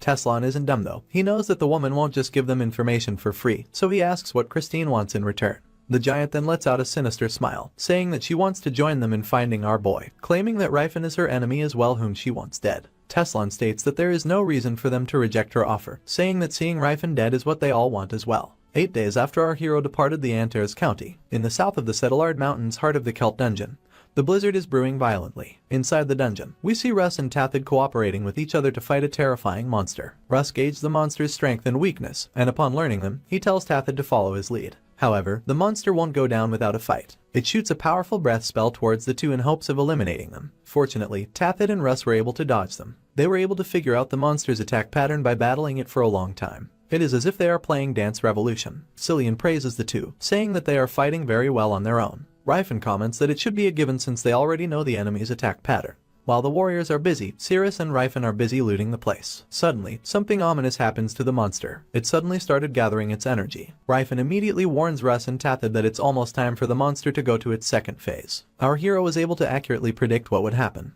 The monster indeed moved on to phase 2, increasing its power and defense. Russ cannot hide his amazement towards our hero, saying that our boy is never wrong. He heard that Ryfen learned all of his knowledge from his master. He also heard that Sir Gerard was an expert in dungeons, but our boy's information is way too precise. He can't help but wonder just what kind of a man Ryfen really is. Meanwhile, our hero started chanting spell, saying that he will not cut the monster's mana flow. He then casts his magic, Line Force Destroyed, cutting off the pulse of his enemy. Our hero's spell disabled the monster's ability to heal itself using its environment. He then orders the two warriors to finish it off. Upon hearing this, Tathid and Russ smiles, knowing that there's nothing to worry about now that our boy is supporting them. In a flash, the two skilled swordsmen made mincemeat from the lizard-like monster. It started crying, saying that he cannot die. He cannot die a miserable death like this. Unfortunately for him, our boy has had enough of his nonsense. He punches the monster with his aura-imbued fist, telling him to just die already. He stands tall before the corpse of the monster, asking why is he acting like he was the victim when he was the one harassing weaker beings in another dimension. Suddenly, Cirrus goes up to Ryfen excitedly, asking if the relic she just found is the one they are looking for. Our hero looks at her and nods, confirming that it is. Cirrus then hugs the wooden staff, knowing that it is the Blue Heaven staff, the Gerenting. She becomes excited about the thought of having their new world tree in their country. As the journey continues, our heroes momentarily stop, and the young elf asks if they will be leaving now that they have found Gerenting. Surrounded by dazzling treasures and jewelries, perfect for a gold digger prank content on YouTube, the Martial King states that they still have to stop somewhere. Cirrus notices that Ryfen seems busy studying a map, which prompts her to ask questions. He reveals that it is a map his master gave him when he left Jim Unbreakable. Back then, during a freezing winter, the master informed our hero about Jim Unbreakable's prized treasure. He added that the hero would find a small gift he had prepared for him near the Settlard Mountains. He also mentioned that he marked the location on the map, instructing him to stop there if he was ever nearby. Ryfen was dumbfounded. He wasn't even aware of the treasure waiting ahead for him. In the present, our proud heroes find themselves near Parth Mountain, located in the Mathos Highlands, southwest of Santara Village. The sun shines brightly, especially on the part of the mountain where the ruins are located. The ambitious Cirrus, curious about the place, remarks that the ruins seem to have once been a training ground for knights. The fervorous Tarek carefully observes the surroundings and claims that the area doesn't seem like the kind of place to hide a precious gift. However, he senses a strange aura despite it not being a dungeon. The proud Martial King replies that they are likely overthinking it, and insists they focus on searching for the gift. They all take a deep breath as they slowly enter the mysterious temple awaiting them. Anxious and on edge, they anticipate that the adventure ahead will be fierce. To boost morale, the proud Ryfen smirks at them and sarcastically asks, why they look so nervous. He adds that they have nothing to worry about, as they are only searching for a simple treasure his master left behind. Ironically enough, Rifen accidentally steps on a trap. And guess what? Rifen's cool bravado instantly vanishes as the whole group and his balls plummet into the unknown. Everyone is on the verge of tears, their eye sockets practically popping as they reach maximum velocity during the fall. Russ immediately starts casting a spell to save himself from imminent danger. Meanwhile, Tariq uses his great Excalibur to slow his devastating fall. He rides the thick, big, black sword harder than he ever has before. Simultaneously, Rifen asks Scylla to stop casting spells, claiming she is messing up his magic. However, she argues that Rifen is doing the same thing to her. Their spells begin nullifying each other. In their panic, they abandon all critical thinking, causing their divine powers and mana to collide. Luckily, our favorite ogre manages to save everyone from the fall, all thanks to his great holy sword. Tariq then notices something strange. The hole they fell through suddenly disappears, prompting the Martial King to question the situation as well. Amidst the confusion, Cirrus spots something even more concerning. There is text written on the wall that Rifen must decipher. Fortunately, our hero paid attention in elementary school and managed to decode the text. It reveals that his master left a token as a congratulatory gift for his departure, hoping Rifen would like it. Rifen, however, wonders if his master is simply suffering from good old Alzheimer's, as there is no gift in sight, only an empty storage room. Undeterred, the group continues exploring the mystery, determined to find the so-called great gift left by Rifen's master. As they dwell even deeper into the dungeon, they find no hidden treasure, only another message from Rifen's master, cheering him on and hyping up the mysterious gift. The party finds themselves in a coliseum that appears to have witnessed thousands of fierce battles. Russ wanders around, determined to find a possible clue about their current location. Suddenly, he hears a loud bang that echoes through the entire chamber. Smoke begins to engulf the coliseum, foreshadowing another potential danger yet to come. Scylla starts stuttering uncontrollably, as if struck by overwhelming fear, unable to fathom the grotesque creature lying before her eyes. The creature's eyes blaze with passionate flames, accompanied by a formidable aura swirling around it. Just when they think it couldn't get any worse, a horde of creatures bearing the same ominous aura appears. Rifen and Cirrus begin to sweat, already anticipating the headache they are about to endure. The two immediately recognize the creatures. They seem eerily familiar. As it turns out, the ghosts are Rifen's seniors. Sculpted bodies, tall physiques, fiery aura, they are certainly not there for a friendly chit-chat. The ambitious young man gritted his teeth, expressing dismay to the old fart who sent those menacing ghosts. He seems to question the intention and the sanity of the one who sent him these catastrophic beings. As the ghosts charge towards the group, their fists became tight, aiming to attack. Russ anticipates the attack and thinks of several ways to either counter or evade. A sudden burst of bluish energy leaked from Russ's back, making his pupils dilated with terror and irking curiosity. He is visibly eager to know what may have been the cause of such a phenomenon. One of these terrifying ghosts gets into seemingly one of its battle stances, attempting to unleash an attack. The atmosphere is now filled with the creature's overflowing power. The valorous Russ definitely did not foresee such an attack could be made, as seen from the dreaded look on his face. He could have underestimated the capabilities of these beings. The attack is finally unleashed, and the man, with all his might, attempts to nullify it. The battleground began shaking and the ground to where the man stood began crumbling due to the immense power. On the other hand, the elf made its appearance along with a sword with her eyes filled with blazing valor. Mana begins girdling around her blade, and after a few moments, she makes a counterattack. Unfortunately, the attack did almost nothing, not even grazing the seemingly eminently sturdy exterior of the ghosts' bodies. This attack's failure leads the foe to shoot another lethal shot. Russ frets, expressing disbelief towards the lamentable number of deaths at the ominous school, even questioning how many lives were taken away at the hands of these creatures. While trying to outrun the foe chasing the white-haired lass, she seeks for affirmation from the indigestible information. She specifies the assumed number of deaths in hopes of getting an exact answer. The elf consecutively throws another ball of question after leaving the previous one unanswered, only to earn uncertainty from Rifen's response. Twitching eyebrows, sweaty face, it clearly shows his hesitation to answer. The Martial King lass began chanting a prayer, desperately clinging to the remaining faith she has to defeat the enemies. A light began beaming upon the said chant, heeding her prayer almost instantly. The disciples were taken aback in both awe and fury upon being based on by the blinding light. Resistance is futile at this point, and they reluctantly accept their defeat. Their bodies began dissipating into the thin air. No single trace of the creatures remained, the ambience becoming less hazardous. The remnants of the earlier battle evanesced, as if nothing ever happened. Tariq praised our hero's triumphant attack, making the latter ease down and comprehend her victory. An expression of seemingly relief became visible on her face. After the compliment, the humongous ogre pointed out the bittersweet healing ability of our hero lass, earning a defeated look from the latter. Rifen had supported the claim, his facial expression proving that no traces of lie are embedded with the remark. While facing another bunch of disciples, the young lad contemplates about the existence of the gym Unbreakable. He boldly suggests eradicating the said school for the betterment of human safety since it poses peril due to the school's undeniable flaws with its management. Rifen Lad refuted the proposal, claiming that it was not even an option for him. Upon saying this, he prepares to unleash a massive attack in hopes to take down these pain-in-the-neck pesky creatures. The formidable creatures formed a barrier that voided the attack, proving their adamantine shield can withstand even the strongest attack. Our protagonist was flabbergasted,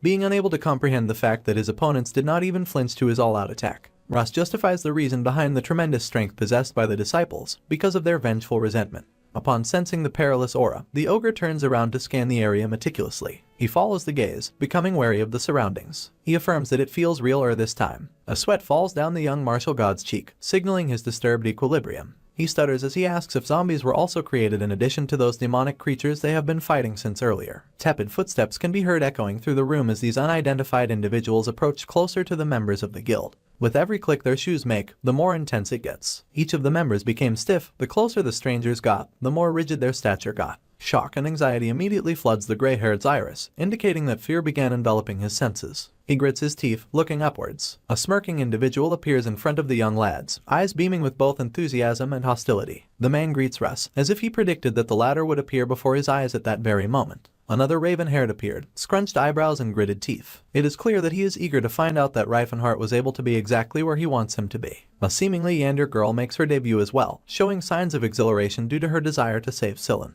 Her expressions, hopefully, are just aiming to mislead everyone into thinking she's an M.R.S. Ear-jarring questions slipped from the young girl's mouth, asking what's the deal with these random characters appearing spontaneously. Her hands, out of disbelief, grips onto the shoulder of the proud man. A timid-looking girl also made her entrance, wrapped around her cloak as if trying to hide herself. She was asked what she was doing along with those random guys. Our hero intervenes, confirming that he and the timid girl were his best friend and that they grew up together. A look of disapproval was given by the martial king Verl upon hearing it. Teslan was mentioned upon the realization made by the one and only martial dude, his eyebrows furrowed for the nth time today. The beautiful young lady glanced towards our hero, wondering who he refers to by that. A long, jet-black-haired individual emerged from the shadows. Of course his face is still a mystery. He then declares he had found the Demon King. His steps were heavy and filled with intent of intimidation. The femboy-looking guy is indeed Teslan, a smirk as well as the trending furrowed eyebrows decorating his face. His gaze is resolute and unwavering, intending to show dominance. His purple iris dilated, gritting his teeth as well like the rest of them did earlier. He seems not to be too pleased to see Riefenhart.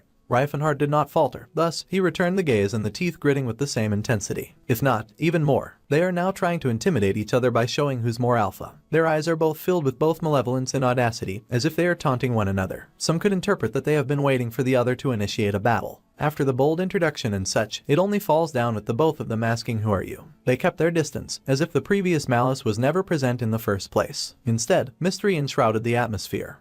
The long-haired guy repeated his previous question, showing uncertainty. His eyes narrowed and his brows were still furrowed. Then, he decided to point out the small stature of Riefenhart, claiming he expected him to be taller. Good grief, he internally sighs. The body that was lent to this Riefenhart guy was not even taken care of. Later on, the long-haired questions the authenticity of the body, doubting if it was truly his. It was truly shorter than he anticipated, much to his dismay. Then as a rebuttal, the other pointed out how he got taller on the other's body. Long story short, they switched bodies and the new bodies adapted to their original statues. Riefenhart can hardly believe his body possessed a huge potential, which was soon refuted by the other guy, claiming it was fragile and much of a hassle. It was indeed a lot of work to get to its current state. Offended, Riefenhart pointed out the smarts his current body possessed. He outrageously claimed he struggled to even memorize a basic spell, making it clear he did not function properly there as well and even going as far as to compare it to a monkey. Our hero class was dumbfounded, having a hard time grasping the fact that they are childhood friends. The expression of the elf proved the same goes for her as well. Deepening his voice, the black long-haired edgy guy claims that he is not there to chit-chat as if they were friends. The girl noticed his futile attempt to look cool, trying to hold herself back from verbalizing her thoughts, declaring that he will kill Riefenhart. The edgy guy says the continent suffered because of the latter. The confused young girl confirms if Riefenhart knows the guy who is claiming to kill him.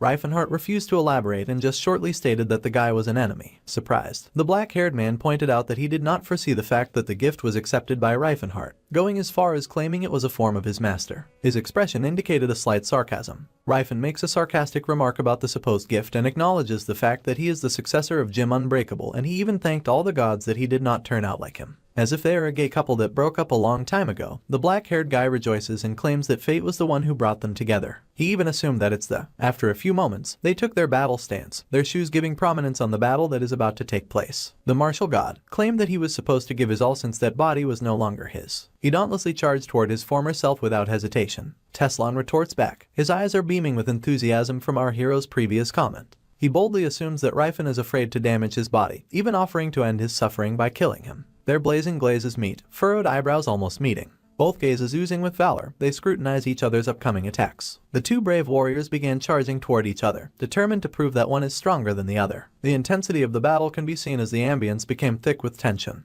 A loud explosion blinded the vision of the audience. Sheer luminosity can only be seen. The sharp breeze stirs their locks, wondering what could have happened. On the other hand, the knight shares the same bloodlust as he engages in duel. He charges with haste along with his sharp sword, preparing to swing it mercilessly. Tariq took a defensive stance, intending to stop the young knight's aggression with all his might. His eyes indicate that he is willing to go all out against his opposition. Simultaneously, a third battle is occurring on the other side of the arena. With the intention of eradicating the shame of his family, the armored warrior held his sword with glory. But Russ did not falter from the intimidation. He even made a strong remark that emphasizes the shame of being the armored warrior himself. Extremely offended by the retort, the proud warrior loses his composure and begins attacking irrationally. He claimed that he would show the true sword of teens, but Russ was prepared to take the challenge. He showed zero signs of cowardice, attempting an attack of his own. Meanwhile, the purple-eyed woman assured Sillin that she will grant Sillin salvation from the enemy. Sillin did not pay any heed to the declaration of salvation. She went behind Cirrus, asking for protection. Cirrus throws her sword, hoping that she could protect her precious friend.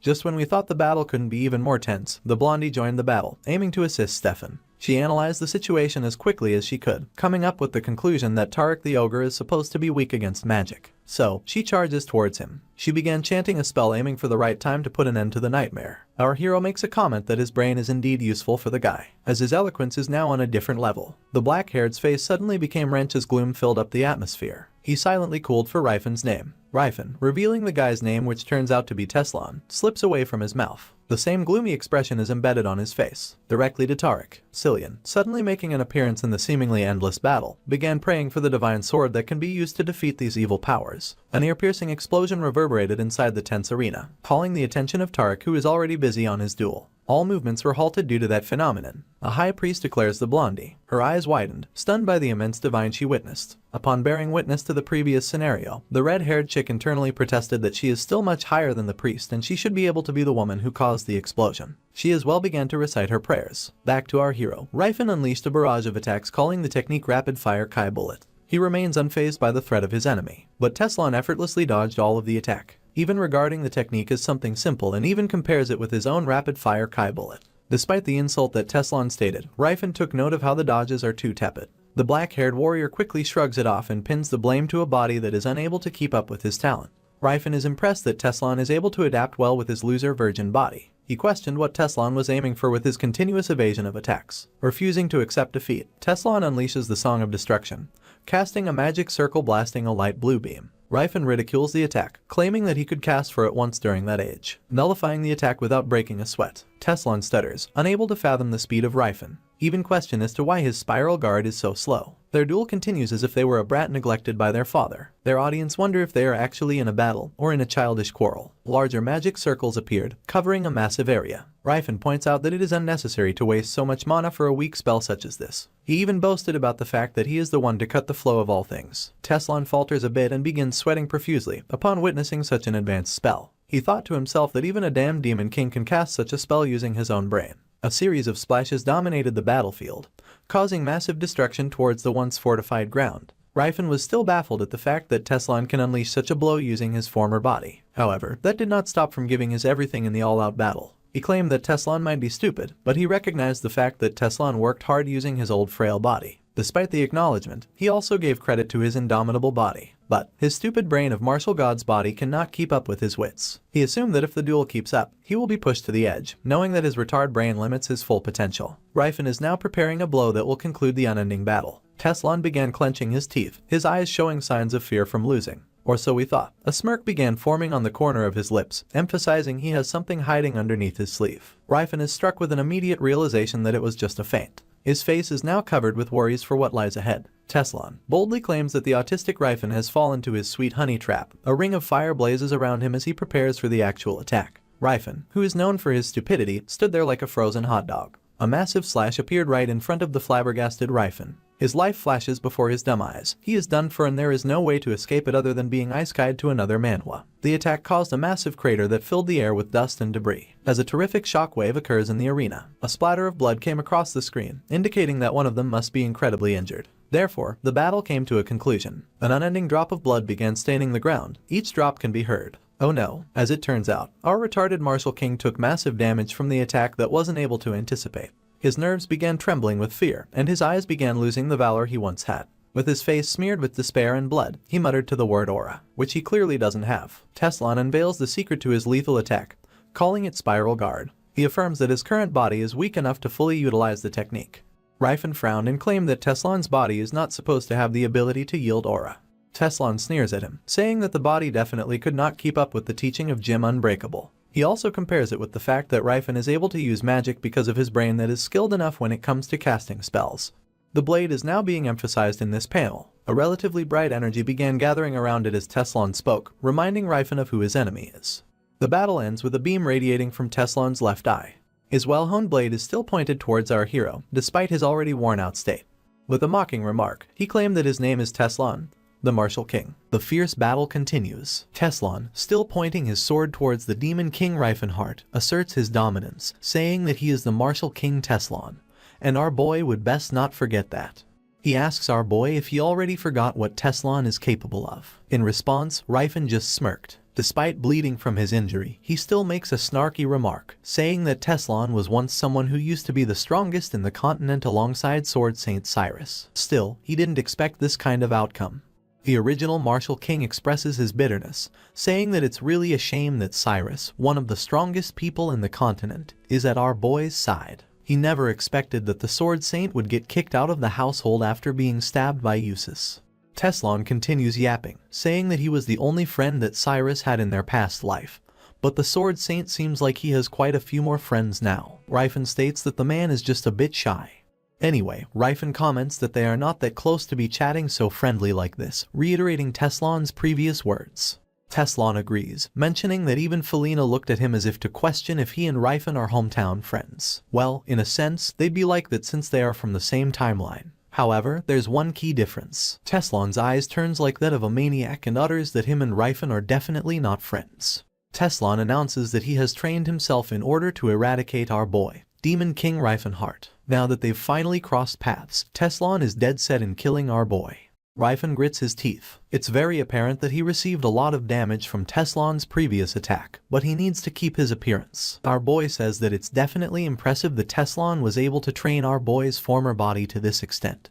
But this much is not enough to defeat Rifen. He declares that Teslan is no match against him when it comes to magic. The former Martial King, Teslan, agrees with Rifen's statement. He is indeed no match against the Demon King when it comes to magic. Then, he throws away his sword, confidently saying that he shall prove his statement. The ground smashes as Teslan charges towards our boy. Meanwhile, Usus and Cyrus are dishing it out against each other. Usus pulls back his sword and awakens his skill, Edrin. However, the soon-to-be Sword Saint just easily dodged it, remarking that he has seen that trick more than enough, hence, it will no longer be effective against him. Since Usus's attacks are no longer working, he resorts to talking no jutsu. He cusses at Russ, saying that the boy has no honor. The kid rebuts, saying that his older brother talks big about honor when he actually stabbed his younger brother. Usus then exclaims that he doesn't consider Russ as his brother. A little bit too harsh if you ask me. In response, the young knight shouts that he doesn't intend on acknowledging a dirty knight like Usus as his brother. While the two are having their sibling quarrel,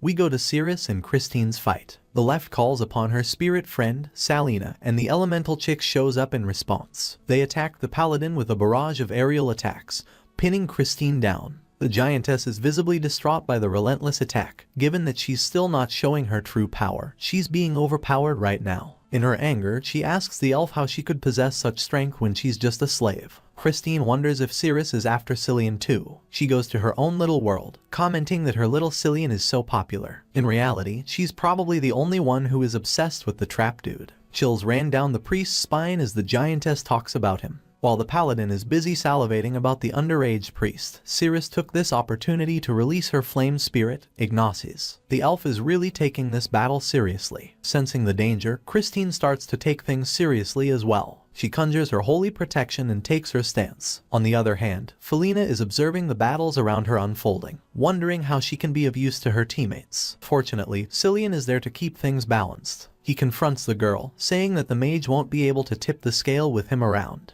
They both knew that somebody had to win a fight in order for this situation to come to an end. She ignores Cillian and continues to assess the current situation. As her eyes wander to a particular scene, her whole face turns red and she gasps from shock. She gazes upon Teslan and Ryfan wrestling each other, but to her innocent, or rather not so innocent eyes, they seem to be doing something naughty. We get to see what's actually happening between the rivals. Teslan is on top of our boy, locking and pinning him to the ground. He knows that Ryfan doesn't know shit about wrestling, since Jim Unbreakable doesn't teach anything like it. Our boy is clearly having trouble dealing with Teslan's ground game. He remembered his master's words, saying that wrestling is for gays with all those rolling on the ground and touching one another's body intimately. The only advice that the old man gave him was to hit the enemy even if they grab hold of you. However, our boy is in no position to strike because Teslan has him in a perfect leg lock. Our boy composes himself and thinks that he should crush any opponent if they get too close, and that's exactly what he intends to do. He activates his spiral guard, ready to throw counter to his enemy. However, Teslan just laughed at him and said that he had already anticipated our boy using the spiral guard.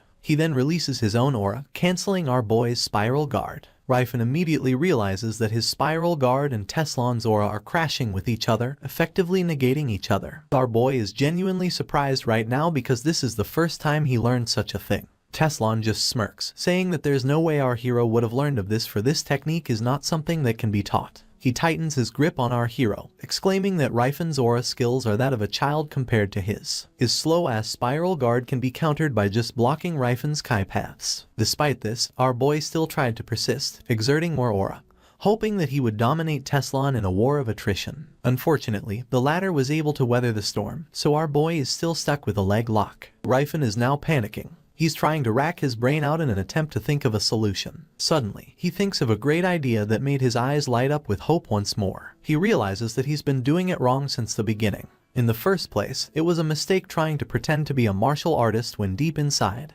he is a mage. With that in mind, he conjures the spell Grease. This made his body instantly slippery, allowing him to escape Teslan's grasp. The enemy was taken aback. He does know the Grease spell, but he thought that it wasn't something you could use on a human body. While Teslan is trying to figure out what just happened, our boy took the opportunity to catch his breath. It's just like how it was with Cillian. His current body doesn't get recognized as a human body, so it's able to be affected by Grease spell. The first one to get their shit together was Teslan. He quickly snuck up behind Ryfan and put him on another lock. This time around, it's an armbar. As expected, our boy doesn't know how to counter it. To add salt to his injury, his rival reveals that he had just learned Jiu-Jitsu for fun, but now he's using it to destroy our boy. In desperation, our boy recasts the Grease spell, hoping that he'd be able to slip away again. However, Teslan has come prepared this time. He activates Magic Breaker, which intervene with our boy's mana, cancelling his spell. Our hero gets annoyed that his enemy can cast magic too, so he had to think of another way to agitate him. Ryfan resorts to asking if Teslan has already forgot their master's teachings,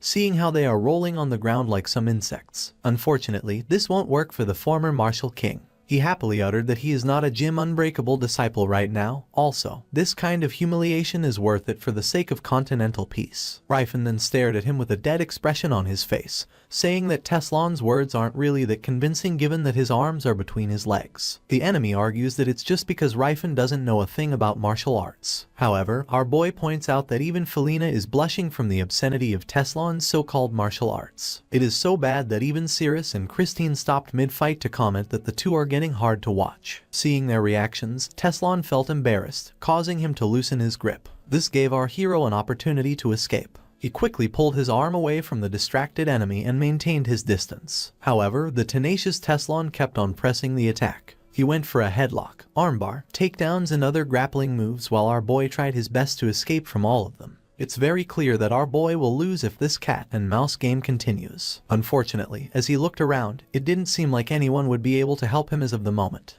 His eyes then shift to Tathid and Stefan, who are currently trading blows with each other. Stefan is currently glowing red from his aura, and it seems like he is dominating the fight. He is slowly pushing back and overpowering Tathid, but the warrior orc is still doing good, blocking the relentless attacks. Although a knight overpowering a slave is not a rare sight, Ryfin is shocked to see Tathid get pushed back by Stefan. It seems like our boy is looking down at the knight, but as of right now, Stefan is burning with rage and bloodlust. Seeing that he is dominating the fight, the knight becomes cocky and tells Tathid that he is not seeing the direness of his situation right now. Well, he states that it is to be expected from uneducated creatures like an orc. He stands tall, asking if the warrior really thought he could put up a fight against him. He orders Tathid to throw away his weapon and kneel before him. This triggered the proud orc. He screams in anger, saying that warriors of the Blue Bear tribe will never give up. In response, Stefan gets furious as well. He is already looking at Tathid as a weakling, but the orc had the audacity to talk back. As a result from his rage, he leaps into the air, shouting that the orc really should be begging for his life right now instead of provoking him.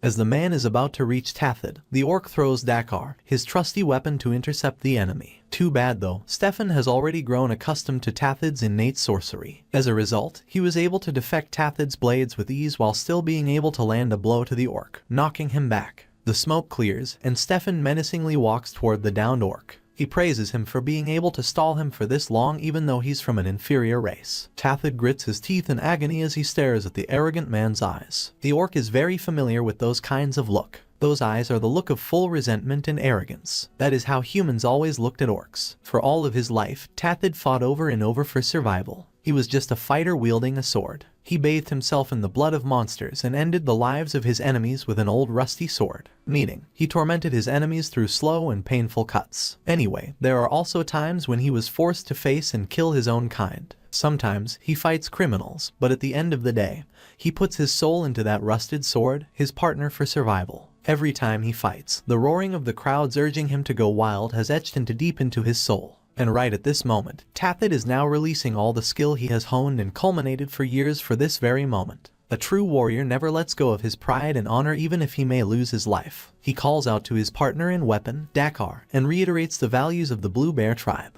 His pride does not lie on being a fighter, but as a warrior of the Blue Bear tribe. He recalls his interaction with our hero, the one whom he considers as his savior. He honors himself to be the descendants of such a great warrior. Stefan is losing his shit right now. His eyes widened, unsure of what he is seeing right now. This should be impossible. But just right in front of him, a non-human has become capable of using aura. Tathid states that this power is the warrior spirit blessing, an unbelievable sensation. Stefan does not like this sudden turn of events, not even a bit. He questions what kind of dark sorcery is happening right now. There is no way that a slave like this orc could use aura. However, no matter how much he denies it, the truth remains the same. After composing himself, Tathid grips his sword tightly and charges towards the enemy, all while being surrounded by an aura of his own. The two lock gaze with each other, their bloodlust is reaching the roof. Their weapons clashed, creating a powerful torrent of energy that is strong enough to destroy the surroundings. The former one-sided battle has now turned into a war of attrition with no clear winner. Sadly, the shock from the wind no longer blowing in his favor has greatly affected the arrogant knight. Because of this, he became more impatient, demanding to know how such a mere orc managed to use aura. He attacked Tathid relentlessly but also mindlessly, wanting to defeat the orc as soon as possible, all while denying the orc's aura, saying that it is just fake. Tathid then raises his weapon, asking if Stefan is still in denial even after seeing the truth with his own two eyes. He calls the knight a disgrace to all other warriors. The orc slams his broadsword onto his opponent. Stefan tried to block the attack with his blade,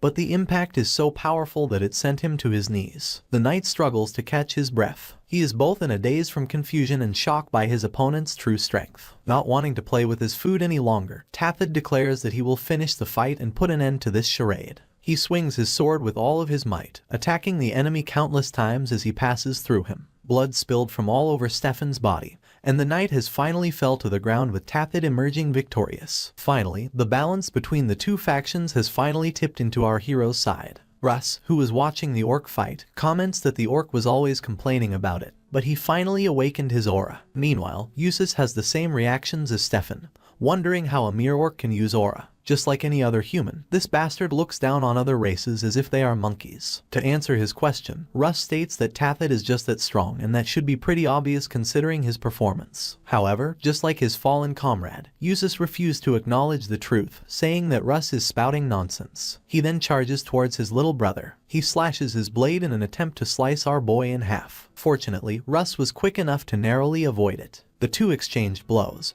but it seems like the golden aura of Usus is dominating the fight. All Russ can do for now is dodge and deflect attacks. He can't really inflict critical damage on his older brother because of his armor. It doesn't even look like it will break despite having attacked with gigantic blade multiple times. Then, an idea comes to his mind. Before he could even execute it, Usus follows up the attack with another slash, but Russ is able to dodge it again. Russ then enlarged his blade using the technique he copied from the knight he fought before. He then incorporated this technique to his own signature phantom blade, creating multiple illusionary giant blades. However, Usus just received the attack unfazed, saying that a strike like that won't work on him. Russ smiles, saying that he had expected this outcome. Slashes might not work against the seemingly impregnable armor, but stabbing still works. Then suddenly, some dent from bluish energy appears on Usus' armor. When Russ flicked his finger, those energies started to expand and explode, creating multiple explosions. Since those energies have already penetrated the armor even just for a bit before exploding, Usus received fatal damage, effectively knocking him out of commission. As it turns out, Russ has copied Stella's technique, the one she used to demolish the wall of the Sinai fortress. Felina shouts Usus' name, shocked that her comrade fell. Usus is defeated by his younger brother, Russ, while the arrogant Stefan is knocked out by the warrior orc, Tathid.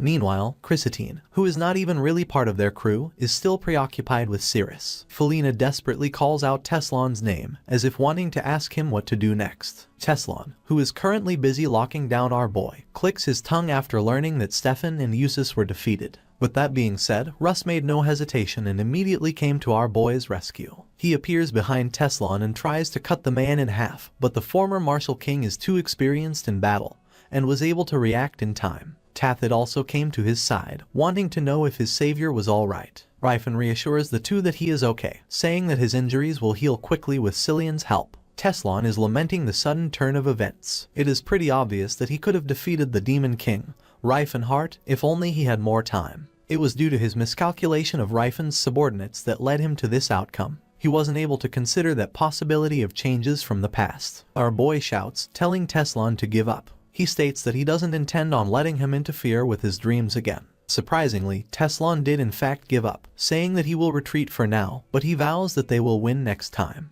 Ryfan then says that he won't be so lenient to just let them go like that. There's no way he will let him escape. However, Teslon states that Ryfan has no choice but to let them be. Suddenly, Teslon shouts Jim Unbreakable's cursed name. Suddenly, the ghosts from the failed students reappear once more, vowing revenge from the Jim Unbreakable. The multiple golden buff dudes started aura walking towards our hero, screaming their vengeful phrases against Jim Unbreakable. After gathering his comrades, Teslon declares that they will surely meet again, and by that time he will be able to collect the Demon King's head. Ryfan, who is currently fighting off the spirits, wonders why they aren't attacking Teslon. He wonders if it is because he is the rightful successor of Jim Unbreakable or because of Cillian's diving power. Anyway, due to those spirits, Teslon's gang was able to escape. While they are walking, Felina apologizes for not being helpful at all. Teslon stares at her with doubtful eyes. He knows that Felina was the Demon King's friend, but now she is on his side. At the same time, Cyrus too is on the Demon King's side.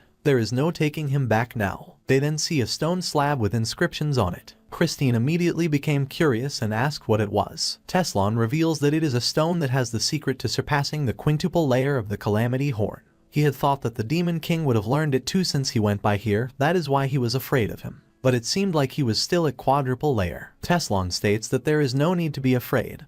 They are both incomplete mages and incomplete martial artists. As he breaks the wall of the passage, he states that our boy will never reach the quintuple layer. He may have lost the duel, but our hero has lost the reason for coming into this place, making Teslon the winner in the end. Meanwhile, back to our hero, the vengeful spirits are, well, still vengeful towards Jim Unbreakable. We see Cillian on the verge of exhaustion as he conjures a spell. As it turns out, he is the one tasked at exorcising the spirits. After cleaning them all up, he fell butt first to the floor, sighing that this is the first time he has ever used up all his diving power. He then asks our boy the most obvious questions. Why are those spirits so stupidly strong? Rifen reveals that those spirits were beat to death for not being good enough. The stronger one's resentment is a spirit, the more powerful they become. Our boy then senses that the sensation of the warped space is also disappearing. He states that he had only managed to complete space wrapping theoretically, but manifesting it in reality with just resentment alone is impressive. Rifen then looks at his squad, asking if they are all okay. He states that if they are, they have to go after the enemies. Russ then questions the identity of Teslan. Since Rifen can't and won't reveal the truth of his past, he just lied and said that Teslan is something like a hometown friend to our boy. They were enemies because of their differences in opinion when it comes to otherworldly species. Teslan thinks that freeing the otherworldly species will greatly damage humanity, making him rather dramatic. Suddenly, Tathid interrupts his explanation and reveals that the tracks are split into two. It would seem like their enemies went to the other stone chamber and went back up the stairs. They also found the stone slab that Teslan had destroyed in order to hinder our hero. Unfortunately, before we see our boy's reaction upon seeing the stone, we have to end the episode for now. Stay tuned though, because I will definitely be making another episode of this wonderful series very soon. So until then, if you're not subscribed to the channel, please be sure to do so. This is the best way to support me, and it also keeps you updated on all uploads. Of course, you can also join my Patreon for some exclusive weekly content, or follow my Instagram for updates that I might not be able to share on YouTube in any unfortunate circumstances. That's it from me for now, and I'll see you all in future uploads. Until next time.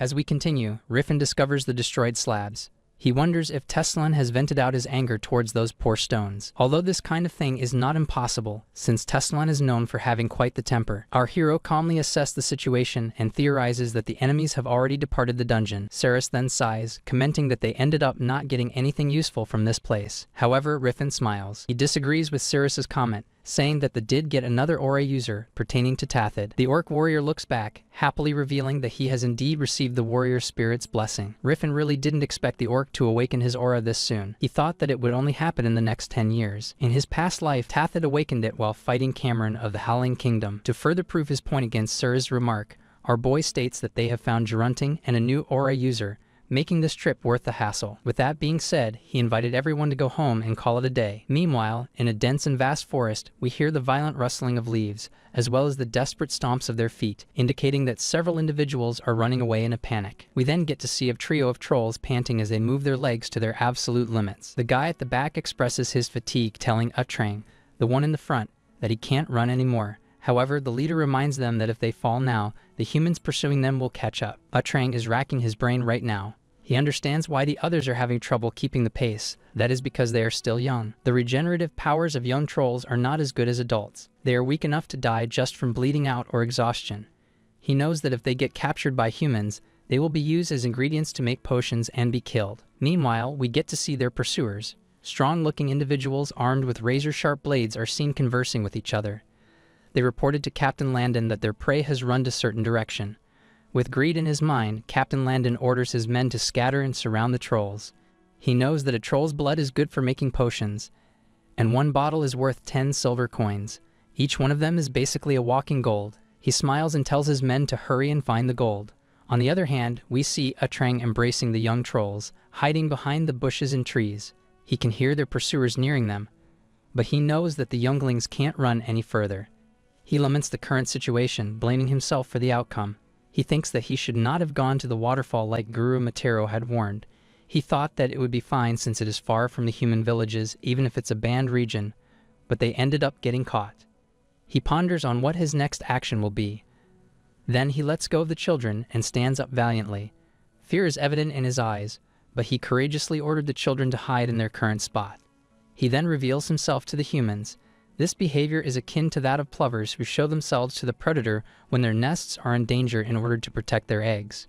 In other words, he chose to sacrifice himself to let the children escape.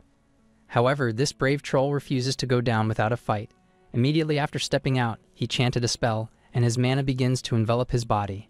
Still, Captain Landon informs his men to not panic, saying that it is only troll sorcery, not that much big of a deal. Regardless of that, one man felt fear as the desperate troll rushes towards him in an attempt to eliminate him. In his panic, he mindlessly swung his blade, which happened to make a direct hit to Utrang. Because of that, the troll's valiant charge was halted by sheer luck. Seeing this, Captain Landon was able to breathe a sigh of relief. Even though he looks down at the monster, he still acknowledges that it might be a threat. He did not let this opportunity go to waste and immediately ordered his men to shoot arrows to the monster. The projectiles flew straight to Utrang, knocking him back and inflicting severe wounds. Despite that, the desperate troll tanked the attack and quickly removed the arrows from his body. Even though the wounds were deep, his regenerative power swiftly kicked in, allowing him to recover from the injury. Captain Landon commands his men to throw down a net to halt the movement of the monster, instructing them to burn it so they can stop its regeneration. But of course, Utrang won't let such a thing happen that easy. He steals his resolve and began channeling even more energy to his body. Captain Landon recognizes the sight unfolding right in front of him. Utrang the troll has begun its gigantification. A sinister aura enveloped Utrang, and he started gaining size. Although trolls are known as the most mild of the intelligent species of monsters, they can also be the most brutal once they get cornered. All of a sudden, the docile and thin stature of the troll transformed into a terrifyingly muscular monster. It seems that Utrang has lost all reasons as he mindlessly charged towards his enemies. The scene then changes to a small country village situated on the outskirts of the woods, Param. One woman anxiously looks out the window, telling her husband that she can hear noises out in the forest. The husband reassures her that it is just the hunters baiting the trolls. There is no need to panic, they just have to be patient. However, he then asks the mysterious person behind him if the magic circle they placed somewhere could really help capture the trolls. The man in the cloak says yes, assuring him that they just need to stay cooped in here until they get the trolls. It is then revealed that several soldiers or mercenaries are gathered in the center of the town with a magic circle activated and a ballista locked and loaded. Suddenly, an old woman who looks like a village elder in every rural village reprimands the soldiers, telling them that they must not upset the trolls and that they should not be doing this atrocious thing. A woman asks what the old fart means, stating that the trolls are monsters, so there's really no reason not to upset them. However, Elder Tess firmly disagrees with her. Despite coughing up, she remarks that the trolls are the guardians of the forest, the protector of the woods. The bald man apologizes to the leader of the mercenaries, saying that Elder Tess is a very superstitious woman. The mysterious man says that he doesn't mind and tells the man to go and take care of the old lady. As the cloaked man steps out of the house, his men ask if all the preparations are finished. The mysterious man, which seems to be a magician, states that everything should go smoothly. He has already tripled the layer of the barrier just in case something goes wrong. However, the man questions if it's really necessary to set up a trap in the village. He was expecting the man to set it up far away from the village. The magician states that he cannot predict where the trolls might appear. If they appear near the village, they could ambush the village and its people before they are able to lure them toward the trap. A logical reasoning for the man holding a crossbow. Anyway, the magician hopes that Captain Landon is doing well. He states that the money that went into preparing this magic circle was ridiculous. It will be a serious loss if they don't actually capture any trolls. He complains that he has worked his butt off drawing it for 3 days, so he can't have it go to waste.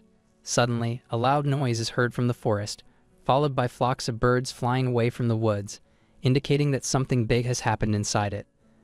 The mercenaries shouted that the other group is now here. They immediately readied their weapons to prepare to attack, but anxiety and fear are evident in their eyes. And as expected, they see their colleagues running away from the enraged Utrang, and they are heading towards the trap they have set up. The bandit tells Rousseau to ready the spell, and the mage instantly obliged. He conjures his mana towards his chest and quickly shoots fireball to the target. The burning ball of fire hit the chest of Utrang, but the injury healed in just a matter of seconds. It seems like the regenerative power of the troll is stronger than the fireball spell. However, it became a different story when the mage bombarded the monster with multiple fireball spells, overwhelming the troll's healing capabilities. Despite this, Utrang is managing to close the distance through sheer will, no matter how slow it is. But as he comes close to the magic circle, they notified the magician to activate it. Suddenly, multiple layers of chain and barrier-like magic started to ensnare the monster. Rousseau has activated the cage of arcane force. The chains wrap tightly on the monster's limbs, preventing it from moving any closer. It also looks like it is draining Utrang's energy, making him stand perfectly still. With this golden opportunity, the mercenaries aimed the huge ballista at the monster. They shot a gigantic arrow towards the trapped troll, inflicting severe damage to the monster. Utrang desperately tried to pull out the wood stuck to his chest, but the mage did not give him any leeway to do so. Rousseau quickly casted a poison spell on the troll, weakening it even further. The damage that Utrang has accumulated became too much even in his giant state. He became unconscious and fell face first to the ground. With that, mercenaries were able to subjugate the troll. The gigantification spell of Utrang cancels out as he lost consciousness, reverting him back to his docile and thin form. The men immediately restrained him and put him at the back of a carriage as if he just a commodity. The villagers rejoiced at the monster's capture, celebrating the fact that they can now live in peace, or so they thought. They thanked the mercenaries who took down the monster, thinking that they have just saved their village. However, Elder Tess once again intervened. She firmly insists that they should not have done that, insisting that the trolls are the forest guardians. At this point, the villagers are getting annoyed at her and her seemingly nonsense remarks. But the fear in the old lady's face is genuine. She honestly states that the forest has been angered. Once again, she reminds the people not to upset the trolls or the forest's rage will befall all of them. Unfortunately, her desperate cries and warnings fell to deaf ears. Captain Landon just scorned at her, calling her a crazy old lady. Later that night, the group arrives at the Howling Kingdom's southern region's Getaran Mountains, the Zitan Hill. For the mercenaries, it seems to be a peaceful night, perfect for traveling.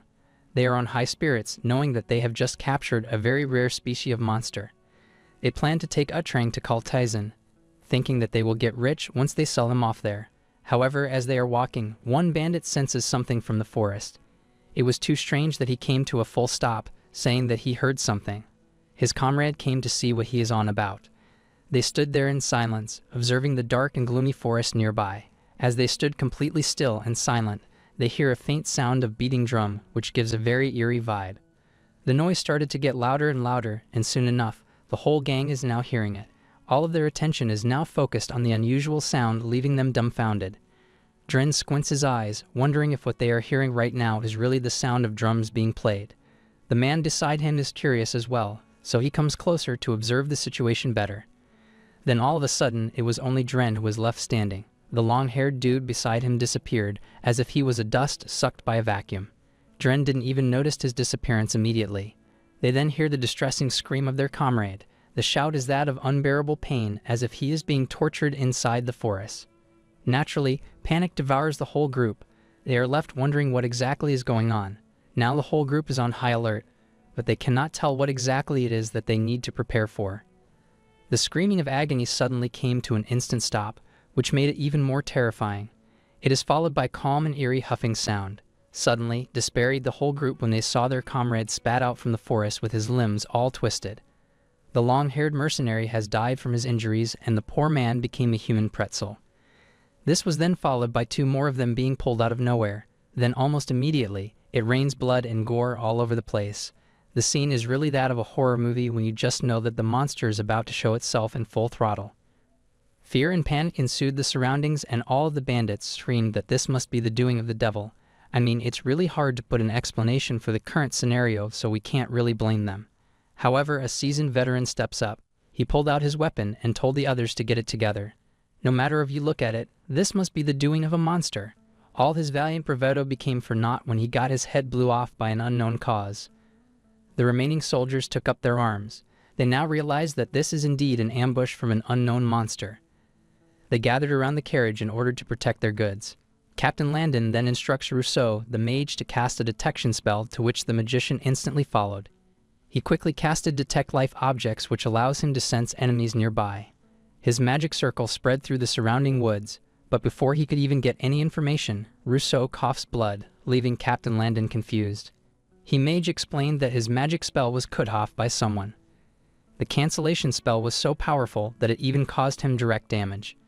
At that point, Captain Landon recalls the words of the lady she deemed crazy. Her warnings and pleas of not upsetting the trolls and incurring the rage of the forest came flooding in his mind. He may not want to fully believe it, but the evidence is unfolding right before his eyes. The captain composes himself and tries to console the distressed magician, telling him that he needs to identify the location of the enemies if they want to have any fighting chance. Suddenly, a deep and eerie voice echoed in the whole woods saying, "Our kind has not done anything to harm you, yet you harmed us with your greed." Upon hearing this, the fear that they are feeling right now hit all-time high. The mix of calmness and vengefulness of the unknown voice sent shiver to each soldier's spine.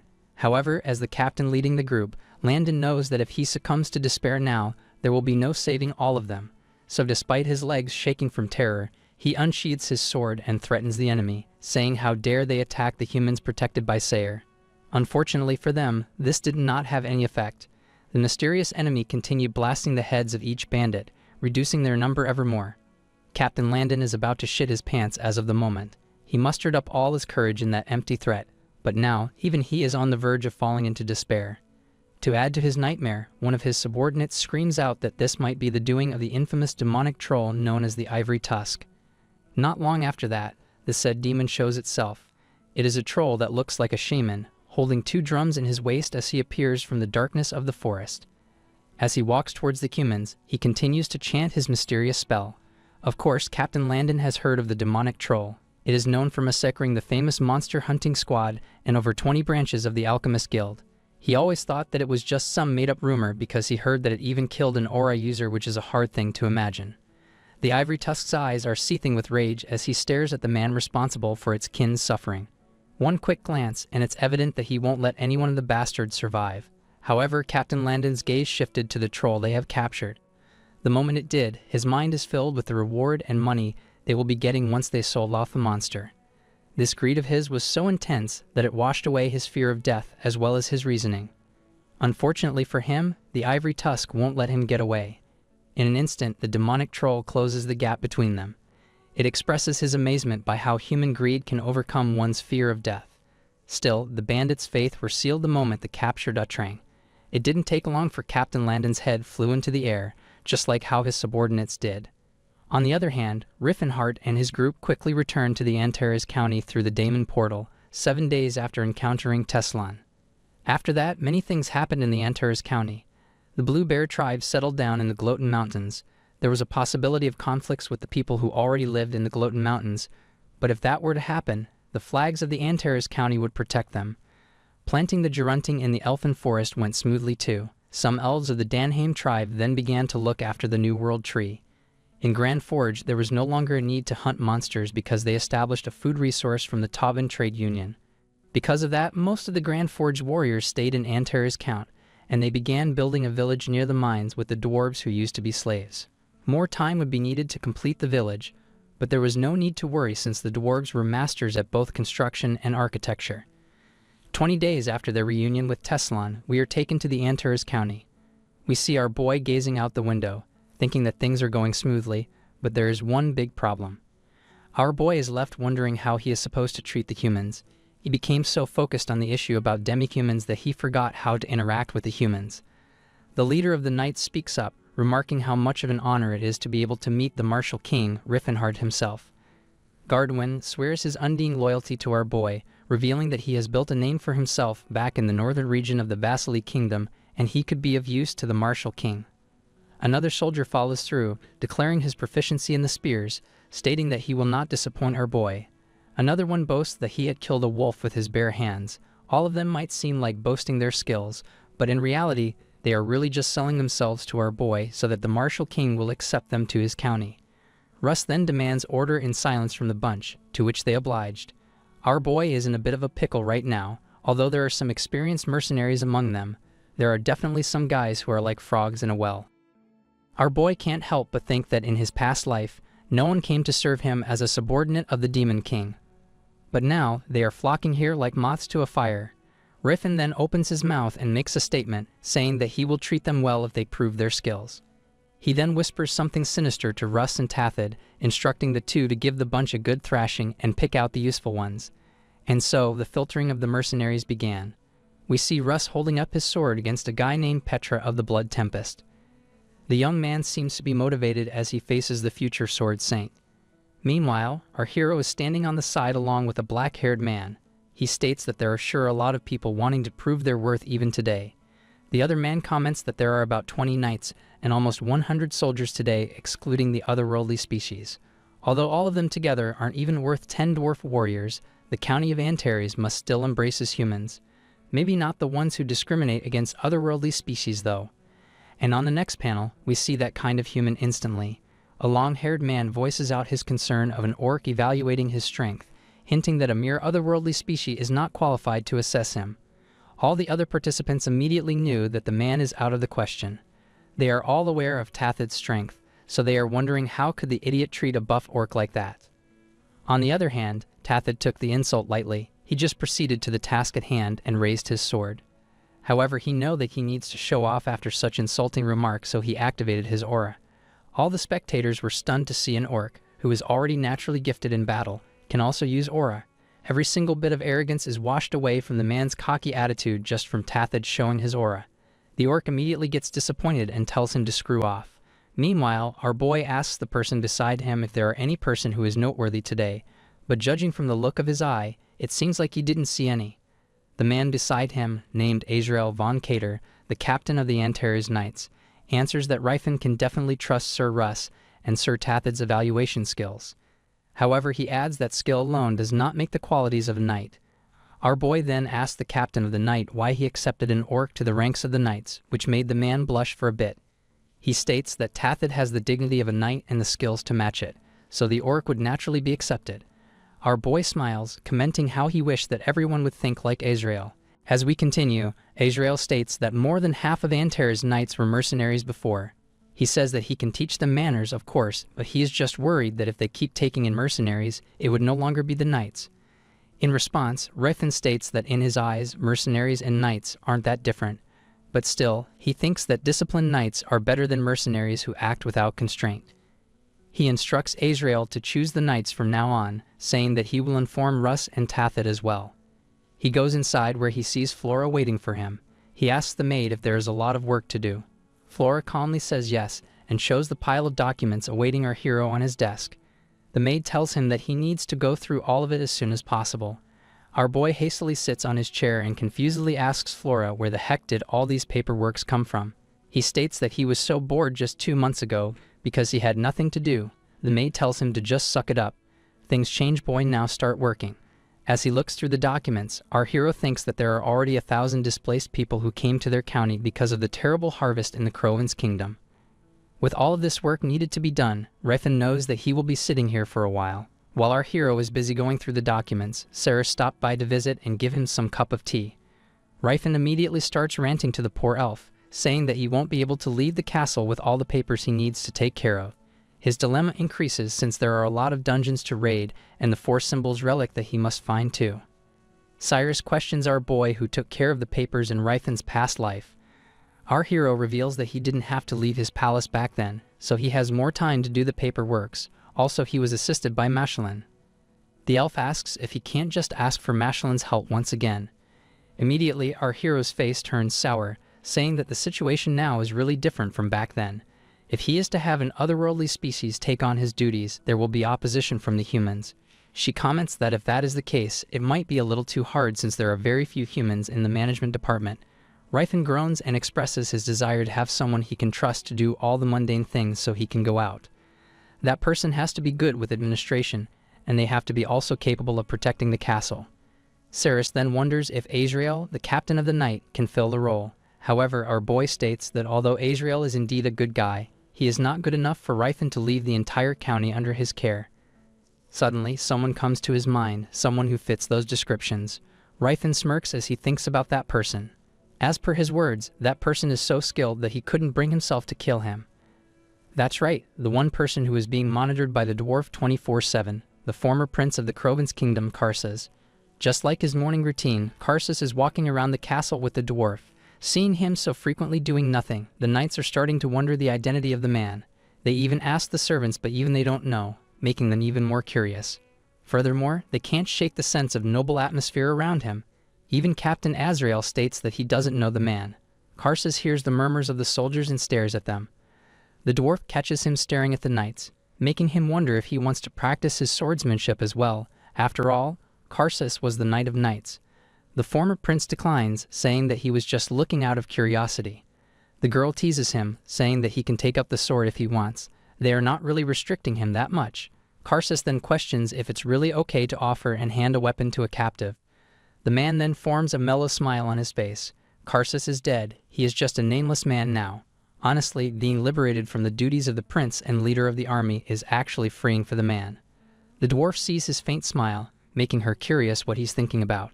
Karsus states that he was thinking that perhaps Yuval was a very excellent candidate for king after all.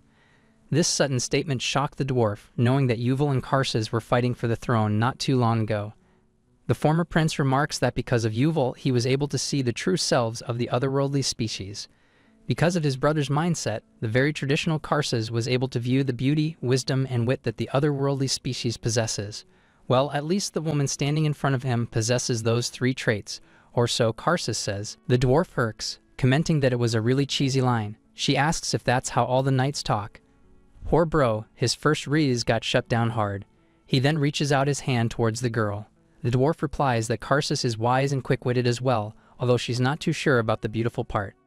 As their hands near each other, the two continued their cute banter with the dwarf commenting how Karsus might look better with a beard. In response, the former prince says that he will start growing it at this moment. Then Karsus asks if Tilla's claim of her people being able to tell the truth is genuine. He says that if she really has that ability, he would like to know if she can tell that he has fallen in love with her. Immediately, the dwarf's face turned red. It seems like Karsus is telling the truth. The prince worries that it might be a problem for the girl since their races are different, but Tilla states that she doesn't really care. Then Karsus wanted to make clear if it's really okay if he will love Tilla. The dwarf was lost for words. She doesn't really know what to reply, but her facial expression says it all. She's not really opposed to the idea. The two held hands as they walked through the corridor. Karsus then realizes that he had no right to judge his brother Yuval for falling in love with a dwarf. I guess the fetish runs in the family. Rafin greets him with a smile on his face, asking how he has been. Karsus bows to him, acknowledging Raifin's authority, saying that he's been great. He remarks that he feels like he has the best life out of all the prisoners of war in the world. Yeah, no shit. He gets to walk around freely in condition of Tilla following him, but he gets to bag her in the long run. That was great to hear for Rifin. He asks Karsus if he has thought about quitting as a prisoner of war. The former prince instantly knew what our hero meant. He wants him to stop leeching and freeloading off our hero's county. He adds that he has been feeling bad that he is the only one lounging around in this castle. Rifin smiles, commenting how nice it is that Karsus understands what he is trying to imply right away. With that, he asks if the former prince could help him with something. Karsus mentions that he did hear about Rifin's dream of having a peaceful place for both humans and demi-humans from Tilla. He apologizes, saying that at first he thought that Rifin was out of his mind. Rifin reassures him that he is not the first one to call him crazy. Even Cirrus, who is an elf, thought that our boy has some few screws loose. Even though she is a demi-human herself, it seemed like at some point she gave up the idea of living in peace. Karsus then states that after spending some time in Riken's castle, he realized that he was too narrow-minded. The otherworldly creatures might not be humans, but they are certainly people. It is not necessarily just for the elves or dwarves. A civilization that treats people like beasts can't have a happy ending. Karsus expresses how he didn't know or why he didn't realize it before. That fact was just hidden so well. However, if this would be the start of the change of eras, Karsus expresses his willingness to be a part of it. With sincerity evident in his face, he asks Rifin to tell him what he needs to do. Whether it is being a servant or an administrative official, Karsus claims that he is confident in his skills and reassures our hero of his cooperation. Seeing how prepared Karsus is, Rifin realizes that the man would have come to ask him for a job even if he didn't call for him. Our boy is glad to hear that from the former prince. Fortunately, he has something he wants Karsus to do. He hands over a prestigious-looking box. Karsus immediately knew that it was Rifin's seal. Our hero clarifies that he wants Karsus to proxy for him as the leader of the county. The former prince graciously accepts the seal, but confusion is evident in his face. He asks Rifin why he's doing this. Normally, this kind of thing is not something you should hand over to someone who was once your enemy. He questions our boy what will happen if Karsus suddenly changes his mind about the demi-humans. Our hero states that Karsus' power is only limited to affecting the humans. He cannot decree orders to the otherworldly creatures with that seal. Then Rifin looks straight at Karsus' eyes, asking what he even do if he decides to betray Rifin. Despite the arrogant-sounding statement, there was no hint of our hero belittling the former prince. He is just that confident in his skills. Even the former prince was made to stop for a bit and imagine it. He was once the leader of the military force of the Krovin's kingdom, so he isn't someone to be looked down upon.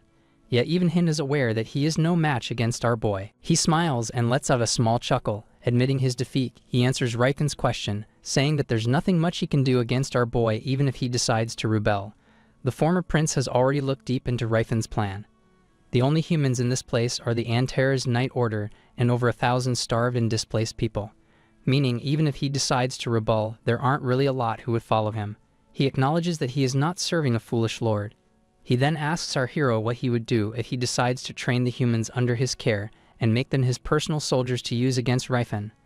Our boy just smiled and says that if he does that, then Tilla will cry. Rifin's answer shocked Karsus to the core. You can see the terror in his eyes as he imagines his beloved Tilla crying over his actions. He then closes his eyes and admits defeat, realizing that Rifin has him dancing on his palm. He tells our boy that he will do his best to perform his duties. Our boy then suggests that he should have a new name now that he will be filling Rifin's role. Our boy suggests the name Sass, which is short of Karsus. The former prince looked at him funny, commenting that the name sounds like an infectious disease. He then instructs Rifin to just call him Karl. He insists to be assigned as prime minister instead of being the proxy of the count, saying that the former is better than the latter. Rifin just smiles. He doesn't really care. He just wants the capable man to do the job tasked to him. And so Karsus, now known as Karl, began getting things done as soon as he was placed as prime minister. Just like what our hero expected, the man was very skilled, but even Rifin didn't think that he would surpass his expectations. Our boy too had experience as the emperor of an empire, but he was a ruler then, not a hands-on worker. Even if he tries his best, it was nothing compared to Karl's flawless work. The first thing that Karl did when he became the prime minister was to figure out what the female elves were good at and to give them the right jobs. Thanks to that, the work efficiency rose by 30%.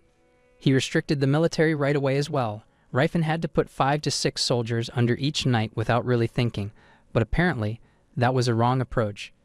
Karl separated the soldiers from the knights and chose 2 knights with experience in commanding soldiers to train the soldiers instead.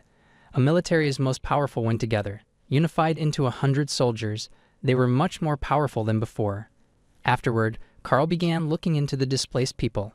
He was skilled in administration, but his ability to judge character was also impressive. He had skilled people work in bureaucracy and laymen to work the farms. While training, Rifin comments that he made a really good choice to keep the former prince alive. Tilla happily agrees with him, saying that Karl sure is talented. Our hero instructs the dwarf to hold on to Karl tight, saying that she holds the hope of their county. Meanwhile, we see the elf, Ceres, practicing her magic. She conjures a huge magical circle and calls upon the fire spirit. The fire arrow shoots straight towards her target. Although it wasn't that powerful, it was accurate. The elf celebrated in joy, rejoicing that it was a success. She asks validation from our hero, questioning if she's talented in magic. Rifin thinks that Ceres is improving almost too fast and would probably reach plateau soon enough. He assesses that he better teach Ceres magic once she hits 3rd circle. Suddenly, an elf maid comes rushing in looking for Rifin. He informs our boy that the people he was looking for have all gathered in the conference room right now. Rifin acknowledges it and says that he will go right away. As our boy leaves, Tilla and Ceres were left alone with each other. They immediately started their girl talk with the elf asking Tilla how it is going with Karl. The dwarf instantly blushes, saying that the prime minister is always kind and nice. Also, he keeps getting more and more handsome as well. Cyrus then recalled the current appearance of Karl.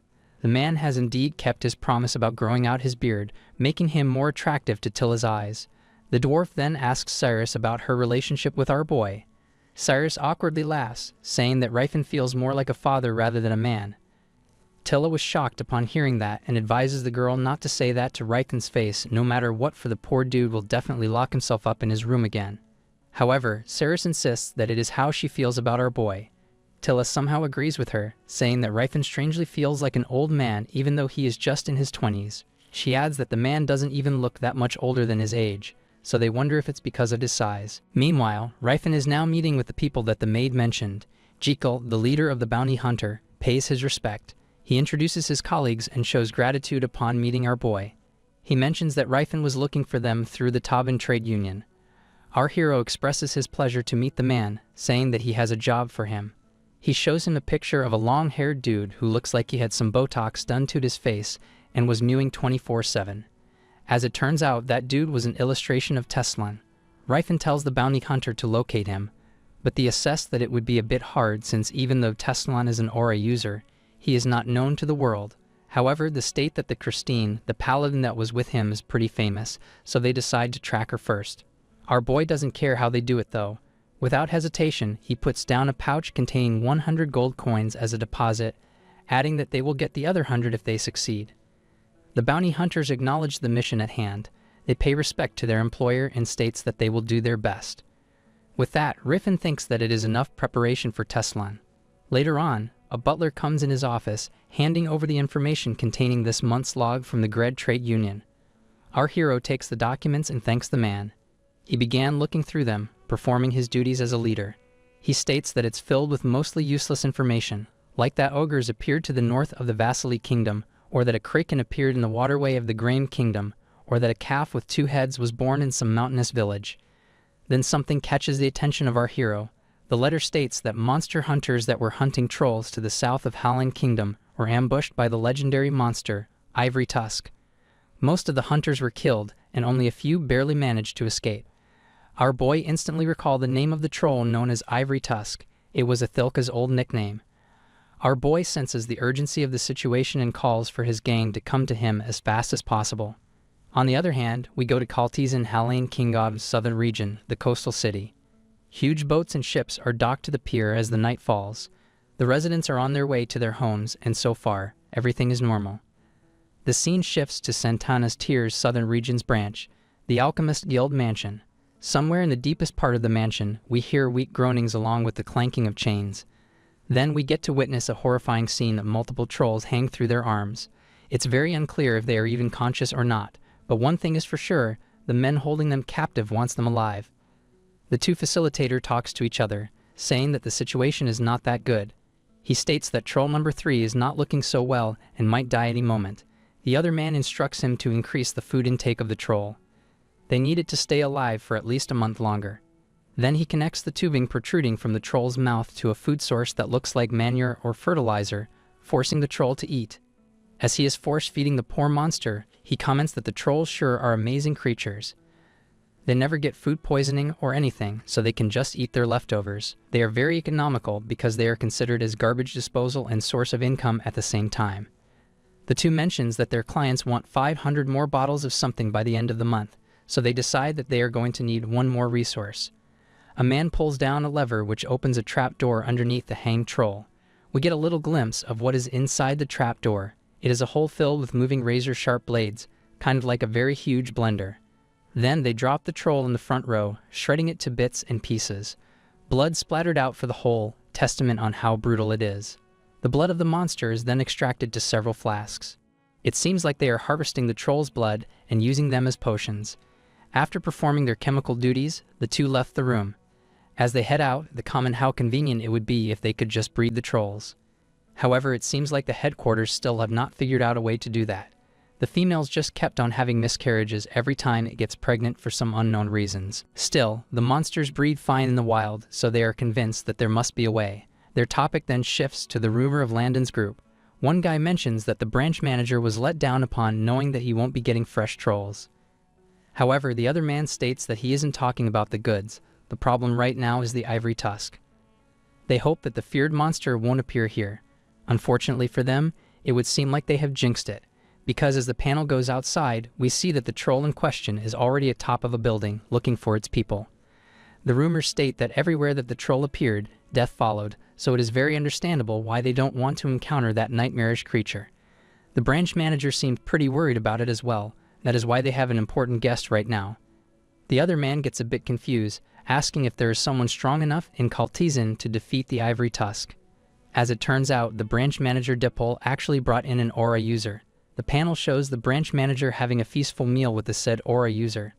As it turns out, he hired Thomas Ander from Soul Leveling, just kidding. The man is known as Kafir von Sharn, Halain Kingdom's aura user. Dining with them is Sharn Household's 7th Circle mage, Marund. He states that the branch manager Depol just has a good eye when it comes to people. Along with them is a Sayer's priest, Blay. He remarks that there is no need to worry because Sayer will look after all of them. Well, that's what Landon said as well seconds before his gruesome death, so chill out, dude. The branch manager seems to be satisfied with the presence of these capable-looking people. Surely with them around, nothing could go wrong, right? Well, let's see. Outside, the two gate guards are performing their nightly duties. They talk about wanting to soar the seas and earning money and fame from doing it. However, the old man remarks that being a guard is not that bad either. It's more safe than venturing out, and the pay is good too. While they are busy chatting, a thick fur started to form out of nowhere. They too immediately became confused and a bit worried because it was clear all day earlier, so there's no chance that a fog will appear. To add to their growing anxiety, they hear faint beating of drums, alerting them instantly. Following that is the mysterious chanting of an enigmatic voice. Although the guards might not know what's going on, we surely know that it is none other than the Ivory Tusk. As we continue, the Ivory Tusk continues to march calmly towards the castle, aura farming. As he got closer and closer, the two guards became dizzy and dizzy until they finally fell asleep where they were standing. Despite the guards being vulnerable, the infamous troll did not harm them. In fact, he even declared that he will not harm those who are innocent, but he asks for them to just sleep for a bit. The Ivory Tusk enters the gate, and as he does so, he states that he is the fog, the sleeping darkness. He shall come like the wind and disappear without a trace, and puts on a cloak. The eerie mist started to reach the inside of the town as well, creeping to every nook and cranny of every street. In one of the houses we see our hero, Ryfin, staring out of the window as if he was waiting for this exact situation. He even states that it has been boring for the past 3 days since he got to this place. Then, the bored expression on his face is replaced by a slight grin, as he says that the fun looks like it is about to begin. The mist crept into the Lord's mansion. It may seem like a normal fog, but the residents don't know what kind of disaster is waiting for them. Suddenly, we saw one guard vomit blood. The pure horror in his eyes indicates that he wasn't even able to react. Then, we see the cloaked Ivory Tusk ripping the heads of 2 soldiers guarding the mansion.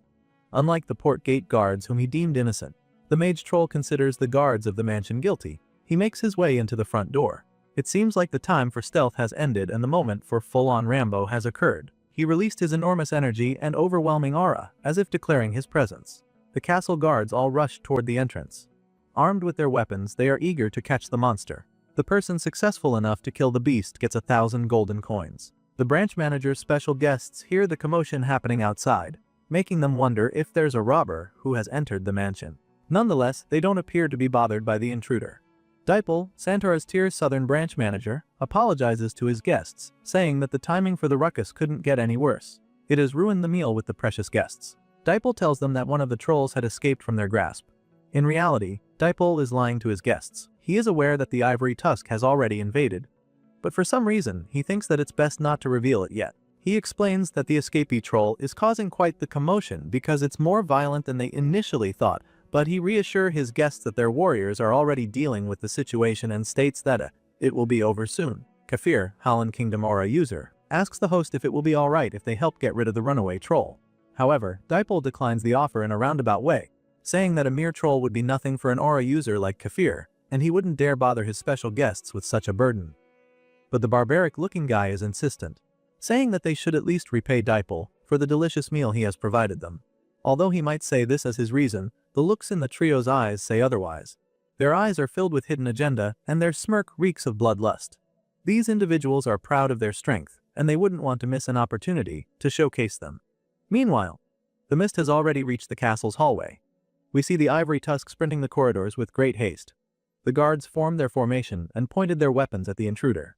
Unfortunately for them, their futile attempt to catch the enemy is all for naught. As it turns out, the Ivory Tusk is not only well versed in dark magic, he is also very skilled in combat. He easily dodged all the spears thrusted toward him and knocked the enemies out cold in one sweep.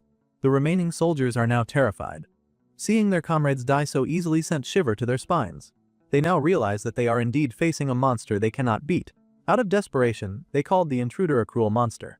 This didn't sit well with the Ivory Tusk. He states how ridiculous it is for these soldiers to call him a monster, saying that they are in no position to talk about cruelty.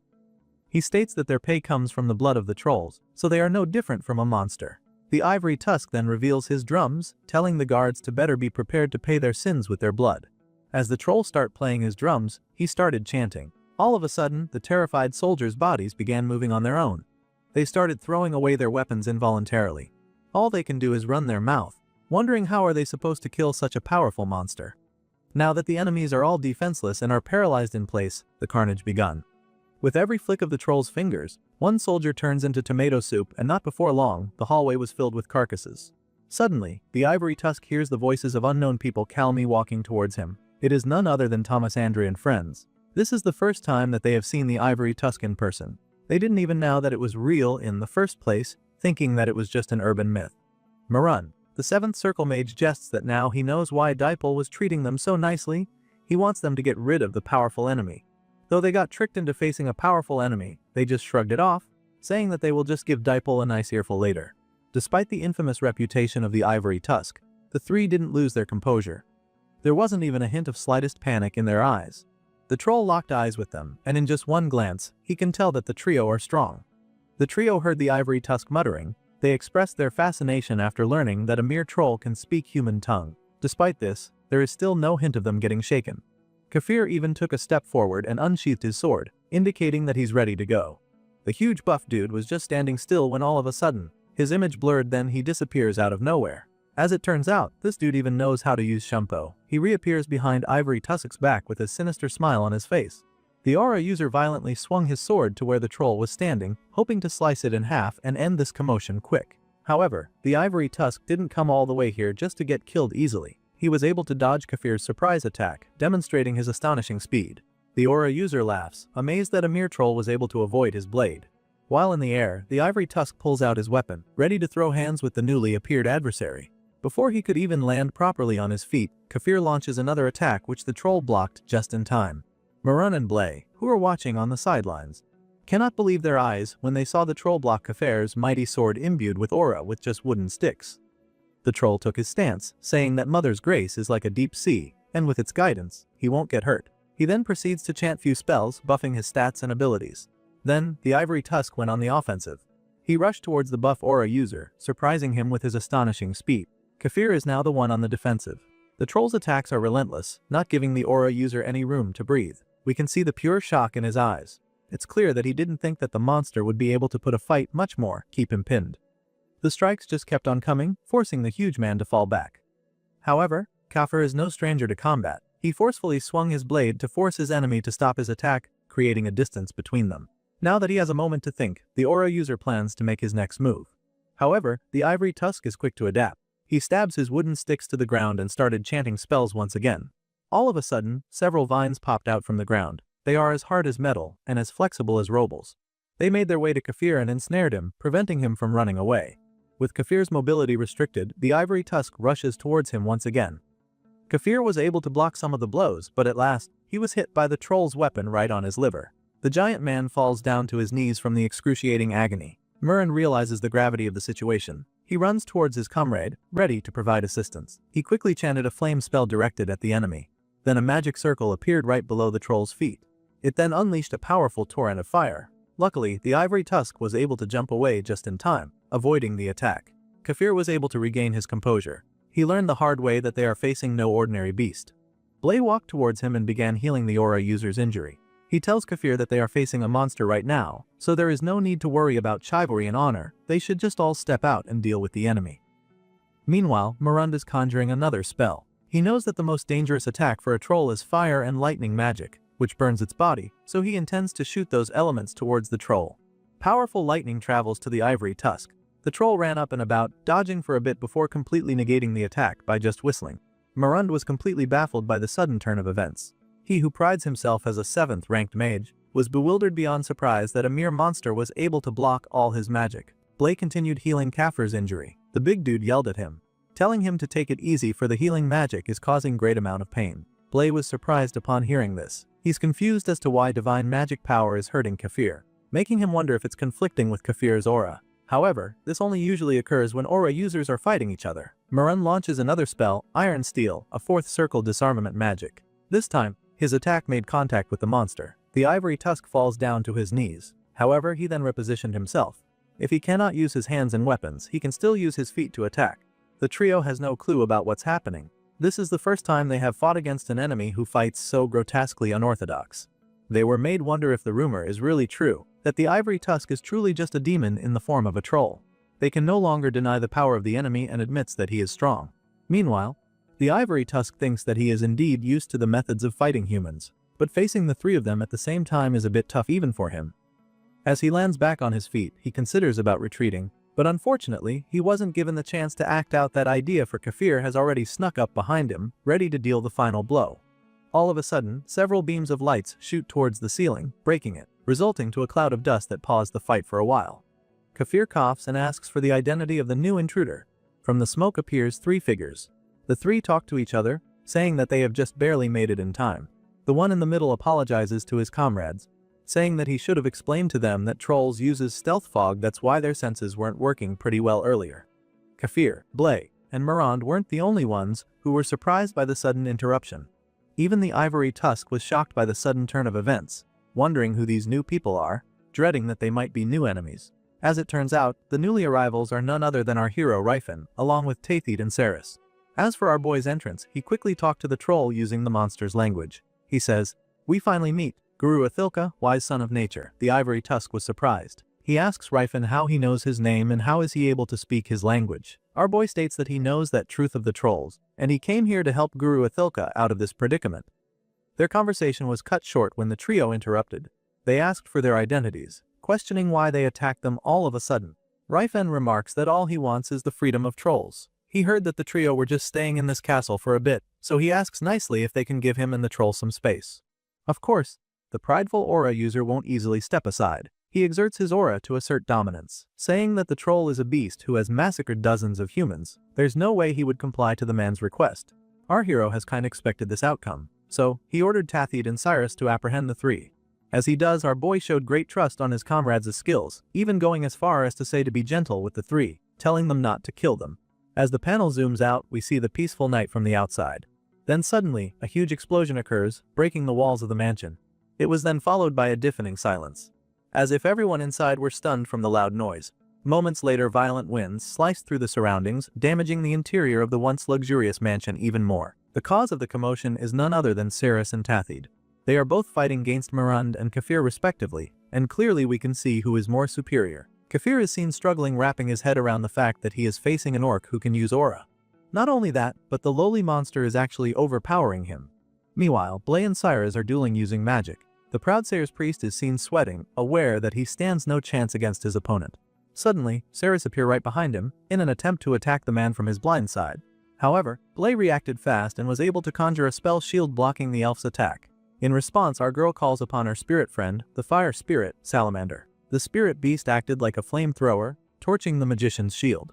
Meanwhile, the Ivory Tusk, who is witnessing all these, cannot fathom what is happening. He can't believe that there is an orc capable of using aura, and an elf utilizing spirit powers. On the other hand, our hero is facing an opponent as well. While he's casting his magic, he tells the troll to leave the fight to them and go save his people.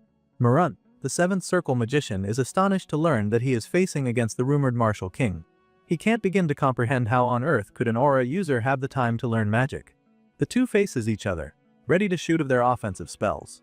Morant tries to converse for a bit, asking our hero if he's the rumored martial king. However, Ryfen tells him to go figure it himself and shoots force cannon to the enemy. Morant responds by shooting photon ray. The two's magic collided with each other, resulting to a powerful explosion upon contact. The place turned into a total battlefield with explosions occurring in every corner. Ryfen smiles, knowing that his opponent must be conflicted right now. He then conjures another spell, emitting a sinister violet glow in his hands.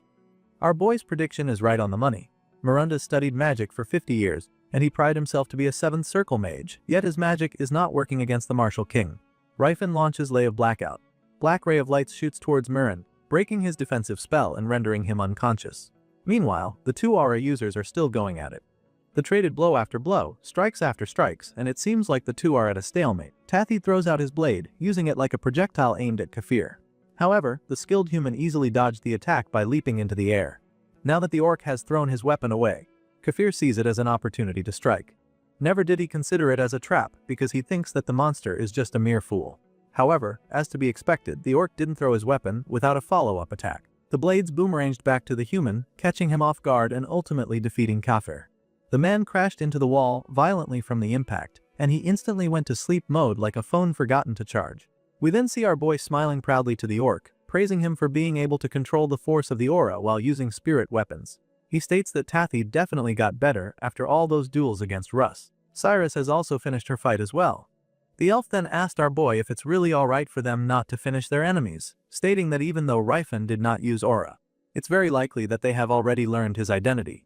However, our boy tells her that he would have worn a mask if he intended to hide his identity in the first place. He states that it is fine as long as his most important secret isn't revealed. As the skirmish reached its conclusion, Guru Athilka came up to our hero to express his gratitude. Rifen tells him that they should get away for now as the other soldiers might get here any time.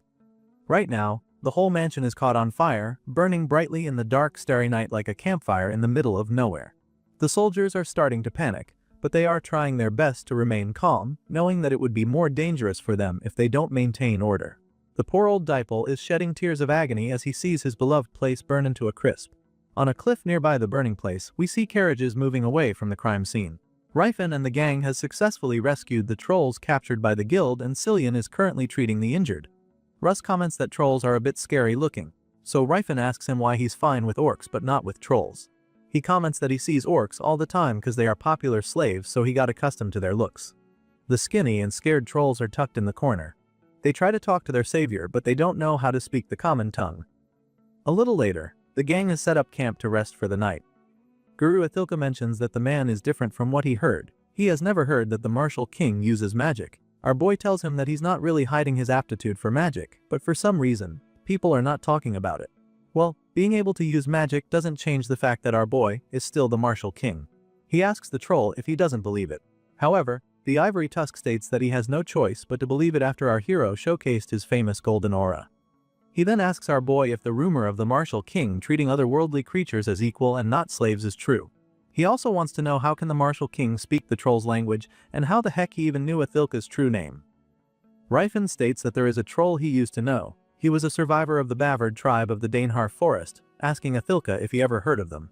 In reality, our boy is just making up this information from his past life, but there is no way that the troll can fact-check him.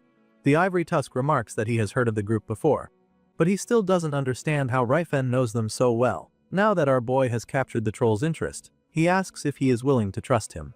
Rifen then proceeds to tell him about the world he envisions and the future that he wants. It was a very tempting story for Athilka. It has already been more than 10 years since he has began wandering around the world saving his own kind. Athilka has saved his people. He killed countless of humans and then killed more, but the world did not change. Trolls continued to be treated as monsters, and every one of them captured were killed in the most cruel of ways. Our hero asked the troll if he is willing to help him in his journey. He mentions that he has already have land prepared of the trolls in the Antares County. Although the offer is very tempting, Athilka looks down for a moment, saying that before he answers, there is something he wants to ask our hero. He asks the most obvious question of all, saying that the martial king is a human. Why does he care about the otherworldly species so much when he is not even one of them? Our boy then mentions about the southern regions of the Taken Kingdom. It is said that the people there used to cannibalize others. They did not even feel guilt until a sage one day taught them to be better. When the sage banned cannibalism, the natives complained. They said that cannibalism is a long culture and tradition, so who is the sage to look down on their culture? The sage answered, "I watched as the people I loved were eaten by you, that is why I banned cannibalism." As such, our boy relates his answer to the troll's question with the sage's story. The people Rifen knows, his friends, his loved ones, he simply can't stand to watch them be treated as slaves any longer. It maybe sounds a bit grandiose for a human to say that he loves the otherworldly creatures, but the seriousness in his eyes is undeniable. As we continue, we are taken to the southern alchemist city of the Grain Kingdom, Alkenberg. And one of the tall buildings found in that place is the headquarters of Santar's Tears. An old and high-rank-looking man asks the people around him if they still haven't identified the culprit yet. As it turns out, this old fart is actually Orunmaid, guild master of the Santar's Tears. Amongst the people sitting in the council table is Dipole, who is currently sweating bullets right now, unable to give a straight answer to his superior. Orunmaid states that it is understandable that they didn't capture the Ivory Fang, because it is akin to natural disaster.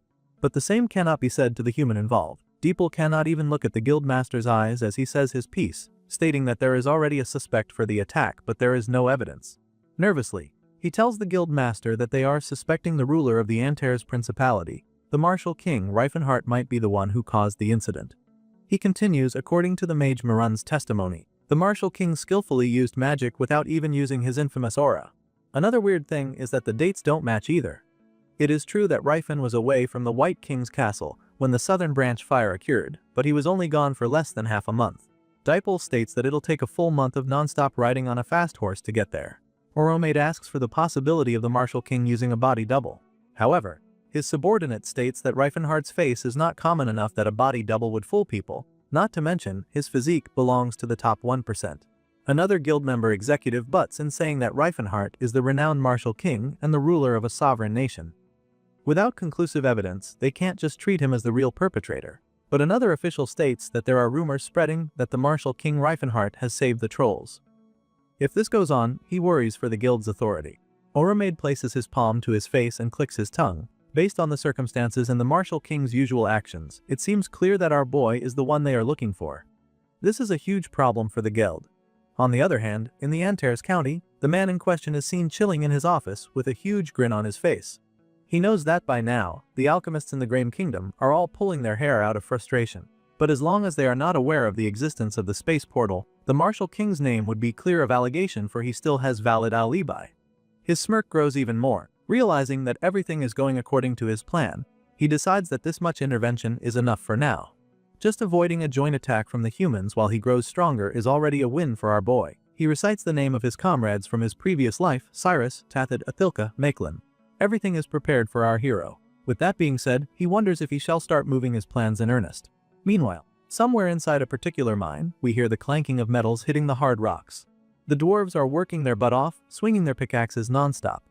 Despite this, they still get whipped by their human owner, telling them to pick up the pace because for him, they are still lazing around.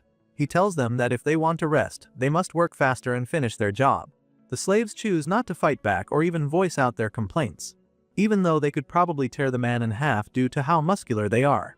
They can't because their family is being held hostage. A man cloaked in robe enters the premises, expressing his anger that they still haven't found any adamantium or orichalcum yet.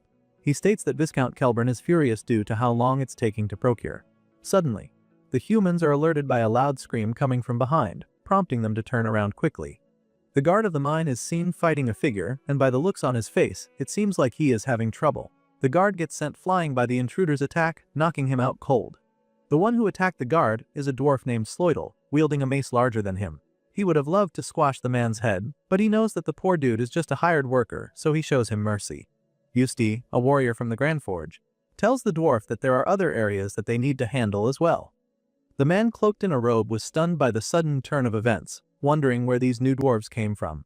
The intruders confronted the man with a rune suppression magic while saying they came here to free their kin from oppression. The man was taken aback. He can't believe that the dwarf can use suppresses magic. Now that the soldier is defenseless, Yuste then charges in and buries her fist right into the man's stomach, taking away his consciousness. Yuste declares that they are the warriors of Grandforge, and they have come to free the enslaved dwarves from the Steelhammer clan. They instruct the clan to gather in order, and they will remove the magical shackles on their necks. The magician then started removing the shackles, until every one of the slaves is free. One slave tells Sloidel the warriors from the Grandforge their greatest worry, saying that the enemies have hostages if they find out that they took down the guards. But before he could even finish his sentence, Sloidel tells him not to worry. He reveals that they also have allies in the village on a mission to free the hostages. We see Tilla swinging her enormous axe violently. As it turns out, Tilla is familiar to one of the slaves, calling him Grandpa Hidos. The old dwarf's face instantly lit up upon seeing the girl, asking her why is she here. Tilla ran to his arms and hugs him, saying that Lord Reifenhart sent her to save everyone. Hidos immediately knew that since the order came from the martial king himself, it means that the time has finally come for them to leave the place. The dwarves are all rounded up by the Grandforge members. They are all ready to abandon the place in a heartbeat. Rutak, Tilla's biological father, also greeted the girl, expressing his joy of seeing his daughter all grown up. Or maybe just grown a little bit since they are dwarves and all. They had their sweet little reunion, exchanging greetings and expressing their worries.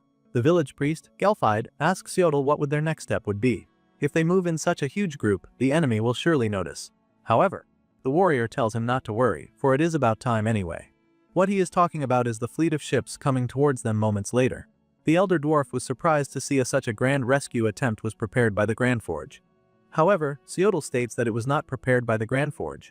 Leading the fleet is none other than Carl, our hero's steadfast and trusted ally. He addresses the dwarves with calm confidence, assuring them that despite being human, he bears them no ill will. In fact, Carl clarifies that the ships he has brought are meant to offer help and an escape, in his words. I came to guide you safely away from this place, reinforcing his noble intentions. Despite Carl's assurances, the enslaved dwarves struggle to trust him. They simply cannot fathom that a human would genuinely wish to help their kind. The idea seems too extraordinary, perhaps impossible, for them to accept wholeheartedly. However, their minds would soon change because of certain someone. Tilla, who is fighting the humans to save them, jumps in joy upon seeing Carl and quickly run up to him. On the other hand, Carl reciprocated the same energy, expressing his joy from seeing the dwarf. The two immediately went into their own world, forgetting the people around them. Carl states that he was worried for the Tilla's safety, so he's glad to see her okay. The dwarf asks why the man personally came when he could have just sent his subordinates. Carl tells her that he would never miss a chance to meet Tilla's family. As expected, Lurtake's face turns red in anger upon seeing his daughter go all lovey-dovey with a human. Tilla introduces them to each other, saying that Carl is her lover. The unbothered man casually called Lurtake as father-in-law, saying that it is nice to finally meet him. Of course, hearing a random man, a human nonetheless, call him father-in-law enraged him. On the other hand, in the Holland Kingdom, the biggest city to the west, Diallo, a commotion is happening in the middle of the night. We see Santana's Tears Diallo branch is being engulfed in flames and is surrounded by explosions. As it turns out, the guards and soldiers are fighting Athika right now, and since it is a well-known fact that trolls are weak to fire, they are throwing Molotov at him, hence the spearing fire. Unfortunately for them, the ivory tusk is too quick to even get a scalding from the explosions. Athilka starts casting buffs on himself and went on a killing spree, ripping the heads of the soldiers. At this point, the guards are starting to panic. I mean, who wouldn't be? Seeing your comrades get their head ripped off one by one is pretty traumatic. Out of their desperation, they kept on throwing bombs at the troll, praying that even a single one would reach the monster. Athilka gained some distance away from the soldiers and looked for something. After confirming it, the troll decides that it is finally time for him to leave. He leaps high into the sky and left the premises. Seeing this, Ramdran, the branch manager of Santana's Tears Western region, celebrates in joy, declaring that he is different from the useless Dipole. He states that even the infamous Ivory Tusk wasn't able to get its hands on his trolls. However, this delusion of his didn't last long, as one of his subordinates immediately came and reported the trolls they have captured have escaped. There is also an incident in Raystil Principality's northern region, Kenti. Deafening cheers of the crowd is heard all over the Colosseum. A half-lion half-man hybrid kind of dude is fighting an orc wielding a weapon. The lion swung its razor-sharp claws at the orc, which connected deeply, grievously wounding him and ending the battle. Inside the gladiator facility, Wildbane, we see the host of the match with his eyes wide open. As it turns out, the old pervert is looking at Tathid, who is wearing human clothing. He thinks that the monster is fit, with perfect muscles, and is bigger than all the other orc gladiators by at least one head. The man has seen countless of orcs due to his business, but he has never seen one as perfect as Tathid is. He gets jealous to Tathid's company, thinking that the orc was their slave. The woman accompanying the orc is a beautiful young lass with jet black hair and alluring smile. She asks the bald noble how much she would be able to get from selling Tathid. The noble smiles politely and clears his throat. It is very evident that he wants to acquire the slave. He tells the girl that the goods seem to be in great condition. Normally, orcs fetch around 5 golden coins, but the price goes significantly higher if it can be used as a gladiator. Hearing this, the girl's mood lights up even brighter. She stutters for a bit, excitedly asking how much. The greedy-ass noble smirks and asks if 7 golden coins would suffice. He thinks that the person he is talking to is inexperienced and gullible, so he's trying to scam her since the usual price for gladiators are 10 golden coins. The lady did not dispute the pricing and just accepted it. Seeing the opportunity, the bald noble quickly prompts her to sign the contract. The bastard is smiling internally, for he didn't expect to get such a high-value orc because of the idiot girl who knows nothing about the market. He bought a slave for cheaper than what he would have paid years ago. It's a double win for him since slaves are rare nowadays. The girl introduces the orc, saying that he is actually very kind. Even though he fights with other slaves from time to time, he's actually obedient to the lady. Hearing that he's going to be sold off, the orc panics and begs his master not to sell him, saying that he will work harder. At this point, the bald noble can't hide his smile anymore. He thinks that he will be able to easily change the orc's personality if it could be tamed by a dumb girl like her. The lady even tells Tathid that the noble is his new master now. The girl name is revealed to be Scylla. The noble quickly leans forward and extends his arm, wanting to conclude the transaction immediately. Scylla responds by shaking August's hand, expressing her pleasure of making business with him. And so, the Trojan horse has been sent to the gladiator's cell with the other orcs. The enslaved orcs merrily greeted him, welcoming him to the hellish world he is about to live in. One warrior expresses his lamentation on seeing another one of his kind get sold off to the arena. He asks the new warrior for his name. However, before he could even receive his answer, he notices something different from the newcomer.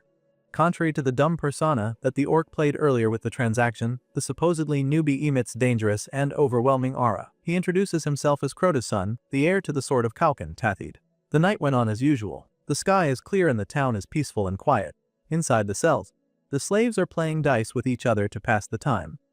They are talking about how lucky they are to survive another day, but they are still anxious for tomorrow. One orc asked his fellow if they heard what August said when their comrade Barak died. The greedy bastard looked up to the dying orc and said, "If you are going to die, you should have aviated getting your armor damaged at least. I wasted precious armor because of you." The slaves got angry for their deceased friend's behalf, but they can't really do anything about it. One orc opens the topic about the Antares County where otherworldly species are living in harmony under the martial king's rule. They say that the orcs living there are all real warriors, those with the souls of real orc warriors. The long-haired orc interrupts their conversation, telling them to stop for Antares County has nothing to do with them. It seems like they have already given up hope of ever escaping this miserable life that they are living. As they were about to drop the topic, the newbie jumps in, asking what if Antares County has indeed something to do with them. They all looked at the newbie who is sitting quietly in the corner. Tathid once again questioned them.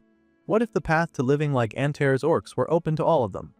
What are they going to do? The long-haired orc was shocked and confused, wanting to get clarification. Instead of just explaining, Tathid decides to show them what he means. He activated his green aura and enveloped his body. Without any effort, he shattered his shackles like it was only made of thin strings. The slaves were all stunned at what they are witnessing. They recognize that the newbie is a real orc warrior. Tathid introduces himself, saying that he is an orc from the Antares County. He has come here to open a new path for all of them. The slaves are still too confused to respond. So Tathid raises his hand and calls upon his sworn brother, his weapon, Dakar. All of a sudden, the ceiling crashes as the sword enters the premises. It floats above the warrior orc, showcasing his power. They all recognize that kind of weapon. It is a soul weapon that only the true warriors can possess.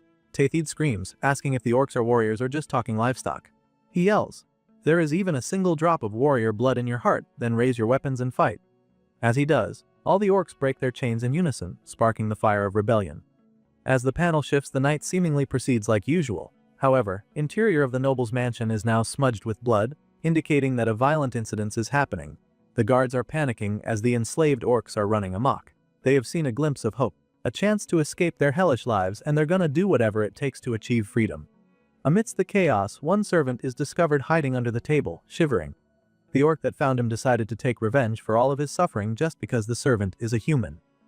He swings his sword towards him in an attempt to kill him. However, before his blade could even reach the poor guy, Tathid's soul weapon flies towards him and deflects the attack, surprising the orc. The orc asked Tathid the reason for stopping him. Our boy states that the man is just a servant and has nothing to do with them. However, the orc argues that he is still a human. Tathid became mad, not at the orcs, but to their mindset. He asks his brothers if freedom is what they are seeking for, or is it just petty revenge. The orc got terrified by Tathid's reaction and meekly accepted the scolding, saying that he understands. Tathid felt the urge to instruct his kin, instructing them to avoid unnecessary killing. He states that if they spare one human, then 10 humans will stay behind and care for him. But if they kill one, then 10 humans will bear grudges to them and chase them. He urges the orcs to show mercy to the innocent for the sake of their true freedom. Meanwhile, the bald bastard August is seen shouting at the orcs, calling them ungrateful. He claims that he took good care of them, yet this is how they repay him, implying that orcs really are just monsters who don't understand gratitude. Understandably pissed off, the orcs are urging to kill the noble. However, he asks for Tathid's permission first, asking if mercy still applies to the bastard. Tathid responds with cold and terrifying tone of voice, saying that mercy becomes cheap if handed out too easily. Realizing that the orcs won't spare him, the bald bastard's mouth finally shut close. He can see that the slaves are all waiting for this exact moment. Meanwhile, while all the chaos are ensuing inside the mansion, we see a magician hiding behind them. He smirks, knowing that orcs are weak to magic despite how strong they are physically. He started chanting spell to immobilize the escapees all at once. As the magic spell traves through the air and onto the unsuspecting orcs, one person steps in and interrupts it. The magic shattered like it wasn't even casted to begin with, showcasing how effective the counterspell is. The magician instantly recognizes the type of magic used against his spell. He began to wonder what a priest of Philinans is doing here. As it turns out, this fragile-looking gal is actually Cillian, and he came to assist Tathid. The orc warrior thanks him for his intervention and smacks the living hell out of the sneaky magician. Cillian tosses demon sealing talisman and a communication necklace to Tathid. The orc asks Cillian why he didn't change his outfit, wondering if he likes the dress that much.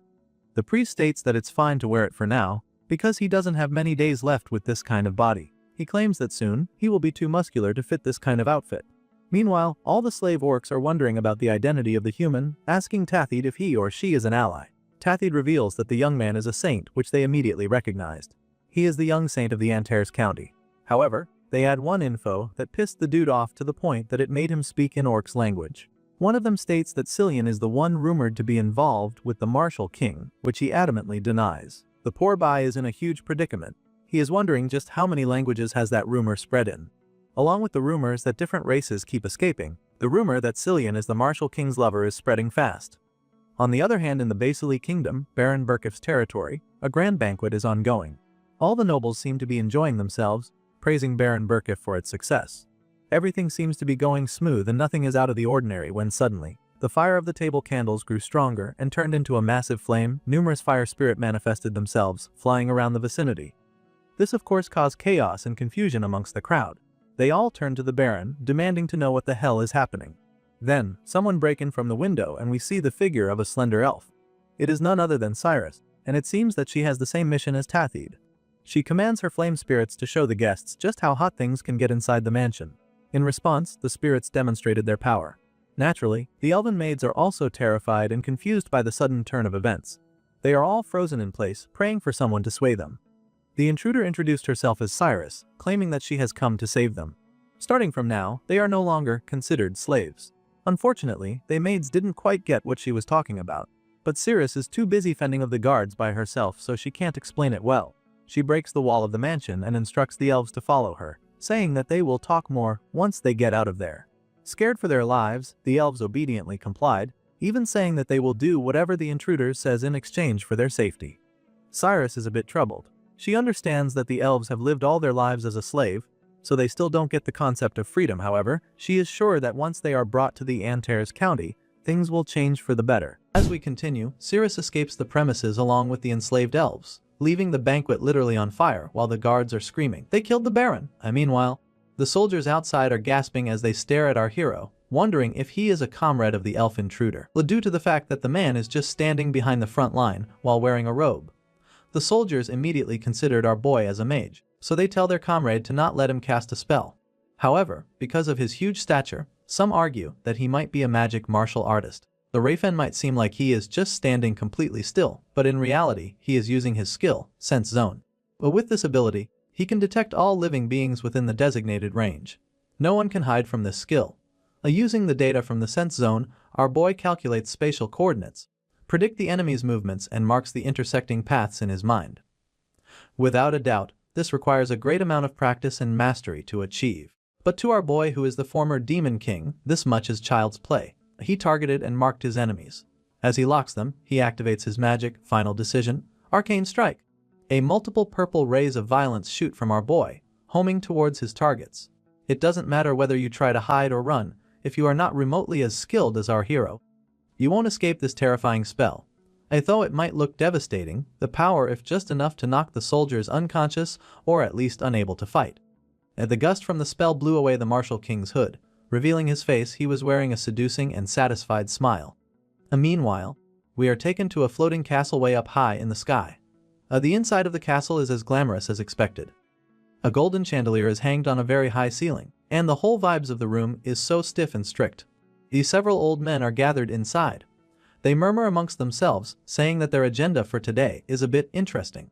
Tuvil, before you think that this might be a home for the aged, I will tell you in advance that you are wrong. The highest ranked looking amongst them all opens his mouth. He declares themselves as humanity's guardian and the Silver Sage. They gathered around the high table to discuss the judgment of the Fist King, Reifenhardt. Now we leave the topic for a while. It is revealed that the core of the continent's magic studies is magic academies. Amongst those academies, the three oldest and largest are the following. First is the Mystic Council, which is in the Harlan Kingdom. The other one is the Sun Tower of the Holy Bastalon Empire.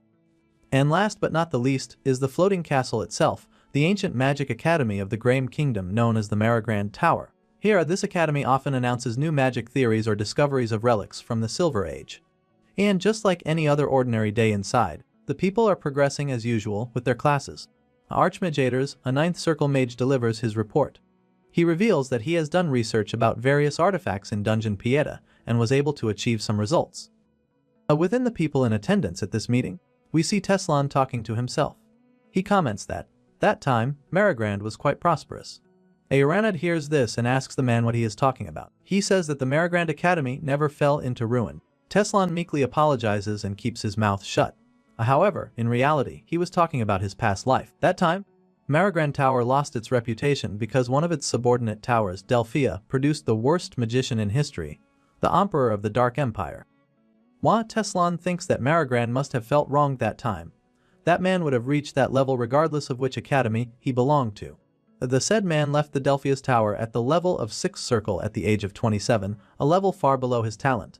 The magicians of Delphia, fearing his talent, stopped teaching him beyond the 4th circle. Once he stepped into the world and gained proper magical knowledge, Reifenhardt's growth was terrifying. He broke records every year and eventually became a 9th circle archmage at the age of 30. If he had been properly taught, he might have reached the peak of magic in his early 20s. Because of those facts, Teslan feels defeated. Even though he possesses the brain of Reifen from their past lives, he is making so little progress. Even with the same brain with the Emperor of the Dark Empire, Teslan is still only at the latter half of the 6th circle. Suddenly, something catches his attention. Artis, who is giving his lecture in front, states that most of these artifacts are already known to the world. However, what he has achieved is not those. He shows the audience an artifact, a necklace known as the Necklace of Warmth. It is an artifact that keeps the wearer's body temperature at an optimal level. This artifact can permanently alter the wearer's body, although the activation principle behind this is still unknown.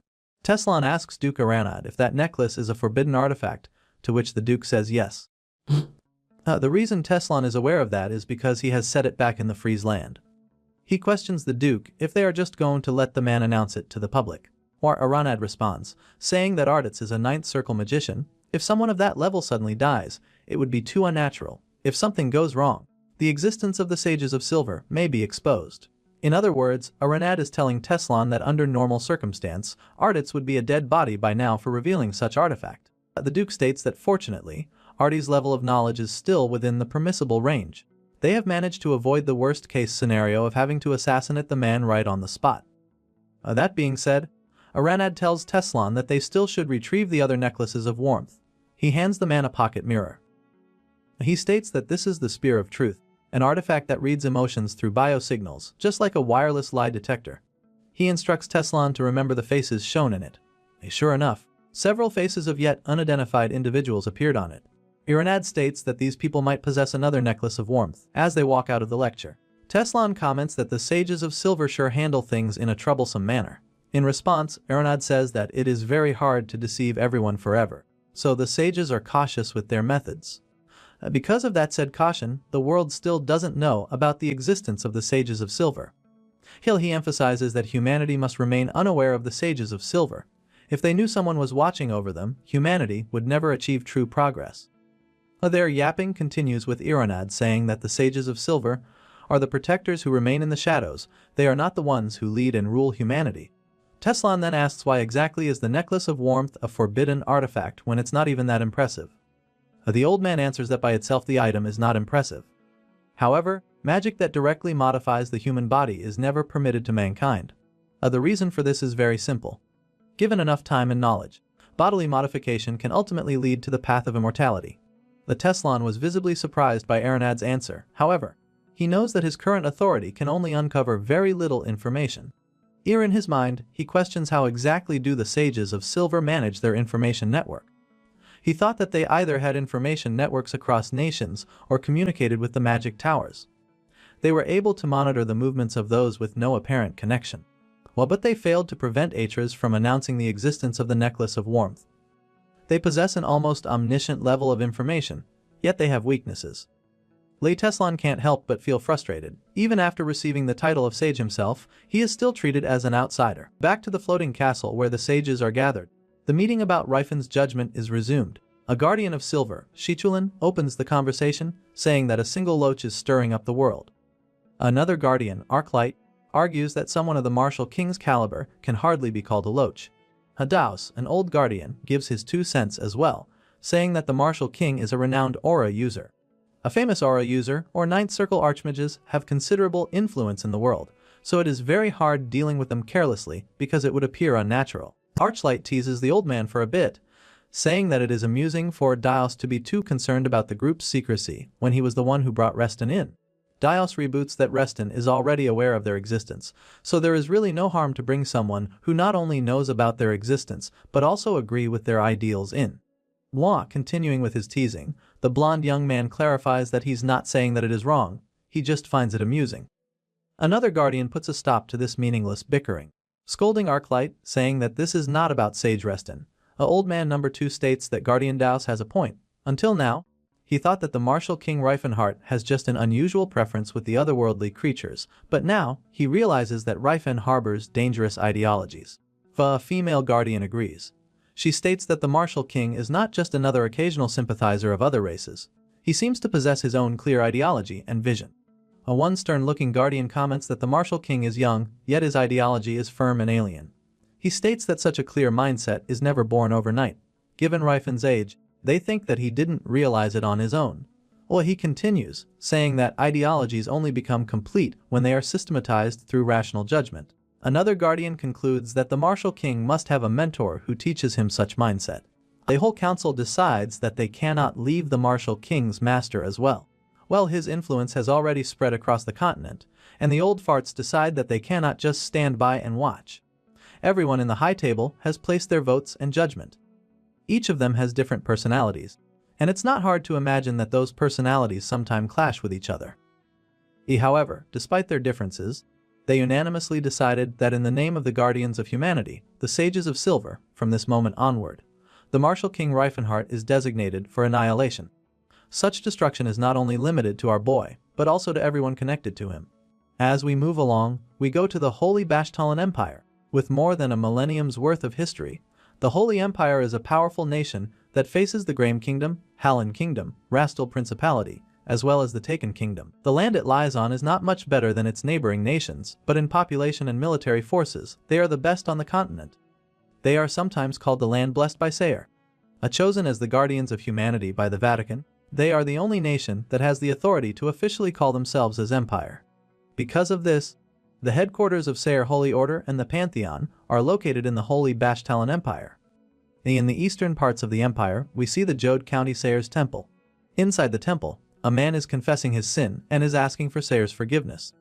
The priest asks what kind of sin has the man committed. The curly-haired dude meekly confesses that he fell in love with a female elf that works on their estate. His eyes lit up as he describes her, saying that she may be an elf, but she is more beautiful and lovely than anyone. Her singing is like that of a bird. The priest tells him that desiring an elf is not something to be proud of. However, he understands that lust is sometimes hard to control, especially for someone as young as the boy. He claims that because the boy admitted his sin and opened his eyes, he shall be granted forgiveness. However, it seems like the two are not on the same page. What the boy is feeling right now is not some mere lust. He claims that loving an elf is not a sin, or at least he doesn't view it like that. The priest asks what exactly is he trying to say. The kid explains that he intends on leaving his household with the elf to elope. He wishes to go to a place where he can love her without hiding it. However, he doesn't want to make his parents worried. The priest tries to convince him to change his way, saying that Sayre has decided that the elves' lives to be slaves, so the boy must give up his temptation and reject his feeling.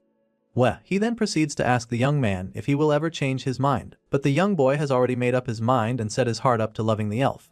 He once again repeats that he doesn't think that loving her is a sin. He continues, clarifying that he only came to the church because he was worried about his parents. He only intends to confess his sins over making his parents worry. The holy man questions where does the boy intends to go, saying that no matter where they journey, their love will be deemed taboo and an elf will be a slave. He tells the boy that there is no need to leave his household, he should just keep her as a maid, and he will soon grow tired of her. But the boy won't change his decision. He confidently reveals that they are going to the Antares County, where the otherworldly species are considered equal to human. The boy left the church happy, feeling like the load of making his parents worry has been lifted. Now, he's excited to move with his lover. As he goes to their rendezvous, he asks forgiveness to his parents in his mind. He says that he just wants to go to a place where they can live in peace. They were supposed to meet by the tree not far away from the town. He calls out to her partner, Berthy, wondering where she is. This is where they were supposed to meet before leaving, but he cannot find her no matter where he looks. Then, as his gaze goes up to the tree slowly, his eyes began to widen and his mind went blank. On one of the tree branches, he sees Berethia hanging by the neck, chilling like a villain. Just kidding. Anyway, the boy was horrified and his world crumbled in an instant. Near the corpse was a letter, presumably written by his lover. It says, "Sorry, Mr. Lewin. I am an elf. I do not deserve your love. I cannot commit the grave sin of being with you." The boy starts to tremble uncontrollably. It took everything he has to finish reading the letter. Berethia wrote that. That would have angered God. We would have fallen into the eternal flames of hell and suffered. Please meet a good woman instead. Play a noble human woman who deserves to be your partner, and not some inferior elf like me. Becoming happy with someone like that would be what is right. Please forgive me for having seduced you. After reading the last word that Berethia presumably wrote, Lewin screamed in pain. Meanwhile, in the Juron River that forms the boundary between Hallan Kingdom and the Taken Kingdom, there is a woman sitting by the window who just finished her manuscript. She wrote a story called The Orc of the Orchard. The synopsis of her story is that there is a priestess of Sayre whom, despite following Sayre's teaching, she doesn't see orcs as mere slaves or livestock. The writer hopes that her story would change the slaves' lives even for a bit. She started praying to Sayre, saying that what she has created may differ from the Holy Order's teachings, but she believes that this is what the gods Sayre truly mean for them to learn. After she finished her prayer, her door suddenly flung open and a man with huge stature came barging in. The lady is visibly confused, but she didn't think too much of it. She introduced herself as Trudy, a subject of Sayre, then proceeds to politely ask the man for his business. The weirdo just kept staring at her like a maniac and didn't say a word. His gaze shifted to the manuscript that the woman created. In an instant, the weird and eerie vibes around him suddenly became ominous. He stared at the woman with his eyes filled with bloodlust, claiming that he is now certain that Trudy is the one he's looking for. A moment later, we see the shack of the lady burn to the ground along with her. While all these tragedies are taking place, we move to the floating castle of the Sayre's guardians. As it turns out, they are watching the two incidents along with many other similar cases where a human who is starting to become fond of the otherworldly species suddenly meet a tragic fate. Judging by the numerous floating monitors, we can say that a lot of people has meet their demise in an unjust manner. One of the most powerful artifacts the Sage of Silver possesses is the Sayre's Eyes. With this artifact, they can observe the people who praise to Sayre, effectively monitoring their actions and ideologies. One guardian states that the priests and followers of Sayre all over the world provide them information without even knowing it. It wouldn't be an exaggeration to call that artifact an authority of God. However, Archlight is confused. Despite having such a powerful artifact, they can't see nor hear any information on the Martial King. He wonders if no one around the man is a Sayre believer, making him wonder if Rifen harbors negative emotions towards the Sayre Holy Order. As he is pondering on his thoughts, another guardian, Saraline, enters the room and greets him, saying that she's just stopping by. Archlight questions the girl about the mission given to her, and Saraline informs him that she has sent Archlight's brother. The Martial King may be strong, but he is nothing more than an aura user. He will be no match for someone who is armed with ancient spells.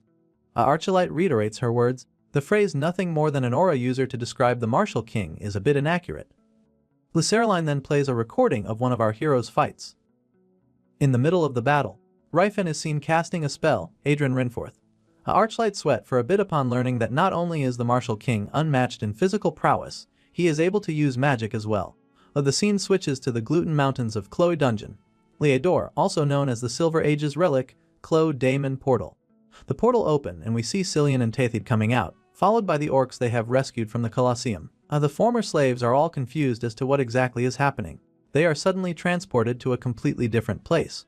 As they all come out from the portal, Cillian closes it using his access code. He then turns to Tathid and asks if it's really okay for the orcs to know about the portal, emphasizing that they should keep it a secret. Tathid states that there is no other way to safely get all of these people to another place without using the portal. A Chloe dungeon used to be filled to the brim with all kinds of monsters and demons, but now there's no longer even a trace of them left behind. Thanks to the dwarves, this place is safe, which is important since this is an important midway point to the outside world from Antares County. Chloe guard a fortress built around the portal. In that fortress, we see numerous orcs under training. The one leading the exercise is a troll named Talkata. To inspire his comrades, he calls out his weapon, Skander. And just like Thor's hammer, the sword flew from the armory into Takatar's hand, and as they make contact, the weapon glowed in a bright white light. All the trainees are shocked to learn that their instructor possesses a spirit weapon. They realize that they are being taught by a true warrior. Talkin shouts that what he can do now is not impossible. He claims that he is no different from them, and that they all possess the capabilities of achieving the spirit weapon. He states that their weapons might feel awkward to handle for now, however, what they are holding right now is their one and true friend. He tells them to forget about all the weapons they have wielded in the past. The orcs are now motivated than ever. They vigorously swung their weapons as if their lives depend on it. One warrior can't help but notice how intense the training session is, saying that it would be hard even for his fellow tribe members. Atalkatar states that these orcs have been training this hard even back in the fighting arena. Lie also, they have found hope, a hope for freedom. They were giving their all in the arena just to survive. Now they have a chance to fight for their true freedom. Atalkatar proudly declare that they will become strong. Tathid and the others arrive. He introduced the newcomers to Talkatar. The instructor welcomed his new brothers to the land of freedom. Cillian asks him about Rifan's whereabouts. The orc says no, casually saying that our boy is on the battlefield at the moment. Cillian wonders if they are currently at war right now, to which Talkatar denies. In a random town, we see a group of soldiers charging in. They claim to have been ordered by Baron Shedders to wipe out all living things from this land. They are known as the Locust Mercenaries, an infamous mercenary group in the southern parts of the Crovence Kingdom and the northern parts of the Vasily Kingdom, had always made sure to fulfill their missions. The villagers are begging for mercy, crying to bastards not to kill them. The man was only trying to protect his kids behind him, but the bastard mercenary mercilessly killed him. He tells the crying girl that mercy is not part of their dictionary, as he smiles maniacally at her. That was the last word that came out of his stinky mouth as his head get blown off all of a sudden. The one responsible for such satisfying strike is none other than Cyrus. She tells the mother to take her child away and get out. The other mercenaries were alerted by the sudden intruder. They wonder if she is a slayer because she's an elf wielding a sword. One bastard recognizes Sarah's silver scimitar, platinum blonde hair, and dark skin. As it turns out, she is pretty famous, known as the swordsman of the new moon. But the angry buff dude walks angrily towards the commotion, remarking that even death will not cleanse the bandits of their sins. For his opening act, he balled up his fist and channeled his energy into it. The bastards already know what's about to happen to them, and they can only scream in fear as our boy shoots his straight cannon right up to their ugly faces.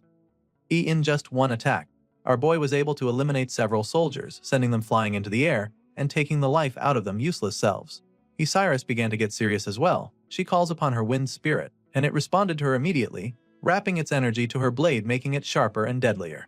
Despite her infamous reputation, the mercenaries are still skilled soldiers, so instead of just cowering in fear, they decided to charge at her, thinking that number would make a difference.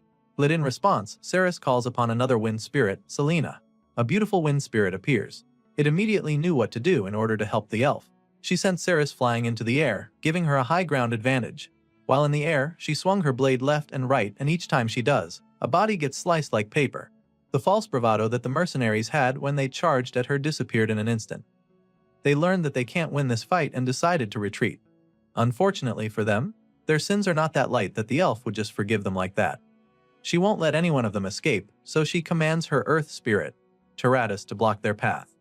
And now that the enemy soldiers are pinned, she then calls upon her thunder spirit, Mjolnir. A gigantic electro spirit appeared into the battlefield and began electrocuting the mercenaries. Some who are fortunate enough to dodge the attack ran the other way. They exclaim that they didn't know or hear that the swordsman of the new moon can use sorcery like that. Their leader calls for the remaining soldiers, telling them to fall back. As they were running away, their worst nightmare appeared in the form of the martial king. One brave or foolish soldier rushes our boy with his sword, saying that it doesn't matter if the martial king is an aura user. He's still human like them who bleeds when stabbed. Well, as expected, it was all in vain. The sword bent like it was made of clay when it made contact with our boy's body. Arifan stared down right into the full soul, informing him that his body is like that of steel. Our hero then obliterated him using zero impact. He punched the living hell out of the man, turning him into dust. Understandably, the man's comrades were left in a state of shock. Our boy puts his hand on one of the men's head. The fool started begging for his life, asking the martial king for mercy. In response, our hero replied in a chilling voice, saying, "I thought mercy wasn't a part of your dictionary." The man desperately tries to argue that he wasn't the one who said that, but he didn't even get the chance to complete his sentence as Rifin squashes his head. The remaining soldiers all began to do the same and asked our boy for mercy. They claim that they were just following orders from Baron Shedders. Rifin states that he is aware of that. However, he says that they are mistaken if they think that following orders is justification for their atrocious actions. It was by their hands and blades that shed the blood and tears of these people. Needless to say, our hero swiftly and effectively dispatches them and their blood splattered to the ground. Our hero clicks his tongue, commenting that Baron Shedders has lost his reason. He even hired these bastard mercenaries to do his biddings. Cyrus adds that the Baron must have knew as well what kind of men they soldiers were. You see, this war is between two noble households, Baron Cheddars and Baron Gallon. Having hired 1,000 mercenaries, Baron Cheddars immediately invaded Gallon barony. Before a week had passed, he had swept through more than half of Baron Gallon's land. Our hero remarks that only the poor commoners are suffering because of the foolish nobles' war. The Antares County had to make a decision since they were located near the two nobles' baronies. Suddenly, Azrael and all the knights of the Antares County arrive and report to our hero. Rifen tells them that they are late, they are running out of time. Rifen hurriedly declares that from this moment onwards, the Antares County will join the pointless war, and so, another war begins. Baron Cheddars is one of the most powerful nobles of the southern region of the Crovence Kingdom. He is very wealthy thanks to the fertile soil on his land, as well as the trade city Jerud. He was also a very old enemy of Baron Gallon. Baron Cheddars' household had come from a long line, and so did not like Baron Gallon's household for being from new money. He used to say that some low-breds had bought their title using money. The problem occurred after the War of Succession. Gallon's household had supported Prince Yuval from the start. On the other hand, Baron Cheddars had announced neutrality, believing in Sir Grandyard, and then joined Prince Yuval's side later on.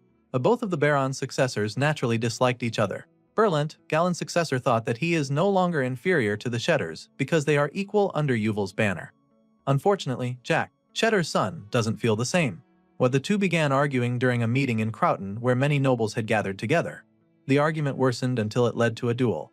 The problem was that Jack let his guard down and was killed by Berlant's sword. Yuval tried to mediate the problem, but the king did not have as much power as before. Naturally, Cheddar becomes furious about this. Not only did his son got killed, he was killed by Gallon's successor, whom he deems inferior. He vowed to eradicate the Gallon bloodline from the land of Crovence. Baron Cheddars hired 1,000 mercenaries and immediately invaded Gallon barony, and these are the results of that. Baron Gallon asked his close nobles for help, but they were all afraid of Sir Grandyard, an aura user who supported Baron Cheddars, and thus turned a blind eye to the issue. He tried to negotiate, swallowing his shame, but he was rejected. His barony was in ruins. Baron Gallon seriously considered committing suicide. That is when a rope of salvation came down to him from the most unexpected place. A golden rope, sturdy and thick.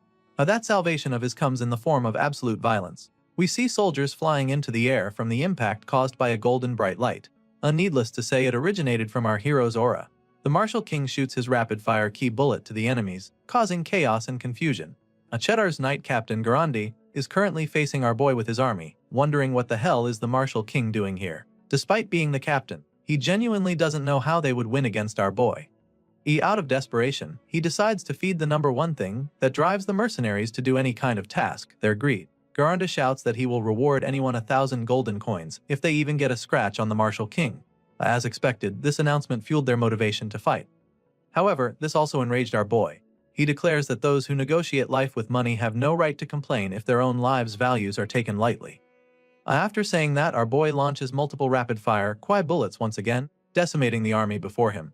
However, even though bodies are flying one by one, the greedy bastards are not backing down. It seems like they lost all reasons and aren't feeling any fear right now. All they are thinking about is the price money. This pisses our hero even more. He leaps into the air and delivers a devastating avalanche kick imbued with his golden aura. The ground reverberated and the shock wave sent the soldiers flying. Naturally, the soldiers began panicking. They exclaimed that they were not informed that the Martial King will be joining the party. Meanwhile, our boy is enjoying his rampage. He raises his fist and starts taunting the enemies, asking them if they think that their puny efforts are enough to hurt the Martial King. To light up the party even more, our hero's allies joins the fray. We see horses galloping towards the battlefield. It seems like even the steeds are raring to go. However, the riders riding them horses are even more eager to prove themselves to their lord, Rifen. The Antares Knights charged valiantly with one goal in mind: eliminate those who stands against them. The Knights of Gallon, our hero's allies, tries their best to keep up, saying that this is their war to begin with. The enemies have trampled their lands and killed their families. This is not the time to fall behind the Antares army. The Garand is left with no other choice. No matter how you look at it, they are going to lose this battle. As the commander of the army, he orders his soldiers to fall back, swallowing his pride in exchange for their lives. With the Antares Knights charging from the front, and the Gallon Barony's Knights coming in from the side, Cheddar's mercenaries had no choice but to retreat. After the fight, we see Ceres complaining to our hero about him going naked all the time. She states that she's aware that our boy doesn't feel cold, but why does he has to go around naked all the time? Rifen nervously laughs and claims that this is the most comfortable way of fighting for him. Cyrus argues that despite that, he still needs to wear clothes, commenting that it isn't pleasant to see Rifen's body. a comment which dealt more damage to our hero than the actual war itself. Recalling that she was his lover from his past life, our boy wonders if the elf has a thing for skinny guys, since Rifen was thin in his old body. Trying to change the topic, our boy asks the elf if she played well according to their script during the battle. Sarah states that he did well, living up to the title of being the heir of the gym Unbreakable. After getting teased by Cyrus, Galen approached our hero. The Baron thanked him sincerely for his contribution, saying that they wouldn't have won if it wasn't for Sir Reifenhart. Our boy states that it was nothing, he was just doing what a real ally should do. The alliance with Baron Galen began 2 weeks ago with a letter. There were 3 conditions written on the letter. The first, if Galen Baron is to win the war, the eastern half of the barony shall be transferred to the Antares County, while the west shall be given to Galen. 2. If the otherworldly species of the Antares County are to reside in the Galen barony, you are to officially announce your recognition of their positions in the county. Lastly, Galen is to free all otherworldly species that are enslaved and send them to Antares County, and he is to outlaw slavery of otherworldly species. When Galen first read the agreement, he was shocked. Naturally, he understood the division of territory, but he was confused on freeing all their slaves and sending them to the Antares County. What's even more shocking for him is that Rifen wants him to outlaw slavery and even recognize the otherworldly species as citizens. Baron Galen found himself questioning whether to accept the conditions, but he did not have many choices. It's either he close his eyes and accept our boy's conditions or lose his barony entirely. In the end, he naturally chose the former. Rifen's statement to joining his side is this: that Baron Galen is a precious comrade who fought together to support the true king. As such, the Antares County will not sit still while he is in danger. They claim to bring justice unto Baron Cheddars for breaking honor and refusing a proper, fair battle. The goal was to raise awareness of the otherworldly species and expand Rifen's territory, but having a clear reason to join a war is very crucial. Suddenly joining up a war and causing one-sided battle would reflect badly to them, and Rifen makes sure to keep that in mind, unlike in his past life. We then go to the Natus Canyon. In one of the crevices of the canyon, we see 2 armies facing each other with one person standing in the middle of them. Of course, that person is none other than our boy, the Martial King. No other man would have the balls to do this kind of thing. He shouts to warn their opponents, saying that those who value their lives should start running now. The enemy soldiers trembles at the sight of our boy. They immediately knew that they are facing the Marital King. Before the fight even began, Cheddar's army's morale has already dropped. However, their commander threatens them, ordering them to stand their grounds or be severely punished. Left with no choice, the enemy soldiers charge towards the Martial King. In order to cope from their despair, they tell themselves that even the Martial King is just human, so they must not lose courage. Rifen gets pissed. He already showed them mercy, but they refuse to acknowledge it. As the enemies get closer, our merciful boy gives them one last warning. He imbues his fist with his golden aura and punches the sky. A powerful blast emits from his fist and shoots to the heavens, splitting the clouds. Our boy tells them that those who do not run now shall not live to see tomorrow.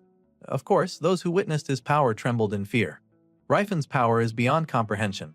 They even claim that what our boy demonstrated is not something a human can do, wondering what kind of human pierces the heavens with just a punch. Unfortunately, they are between a rock and a hard place, for their commanding officer still pushes them to charge and attack. Our boy clicks his tongue and accepts that the enemies are going to come no matter what he says or do. However, he can see from the soldiers' eyes that they are not knights or mercenaries. They are just simple farmers who are forced to fight a war they didn't choose. Out of the goodness of our boy's heart, he chose to show them mercy. He pulls out 2 baton sticks, saying that the fools won't die from those. And with those sticks, he whacks and whips the enemies. It is a brutal and total beatdown. I don't know which is better, to die in one hit or get so beaten up to the point of paralysis by the Martial King. As Garand had expected, the soldiers he sent were no match to our hero. However, his goal was to stall time with the Martial King here as long as possible. Since Rifen is always on the front lines, Garanda knew that today wouldn't be any different. As such, he prepared for a countermeasure. He placed ballista atop of the hills, all aimed at our boy. He claims that even the Martial King wouldn't survive a barrage from countless ballista. He ordered his men to fire, and they do so accordingly. Multiple huge arrows shoot straight towards our boy, who just stands there as if he don't give a damn. He smiles and throws away his batons. Rifen takes his stance and first a straight cannon from his fist. Instantly, all the arrows flying towards him gets blown away by the blast. The souls of the enemy soldiers left their bodies as they witnessed something incomprehensible. What kind of man is able to deflect a ballista arrow with just his fist? After a brief silence, one soldier screams, saying that the elf witch has appeared. Sure enough, he was pertaining to Cirrus. She immediately deployed her spirit beasts and ordered them to wreak havoc, destroying the ballista on the hill. As she does so, Rifen feels proud and smiles, thinking that Saris sure has grown a lot since their first encounter in this life. Even Relard, the chieftain of the Danham tribe, could only control parts of the fire and wind spirits, but Saris is able to command most of the 5 great spirits, excluding light and darkness. We then get to see the true world tree of ancient times, Elvenheim. Elvenheim traditionally chose one elf to be its guardian and granted them its power. The chosen elf would become the leader of all elves, tasked with protecting the world tree and guiding the race.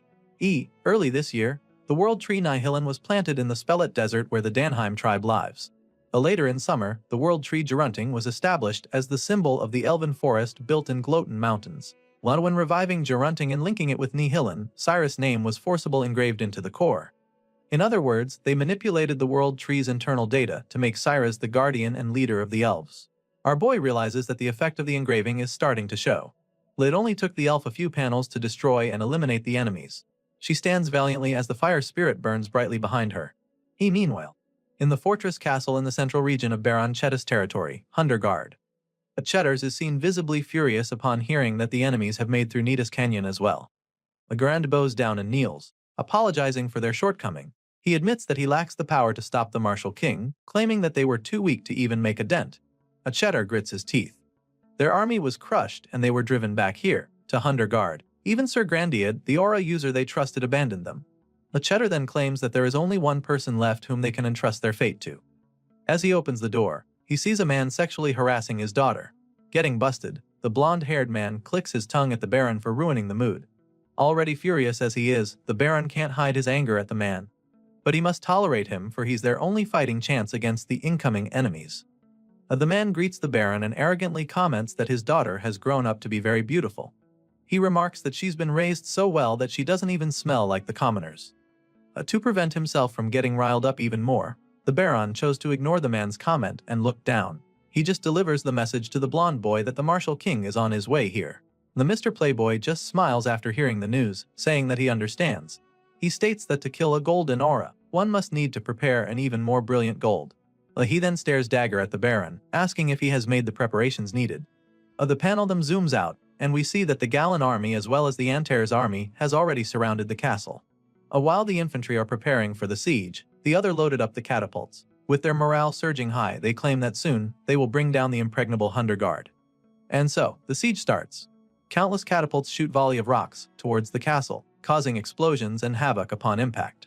The siege towers have also made contact to the walls, and the infantry has started making their way up. Leading the charge is the Antares County's Knight Captain. He valiantly climbs the ladder with his weapon unsheathed, creating an example for the Antares Knights to follow. In response to their attack, the defending army mocks them, saying that this simple and mindless charge is what they have expected from the minions of the Martial King. They pour boiling oil towards the knight. Fortunately, the attack was deflected by Syra's water spirit. The oil bounced back to the sender, doubled it, and gave it to the next person type of shit. The Ceres reminds Azrael to be careful while she hovers up using her wind spirit. Then a mouth is seen smiling despite the gravity of the situation. Cyrus instantly notices that man's presence, making her look back just in time to dodge a 7-circle light magic flying straight towards her. The elf regains her footing, but her mind is preoccupied as to who could even launch such a high-level spell. She wonders if there was someone this skilled under Baron Chettis. The blonde boy floats through the air and claims that his contract only targets Reifenhart, but he will take the initiative to deal with the elf as well. It turns out that this man is not just all talk, he can actually back his arrogance up. He conjures another high-level spell, Masphoton Ray, and aims it at Cyrus. As the golden ray of death shoots towards our girl, the elf summons her earth spirit, Teratus, just in time to block the attack. The man chuckles, a bit surprised that the elf was able to block it, but he learns that the elf is using spirit magic. Cyrus breathes a sigh of relief, saying that it was a close call. She never thought that there would be such a high-level mage that they will encounter. However, the blonde man is not yet done with her, nor will give her a time to think. He conjures another powerful spell, and based on the mana circling around him, this attack would be even more powerful. Rifen senses this, which made him worry about the elf. He calls out her name with a visible concern on his face, testament on how dangerous the opponent is. Just like the elf, our boy thought that there wouldn't be any real danger. He wonders where the hell did that guy even came from. He wants to come to her rescue immediately, but they are too far away. Then an idea comes into his mind as he sees the catapult. Then he talks to the man operating the catapult, asking him to yeet him into the fight. However, the operator states that the catapult isn't made for launching people and the weight limit is under 100 kg. As such, Ryfen removed all his gears, saying that he'll just take everything off to make himself lighter. Back to Cyrus and the unnamed magician, the blonde boy channels the spell, air bomb, weight distortion at the elf. When the girl tried to block the magic, the playboy suddenly teleports behind her back, ready to shoot another spell. As we continue, the blonde boy teleports behind Cyrus and casts Ray Bind spell in an attempt to ensnare the elf. Judging on how many magical circles appeared around Cyrus, we can really tell that this is a high-level binding spell. As such, our girl needed to respond with such intensity as well. She fiercely called upon her flame spirit, Ignacis, commanding it to protect her. But Ignacis responded accordingly. It manifested in a burning torrent for fire, shaped like a flame dragon reaching out for the skies. The sheer intensity of the heat managed to destroy all of the opponent's magic circles. Of course, after demonstrating such feat, our girl had to flex. She stood there valiantly and stares dagger at the man, while the flame spirit Ignacis burns behind her. The cocky mage was astounded. His normally half-closed eyes widened ever so slightly. However, he was not deterred at the slightest. The arrogant smile of his returns to his face after just a brief moment of surprise, indicating that he still thinks he can beat the elf without a sweat. Cyrus would not just stand idly by while her opponent gauges her capabilities. She orders her fire spirits, Ignacis and Salamander, to charge at the man. The blonde boy then conjures a spell that glowed in bright blue rays with a symbol depicting a snowflake. After uttering the spell, he cast the magic Blade Stop Prison. With that, multiple sharp blades shoot toward the elf's flame spirits. The spell pierced through Ignacis and Salamander's infernal bodies, neutralizing them and halting the attack. A visible look of anxiety appears on our girl's face. Even with the combination of Salamander and Ignacis, she still wasn't able to break through the man's magic. She's also aware about the fact that the cutting force of her sword wrapped in Sylph's power can't penetrate the gale protecting the mage. She thinks that the only way to break through is to infuse her blade with fire, but she doesn't have the strength to summon another spirit. As Salamander and Ignacis recover, something odd catches their attention, forcing the flame spirits to look behind. That odd thing also took the mage by surprise. The looks on his face indicates that he's even more shocked right now compared when Cyrus blocked his binding spell. The reason for the bewilderment is none other than our girl, Cyrus. Since the elf needed to infuse her sword with fire, but is too exhausted to summon another spirit, she decides to pierce Salamander and Ignacis with her sword, effectively infusing them with her blades. The mage's brain started to lag for a bit, unable to comprehend the elf's train of thought. He has always thought that the elves considered the spirits as friends, yet this lunatic girl pierced through them without hesitation. While he was lost in his own mind, Cyrus pushes through without fear. She breaks through his defensive spell and presses the attack. Although the man was able to block the slash with yet another spell, the impact sent him flying. Cyrus continues the offense, chasing after the man with her fire-infused blades. The mage admits that fighting the elf has become trickier than he initially thought, finally recognizing the elf's strength. The battle wreaks havoc to Cheddar's castle. While the mage falls back, trying to gain some distance, the elf relentlessly chases her, destroying all that stand in her way. The explosions occur left and right, turning the castle walls into rubbles. The mage is still on the defensive. Every time Cyrus swings her swords, he has to cast a spell to block it. As he gains enough distance, the man launches a wide area spell, shooting blue beams of light towards the rushing elf. Due to her own acceleration and the spell's velocity, our girl had a hard time dodging the attack. She narrowly avoided the fatal shot headed to her face, but the same can't be said to her other body parts. The spell sliced through her limbs.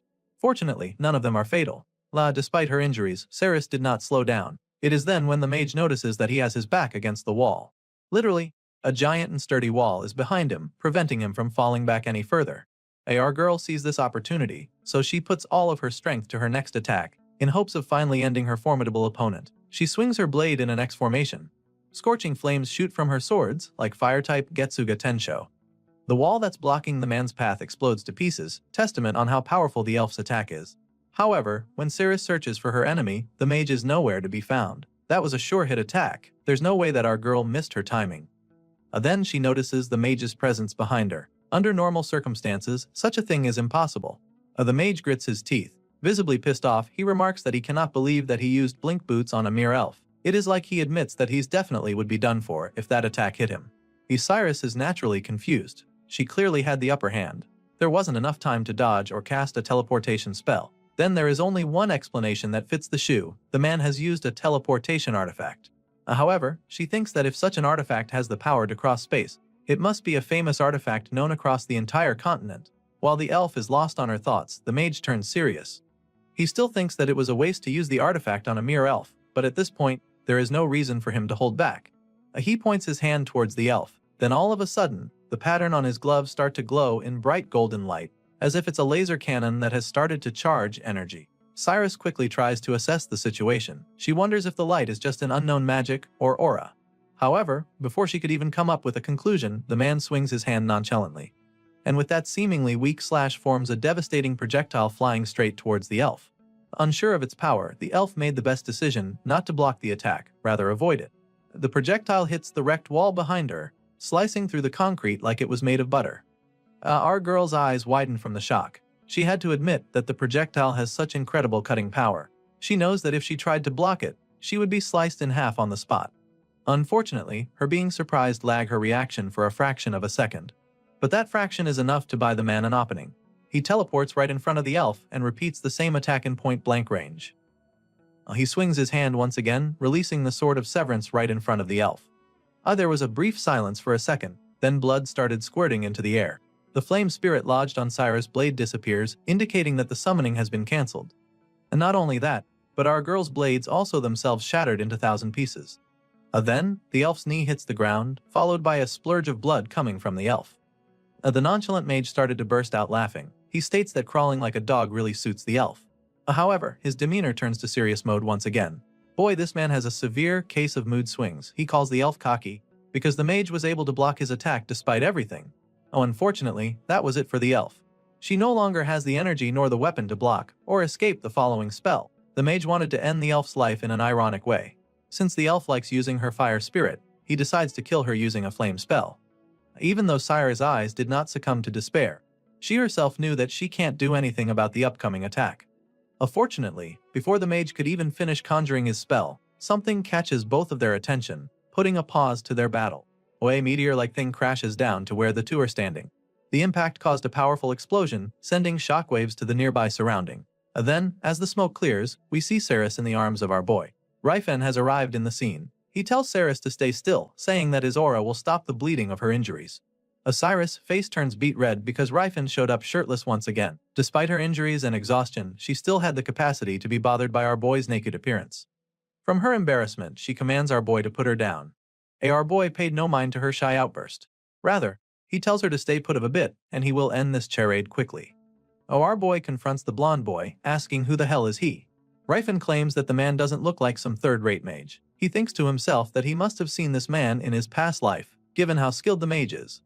Despite our boy's provoking question, the mage smiled politely and chuckles about the fact that the martial king showed up using a catapult. He comments that he was aware that the martial kings were all brutes, but he didn't think that it was to this extent. The mage greets the martial king, Rifenheart, with a smile on his face, showing that he's confident enough to face against him. On the other hand, our boy assesses the man's personality.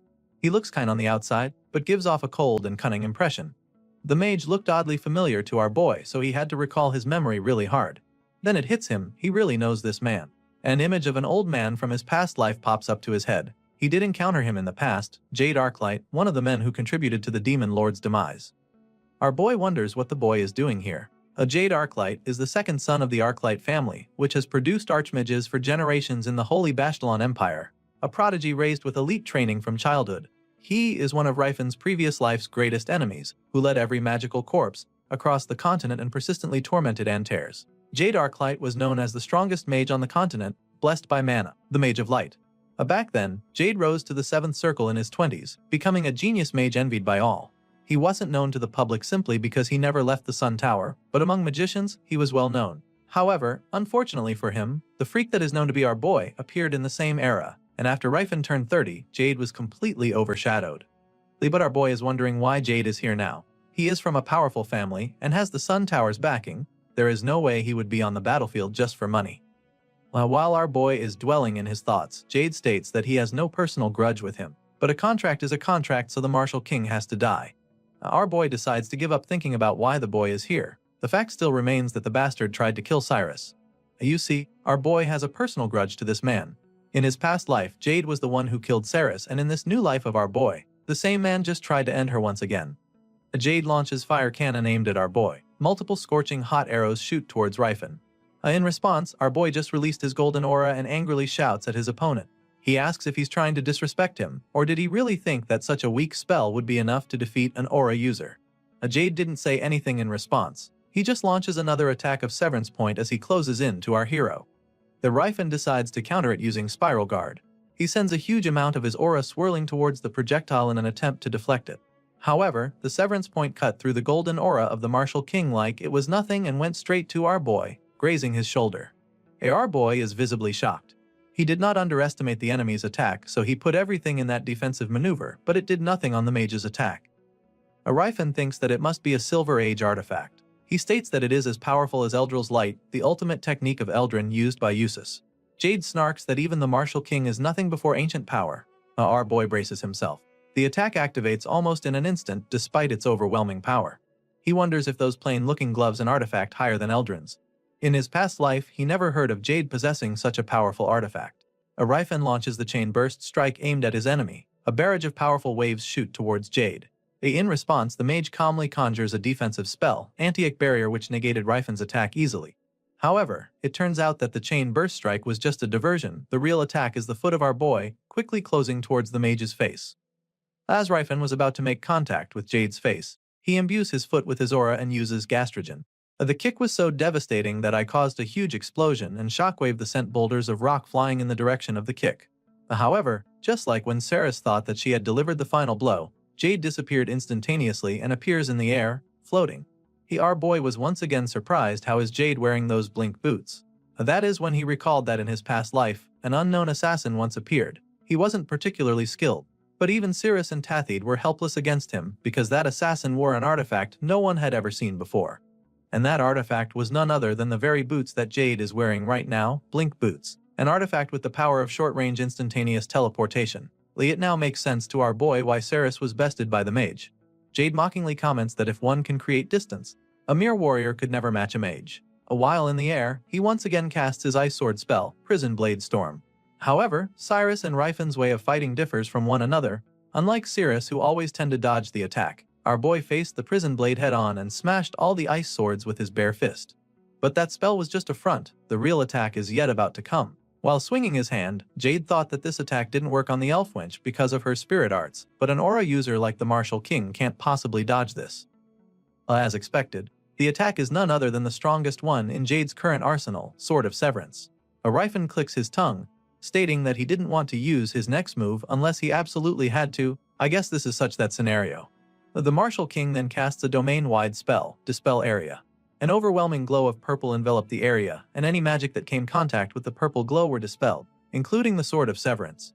Jade's eyes widened in sheer shock. This is probably the largest we've seen his eyes expand. He cannot fathom that the Martial King has dispelled his magic.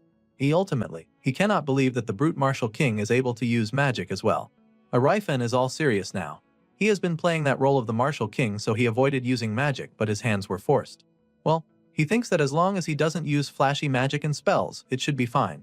Then in a blink of an eye, our boy appears right beside the mage ready to punch the dude. Jade reacted just in time to teleport away, narrowly avoiding our boy's punch. Needless to say, if that punch connected, he would have been done. Shaken up, Jade stutters as he conjures his next spell, Summon Web. A golden web made of magic appears, which Jade tried to use to slow down our hero. However, Rifen just activates his cancellation spell once again, and the golden web spell was negated in an instant. Anxiety is starting to build up in Jade's mind, and it is starting to reflect on his usually calm facial expression. He follows up the attack with Light Bind and Liquid World Viscosity. The fact that Jade, the genius mage, is such in a rush to conjure his spells means that he has felt the danger of facing against the Martial King. Unfortunately for him, no matter what spell he tries to throw at our boy, all of them are being cancelled like the next season of every anime we anticipate to watch. Just kidding. Anyway, Jade is absolutely losing his mind. He can't believe that the brute Martial King is cancelling all of his spell. This made him wonder if he's the one who is losing his mind, or the world is just insane. Out of desperation, Jade launches multiple Sword of Severance at our hero. I guess he no longer cares for elegance. He has only been using one Sword of Severance at a time, but now he's going all out. Too bad for him though. The smile on our boy's face spells disaster. He comments that the light sword sure is powerful, but it is still an element of light attack. And since that's the case, he can just easily reflect it. Rifen then casts Reflect Mirror. Just as the name suggests, the spell reflected all of Jade's Sword of Severance. The powerful light magic flew to random directions, destroying everything in their paths. Sweat drips down on Jade's face.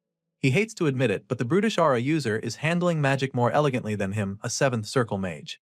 In an effort to avoid the flying sword of severance, Jade uses his blink boots multiple times. On the other hand, the unfortunate soldiers of Baron Shedar have no means to teleport like Jade. As a result, they got obliterated by the sword of severance that flew their way. The attack was so powerful that it destroyed a huge part of Baron Shedar's domain. That poor dude, even if he wins this war by the slightest chance, he won't have a domain to celebrate with. Despite Jade teleporting nonstop, our boy is still fast on his tail. However, Rifen admits that the blink boots is a very troublesome magic tool. Back in his days, 1 amp shockwave would have handled it. Our boy decides not to overthink things and says screw it. He balls up his fist and imbues it with his aura and magic. With that same fist, he uses Dispel Punch. As the name suggests, his punches are able to dispel any magic it comes in contact with. Jade's mind is absolutely blown away. The Martial King is punching magic right in front of him. Even he who is regarded as a genius when it comes to magic would never think such a thing is possible. This makes him wonder where did Rifen even learn such technique. Our boy then appears above the mage's head, ready to deliver a devastating kick. As expected, Jade once again uses his blink boots to teleport just in time. However, Rifen's reaction is different this time. Even though he knows that his attack is not going to directly hit his foe, there's a smile that pops up on his face. His line of thinking is this: no matter how many times Jade teleports, it will be for naught our boy just sweep the whole area. As such, he kicks that ground with avalanche. The impact is comparable to a large meteor from space. The ground stood no chance before our boy's foot. It causes an explosion, sending huge debris into the air and a massive shockwave. All the infantry within the proximity fell victim to our boy's attack. Even Cirrus, who is in a safe distance, covers her face from the intense shockwave. Rifen's aura, the flying debris, and the reverberating shockwave all caused Jade to suffer damage. It sent him crashing down from the air. An insignia falls from his clothes in the process. As the smoke clears, we see the terrifying silhouette of our boy creeping in closely to the mage. He then acknowledges how annoying the blink boot's really easy. In the past, he complained that it had too many weaknesses when Cirrus used it, but now that he is facing it himself, it's insanely irritating. He comments that someone who has never seen the blink boots would have fallen for it instantly. We then see Jade leaning on a rubble, struggling to get up. He remarks that a duel with an aura user used to be decided the moment the mage got distance and used magic. But he didn't expect the Martial King to use a trick like this. Our boy looks at him with mocking gaze, thinking that it is the same method that Jade was using against Cyrus all the time. The blink boots were the artifacts Cirrus used after that assassin's attack. Every time Cirrus used the blink boots, Jade would cast area spells to limit her movement. What our hero did was just a slight adaptation of that tactic. As our hero walks in closer to the mage, Jade once again uses his blink boots to teleport behind Rifen, which proves to be his most fatal mistake.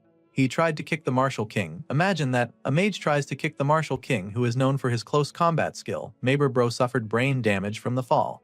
Nonetheless, the consequence for his stupid action costed Jade his legs, along with the blink boots. His legs literally got chopped off by our boy. Rifen stares at him intensely, claiming that the mage really is annoying, but now, he won't have to deal with those annoying boots anymore. Jade falls down the ground in agony, gritting his teeth in a futile attempt to cope with the agonizing pain. He looks at our hero with absolute terror in his eyes, knowing that there's no way he can turn the tables around now. Meanwhile, our boy grabs the boots, of course, along with Jade's legs, and thinks that he was planning to let the mage die. But something feels a bit off. If those blink boots from his past originally belonged to Jade, then that assassin must have been connected to the Arclight family. That assassin's equipment wasn't ordinary. Even the Demon Lord Rifen, who explored many dungeons, had never seen artifacts with such advanced powers. He was able to create a new 10th circle spell just by studying the gear. Across time and space, he has found a clue once again.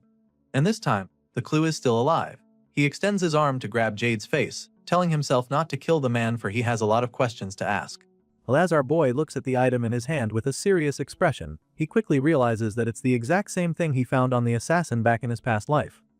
The Segul, a dragon wrapped around a shield that looked like something straight out of a royal medieval banner, immediately caught the Martial King's attention.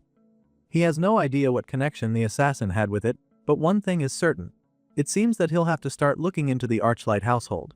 Meanwhile, back at the burned and ruined castle, the battlefield is filled with loud cheers. Soldiers are shouting that Baron Cheddars is finally dead, celebrating their hard-earned victory. Seeing all of this, our hero can't help but smile, somewhat satisfied knowing that the war is finally over. But just as he was about to leave, something in the rubble caught his eye.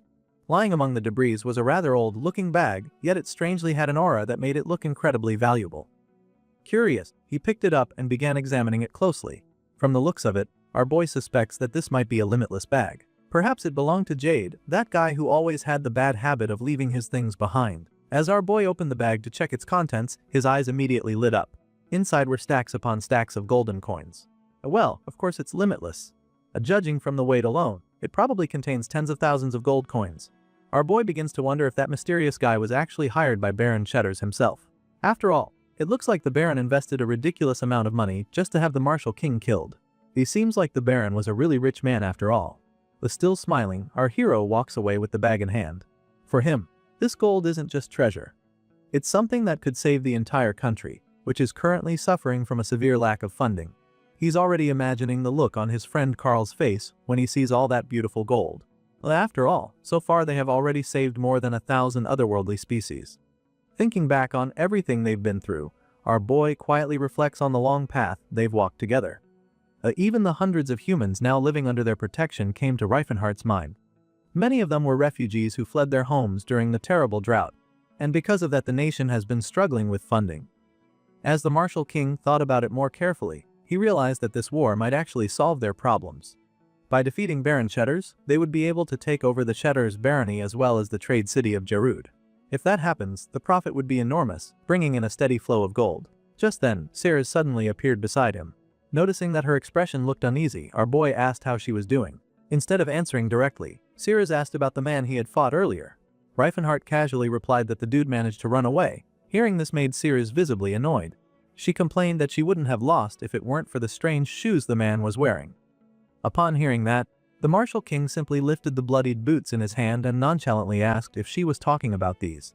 He then smiled and casually offered them to her. Ceres happily accepted the gift, but the nearby soldiers were completely creeped out by the scene. They whispered among themselves, horrified that the Martial King was casually handing out what looked like amputated legs. What surprised them even more was how much Ceres seemed to like them. Soon enough, Ceres began trying them on as if she were in a shopping mall. She was delighted to find that they fit her perfectly. Our boy then explained that the boots automatically adapt to the size of their owner. Unfortunately for him, they wouldn't work since he's much bigger. The soldiers watching were still visibly disturbed by the whole thing. Meanwhile, somewhere in the crumbling city, chaos was unfolding. Someone could be heard shouting orders, commanding soldiers to grab their weapons and seize the Hunter guards. They were told to eliminate the remaining stragglers and bind anyone who surrendered. This entire war had started because of the death of Baron Cheddar's heir, Jakes, who died during a duel. After that incident, Baron Galen was pushed to the brink by a mercenary army funded by the overwhelming wealth of the Cheddars family. But then a golden lifeline appeared in the form of the Sword King. Baron Galen accepted the hand of the Antares Free Nation and managed to escape the trap, eventually tightening the noose around Baron Cheddars instead. The Cheddars family, being a branch of the Marquis of Pontern, controlled a territory larger than most count-level domains despite technically being just a baronial house.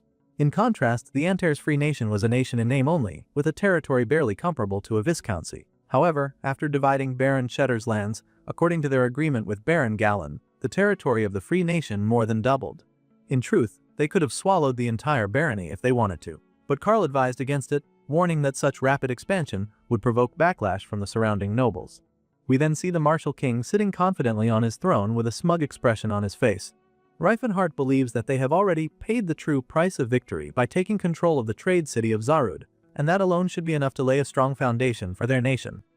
A year soon passes, and spring finally arrives. It is the season when all things begin to sprout again.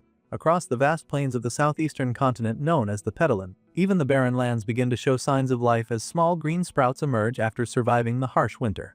However, these grasslands are far too barren for proper farming, which is why no nation-level power has ever managed to establish itself there. Monsters frequently appear in the region, so it has long been the domain of nomadic tribes. These nomads raise horses and sheep while living in scattered tribal groups across the Petalin. Occasionally, ambitious leaders try to unite the nomads and turn them into a powerful military force. Unfortunately for them, their attempts are always blocked and crushed by the surrounding gluten and Raked mountain ranges. Since then, no one had invaded the Petalin.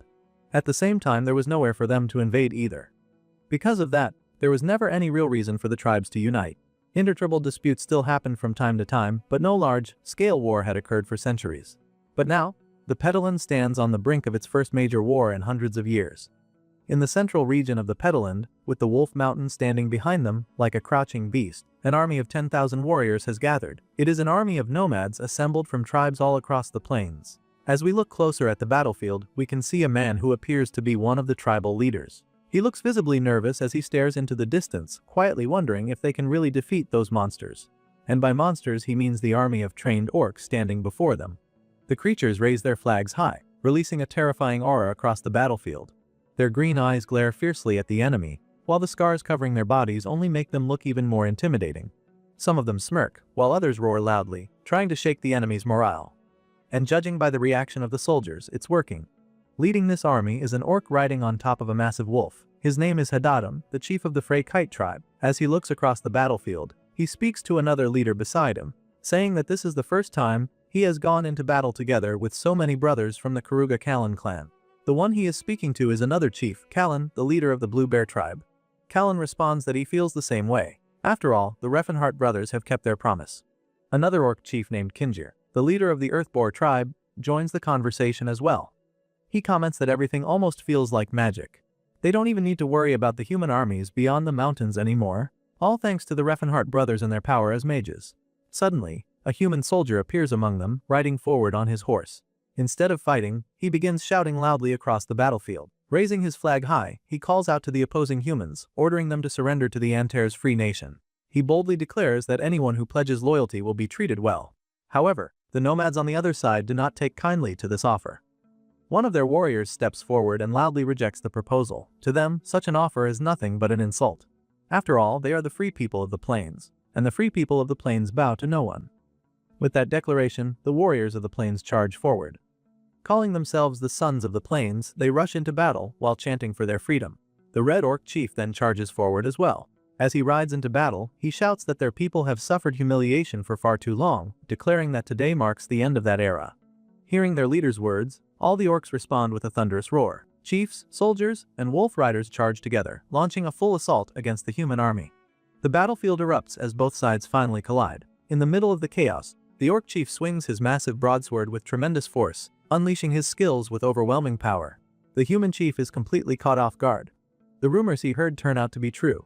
The orcs serving the Antares Free Nation are actually capable of using aura. What shocks him even more is the fact that it's not just one orc chief who can use it. There are 3 of them. Realizing the situation, the human chief quickly changes his plan. No matter how strong these orcs are, they are still orcs. He believes they won't survive against magic. Because of that, he immediately orders the hired platoon of mages to cast a spell that will put the entire orc army to sleep. The mages quickly begin their chant and cast a wide, range spell known as Mass Sleep, an area-wide spell designed to knock out large numbers of enemies at once. Unfortunately for the human army, something completely unexpected happens. A group of dwarves suddenly step forward, raising their voices in prayer. One of them shouts for divine protection as he calls upon his god to guard the minds of their allies. The moment the prayer is completed, the sleep spell is completely nullified. The human chief can't believe what he's seeing. He is shocked that the orcs, who are known for not believing in gods, are suddenly protected by divine power. That's when he realizes the truth. It's the dwarven priests. In his mind, he assumes they must be worshipping some kind of evil god in order to protect the orcs. Whatever the case may be, the result is disastrous for the human army. With the spell completely neutralized, the orcs charge forward once again and begin wreaking havoc across the battlefield. Fueled by rage and pride, they fight as if their ancestors themselves are watching over them. Meanwhile, the Blue Bear tribe, which had settled within Antares territory, had already begun expanding their forces eastward into the Gluten Mountains. They sent messages to other orc tribes in Destrand asking them to join the war. Because of that call, the Brown Boar tribe and the Grey Hawk tribe soon arrived in the Gluten Mountains as reinforcements. Later on, the White Wolf tribe and the Black Coyote tribe also joined the battlefield. Seeing all of this, the humans of Feltland quickly reacted to the threat. Normally, it wasn't unusual for orcs from Destrand to move into Feltland territory. Because of that, they contacted nearby human nobles for military support. However, the situation this time was very different. Every single noble refused to help them. The reason was simple. The flag flying above the battlefield made everything clear. This was a territorial war led by Antares County. Back on the battlefield, the orcs continue rampaging through the human ranks, cutting down soldiers one after another. The hired mages begin to panic, realizing that things are no longer going according to their plan. They truly believed the orcs would fall asleep the moment the spell was cast. Clearly, they were very wrong. Seeing the chaos unfold, an Antares knight shouts for his men to charge as well, refusing to let the orcs have all the glory. This development terrifies the human chief even more. Not only are there 3 powerful aura users on the enemy side, but there is also Cyrus, a warrior who earned great fame during the Crovance Kingdom's civil war. Soon after, hundreds of spirit weapons begin flying through the sky. The nomads of Feltland, who have very little experience fighting organized armies, struggled greatly to counter such attacks. Meanwhile, the mercenary mages, most of them only 4th or 5th circle, begin fleeing the battlefield in complete panic. Even though the Antares forces are heavily outnumbered, with only 3,000 orcs and several hundred knights supporting them, it still doesn't take long for them to break through the army of 10,000 men. Meanwhile, from afar in the nearby mountains, a lone figure silently observes the battlefield. As the camera moves closer, we see that the watcher is an elf. She quietly mutters to herself as she recognizes the soldiers below. Those are the forces of Antares County, and she knows exactly who created that nation. It was none other than our boy, the martial king himself, Reifenhart. The war has now ended, and the orc sides wins the war as the orcs are now gathered to have a celebration feast at night. They all cheers for the victory, raising their cups filled with beer, mead and wine. The orc leader Uthernan smiles, calling out for Robort to raise his drink as well, and asked that the dwarven cleric should drink as well. Next was the other orc Hadadim, chatting with his boy Karagor Russ, praising him for his battle, respecting him on how strong he was, but Russ was full since he drank a lot. So Hadadim just drank it gladly. Now the last orc chief Kinger the Green One even shares his meat to his fellow comrades. All of them are happily eating and drinking for their victory. Kinger then spotted Azrael. He did made fun of him, telling him that he was weak in the battle, but really good at drinking, as he playfully punched Azrael. Russ stopped the orc blocking his fist towards Azrael. He seriously told Kinger that he shouldn't act like that towards to the humans. Kinger surprised about that, asking why. So Russ explained that humans are such a snowflakes. A variant can easily get offended, that if Kinger do something like that humans will see it as an insult. And so Kinger apologies for that, he didn't know human are snowflakes. But then suddenly, strong warriors and the 3 orc chiefs sense something very serious. By the look on their face, they felt some strong energy, it is, as if they are calling for them. Now Russ noticed this as well, that there are aura users are nearby. They know how serious was this, as the energy is was strong, maybe even stronger, so they ready themselves to take action to see on what it was. The party has now calmed down, everyone is now asleep inside their tent. From afar from the mountain ranges that we saw earlier, the 4 of them went to that place where the strange energy they felt. At the mountain there was a cave, so they called out someone outside the cave, stating that the one who called them one blessed by the warrior spirit. Inside the dark cave slowly, someone is coming out. It wasn't someone but the sexy elf that we saw earlier appears. The elf speaks to them, as she asked if they are the orcs of the Antares County. She was surprised to see the orcs on how fluent in their common language. All of them are shocked that an elf appears, bewildered by that. As they looked closely, it wasn't an ordinary elf, it was an warrior elf. They heard that there weren't many warriors among them, since elves are scared of everything, so to find her like that was such truly a rare thing. That beautiful elf smile menacingly, it is, as if she was ready to beat them all up. She then grabs her sword, unsheathing it. She then suddenly launched an attack towards one of the orcs. Luckily he was able to block it, but with struggle with such small body, that elf is no ordinary. The orc was struggling as well, even used his aura to defend himself, blocking that elf's attack. Russ was surprised about that, and see the elf as an enemy, so he readied himself. The elf lady then calls out to them, saying that it's a 1v1 fight between them, asking for respect and not interfere. Now the 2 orcs agrees now fully respect the elf on how noble it was, so they agree to not interfere as this was a duel, shocking Russ as this was a serious matter. But they assume that it was just an elf warrior who is just passing by. Russ thinks that it is still serious, since the aura on that elf aren't so vomit that they just come across and was not coincidentally. Nevertheless, the battle continues between the elf. The orc chief then started to take his move, attack the elf respectfully. However, the elf retaliates, blocking those attacks with just one swing to her sword. Russ saw the whole thing, surprised on how strong the elf was, admired by her skill that her swordmanship was truly exception, noticing how the elf was able to deflect an aura greatsword serial attack so neatly. He was happy that he is going to learn new something today. The elf then was prepared for her ultimate move as she leaps towards to that orc. The chief orc acknowledges the elf, admitting that she is a strong elf warrior, and so the orc began to use his aura, glowing and looking forward to play with her. The orc then throws his weapon magnum, her the greatsword, then spins violently, glowing with green aura, then spurts out some light arrows above that elf. Luckily for the elf, she was prepared as she deflected that lights. The chief orc was not finished as he cast his skills, called the barefisted scale, cracking, shooting out a giant green aura blast to that elf. She then almost got hit and dodges it. The blast was too strong that it even hit the mountain walls, clashing and crumbling. The 2 more orcs knows that their comrade is enjoying his fight, smiling, thinking on how fun to fight with that warrior elf. They even wonder if they can join as well after the duel, since it really looked fun to them. Hell, even Russ want to fight with her, wanting to learn from her like a ton. Then suddenly it was the elf warrior's turn. Russ sees the elf something unusual. He sends to that elf an ice energy magic, thinking that her aura and the ice elemental magic are imbuing. Now the orc chief is now much amused, as it was his long time since he had really fun and enjoying the fight. And as the chief was prepare for something, the elf warrior stopped like giving him some blue balls, that we can see he was shocked and disappointed. The elf warrior just smiled and see how the chief was disappointed. She told him that she feel like it wasn't enough to prove herself, asking if she was truly a warrior, it is as if she just wants some attention or something. The orc chief laughed, screamed that she really was a truly warrior. Following that, the elf told to that orc that she heard that if he need to fight an orc in order to earn their trust, she was doubtful about herself because it was such an old saying, and now she guessed it right after all. Russ was shocked, wondering if their fight was some sort of ritual of battle. He did hear that elves are very rational, but he didn't expect them to be that direct.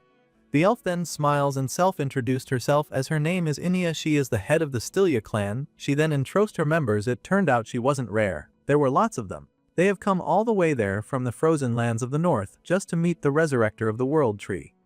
She then asked at the warriors of the Antares if they can guide them to him. That's it for this episode. Until next time.